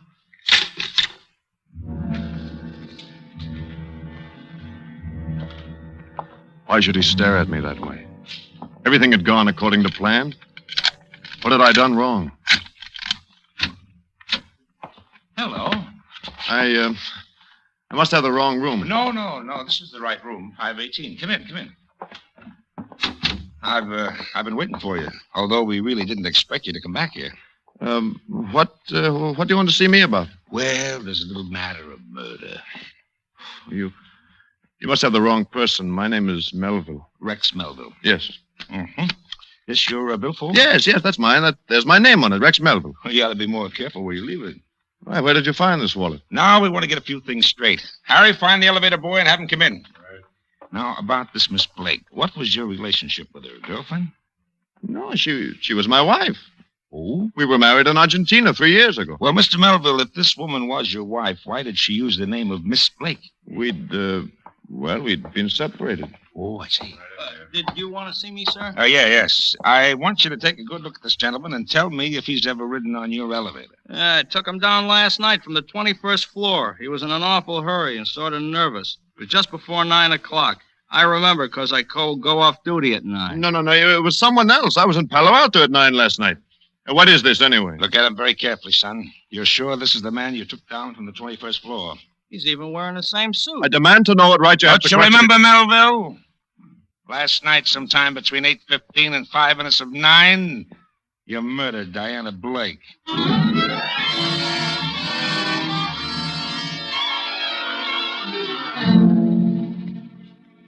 I don't remember the next hour at all. But I heard myself saying, "There's another man. He looks exactly like me. He must have killed her." Oh, a sort of Mr. Hyde character? No, another person. Elevator boy, you saw us together in your car yesterday morning. I don't remember. Now think. You asked if we were twins, and you said something about going to an eye doctor, remember? No, I don't remember. He's lying. Diana bribed him not to tell. Why should she have bribed him? Because I'm not Rex Melville. My name is David Sutherland. I live at 18016 Willow Road, Palo Alto. I didn't kill her, I tell you. I loved her. David Sutherland was killed last night in an airplane crash on Mount Hamilton. No, it was Melville who died. Sutherland radioed a flight planned at 9:55 for Los Angeles. He had a reservation at the Los Angeles hotel for last night. He never got there. I'm Sutherland. I jumped in a black parachute.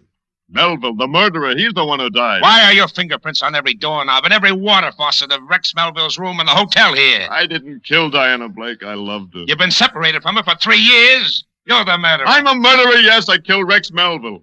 But not Diana. I didn't kill Diana.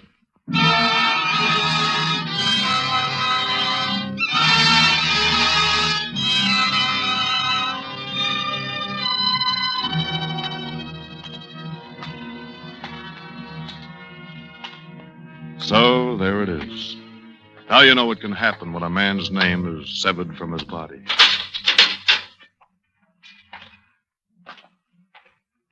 And in a few more moments, I shall know what happens when a man's body is severed from his soul.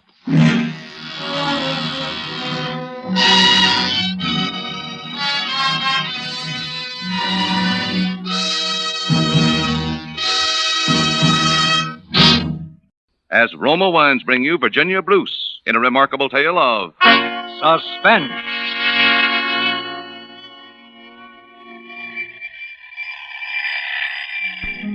It was a Monday. Most ordinary Monday in the world.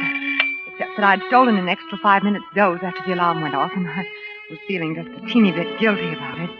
Ed always leaves for the office at 9 sharp, so I can't afford to waste a second in the morning.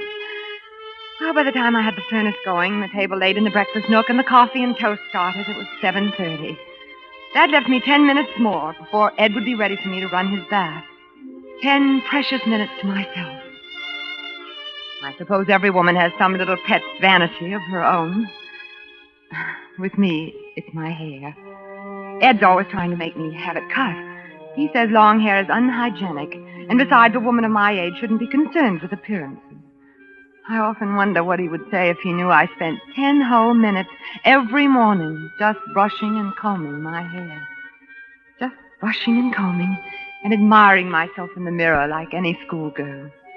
Only this morning I didn't. I was a little upset. Lily! Yes, dear? Where's my blue serge suit? I can't find it anywhere. Oh, Ed, I gave it to the cleaner. Oh, no. Well, it did need cleaning so badly. You said so yourself. I said nothing of the kind. But you did, Ed. You said... All right. I'll wear the gray. You'd better come out and start your breakfast. It's late. Yes. I'll be right up. Ed? Yes? You know, Roger didn't come home last night. Oh? Isn't he? No, and I'm worried. Well, I don't see why. Half the time he doesn't get home until 3 or 4 o'clock in the morning. Now, cream, please. Yes, dear.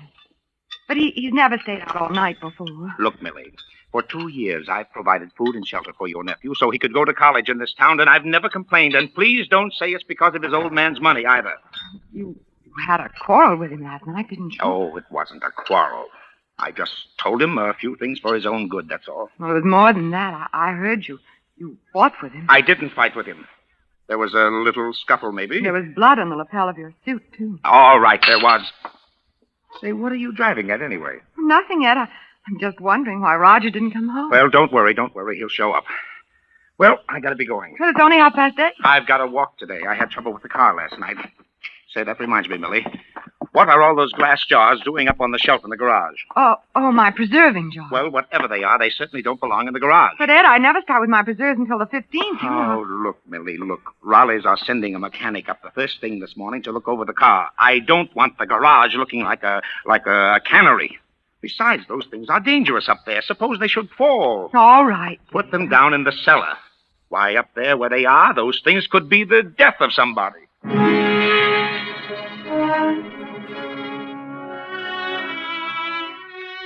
By the time I'd washed up the breakfast things and fed Bobby's my pet canary, it was 10 o'clock. Suddenly I remembered those wretched preserving jars. I was just starting on them when I got a glimpse of something out of the corner of my eye in the shadows behind me. I spun around, my heart pounding away 10 to the dozen, and then I saw it. The hand hanging out of the open window of the car. A very still, white hand. Roger's hand. It was cold when I touched it. Roger was dead.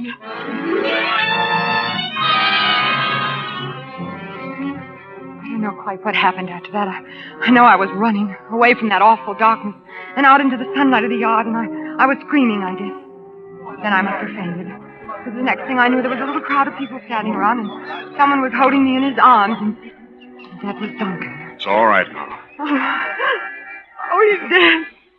He's dead. It's all right, Mrs. Anderson. It's all right now. Who are you? What? You don't know me, Mrs. Anderson. My name is Duncan Shaw. You fainted. The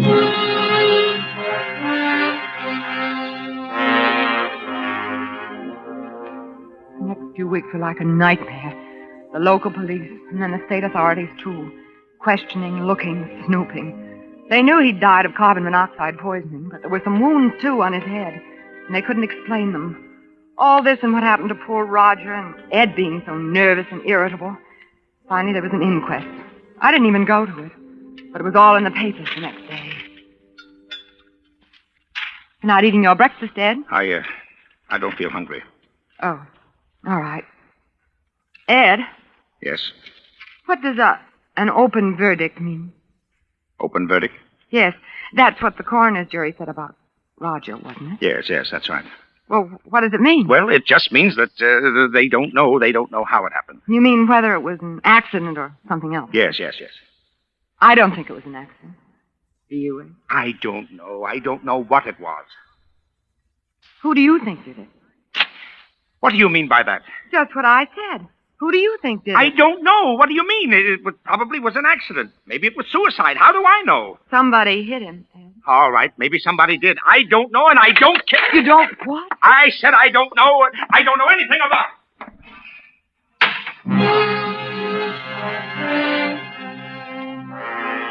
I didn't say anything more. I just watched him as he stormed down the path to the garage. I suppose it was the way I felt about Ed that was the reason for what happened next. I mean, I'd always felt that way about Ed in some ways, I guess, but now it was different and worse. That morning, I was taking a basket of old junk out to the tool shed, and it was heavy, and maybe I wasn't looking where I was going, but as I came around the corner of the house, I ran right into someone who grabbed me by the arm. Oh, I'm sorry. Let go of me. I'm sorry. What do you mean by frightening me this way? I didn't mean to frighten you. Well, what are you doing around here anyway? You don't remember me, do you? No, I certainly do not. I picked you up that day you fainted. I just came around to offer my condolences.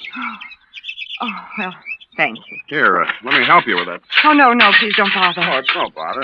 Got nothing better to do. Oh. See, I'm a member of that growing army known as the unemployed. Oh, I see. Where do you want the stuff put? Please, I wish you wouldn't. Oh. Very well, I'll be going then. I hope you'll forgive the intrusion. Oh, your foot. Well, what about it? Well, when I dropped the basket, I hadn't realized. No, dear lady. I'm afraid this wound goes back a little farther than that. Oh, I am sorry. Please forgive me. It's all right. But really, I feel terrible. A veteran and no job. And here I've been... There must be something I can do to make up for... Oh, don't feel that way. Perhaps... Believe me, this isn't charity. Perhaps you'll let me make you some breakfast. Breakfast? Well, Well, then, that's settled. Come along. You must be a stranger in these parts. You might call me that. What in the world ever brought you to a little out-of-the-way place like Richmond? Oh, this and that. Anything more you'd like to know? No. You mustn't think that I... Well, here we are. Just sit down and make yourself comfortable, and I'll have something ready in a jiffy. I've been rude. I'm sorry. You're terribly nice, Miss Sanderson. Oh, not at all. Tea or coffee, Mr... You know, I've forgotten your name. Shaw. Duncan Shaw. And, tea. You know, Mr. Shaw, I've been thinking, and No, I won't be offended. Well, it's just that, my husband's always talking about the state the garden's in, and I never seem to have time to do anything about it myself, and there's a lot of other things, like the mailbox and the fence in the back that's falling apart, and, well, You're sweet. Of course, I couldn't pay very much, so if it's going to interfere with any other plans... No. I don't think it would interfere with any other plans. I don't think it would interfere at all.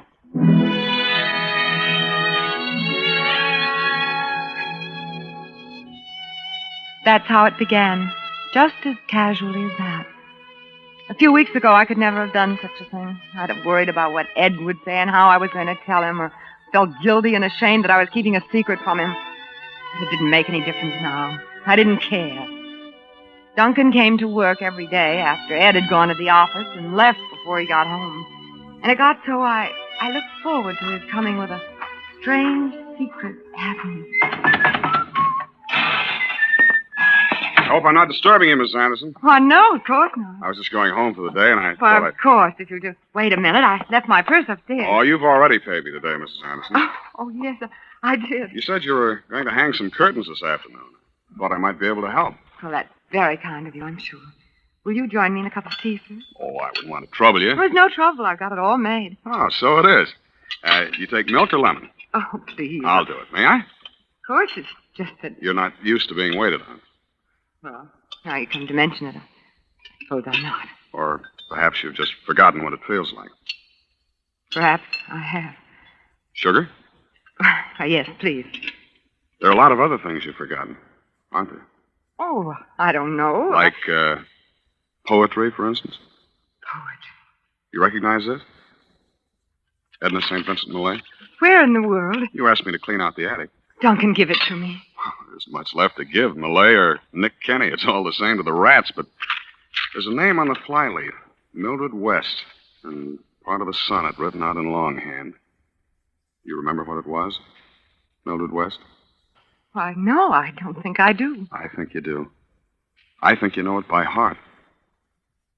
Love cannot fill the thickened lung with breath, nor clean the blood, nor set the fractured bone. Yet many a man is making friends with death, even as I speak, for lack of love alone. Mildred. You're lovely. Please. Your hair. It's like the Princess Griselda that I used to read about when I was a little boy. I used to pretend I was her knight in shining armor, and one day I would come riding up and rescue her from the dark tower. You see, she was a prisoner, too. Oh, no, Duncan. No. And all this time, you've been like her, waiting to be rescued, waiting to escape. Haven't you, Mildred? Haven't you? Oh, yes, Duncan. Yes. Yes, yes.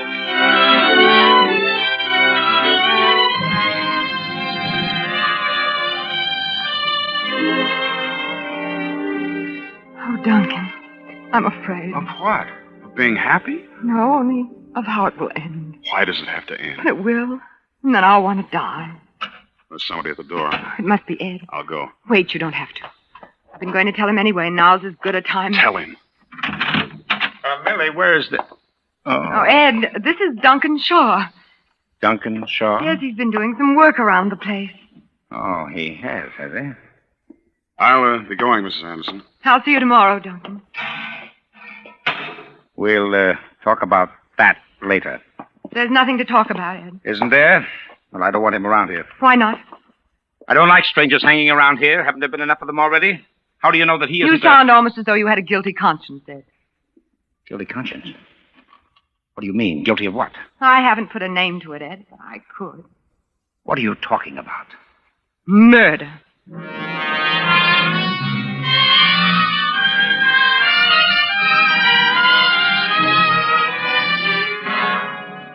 For Suspense, Roma Wines are bringing you Virginia Bruce in Night Comes Riding.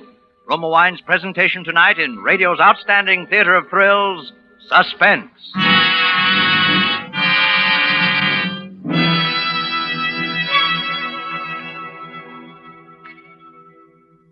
Between the acts of Suspense, this is Truman Bradley for Roma Wines. For entertaining friends, for everyday pleasure, more Americans select Roma than any other wine. That's because you enjoy an important difference in Roma, an extra dividend of pleasure in fuller bouquet, richer body, and better taste. To bring you superior wines, better tasting wines, Roma selects from California's choicest grapes. Then, with ancient skill and wine-making resources unmatched in America, Roma master vintners guide this grape treasure unhurriedly to tempting taste perfection. These choice wines are placed with mellow Roma wines of years before, and from these reserves, the world's greatest reserves of fine wines, Roma later selects for your pleasure. So why not enjoy a Roma California wine tomorrow? Whether your favorite is sherry or port, muscatel or tokay, you'll find any wine by Roma is better tasting wine. That's R-O-M-A, Roma wine. Your best buy in good taste.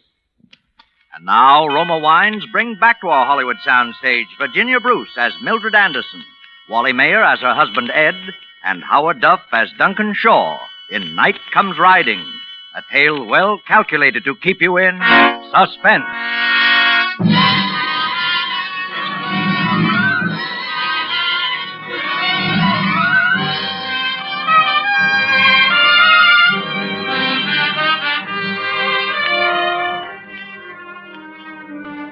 We never spoke of it after that.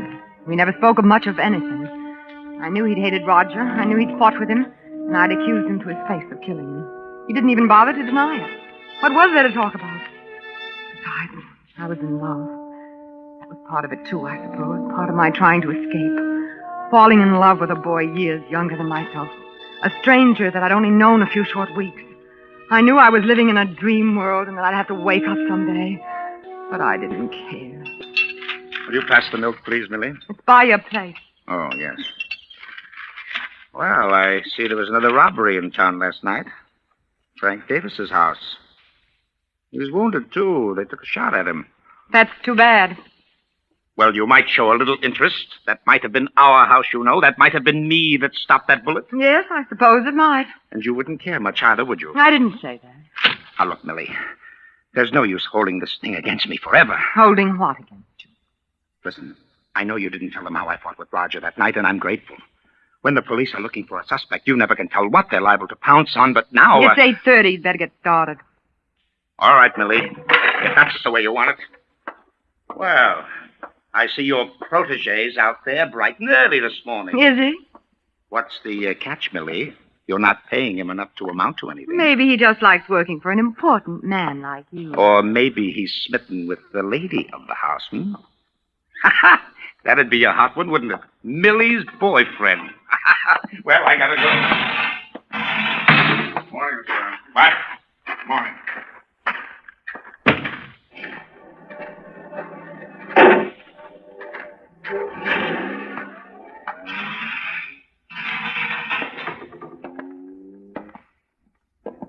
Hello, Griselda. Hello, Duncan. You're beautiful. Had your breakfast? Your hair is beautiful. I'll fix you something. No, wait. Don't you want breakfast? Mildred, I want to talk to you. So serious. Yes, serious. What is it, Duncan? I've lied to you, Mildred. Lied to me. Yes. In the first place, I'm not a veteran. Oh, well, what difference does that make? And this gimpy leg, this limp, I didn't get it in the war. I had it long before, and that's why I wasn't in the war. Why, Duncan, why should that make any difference? Listen, remember the time I told you the fairy story, that first time about the Princess Griselda? Of course. I should have told you another story right then. Does it have a happy ending? No. Then I don't want to hear it. Well, you've got to hear it sooner or later. Oh, Duncan, please, if it's... Now, listen. Once upon a time, there was a little boy. He wasn't much different from any other kid born on the wrong side of the tracks. Then, he just happened to be behind the door when the silver spoons were passed out. But he didn't care, and he did have one break. He had an older brother, Mike. Mike was my whole world. Until he was killed. Oh, Duncan. We hadn't been doing anything wrong, just a gang of kids playing cops and robbers with an old warehouse for props, but to him we were fair game. Maybe we did run away, and it was wrong, but we were just kids, scared kids, so we ran. That's when he started shooting. The first shot winged me in the leg. The next one caught Mike in the shoulder and knocked him down. Who started shooting, Duncan? Your husband. Mike fell forward on his knees. I can still see him, just a kid on his knees in the dirt. And then the next shot was a bullseye. It hit him right in the middle of the back. I wanted to kill him then, but I knew I didn't have a chance. He was a big slob with a gun in his hand protecting the community, and I was just a kid, but I swore then that someday You'd kill him. Yes, And that's why you came back. yes. And that's why you came to me and... No, Mildred. That was something I hadn't planned on. You see, I fell in love with you. That sort of makes a difference. Killed Roger, too. I know it now. That's another reason. I couldn't say anything before, but... Murder? What's the difference, what you call it? No difference. And after a while, we could go away. No one would ever know. We could really be together, really be free. Oh, free? But we'd have to plan it that way. It's something simple, accidental. Duncan. I know. It's horrible to even talk about it, but... No, Duncan, it can be simple. You mean you... Listen, he told me himself this morning. He was reading about the robbery last night. He said it could have been our house. He said it could have been him. Sure. Shot while protecting his home. An accident, one of those things. Does he still have a gun? No. We better do it soon. Yes. Tonight. Tonight? Why not? I'll leave the kitchen door unlocked. All right. What time? He's always asleep by 12. Duncan, Yes. you're not afraid, are you? Because I'm not. Not anymore. Afraid? No. Just glad. Because at last I'm going to kill him.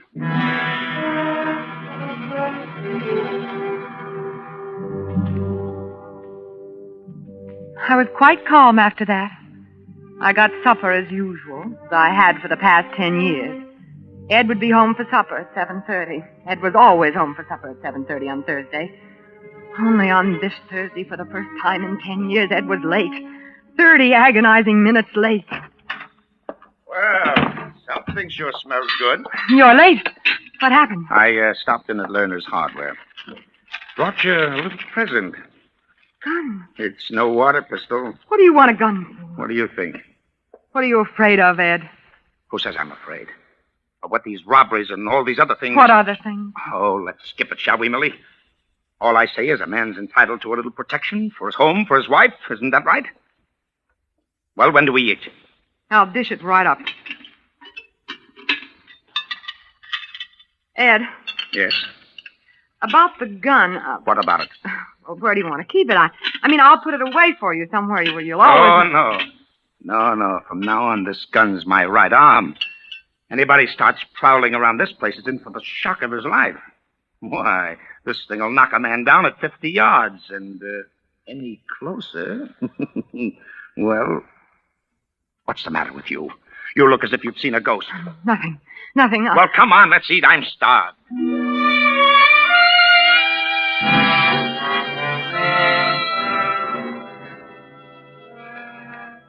Kept it right next to his plate all through dinner. Finally, after about an hour of listening to the radio, he got up to go to bed, and he took that gun with him. I followed, as I always did, to turn his bed down for him. And as I came into the room, I saw him putting it under his pillow. After that, it seemed hours and hours lying in the dark, watching the luminous hands of the little bedside clock creep on to 11:15, waiting until I was sure he was asleep. And slowly, ever so slowly, I slipped my hand under his pillow, reaching for the gun.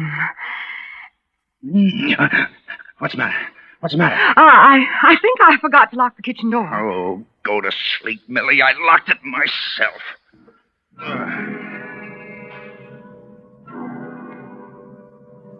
I looked at the clock. Nearly 11:45. There was no time for anything else now. I slipped out of bed and down the back stairs to the kitchen as quickly and as silently as I could.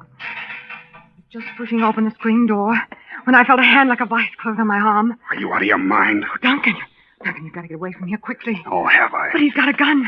He got it this afternoon. He's got it with him now. So that's it. I never thought you'd go through with it. Duncan, listen to me, please. He'll kill you. You listen to me. I'm doing the killing tonight. Don't think you can save him at the last minute. Nobody can. You think I made love to you for all these weeks? What? You think it was fun playing Iceman to a frumpy housewife? Oh, Duncan. You might as well know it. You might as well know all of it. It was me that killed your nephew, too. I thought he was your husband. Now, get out of my way before I kill you, too. Duncan, listen to me. I don't care. I don't care what's happened. But if you go up there, he'll kill you. And I don't want you to die. Maybe I still love you. Maybe I'm crazy, but I don't want you to die. Please. Let go of me. Duncan!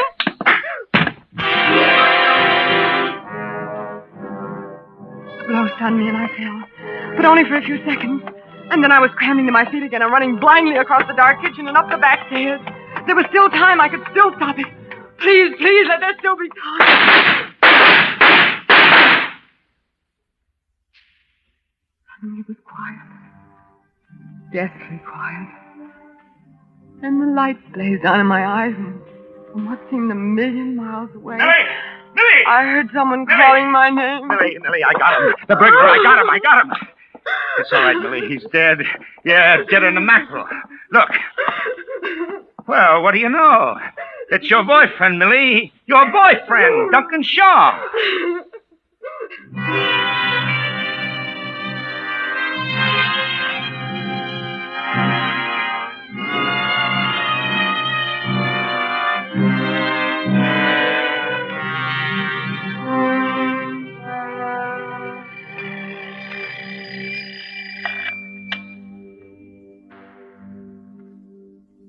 There's always so much to do in the morning.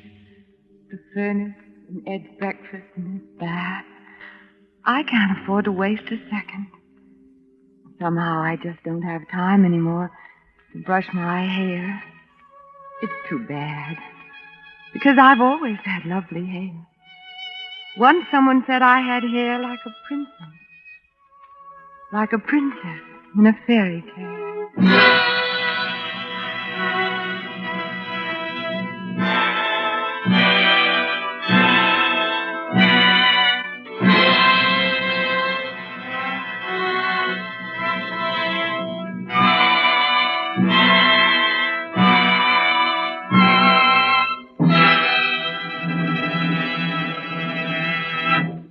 As Roma Wines bring you Angela Lansbury in a remarkable tale of suspense.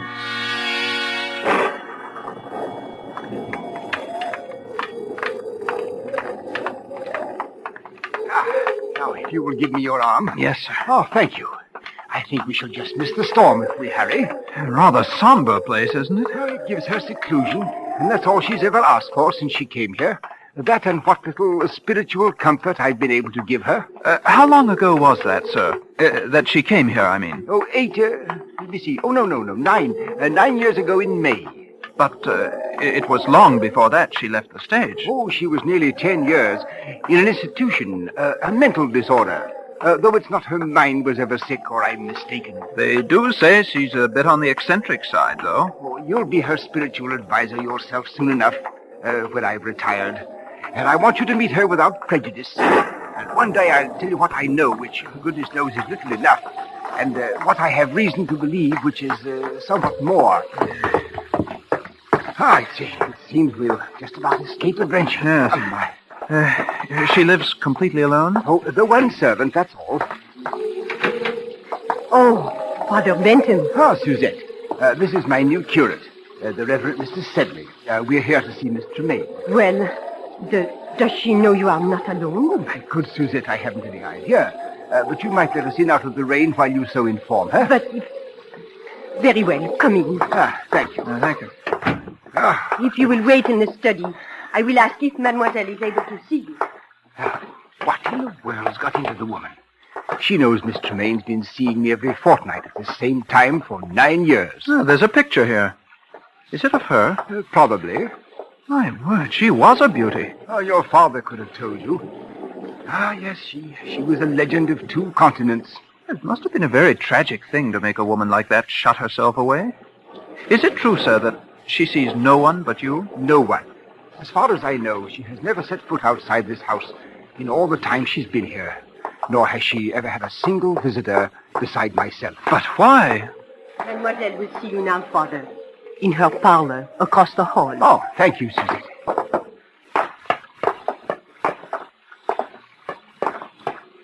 Father Benson.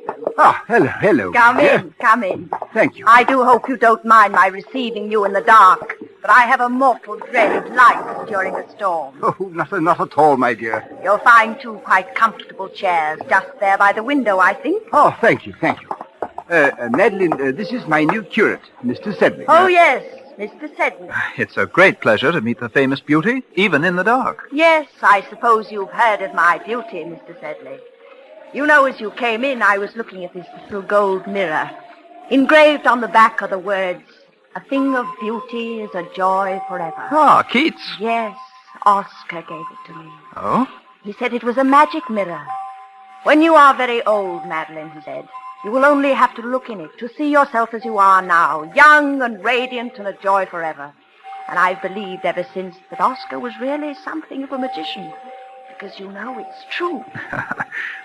Was that Oscar Wilde, Miss Tremaine? Yes. Dear Oscar. Dear dead days. I suppose you've already heard of all the wild tales of my lurid past, Mr. Sedley? Oh, no, Miss Tremaine, I assure you I don't believe that Father Bentham has ever caught me in a very reminiscing mood, have you, Father? But since you will one day be vicar here, Mr. Sedley, perhaps it would be better if you heard the truth from me. Miss Tremaine, don't think Oh, the truth is wild enough. It all began, I suppose, when John Gaylord gave me my first speaking part. That was, too far ago to tell. My hair was a little darker. My voice was not quite as rich as it is now. A trifle more silvery, perhaps. John and Nell gathered for the leads, and my part, well, it was one of those obscure little parts that no one pays any attention to until some obscure little actress comes along and makes the start of a career with it. It was then that I first experienced what will always be to me in all the range of human feelings, the supreme exultation when you hear the full frenzied applause of an audience for you alone. Thank you.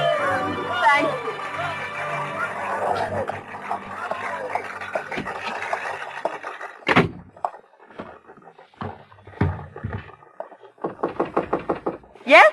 Madeline, may I see you? Oh, come in, John. Madeline, you are marvelous, simply marvelous. Thank you, John. Such a little fool. A fool? I've told you to play the part down, but it's getting worse and worse. Tonight she's absolutely furious. She's going to make trouble for you, Madeline. Trouble? What kind of trouble? Oh, you don't know Nellie Garrett? But I know my audience, don't I? Oh, Madeline, you're so young and foolish and so beautiful. Why, thank you, John. So terribly beautiful. Oh, John, you're leading up to it again, aren't you? Oh, Madeline, this play isn't going to last forever. Even you can't keep it alive much longer. My dear, why don't we make plans together now? We could have our own company. As the great John Gaylord and Mrs. Gaylord? No, of course not. Why, in a couple of years, you'll be as famous in your own right as Nell Garrett herself. Perhaps I don't want to wait a couple of years. Besides, John, I don't love you. Do you love anyone? No, but when I marry, it will be an up-and-coming young member of Parliament like you. True, you're in for it now, Madeline. Right away. So there you are, my fine. Now go easy, Miss Garrett. She's meant no harm. No harm indeed. She has merely ruined my entire last act curtain for 29 consecutive performances, hoisting her skirts clear above the ankle, ogling the stalls like a music hall Gretchen. It's only because it's that kind of a part. Oh, is it indeed? But as long as I play the leads in this company, I will not have my best speech in the whole play utterly ruined by rowdy applause for the gutter antics of a half-baked ingenue. Oh, Nell, please, you're making a fool of yourself. And while we're on the subject, Mr. Gaylord, there are a few points I should like to discuss with you. When you help Miss Tremaine down from the swing in the second act, there's no need for you to keep your arm around her during the entire remainder of the scene. I'll admit that she appears ready to swoon at any moment. But one peep show performance is quite enough for an evening in Drury Lane. Well, really, Miss Garrett, if you can no longer hold either your audiences or your lovers... You cheat! Nell! Really, I'll kill you for that, Nell Garrett.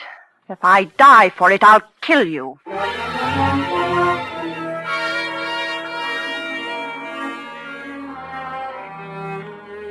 I left the theater and walked aimlessly out into the night, my eyes blinded with tears. Young, yes, foolish as I was, I believe my poor little heart was truly broken. For I knew that Nell Garrett could ruin me with every theater manager in London, and I knew she would. How long I wandered through those misty streets, or where, or even what I did, I shall never know. But just as dawn was breaking, I found myself, by some odd twist of fate, passing by the lodgings of John Gaylord. On a sudden impulse, I climbed the steps to his door. Yes? Madeline. Hello, John. My darling, did anyone see you? See me? Come in. Where have you been? Just walking. Good Lord. Alone? Yes, why? Don't you know? Yes, John, I'm afraid I do. My career... Your career? Oh, my poor child. John, what is it? Don't you know that Nell Garrett's been found dead with a knife in her back? Dead? Murdered. Oh, John. The police have been looking all over London for you. I've been expecting them here every moment.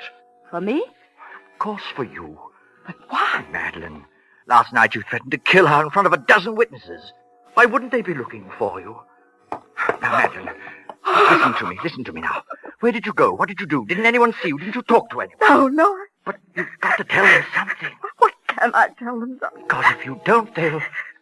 Yes, they'll hang you, Madeline. Oh, no. Please, Madeline, you've got to think. Try to remember something. I'm so alone. If only I had a friend. I have got a friend, Madeline. I'm your friend, believe me. Someone who loved me enough to at least say they were with me. Oh. Who is it? Inspector Chellis, Scotland Yard. Madeline, in there, quickly, the bedroom. John! Don't worry, I'll tell him something. Hurry. I'm coming. I'm sorry to rouse you at this early hour, Quite sir. all right, sir. Come in. You are Mr. John Gaylord? Yes. Of the Queen's Players Company, Drury Lane? Yes. Can you tell me, Mr. Gaylord, anything of the whereabouts of Miss Madeline Tremaine? Madeline Tremaine? Yes. Why, Did you call me, darling? Oh, excuse me. Who is this lady, Mr. Gaylord? Well, who are you? I'm from the police, madam. Police? There's been a murder. Miss Nell Garrett of the Queen's Company was found stabbed in her home last night. Nell Garrett? Yes. You know her? Why, of course this is... I'm afraid, madam, that I shall have to ask you for your name. I am Madeline Tremaine. I'm so sorry that you find me somewhat in disarray. Mr. Tremaine, I'm afraid I shall also have to ask you to account for your whereabouts after you left the theater last night. Very well. Mr. Gaylord can account for my whereabouts. Well, Mr. Gaylord? Why, You see, Inspector, it's rather a delicate matter. Because since I left the theater last night, I've been here. Is that true, Mr. Gaylord? Yes, quite true, Inspector. I see. Is that satisfactory, Inspector? Yes. Well, I don't think I need trouble you any further, for the moment. I quite understand your position, Inspector. It's a terrible, terrible thing. Yes. Well, good day to you. Good day, sir. Oh, Madeline. Yes, John? Madeline, you shouldn't have done it. Why, they'll have the scandal all over every newspaper in the city. Well, a scandal is better than a hanging, isn't it? Oh, but there must have been some other way. Now they'll tear you to shreds. They won't have you in anything better than a music hall for the rest of your life. John, there won't be any scandal If what? John, it wasn't just my tiff with Nell Garrett that sent me wandering through the fog last night. I was thinking about something much more serious. What do you mean? I was thinking about what you said. What I had said? John, perhaps I don't really love you yet, but there's no one else. And you're the finest, kindest man I've ever known. Madeline. And now perhaps you saved my life. Oh, Madeline, I love you more than anything else in this world. But I wouldn't have you marry me for gratitude. I wouldn't marry any man for gratitude. Madeline, if I were to tell you that I wasn't here last night either, that I couldn't explain my whereabouts. Oh, I see. Would you still marry me? Yes, John, I will marry you.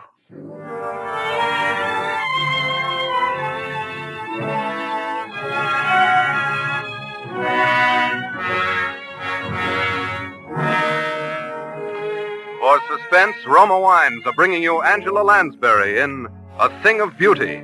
Roma Wines' presentation tonight in radio's outstanding theater of thrills, Suspense.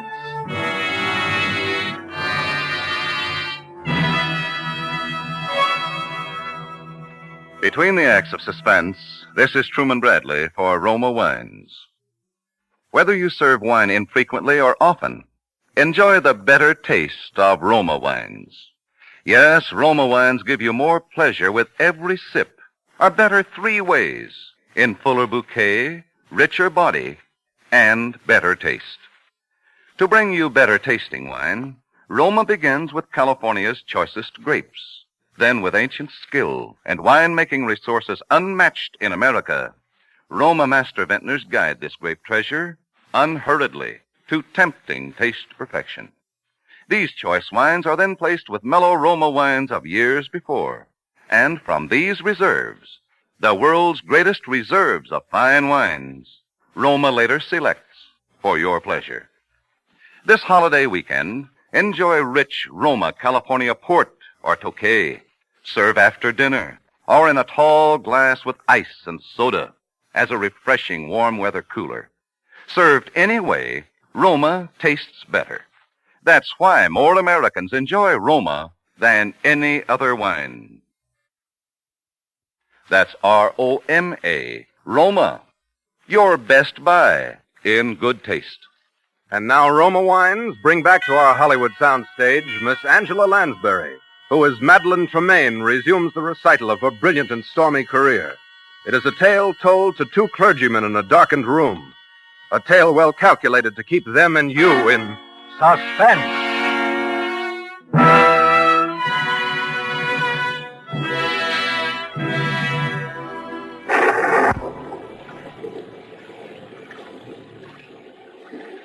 Shall I continue, gentlemen? Oh, yes. Please do, Miss Tremaine. It's most absorbing. Indeed it is. Really? I hope you don't mind the lights turned off. It's the storm. I suppose I am a sort of an elemental creature, but I always love to sit here and have it dark when it's stormy outside. Not at all. Well then, Our marriage was a very happy one. Perhaps not entirely in the high tradition of grand passion, but a thoroughly comfortable, civilized relationship. Until something happened which is so often a tragic feature of wedded life between two stage personalities.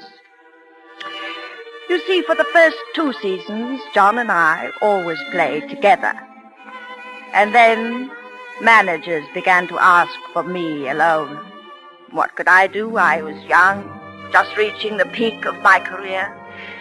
John was past his prime and popularity, and so at last he had no longer even tried to have a career, but lived along on false hopes and idle dreams and tiresome reminiscences, and, well, took up those little hobbies to pass the time away. Grew a little stout. It was very difficult for both of us. And then, for me, came the time and opportunity that every actress dreams of.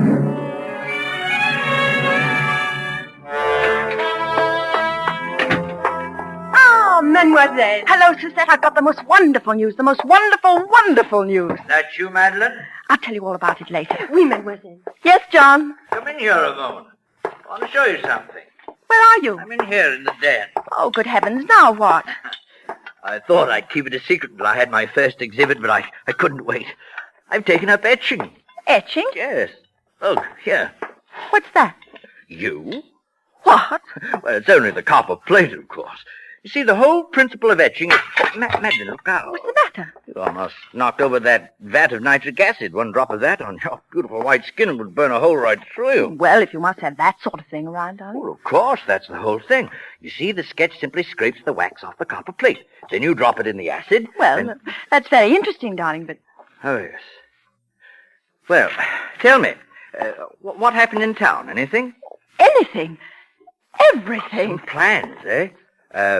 Anyone ask for me? Oh, yes, everyone asked for you, John. I told them you were well. No, I mean, well, I thought there might be a couple of decent plays for a change. I might consider something. Yes. John, darling, how are you on Romeo? Romeo? Yes. You see, Maxwell has finally asked me to do a Shakespeare repertory. And high time, by the way. I'm starting in Romeo and Juliet, and I needed... Madeline, why didn't you tell me Romeo?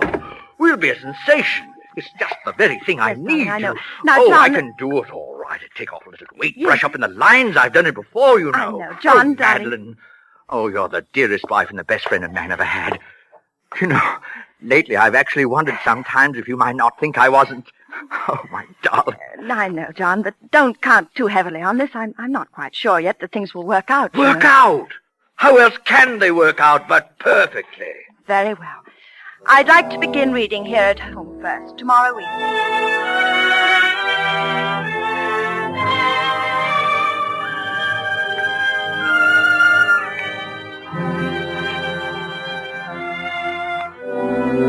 Now, shall we take it again from yet I should kill thee with much cherishing? Of course.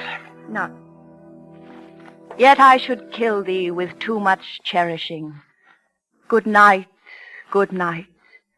Parting is such sweet sorrow that I shall say good night till it be morrow. Sleep dwell upon thine eyes, peace in thy breast. Would I were sleep and peace, so sweet to rest. Yes, but you see, on those last, you should really already be moving off the stage. You don't want to make too much of them. After all, the scene really ends when Juliet leaves the balcony. Well, I know, but you can't just throw them away, Madeline, dear. Those are very famous lines. Yes, but, John, we mustn't think so much in terms of lines as of performance. Pardon, mademoiselle. Yes, Suzette. Monsieur Alexandre Duncan is here. Oh, yes, show him in. Oui, mademoiselle. Alan Duncan, what's that young ham coming around for? Well, John, I've been meaning to tell you. Hello, Madeline. Hello, Alec. You know my husband? Oh, why, yes, of course. How do you do, Mr. Tremaine? The name is Gaylord. Oh, yes. Of course, Mr. Gaylord. Well, I say, aren't I the luckiest fellow in the world? Are you? John? To be playing Romeo opposite Madeline Tremaine. Oh, Madeline, when I got your cable, I could hardly believe it. I jumped on the boat without even packing a bag. Is something wrong? John, I've been trying to tell you, but I didn't want to hurt your feelings. If I've interrupted something... No, it's all right, Madeline. Alec. John, please don't make a scene. I had to have someone to rehearse with me until Alec got here, and I knew you wouldn't be the slightest help to me if you thought... Oh, Madeline. John, why must you make an issue of this? I've always known you were a thoughtless, selfish woman. But I never would have believed that you could do anything quite so vile. How dare you speak to me that way? You didn't really think that a man with a 40-inch waistline and a double chin could ever play Romeo, did you? Madeline, I say... Get out of here. Get out. Get out. Get out! I say... Oh, I have to go and apologize, I suppose.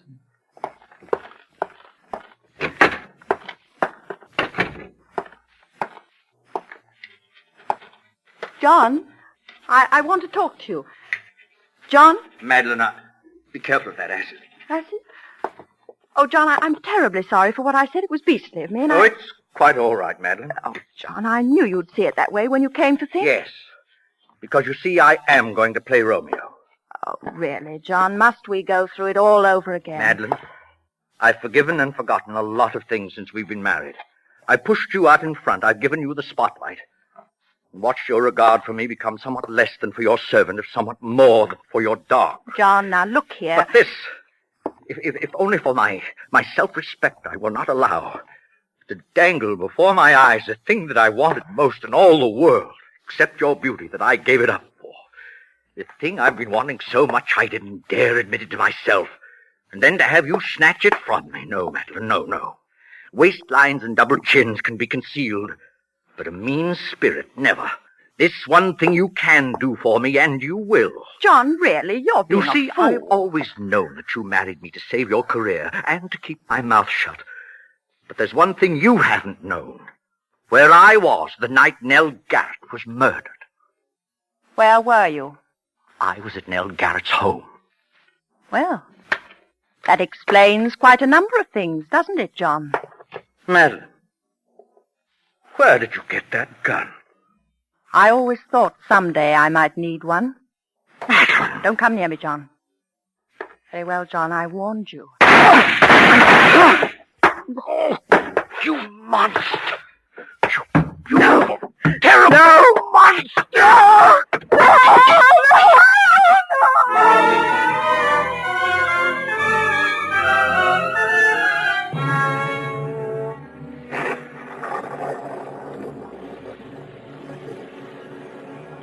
You see, as he sank to the floor, he hurled the bowl of acid at my face.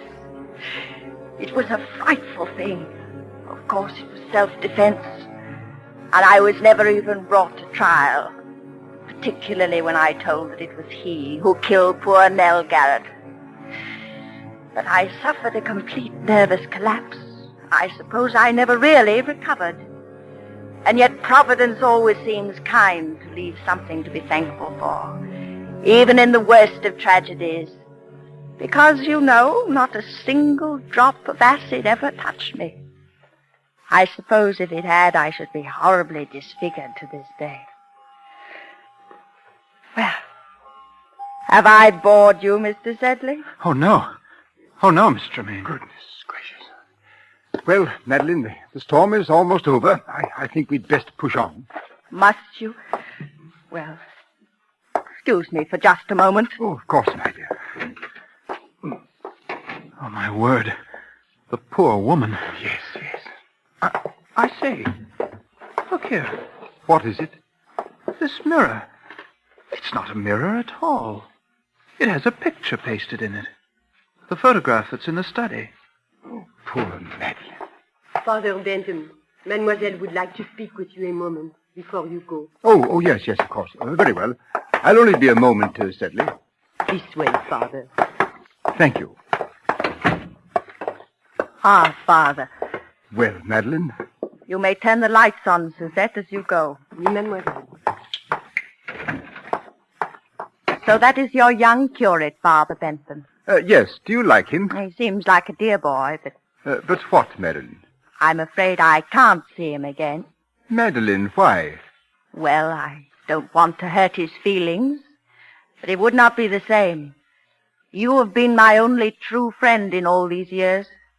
And when you are gone, I would rather be alone again. I'm sorry, sir, but Mrs. Stotz is outside. Her little girl is dying, and when she heard you were here, she... Go away. Madeline! What? Go away. Go both. Come, sir. Go away. Go away. Good Lord. Poor Madeline. It was too much for her. Yes. Oh, she killed them both, of course. The woman and her husband. I think I always must have known it. All these years, she's lived a lie. Oh, yes, but that's not the lie that's hurt her. It was the acid. Acid? Didn't you see her face, sir? You forget, my boy, that I am blind. She has no face.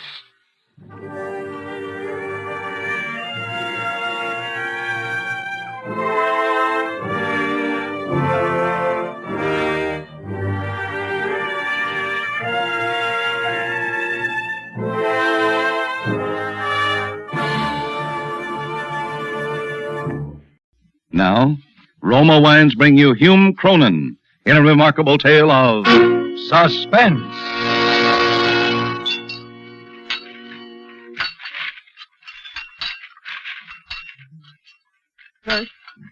Bert. Yes, my dear. Well, have you found anything? I'm looking, my dear. On the theatrical page, I suppose. Of course, my dear. Looking. You've been doing that kind of looking for 6 months. Give me that paper. Bet I'll find your job in about 6 minutes. Yes, my dear. It is true that the theatrical season, particularly in San Francisco, particularly for Shakespearean actors, was inclined to be sluggish. And it is true that I had never had the great leading roles. Hamlet, Othello, Lear.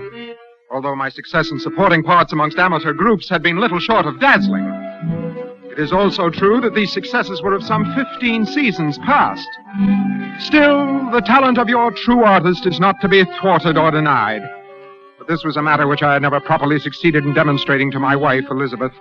Until at last, perforce, I was persuaded that the poor creature's life was dominated by only the most mercenary considerations. Face it, little man, you were washed up as an actor before you started. You've just been looking in the wrong part of this paper. Merciful heavens, desist! Have I not, in deference to your penurious concern, found you a boarder? Young Longstreet? Him. A sublime specimen of lusty manhood. Don't try to change the subject. Yes, my dear. Oh, hey, here's something. Listen to this. Yes, my dear. A man with personality, poise, presence to appear before the public must be able to dress and act the part of impeccable good taste. What do you think of that? Why, sounds most promising. All right, little man, the job is practically yours. What is the nature of the position? Floor walker at Burdock's department store. Floor walker? My dear, that's impossible. Listen, I'm through supporting you as of today, understand? Yes, my dear, but then... And you'll take the job and like it. Yes, my dear.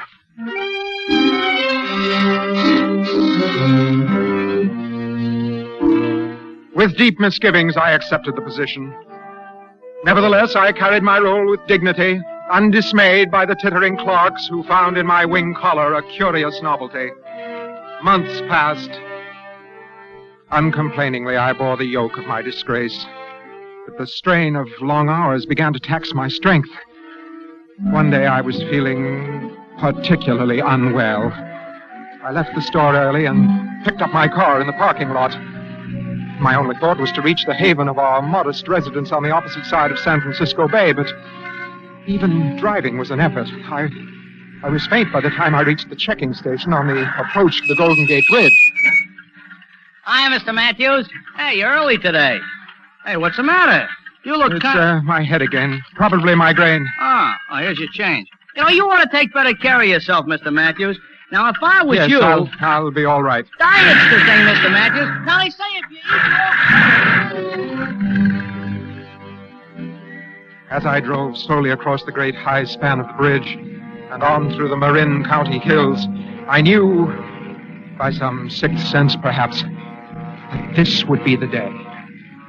The discovery. Elizabeth, my wife, and our boarder, young Longstreet. A broad-shouldered, athletic nitwit. A swimming beach idol. I was returning early, you understand, and unexpectedly. Cautiously, I avoided the flagstone walk. On the soft lawn, my footsteps were noiseless. Quietly, I crossed the porch. I threw open the door. Sure enough, suitcases packed for flight stood ready on the floor. Bert, you... Now, Mr. Matthews, Oh, shame! Oh, despair! Oh, nuts. Don't look so shocked. What did you expect? This is my burden of grief, my cross to bear. Oh, shame, where is thy blush? Come down off your high horse, Bert. You wanted to get rid of me, didn't you? Well, I'm leaving. If you don't like it, you know what you can do. In silence, I have suffered your petty deceptions, your taunts, your gross vulgarities. But now, at long last, the worm turns. Bert, put down that gun. Hey, hold on a minute, Mr. Matthews. My heart has turned to stone. Bert, you're ridiculous. Don't make me laugh. Ridiculous? On the contrary, my dear wife, I am, for the first time in 15 years, a man. Now listen, Mr. Matthews. Look at him. Always the tragic actor, the great tragedian.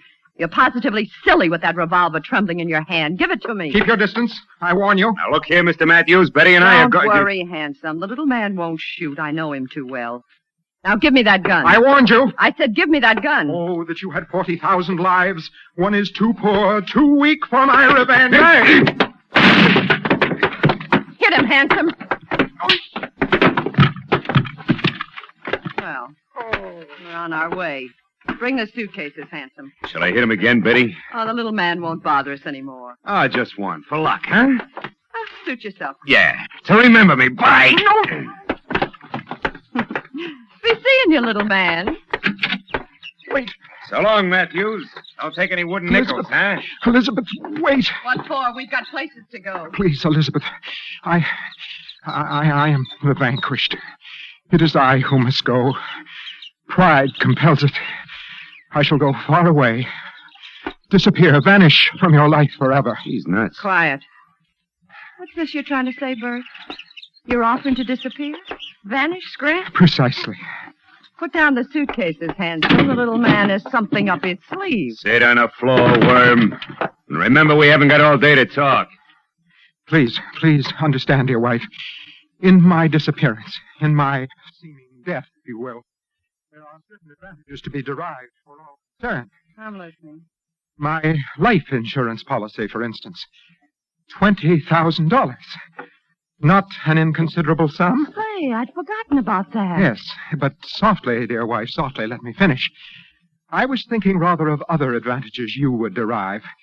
My sudden death, presumptive of course, would give you freedom to marry your healthy milkweed, this handsome nonentity. Hey, watch yourself, Matthews. I don't like that stuff. My deepest apologies, handsome. Oh.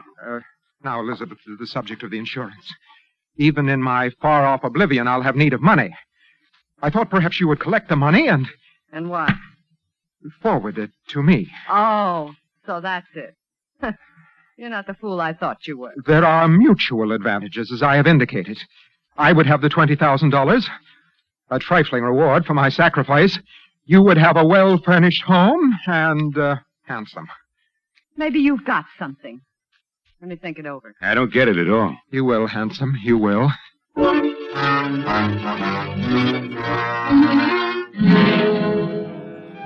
Elizabeth agreed, as I knew she would. She was, in fact, delighted.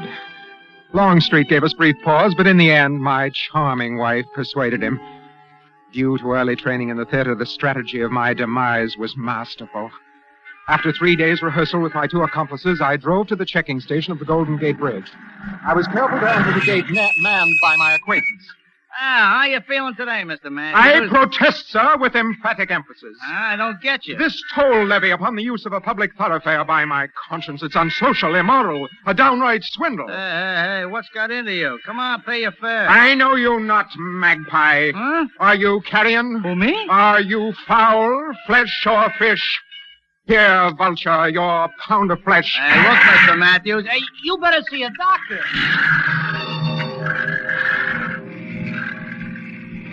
Doctor, indeed. But the fellow would remember me. I drove slowly, watching in the rearview mirror. Near the center of the great bridge, high above the foaming sea, Longstreet and Elizabeth pulled in behind me. A break came in the traffic. I signaled Longstreet. He pulled his car alongside mine. Quickly, I leaped to his car, leaving mine abandoned at the very center of the bridge. The abandoned car, the suicide note I'd left on the seat, would bear mute testimony to my tragic fate. And by my conscience, the word of the fellow at the checking station would tip the scales. There remained but to vanish from the eyes of all who'd known me, and my desperate deed was done. Elizabeth and Longstreet drove me to Sacramento. I boarded the train for Mexico. The frail, meek little floor walker was no more. I was dead. Gone. Kaput! Presumptive death, indeed. In truth, I was reborn, and on some not too distant tomorrow I would return, and the lives of Elizabeth and Handsome would be forfeit.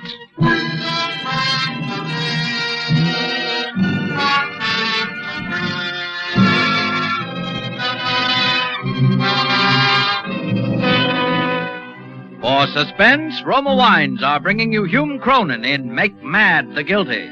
Roma Wines' presentation tonight in radio's outstanding theater of thrills, Suspense.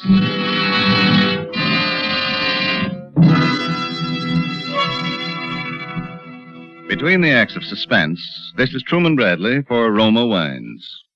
There's a big reason why more Americans enjoy Roma than any other wines. It's because Roma gives you an extra pleasure dividend in fuller bouquet, richer body, and better taste. And Roma gives you still another extra dividend. Now you can buy Roma wine at handsome savings. Now you can enjoy the delicious taste luxury of your favorite Roma wines and get extra change from a single dollar bill. Yes, you can now save up to 20% on finer tasting Roma wines. Take advantage of these big Roma savings. Buy Roma by the case. Enjoy delicious Roma wine more often with meals or when you entertain, and save money on every bottle. Ask for Roma, R-O-M-A, Roma wines, for extra good taste and extra cash savings. And now, Roma Wines bring back to our Hollywood soundstage Hume Cronin in Make Mad the Guilty, a tale well calculated to keep you in suspense.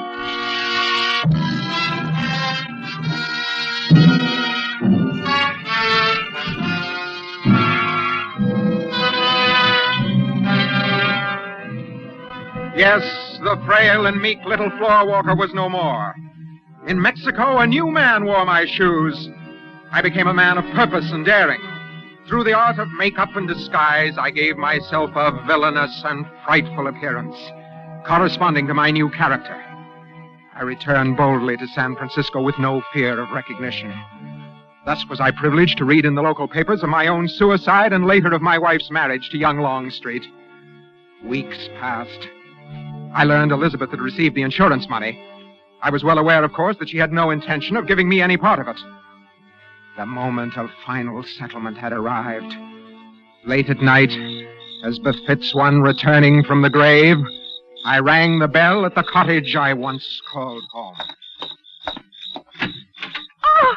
It is I, your lately deceased husband. Bert, you... Handsome! May the dead enter with the quick? Permit me to force my entry. Handsome! On my word, you're frightened. Oh, that ridiculous makeup you have on. Why do you have to go around like a scarecrow frightening people? Hey, what goes on here? Hurry, Bert's here. Ah, handsome. In nightshirt and armed with a kitchen knife. An heroic figure, to be sure. Matthews. Gosh, your face. The face of Lazarus, risen from the dead, transformed by the chemistry of death. Don't be funny, Bert. What do you want? The insurance money. $20,000. Are you surprised? Oh, you hadn't ought to come back, Matthews. A bargain is a bargain. Here's all the money I have in the house. Take it. Now, will you go? May I repeat, a bargain is a bargain. Don't stand there, stupid. What are you waiting for? Well, what do you want me to do, Benny? Shall I... The knife gleams in the hand of the shirt-tail killer. Hit him, handsome. Now, Matthews, I mean, Ah, you've observed this automatic in my hand. Also observe as I remove the safety catch. I see your face grows pale. Now, wait a minute, Bert. What do you want? Dear me, hadn't I made that clear? I thought I had. I want my $20,000. Now, listen, Matthews, take it easy. We only collected it yesterday. Precisely. Hence my timely arrival this evening. Well? Bert, I can't give it to you. Tonight, I haven't got it. You forget, my dear, that I have lived with you in apparent connubial bliss for nearly 15 years. I know your habits all too well. I would venture to say that not only have you the money in cash, but that I know where you've hidden it. Oh, no. I know she didn't do that. No? And what is this? So you did. Why, I could have told you that she wasn't to be trusted. Dear me, you have so much to learn, handsome. And so little time for life. No, Matthews, wait. Wait! Bert, you killed him. Not I, dear wife. I, as you remember, have no existence. I am dead. But you... Bert! Good night. Parting is such sweet sorrow. Would I could stay to see you explain this whole thing to the police when it be morrow?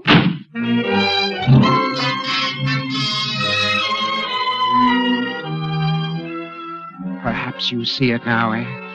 Perhaps now you fully understand the sweep and majesty and genius of it. Or you must know I had planned it. Yes, planned it every step of the way from the day I introduced Elizabeth to Longstreet until the poor wretch was found hovering over his corpse. Had ever a man played and conceived so magnificent a role, and in no tawdry theater for the make-believe, but in the vast arena of life itself, there was but one thing lacking. That one ingredient so essential to the full savoring by the artist of his creative genius. An audience. And even that I had foreseen. I had my audience ready-made. Elizabeth. Elizabeth should be my audience. Her frantic protestations of innocence, her unbelieved cries and lamentations that the ingenuity of my plot would be meat and drink and the very breath of life to me.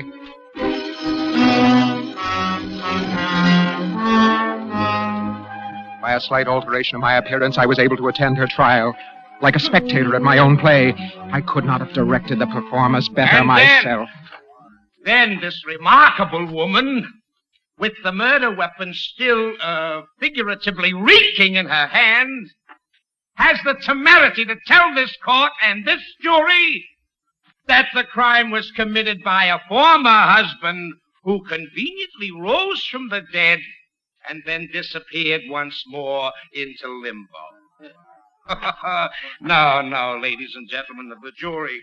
She is guilty, and the state asks that you find her guilty, with full knowledge and consent to the penalty with which that guilt entails. The penalty of death.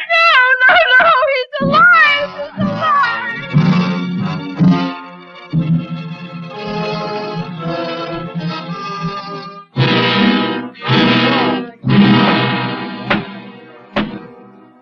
Ladies and gentlemen of the jury, have you reached a verdict?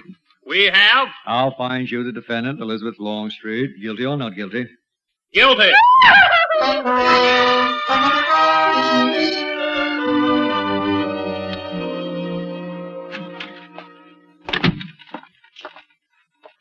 Dispatch this wire, please. All right. Mrs. Elizabeth Longstreet, death row. Oh. You can deliver it, can you not? Oh, sure. You have a rendezvous with death. From the depth of experience, can assure you he is by no means an unfriendly companion. Unfriendly? Oh, unfriendly companion. Heartfelt sympathy, courage. 39 words. Let's see, that'll be 78 cents out of $1. Thank you. Really is sad when you come to think of it. I guess you were a friend of hers, huh? In a sense, to be sure. Yes, in a sense. Oh, wait a minute. You didn't sign it. Just sign it, Little Man.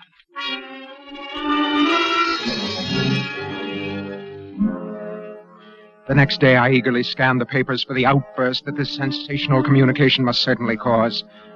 But there was nothing. So I sent a letter, something a little more direct. I scanned the press anew, but still no sign. No single word to tell me how she had received it. What was it? A conspiracy of silence? I was like a player performing to a cold and empty house. Clearly, some stronger medicine was needed. Yes, sir? Ah, lilies. The symbol of purity and death. They are lovely, aren't they? Fresh cut this morning, Sweet too. poetry of flowers.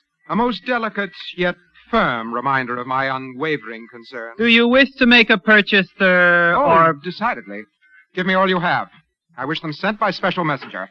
The season is propitious. Yes, sir.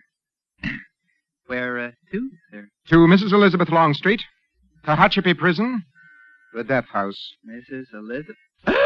And would you mind writing a card? As you can see, my right hand has suffered a slight injury. Very well, sir. What do you wish me to write? Just say, from the little man who wasn't there. And sign it, Bert.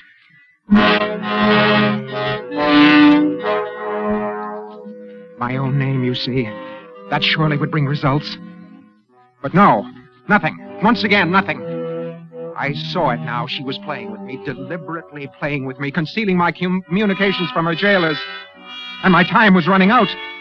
The execution was within the week. But I would move her. I'd move her in such wise as she would drown the stage with tears and cleave the general ear with horrid speech, make mad the guilty. Okay, next. It's my understanding that the state law requires the presence of witnesses to a prison execution. I therefore request... Okay, who do you want to see go? Mrs. Elizabeth Longstreet. Let me see. That's Friday morning. What's your name? Bertram Mason. Let me see some identification. Driver license, anything you got. Identification? Yeah, anything at all. Well, you see, I'm not... I'm sorry, Bud. We got to know who we invite to these parties some other time. Hold on, sir. I demand... I said some other time. Now beat it. You hear me? She was slipping from my grasp, don't you see? The curtain was already beginning to descend. And still there was no audience to hear my curtain lines. That night I paced the streets in a torment of indecision. Then, as dawn was breaking, I realized what I must do. A drastic, desperate measure. But I must take it. The execution was the following morning, and at the earliest moment I presented myself at the prison gate. Yeah? What can I do for you? It's imperative, absolutely imperative, that I be present at the execution of Elizabeth Longstreet. I'm sorry, mister. Now, wait. You don't understand. Can't be done.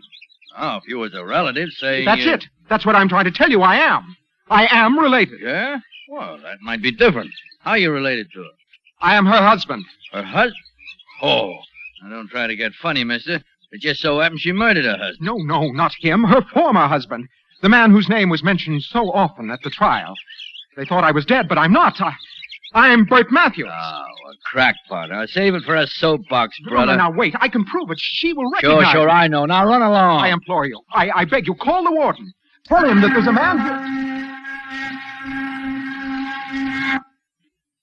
What was that? Not now she won't recognize you. What do you mean? I mean, that's it. It's all over. Finished. Oh, no. Not dead. That's right, brother. He's dead.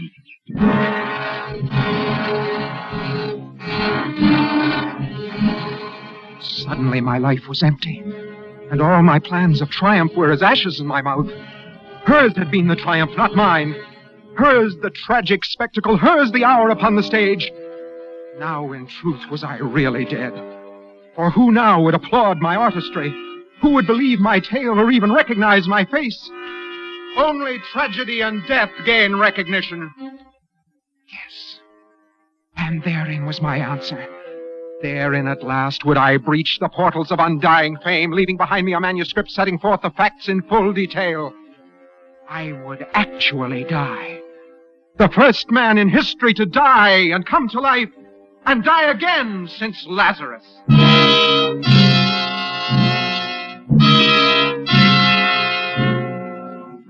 I searched the streets until I found a car with the keys in the ignition lock. I stole it. I drove to the Golden Gate Bridge, for I would not only die twice, I would die twice in the same place and the same way.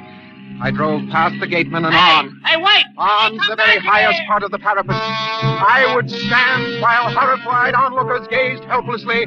Then, as eager hands reached out to save my life, I would leap. I was dimly conscious of the siren behind me, but paid no heed. I drove faster to my splendid doom. Suddenly I heard a shot, then another. I was out of control, swerving, lurching, swerving like a crazy thing.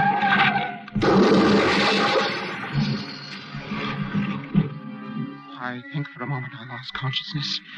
And when next I knew what I was doing, I had crawled from the wreckage and was staggering towards the railing of the bridge. And I was being pursued. Even now, at this late hour, some monstrous fate seemed bent on thwarting my design. Stop, we'll shoot. No, they would not stop me. I would not be thwarted. I staggered on. Searing pain in my shoulder. I fell. I struggled to my feet again. The railing was almost within my grasp. Another shot, that rending, tearing agony of the bullet through my chest. on my knees again. But I must. I clawed at the steel railing painfully lifting myself up. For a moment I balanced, swaying, and then oblivion.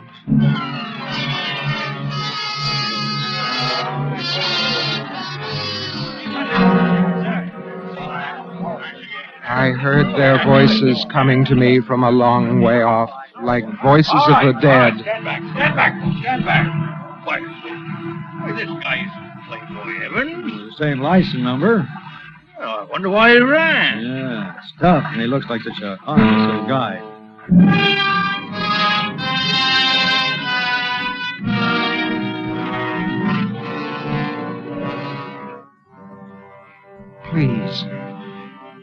Please, is there no one to believe me? Just one. The lowliest of men, the tiniest of lisping children, just one. Before this stage is dark, before I shuffle off this mortal coil, before I die.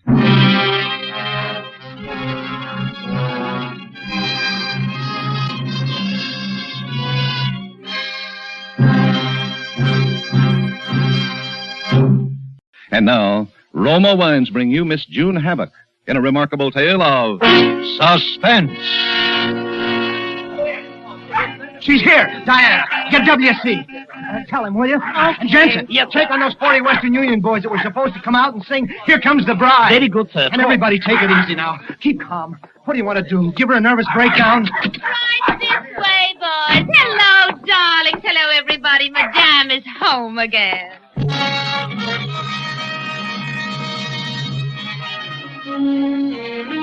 I was always the way with Madame. A grand entrance for her and utter confusion for everybody else. She was rotten spoiled. But what could you do? On the screen, she looked like an angel. And she was the top box office draw of the biggest studio in Hollywood. Everybody heard the story by now, of course. That is, the 9-day Wonders version that the newspapers carried. But there are only 2 people in the world who know the real story. And I'm one of them. You see, I was her stand-in. This particular little caper all began just before her latest picture was supposed to go in front of the cameras. And she suddenly decided she simply couldn't bear to be making only $10,000 for a whole week's work, and took off for Florida. Nobody heard a word of her for 2 months except in the newspapers. Little things like she'd married her 5th husband and lost $40,000 in one night at roulette and bought an old Spanish monastery and was going to bring it back to Hollywood stone by stone. And then all of a sudden she was coming back. That very day. With husband and monastery and everything, and everybody had to jump. The retinue had been waiting all afternoon and going not so quietly crazy, particularly Mike Foss, her publicity agent, and me. I was having a whole duplicate set of dresses fitted so we could start the picture the minute she got back. She swept in, and I took a look at the new husband. And the minute I saw him, I knew there was going to be trouble, because he wasn't taking it well. He wasn't taking it at all well. Madame, for the love of Pete, where have you been? W.C.'s been blowing his top all day, and the newspaper boys now, Michael, darling, everything's been taken care of. I sent W.C. a big box of orchids from the airport. And I brought a few of the newspaper boys along with me. You did? Hello, Listen, Pogo, darling. I want to talk to you. First, I wanted to give you... by the way, everybody, this is my new husband, Dennis O'Brien. He flew me out. We bought a little 4-seater. Isn't he gorgeous? Gorgeous. Such an improvement on Romana, doesn't it? Say hello to the folks, Denny, huh? Hello? Say, how about a couple of nice pictures of the bride and groom, huh? Oh, well, darling, I think that's a splendid idea. Come on, Dennis. Come on, a little to one side, I think, darling. Leaning over, perhaps. That's right. Not too far into the picture. And where you say? There. Now, isn't that about right, boys? That's fine. Now, one of you alone, Madame. Oh, certainly. You can go now, Dennis. I'll join you a little later, darling. Just look around the house. Make yourself at home. Thanks. Hold it, Madame. Thank you. Goodbye. That's all right. Madame, I was wondering about your hair. Are you going to wear it up in the cathedral scene? I am Trey beat. Lawrence and our miners' party was beaucoup. Madame, really. Madame, I wonder... Diana, darling, I hardly noticed you. How are the new dresses coming? That one you have on looks lovely, dear. Well, you look lovely, too. Well, thanks, Madame. I was wondering please, will you go? Diana, dear, I shall have to go and have that awful ordeal with W.C. and the Schwartzes will be here. Certainly. Oh, Good night, Madame.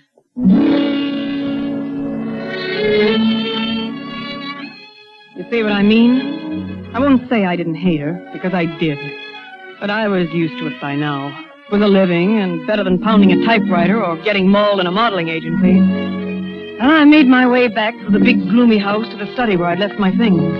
As I opened the door, I saw her husband, Dennis. He was standing with his back to me in the semi-darkness, looking out the big French windows that lead to the formal garden. He turned his head a little when I came in, and then back again, staring out the window. But even from where I stood, I could see that his big shoulders were bunched into knots. I could kill you when you're like that, Maggie. What do you think I am, one of your Great Danes that you're going to haul around on a leash and put through parlor tricks? But I'm not listening now, Maggie. I'm telling you. Now, cut it out, or so help me some night I'll murder you. Well, I'm sorry, Mr. O'Brien. I didn't mean it. Oh, I thought it was Maggie. Oh, so I gather. Excuse me. Oh, that's all right. Forget it. I know you didn't mean it. No. That's where you're wrong, sister. Oh? I meant every word of it. I looked at him. Handsome, weak, and violent. And I think I saw it all right then. For one split second, a flash of intuition, the future lit up in front of me like a marquee sign. A sign in big red letters that said, murder.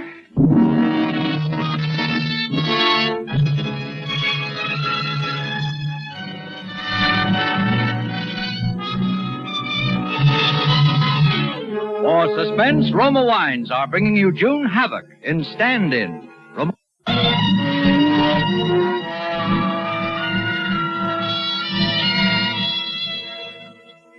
I don't have the right face for the screen, but I've got everything else.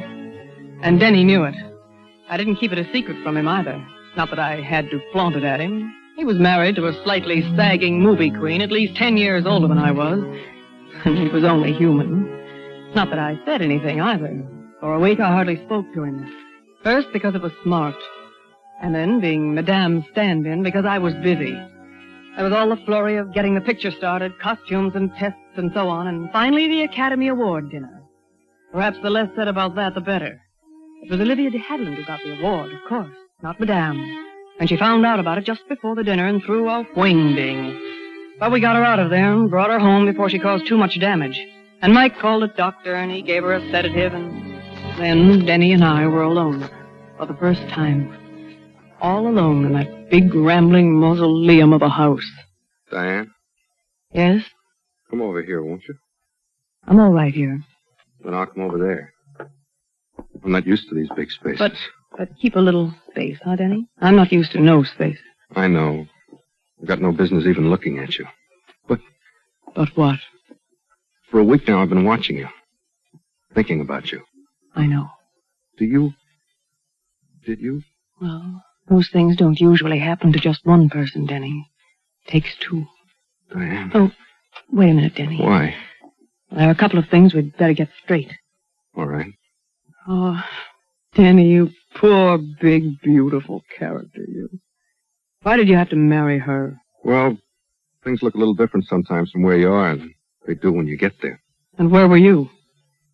I was a lifeguard. Just as simple as that. And you thought this looked even easier? There wasn't anyone else, and I thought, well, Hollywood, glamour, luxury. I might even get a break myself. Funny things have happened. Now you know. Yeah. Now I know. But you still want those things that you married her for, don't you? Sure, I suppose so. But I want something else now. Me? Yeah. Sure. You got what you want, but I haven't. And I'm not settling for anything less. I'm not going to be the little girl that you see when you want to and then come back and lie around in your swimming pool. I want a swimming pool, too. Well, maybe there's a way we can have it together. Sure. There is a way. What way are you thinking about? A way that people like us would never want to take. But suppose we did. That would be different. Is that a deal? Sure. That's a deal.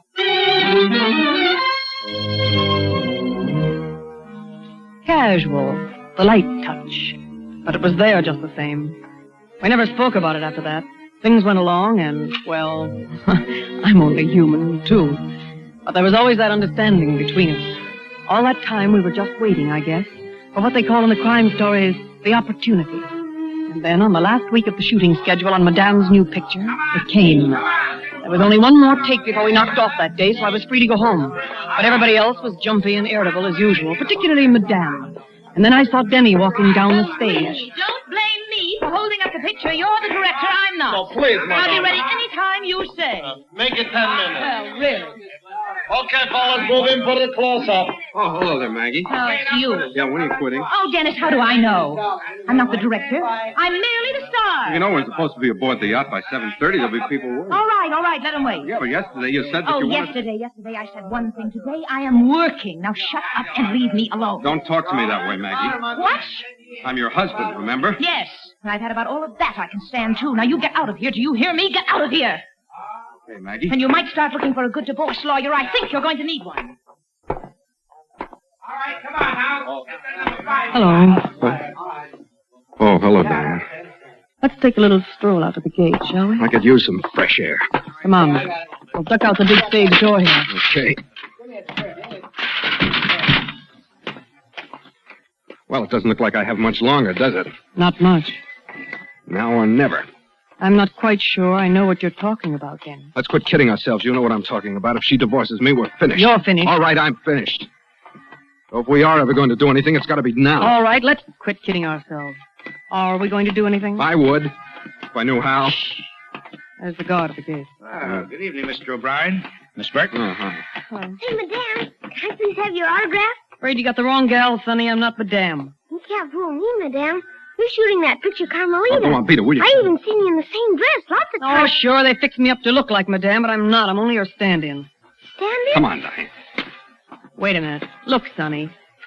They gotta have somebody standing in there so they can focus everything just right, and that's me. Then when they're ready to shoot the scene, Madame comes out all fresh and pretty and plays it. You see now? Oh, you sure look like her, though. Well, that's what they pay me for. Diane. What? That's it. That's the how, right there. The what? How. The kid just told us just now. Don't you get it? The how? How do you... Sure. Out of the mouths of babes. How to murder your wife. The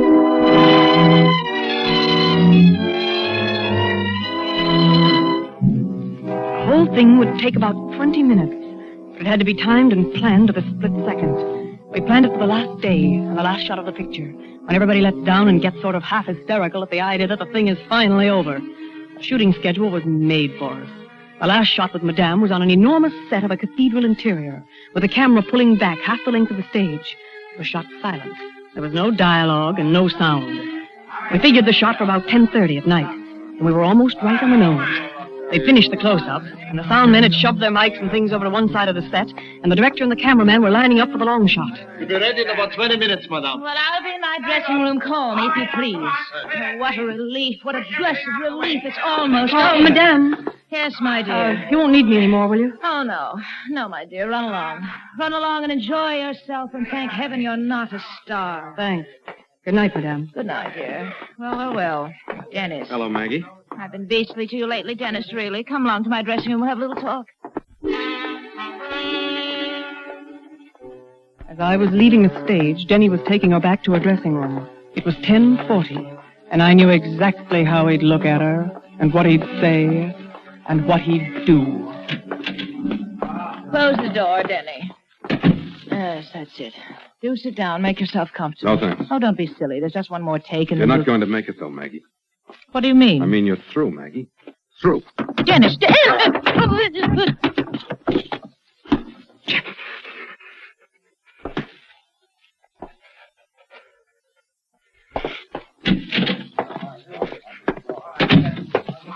You're leaving us, Lenny?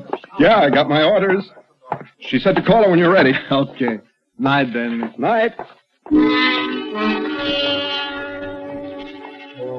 7 minutes.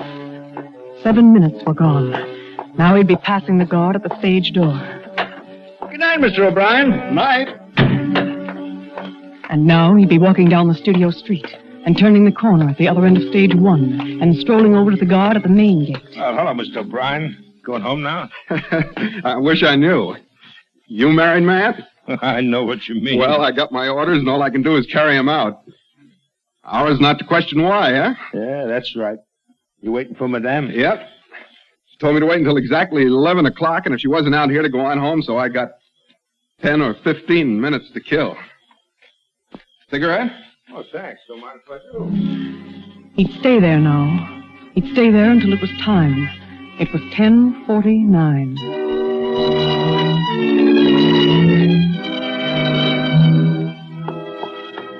Just 5 minutes before, I had passed that same guard on the stage door. Good night, Miss Burke. Night. And I had walked down the same studio street and passed the same guard at the main gate. Well, finally knocking off, eh, Miss Burke? That's right. Good night. Yeah, good night, Miss Burke. Good night. I had walked straight ahead, as though I was going to the bus line. And then, when I was out of sight of the main gate, I ducked up the little side street that runs along the west end of the lot. I kept in the shadows now, watching every move. About 100 feet from the corner, there's another gate. It's usually locked and never used. But they'd been shooting an exterior, and they'd taken the gate off the hinges. There were barricades across the entrance, and a watchman who passed about every 15 minutes and then rounded the corner. He was passing now. I waited in the shadows. Now, he was gone. Now was the time. I took a quick look around. There was no one in sight. I dashed to the gate and was over the barricades in an instant, and running as softly as I could toward the back of stage one. The big door at the back where they move in the scenery and the flats was open about a foot. We'd seen to that. And I squeezed in, and I made my way behind the scenes to Madame's dressing room. I opened the door and closed it behind me. And then I knew for sure that Denny had been there and done his part. She was lying on the floor with the marks of his big hands still on her throat. She was dead.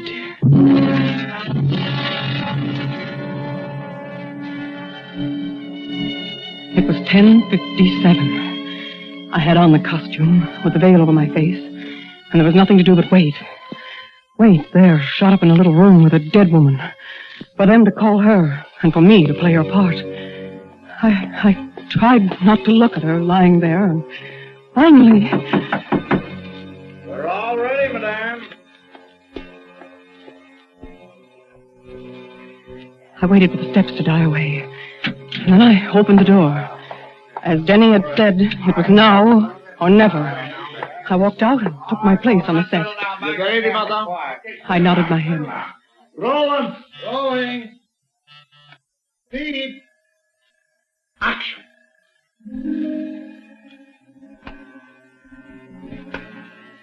Out of the corner of my eye, I caught the camera on the big boom, slowly beginning to pull back. It seemed 1,000,000 miles away. I began walking down the aisle of the cathedral. There was no sound, so I was getting direction all the way. Slowly. Remember, you're overwhelmed with grief. Now you kneel. That's it. Now you clasp your hands together. Now cast your eyes upward. That's it. Perfect. Now hold it. A little longer. Just a little longer. Cut! That's all, boys. Put it in the camera. That was all. I had to keep myself from running as I started back to the dressing room, but when I got there, I sprinted.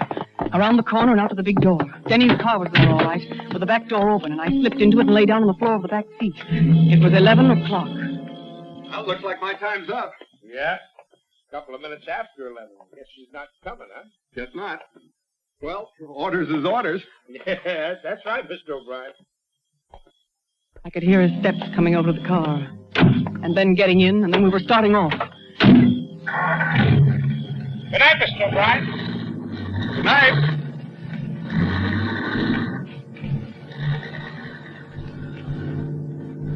You back there, Diane?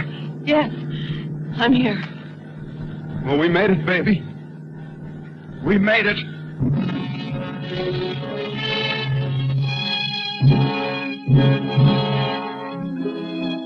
We knew they probably wouldn't find her till the next day. Even a director wouldn't dare disturb her if he got no answer at the dressing room door, and that's what happened. We got the news about mid-morning, and of course everybody on the lot was grief-stricken. And that afternoon, everybody who'd be on the Carmelita set or had anything to do with Madame was called into Projection Room A. That's when we first met Lieutenant Malone. Now, I know you folks all feel bad about this, but we might as well lay it on the line.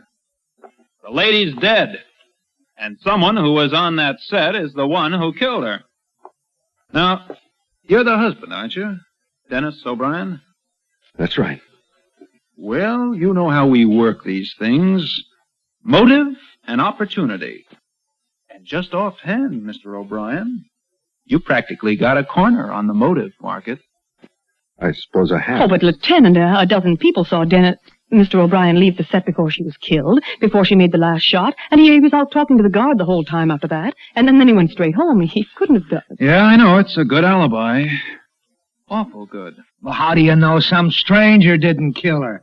Maybe she fell asleep in the dressing room after the shot, and some prowler... No, it just doesn't feel right. You got the film of that last shot you made? Yeah, we got it here. Let's see it, huh? Will you run that last Carmelita take again, please? Here we go. That's it, madame. Slowly now. Slowly. Remember you. What was that? That's me giving directions. It was supposed to be silent shot. Of course, that won't be used. There'll be music to cover that. Well, let's hear it anyway. Whatever you say. That's it. Perfect. Now hold it. A little longer. Just a little longer. Cut! Huh? That's all there is to it. Yeah. Not much there. My Lieutenant, nobody in the studio would have touched a hair of Madame's head. We all loved her so much. Yeah, you better learn a little more about the picture business before you start throwing wild accusations around. I think you got something there, Mike. Maybe I'll do that. Maybe I'll just do that little thing.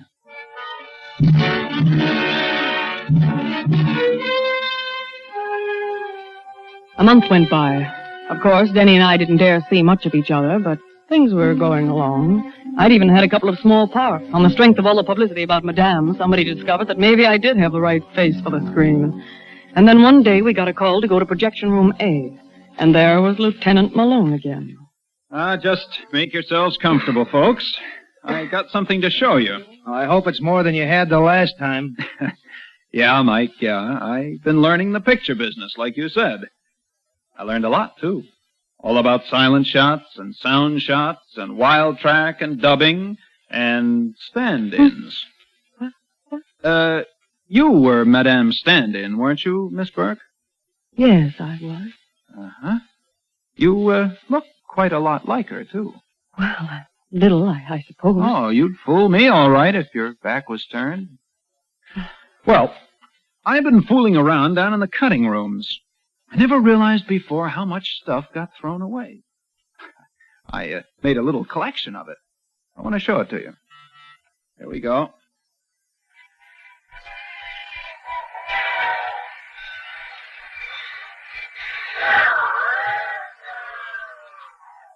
Now, that is a wild soundtrack. You make that separate and mix it in after you've made your film, right? You can make sound without pictures just the same as you can make pictures without sound, right? Now, that day you folks were making that last shot of Carmelita, the sound engineers were sort of slap-happy, it being the last day and all, and so they just pushed their microphones out of the way. But they forgot to turn off the sound. And they pushed that mic right up against Madame's dressing room before the last shot. And the cameraman was running some test film, and here's what he got. I found this in a cutting room trash bin. Close the door, Denny. Yes, that's it. Do sit down. Make yourself comfortable. No, thanks. Oh, don't be silly. There's just one more take, and then You're not going to make it, though, Maggie. What do you mean? I mean, you're through, Maggie. Through. Dennis!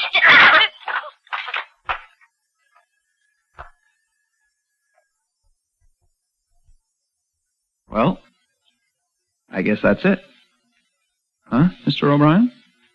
Miss Burke? Yes. Yes, I guess that's it.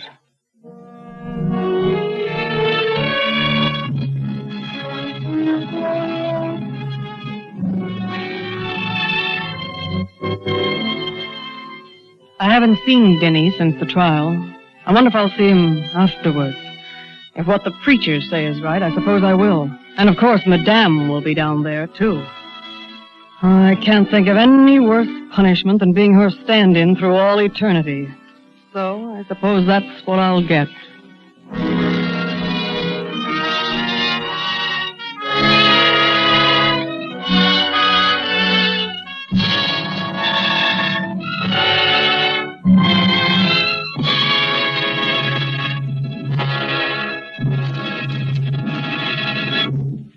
And now, Roma Wines bring you Mr. Elliot Reed in a remarkable tale of suspense.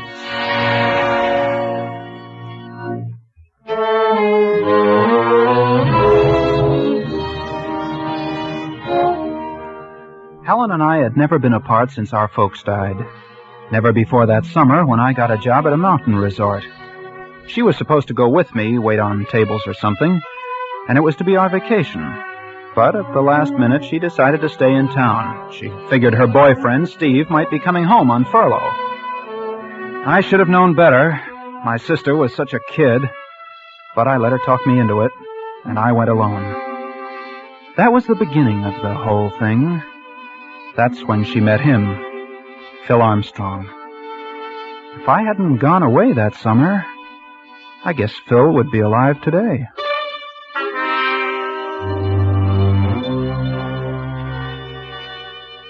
All during the time I was gone, Helen didn't write much, and what letters I did get didn't seem natural, so I was anxious to finish my job and get home. I expected her to be at the bus station, but she wasn't, and when I got to the apartment, I could hear someone moving inside. The door was locked, so I knocked. Helen! Who is it? It's me! Jimmy? Yeah! Open the door. Oh, Jimmy, just a minute. Well, since when have you taken to locking the door in the daytime? Helen, what did you do to yourself? Your face. Were you in an accident? I fell, Jimmy. I fell and I hurt myself. Your eyes swollen shut. Let me look at it. Jimmy, I have something to tell you. What are these suitcases doing here? You and I are going away, Jimmy. We've got to get out of here. I've packed everything. We're going no place till you tell me what this is all about. While you were gone, I got married. Married? You mean Steve was here on furlough? No, Jimmy, not to Steve. Not... But you were engaged to him. I know, but I got a letter from him right after you left. He married someone he met where he was stationed. Oh, Helen. Gee. I was pretty upset, Jimmy, and that's when I met Phil Armstrong. But, gee, I think you might have... I don't even know the guy. No, neither did I. But I was unhappy. You just don't go off and marry someone you don't know. That's what I did, Jimmy. Now we've got to get out of here. But why? Because there's been trouble. What kind of trouble? I'm afraid, Jimmy. He's terrible. He takes something. I don't know what, but sometimes he's just crazy. Helen. Yes? Your face. You didn't fall. No. He did that. I'll kill him. Or he'll kill you. That's what I mean. That's why we've got to get away. You can get a divorce, can't you? No, he threatened me if I even tried to get one. We'll put him under a peace bond. What good would a peace bond be, Jimmy? If he killed one of us.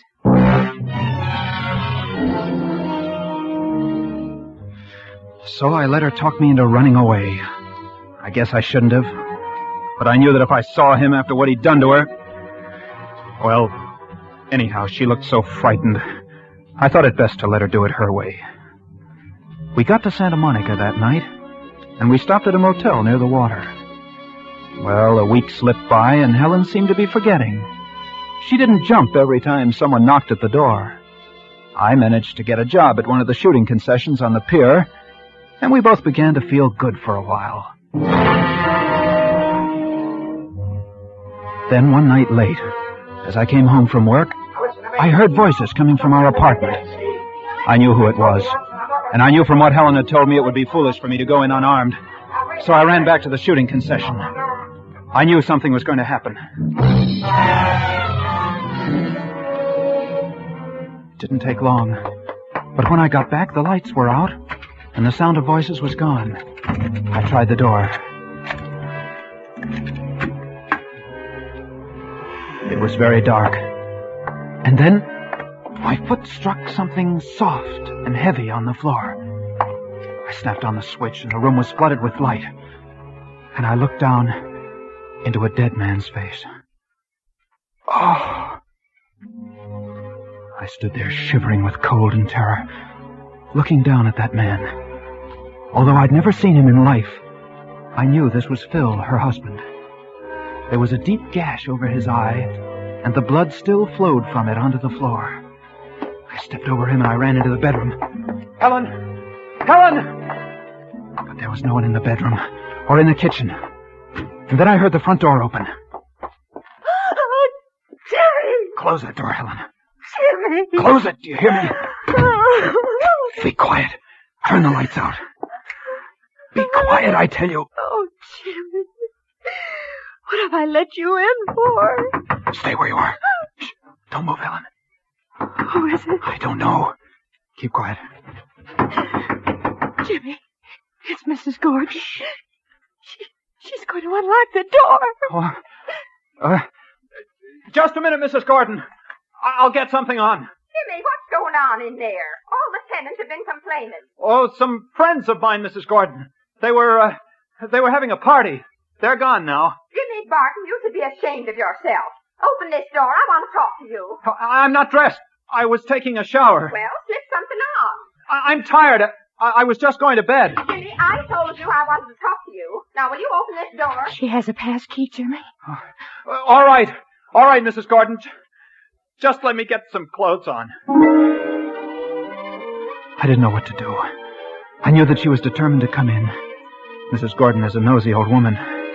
But she meant well. She'd taken it upon herself to mother Helen and me since the first minute she laid eyes on us. And we'd had a time keeping her out of the apartment with her pots of jam and her bowls of soup. What do we do, Jimmy? Helen, take him by the feet. No! Helen, take him by the feet. We started, half dragging, half carrying him towards the bedroom, the rug slipping along the floor as we moved. We'd just gotten into the bedroom, and then... Well, as long as your mother isn't here to look after you, I'm going to do it myself. We can't leave him here. She might come into the bedroom. Quick, the bathroom. Jimmy, where are you? Jimmy, what if she comes in here? Pull back those shower curtains. Jimmy, we can't. Don't argue. Pull them back. Jimmy, I can't get his legs in. Here, I'll double them up. There. Now pull the curtains together. Jimmy, what's been going on in here? Look at my rug. Has there been a fight? Just a minute, Mrs. Gordon. Jimmy, what's on this floor? And on this gas heater? Is it blood? Jimmy! Get me a razor out of the medicine chest. Here, what are you going to do? Never mind, stay where you are. I'm coming, Mrs. Gordon. Well, just as I suspected. You've been fighting. You've hurt yourself. Here, let me see your hand. It isn't bad, Mrs. Gordon. No wonder you didn't want me to come in. Where's Helen? She's out. She hasn't been here all evening. Here, let's look at your hand. It isn't bad, Mrs. Gordon. You let me see that hand. There. Why, Jimmy, this is a bad gash. Have you disinfected it? Yes. Yes, I have. Well, let me bandage it for you. No, this towel's all right. It's not all right. Where are your bandages and things? In the bathroom? No. I don't have any. You're just saying that, Jimmy Barton, because you don't want to be bandaged. You're not fooling me. And I'm going right into the bathroom and get some. No, not the bath. I mean, I don't have any. Well, I'll just see for myself. No, Mrs. Gordon. Jimmy, you've dripped blood all over this floor. Here, let's look in this medicine closet. There. I knew it. Here's some tape and some gauze, too. Mrs. Gordon, can't we do this in the living room? No, we'll do it right here. Now, here's some alcohol. Put your hand over here. We stood there, and she bandaged me. And I kept wondering where Helen had gone. And then I saw the shower curtain move slightly. And I knew. For a moment, I thought Mrs. Gordon had seen it move, too. Jimmy, just look at that shower curtain. Yes. Goodness, you smeared that with blood, too. I'd better clean things up before Helen gets home. You'll scare the life out of her. No, I'll clean it up, Mrs. Gordon. You've done enough. Thanks very much for taking care of this hand. Well, all right, if you don't want me to. Now you'd better get some sleep. I'll see you in the morning. Good night, Jimmy. Good night, Mrs. Gordon. Jimmy. Shh. Helen. Oh, I had to hide someplace, and it was terrible. I know. It was the only thing you could do. Oh, Jimmy. Yes? Jimmy, I forgot to tell you that I'm having some painting done tomorrow, so you'll have to be out of here early. It's hard enough getting painters these days without making them wait for my tenants to get up. All right, Mrs. Gordon. I'll be out first thing in the morning. Good night. Good night. I have to get him out of here. Yeah, Where'll we take him? I don't know. I've got to think. Helen, you try and rest. Jimmy, let me get to the police. Let me tell them that I did it. Let me tell them what he was. They won't do anything to me. No, you try and rest. What time is it? About 6. Well, I've got 2 hours before the painters get here. What are you going to do? Well, there's the car. No one will see us if we take him through the service porch into the garage. Then what? I don't know, but that'll get him out of here anyway. I think I can do it alone, Helen. Listen, Jimmy, we're in this mess because of me, and I'm going to help you. I'm going to help you.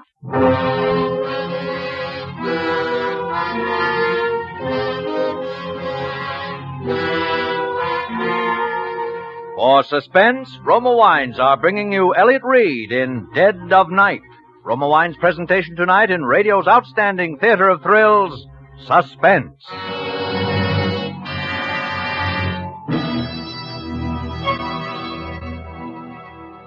Presented by Roma, R-O-M-A. Roma Wines, those better tasting wines that come from California's finest vineyards to enrich your table, to enhance the hospitality of your home. To bring you better tasting wine, Roma selects and presses California's choicest grapes.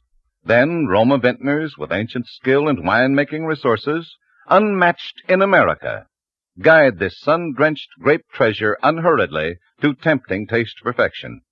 These fine wines are placed with other Roma wines of years before, and from these reserves, the world's greatest reserves of fine wine, Roma later selects for your enjoyment. Now you can enjoy the premium quality of your favorite Roma California wine at savings up to 20%. Tomorrow, as a special after-dinner treat, try rich Roma port or mellow muscatel. Be sure to ask for Roma, America's favorite wine.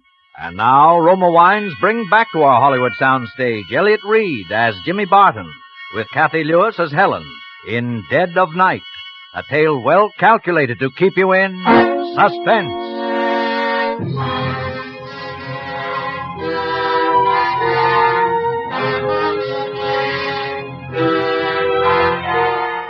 When I went into the bathroom, the shower curtains were standing open. His legs had slipped from their cramped position, and they'd pushed themselves into the room. He sat there with his head twisted down and his chin digging into his chest. I took a washcloth and It was awful. I wiped the blood off his face. Just in case anyone saw us. They might think he was just sick. Then I tried to lift him, but I slipped, and his head made a hollow sound as it thumped down on the shower floor. Helen helped me get him into the luggage compartment of the car. Where are we going, Jimmy? Helen, won't you stay in the apartment, please? No, I couldn't. I'm going with you. All right, come on.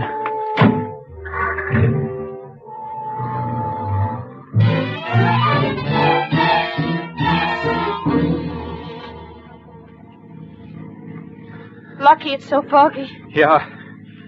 What time is it?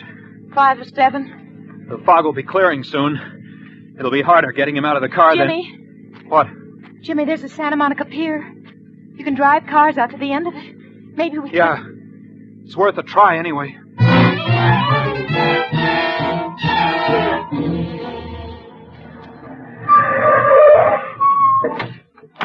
We'll have to act fast. That fog's clearing.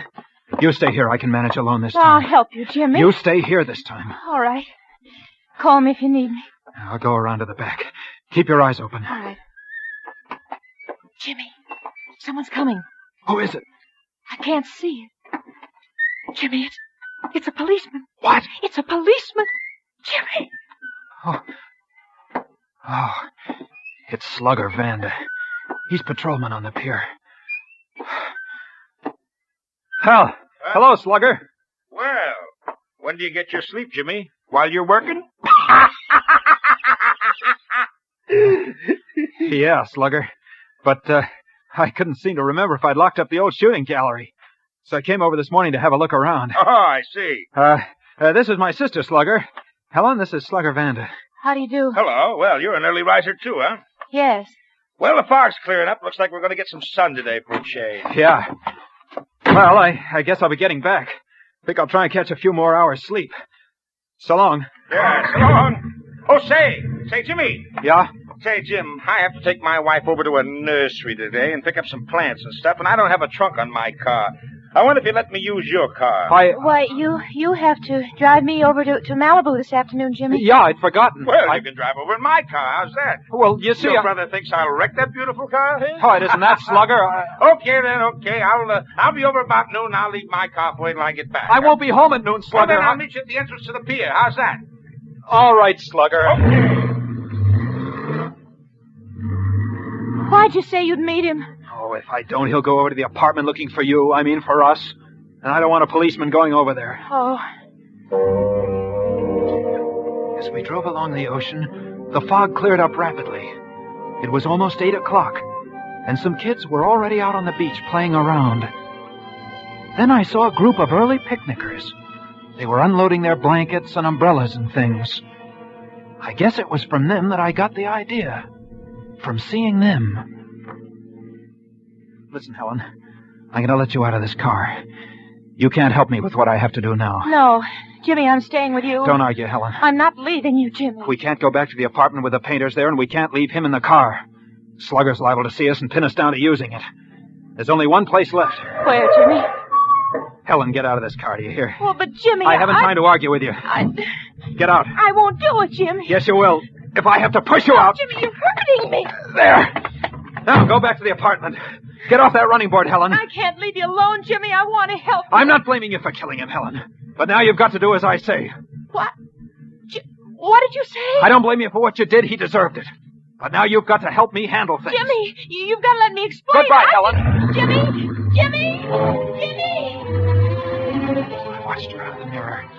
She kept calling me. I drove on as fast as I could. I knew that what I was going to do was one chance in a million. But I knew I had to take it. And I didn't want her to be part of it. If I could keep him on the beach that whole day, then maybe I'd be able to get rid of him when night fell. It wasn't until after I stopped that I realized I'd driven right back to a strip of beach not far from the apartment. I had my swimming shorts and a blanket and a towel in the car, and I got out. I looked around carefully, and then I opened the luggage compartment. It was the hardest thing I'd ever done in my life, but I started taking his clothes off. I managed to get my shorts onto him. Lucky we were pretty near the same size. Then I closed the door, and I went out onto the beach, and I spread my blanket out on the sand, and I went back for him. When there were no cars in sight, I carried him over to where I'd spread my blanket, and I placed him on it, face down, with his hands folded over his head, as though we were sunbathing. Then I spread my towel out a short distance from him, and I laid down on it, and I tried to look relaxed. People didn't start to arrive until about an hour later, and gradually little groups of sunbathers started to form. He and I, we looked no different from the others. No one paid any attention to us, and I was beginning to feel that everything was going to be easy once it was dark again. But... I've been looking all over for you. What? Oh, hello, Mrs. Gordon. Where's Helen?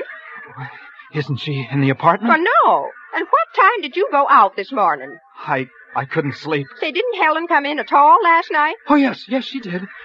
But she left early, too. Said she was going into Los Angeles. Oh, and I left her a note to tell her I was going down to the beach today. I was so worried about her.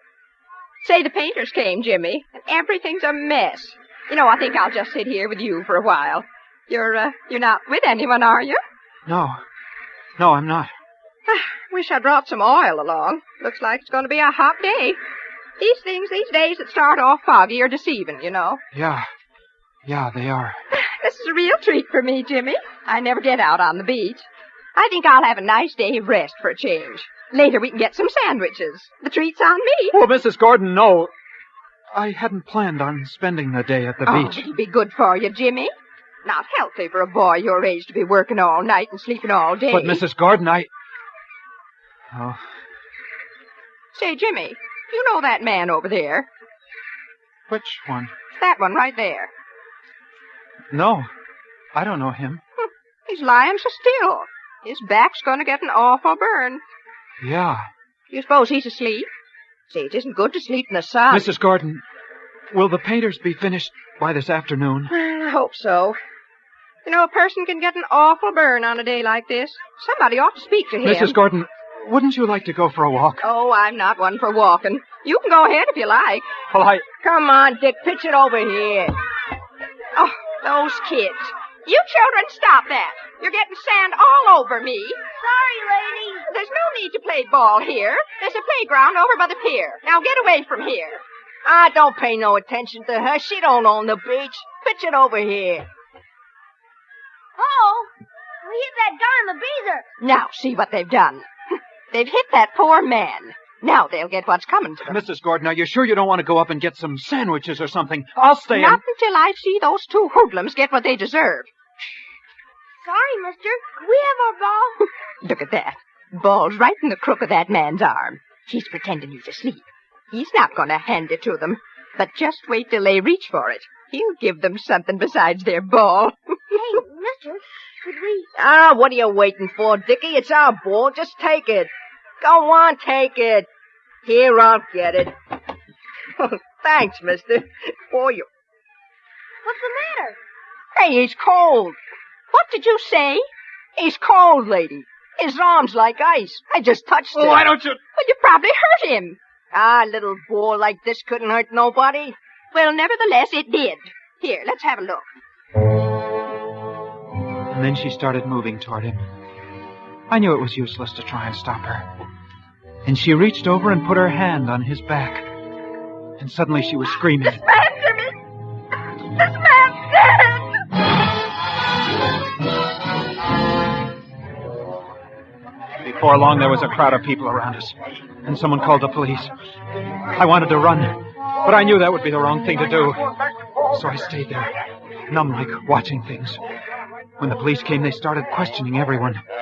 Mrs. Gordon was first. But he'd been there all morning. I came early, and he was here already, just like that, with his face down, just like he was sunbathing. Was there anyone else around when you arrived? Well, yes, Jimmy was here. He was here all alone with him, weren't you, Jimmy? Yes. Yes, I was. Doesn't anyone know the man? Hey, I told you kids to keep away, do you hear? We discovered him, didn't we? If it hadn't have been for us, Yeah. You don't even know a clue when you see one. Look at his fingernails. See, the child's right, officer. Look. What's that? Let's see. It looks like powder, something flaky. You sure none of you people around here recognize him? Well, I've never seen him.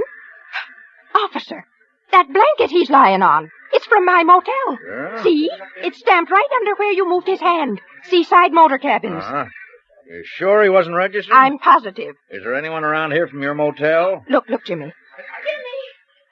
Here comes Helen. She's crying. Mrs. Gordon, I asked you if there's anybody around here from your motel. Well, yes, Jimmy Barton here. And that girl, she's his sister. They've been with us for several weeks. And suddenly everyone was looking at me and at Helen as she ran towards us. And like a fool, I too started to run in Helen's direction to ward her off.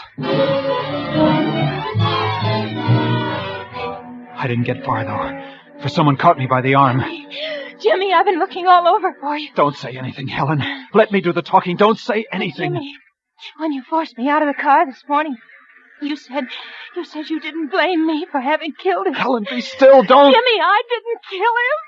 I thought you had. I was helping you get rid of him because I thought you'd done it. Helen! Are you telling the truth? I swear it, Jimmy. Phil and I were quarreling. He'd been taking something again. He was just like he was crazy. And I knew there'd be trouble when you came home from work, so I got out the back way and I went looking for you on the pier, and when I couldn't find you, I went back to the apartment and I found him on the floor. I thought you... But, Helen, why didn't you say so? You didn't give me a chance, Jimmy. You just took it for granted that I... Then who did kill him, Helen? That's what I'm trying to tell you. Nobody killed him. What are you talking about? I went to the apartment a little while ago to wait for you, and while I was there, I remembered about Phil last night. How strangely he'd acted, Jimmy, and how he'd almost fallen several times while we were quarreling. And then I saw the gas heater, Jimmy. There was a sharp edge on the top of it with blood on it. He must have fallen. He must have. But, Helen, we've no way of proving that. There was something else, Jimmy. The wall above the heater was scratched. There might be fingerprints. There might be. Officer. Yeah? That flaky stuff you found under his fingernails. That might have been plaster. Uh-huh. I think we better get down to the station. Oh, Jimmy, they've got to believe us. Don't cry, Helen. As long as we know that we didn't do it, that's all that matters. Everything's going to be all right. Don't cry anymore.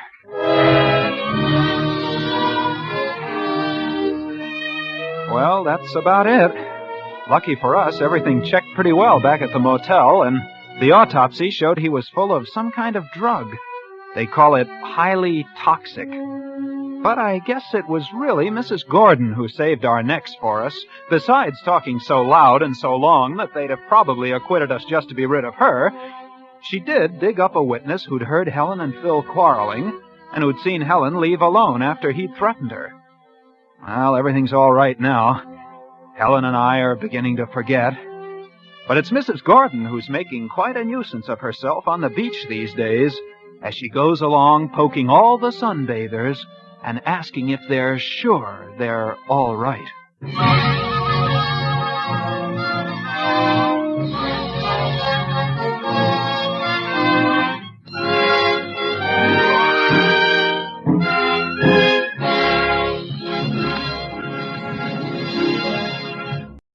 Now, Roma Wines bring you Eva Le Gallion in a remarkable tale of suspense.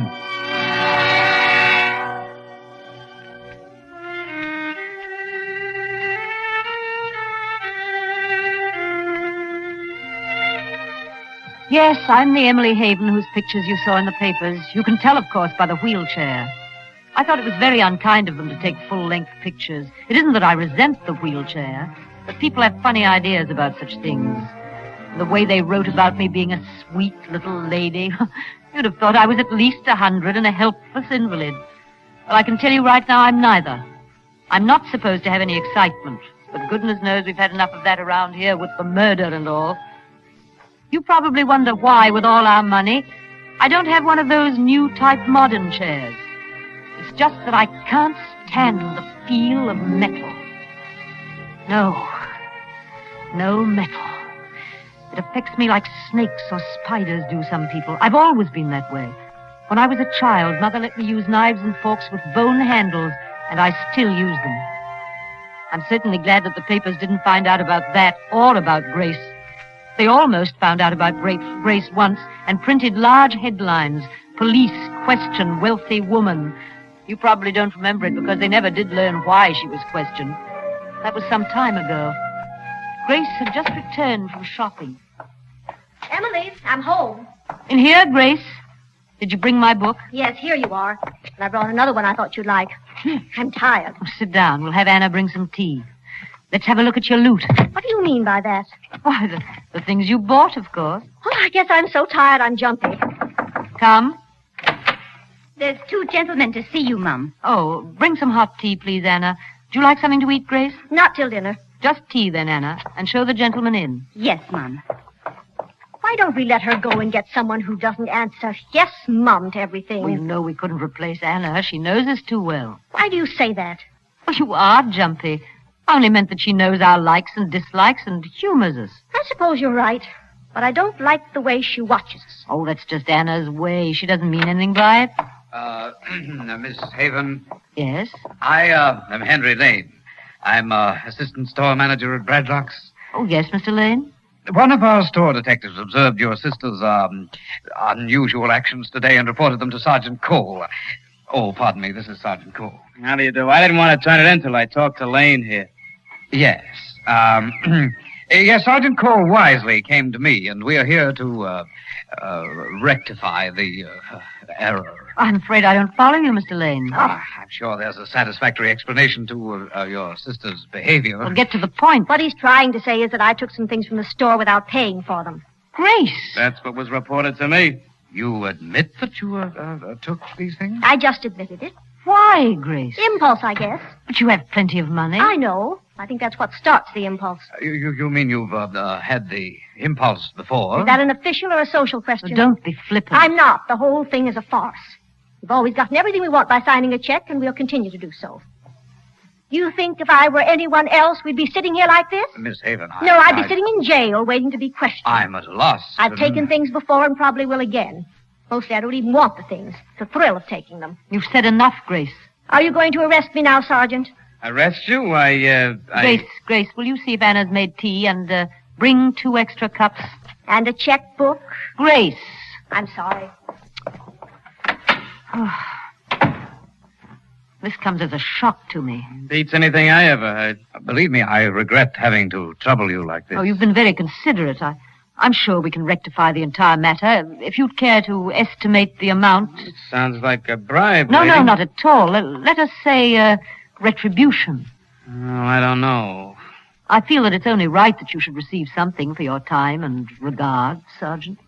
I don't know, lady. I don't want to press charges. And in the future, Mr. Lane, if you will assign someone to watch my sister when she's shopping in your store, you may send the bill for the unpaid items to me.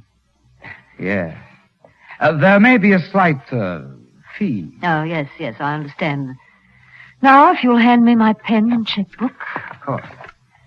Thank you. Well, let me see. There. There you are. Miss Haven, I think I hear Anna coming with the tea.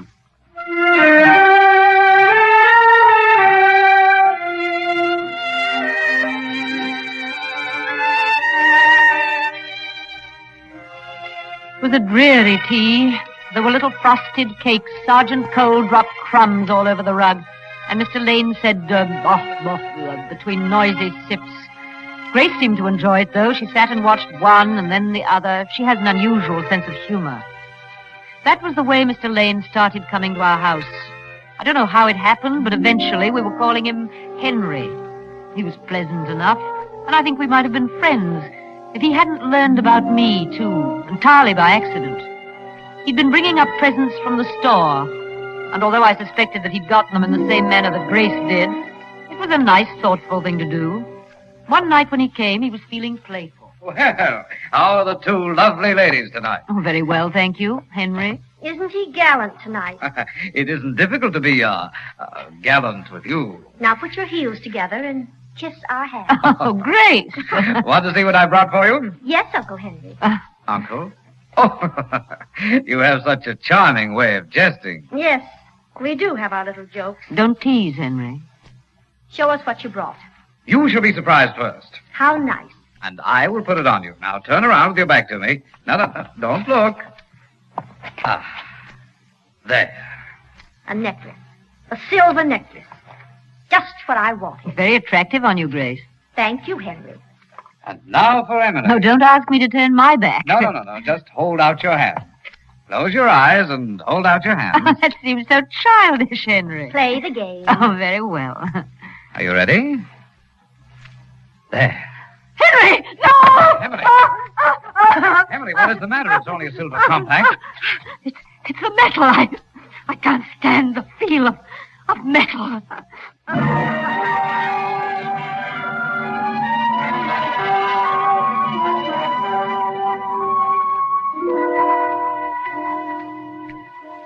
May sound silly, and it may be silly, but I do think my phobia saved my life. As you know, we have a large amount of silver in the house, and although I have an aversion to touching it, I like to see it around. Grace is always bringing home some piece. It reminds me, I wonder if she... Oh, no matter.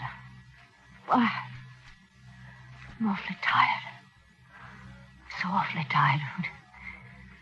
Would you excuse me a moment? I think I'll just have to lie down for a moment. Yes.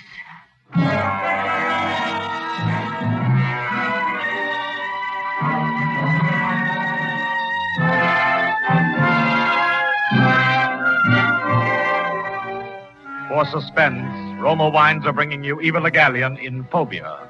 Roma Wines' presentation tonight in radio's outstanding theater of thrills, Suspense.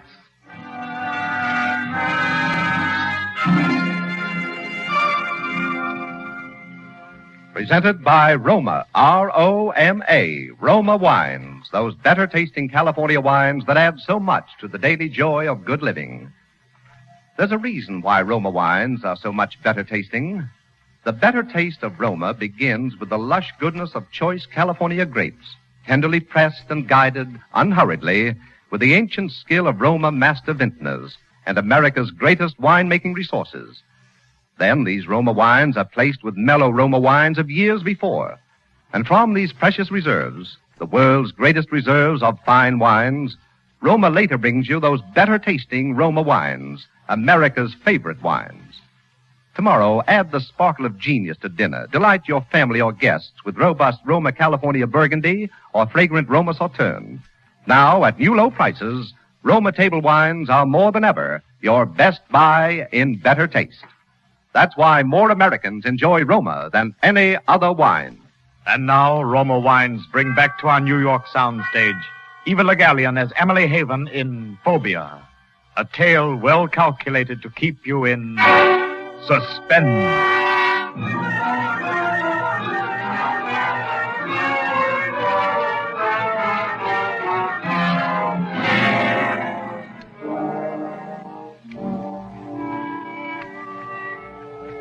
Oh, yes. Where was I?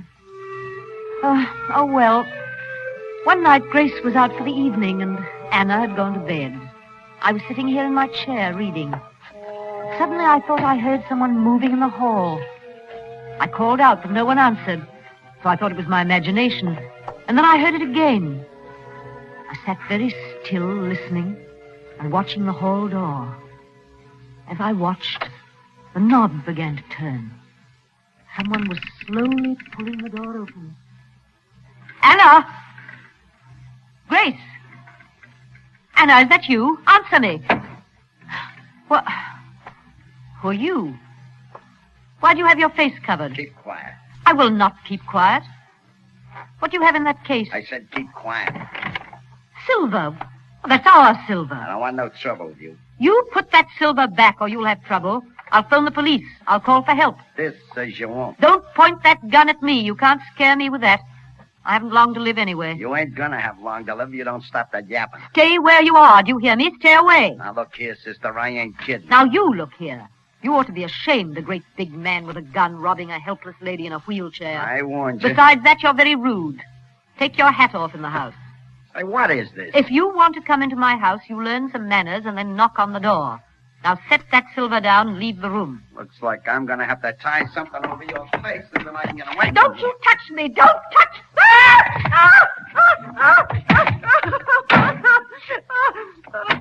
What is it, Mom? A man. A man? What man? What did he do? The gun. The metal. He touched my neck with his gun.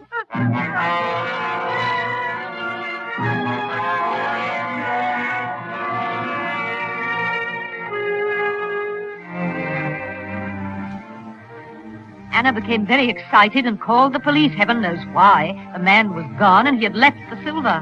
I put her in her place by having her wash all the silverware and put it away. Sergeant Cole was furious when he came. It seems that he wanted to check for fingerprints. He was mollified, however, when he found fingerprints on the silver cabinet. I hadn't thought of that, so Anna had to wash that, too. Sergeant Cole came back to tell us that the fingerprints belonged to a man by the name of Mr. Scorchy Hood. He was wanted by the police because he had escaped from some penitentiary and was what Sergeant Cole called a killer. Mr. Hood was called Scorchy because he always shot people from close range and usually in the neck. Sergeant Cole thought it was very amusing when I said if he was going to kill me, he would have to stand back. I wouldn't have him touch me with that gun. Did you read those uncouth headlines in the papers? Wealthy woman, match for murderer, Haven defeats Hood. They made me sound like a pugilist. The papers are so unkind to people with money. One morning, Anna came into the room without knocking, so I said, Anna, I didn't ring. I've got to talk to you, Mum. Very well, Anna, what is it? It's about my brooch, the one my mother gave me. Well, what about your brooch? It's gone, Mum. You mean you lost it? No, I didn't lose it. It was in my room, and now it's gone. Well, you probably mislaid it. No, I didn't, Mum. I always keep it pinned to my Sunday dress, and it's not there. I don't see how I can help you. I thought maybe you'd like to replace it. Oh? What kind of pin was it? It was a cameo. But this time I thought I'd like to have one with some diamonds and little pearls. I don't understand. I've been cleaning Miss Grace's room, and she's got a lot of strange stuff there that nobody knows how she come by. Huh. She's even got a gun. You've been snooping, Anna? Just cleaning, Mom. I did kind of look for my brooch. I see. Do you want your pen, Miss Emily? Oh, yes, Anna. Hand me my pen. Thank you. Let's see. There you are. Do you think that will replace the brooch? Oh, yes, Mom. Thank you, Mom. Well, payday in the middle of the month? Yes. I mean, no, just a little... Token, Miss Grace. Token of what? Let's call it pin money. That will be all, Anna. Thank you, Mom. Now, Mom, you tell me what this is all about? It's nothing, Grace, really. When you sign a check, it can't be classified as nothing. It was a pin for Anna. That isn't very funny, Emily. Pin money for a pin? What about a pin? She, lost it. Lost it? Oh, I see. Now, let's not talk about it anymore, Grace. But I want to talk about it. Poor dear, anyone can get money from you, can't they? Grace, please. I may have my impulses. I've never taken anything from the servants yet. Grace, where are you going? What are you going to do? To collect and deliver. You just purchased a pin. And I'm going to find it and wear it.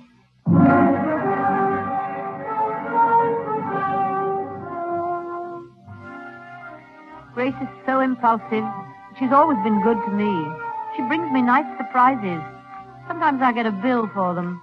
And when I don't, I enjoy them even more. Grace is really very serious-minded, and she worries about trifles like leaving me alone with Henry. Henry never was dull, always full of new ideas. I've never told her that he proposed to me. It came as a complete surprise. We were sitting before the fire. Emily, I need more money. I gave you a check last week, Henry, for your relief fund. It isn't very clear in my mind what relief fund that was for. Well, that doesn't matter now. The point is that I need a great deal more money. What is it for this time? For me, Emily. Oh, Henry, you disappoint me. So much more fun when you try to fool me. Oh, I'm tired of that. I think I'd like to marry into the family. Well, that's out of the question. I'm sure Grace would never consider it. Grace? Who else? Good heavens, you don't mean... Oh, yes. You, Emily. Now, why would you want to marry a woman in a wheelchair? Well, you just gave the reason. You haven't long to live, Emily. After you're gone, as your husband, I'd inherit a I think you'd better go, Henry. Go? Not until I've had my answer. What kind of proposal is that? Will you and your money marry me? Oh, no. You'll have to do better than that. Perhaps I can. Henry, what are you doing with that candlestick? I'm going to persuade you. Oh, you can beat me to death. I won't change my mind. You misunderstand, Emily. I'm not going to beat you. I'm going to caress you with it. Henry, Your you hands, wouldn't. Your arms, your throat, your back, perhaps. No, Henry. No. Now listen to me. Let's talk. I don't want to talk. I want to caress you. No, keep away. Don't touch me. Keep away. I will. Put the candlestick down. Very well. I don't like to excite you like this. It isn't good for you. How soon do you want to be married, Henry? Immediately? How about tomorrow? So soon? When you make up your mind to do something, why wait? I suppose you're right. Oh, I would like some tea. Henry, would you... Shall I ring for Anna? Oh, she's asleep by now. Why don't you get it? Yes, leave it to me. Just leave everything to me. I was annoyed at Henry for his crassness. It was very tiresome of him to be so crude. I wheeled my chair about the room. I have a habit of doing that when I'm disturbed. Presently I heard Henry returning with the tea. Door opened a little. And then there was that deafening explosion of a gun. The house was filled with echoes. The door stood motionless for a moment, then slammed shut. I was too stunned to move. I just sat and looked at the door. I tried once to open it, but it wouldn't budge. I was still sitting there when the police came. It wasn't Sergeant Cole. It was a new man called Inspector Wells. I think there was a man with him, but I'm a little confused about that night. Henry had been shot and was lying against the door. That was why the door wouldn't open. The gun was on the floor beside him. The inspector asked a lot of questions, and everyone talked at once. I'll tell you like I told him. After the shot, I don't remember hearing footsteps or the door outside close. It may have happened, but I was too excited to remember. Anna tried to make the inspector believe that Grace had killed Henry. She told him about the gun. Anna has spells of being difficult. I think it's because of the pin. She doesn't like Grace to wear it. They took Henry away, and we went to bed. The hall was a mess. We had to have the carpet cleaned, and there are still some tea stains on the walls. The next morning, I made a discovery that I thought would interest the inspector, so I phoned him, and he came right out. Morning, Miss Haven. Oh, come in, Inspector. You say you found a brooch in the hall? Yes, this one. Under a chair, Inspector. Do you know who it belongs to? To our maid, Anna. Kind of fancy for a maid, isn't it? Diamonds and small pearls. Emily bought it for her. That's quite a gift. We like to keep our help satisfied. I'd like to talk to her. I'll call her. Who killed Henry, Inspector? Don't know yet. We're having the gun checked for fingerprints. Is that all the police do? Check fingerprints? You ring, Mum. Yes, Anna, come in. The inspector wants to ask you some questions. Yes, Mum. Did you see Henry Lane last night? You mean while he was alive? Yes. Did you see him before he was shot? Only for a minute. When was that? I heard a noise in the kitchen, and I looked in to see who it was. That was when he went for the tea. Trust Anna to look in. Did you speak to him? Maybe a few words. Did you like Mr. Lane? Like him? I did not. He was no gentleman. Why do you say that, Anna? He used to say unkind things to me. Is this your pin? Why, yes. Where'd you get it? It was found under a chair in the hall. It couldn't have been. I didn't have it on last night. You mean you weren't wearing it when you shot him? Shot him? Oh, my goodness, you don't think I shot him? Right now, we suspect everyone. I didn't kill him. Honest, I didn't. Oh, please, tell him I didn't, Mom. You tell him. Oh, Inspector, it's just occurred to me. I've made a horrible mistake. I remember now that I saw Anna wearing that pin when she served breakfast this morning. So? She couldn't have dropped it last night. Oh, thank you, Mom. Thank you.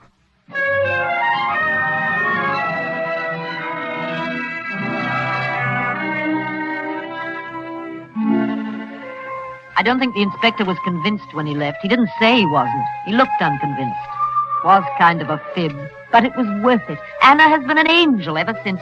She cleans Grace's room and never sees a thing. She even returned some things that Grace didn't know were missing. I gave Anna the pin, and she put it back on her Sunday dress. The inspector phoned around noon. He was very excited. He said the blurred fingerprints on the gun belonged to Mr. Scorchy Hood, and that we should be very careful, as he hadn't been caught and he was dangerous. I asked him how we should go about being careful. He said to lock the doors and windows, and they would send a man to watch the house. I didn't think we needed to worry, for somehow I couldn't believe Mr. Scorchy Hood wanted to hear me scream again. But about 10 o'clock, Grace and I were sitting here discussing Humphrey Bogart when the whole hall door opened. Don't move. I've no intention of moving. What do you want? Shut up, sister. Don't call me sister. My name is Emily, and this is my sister Grace. How do you do? This ain't no social call. I'm glad to see you've uncovered your face. I don't know why you should cover it. It really isn't an unpleasant face at all. Don't start. I won't do you no good. Did you come to kill us? You guessed it, sister. Grace. Grace. Hey, what are you doing to me? Trying to confuse me? Why should you want to kill us, Mr. Hood? Because you made people laugh at me. The papers made fun of me. I can't stand that. Well, it seems to me you brought it on yourself. You came uninvited in the first place. What kind of talk is that? Sure I did, and I come the same way this time. If you're going to kill me, you'll have to stand away from me. You see, I have a phobia. A what? A phobia. It's something I can't help. Oh. Why don't you stand over there? Why? On account of my phobia. It'd be better if you stood there. Here? No, a little farther. Now? Yes, I think that's better. Oh, Grace, will you straighten the rug? Never mind. It worked. I guess he's unconscious. I'll call the man across the street. Oh, Grace, look what you've done. When he hit his head on the table, he spilled the flowers. Now that water will make white spots on the varnish.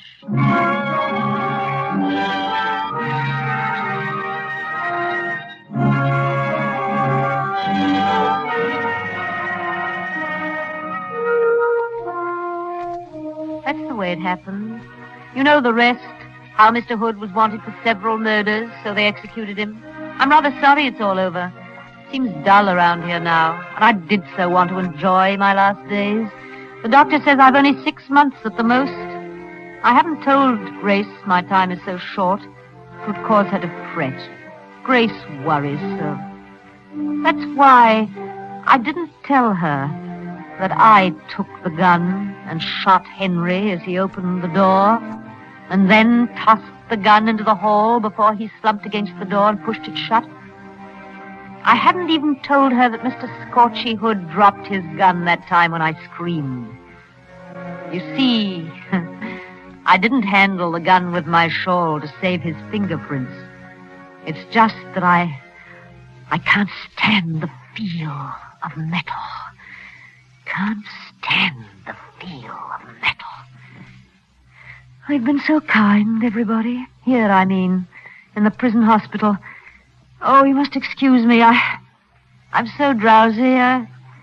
They've let me have my own bed even from home. I couldn't lie on the prison cot they have, you know, with the metal and all.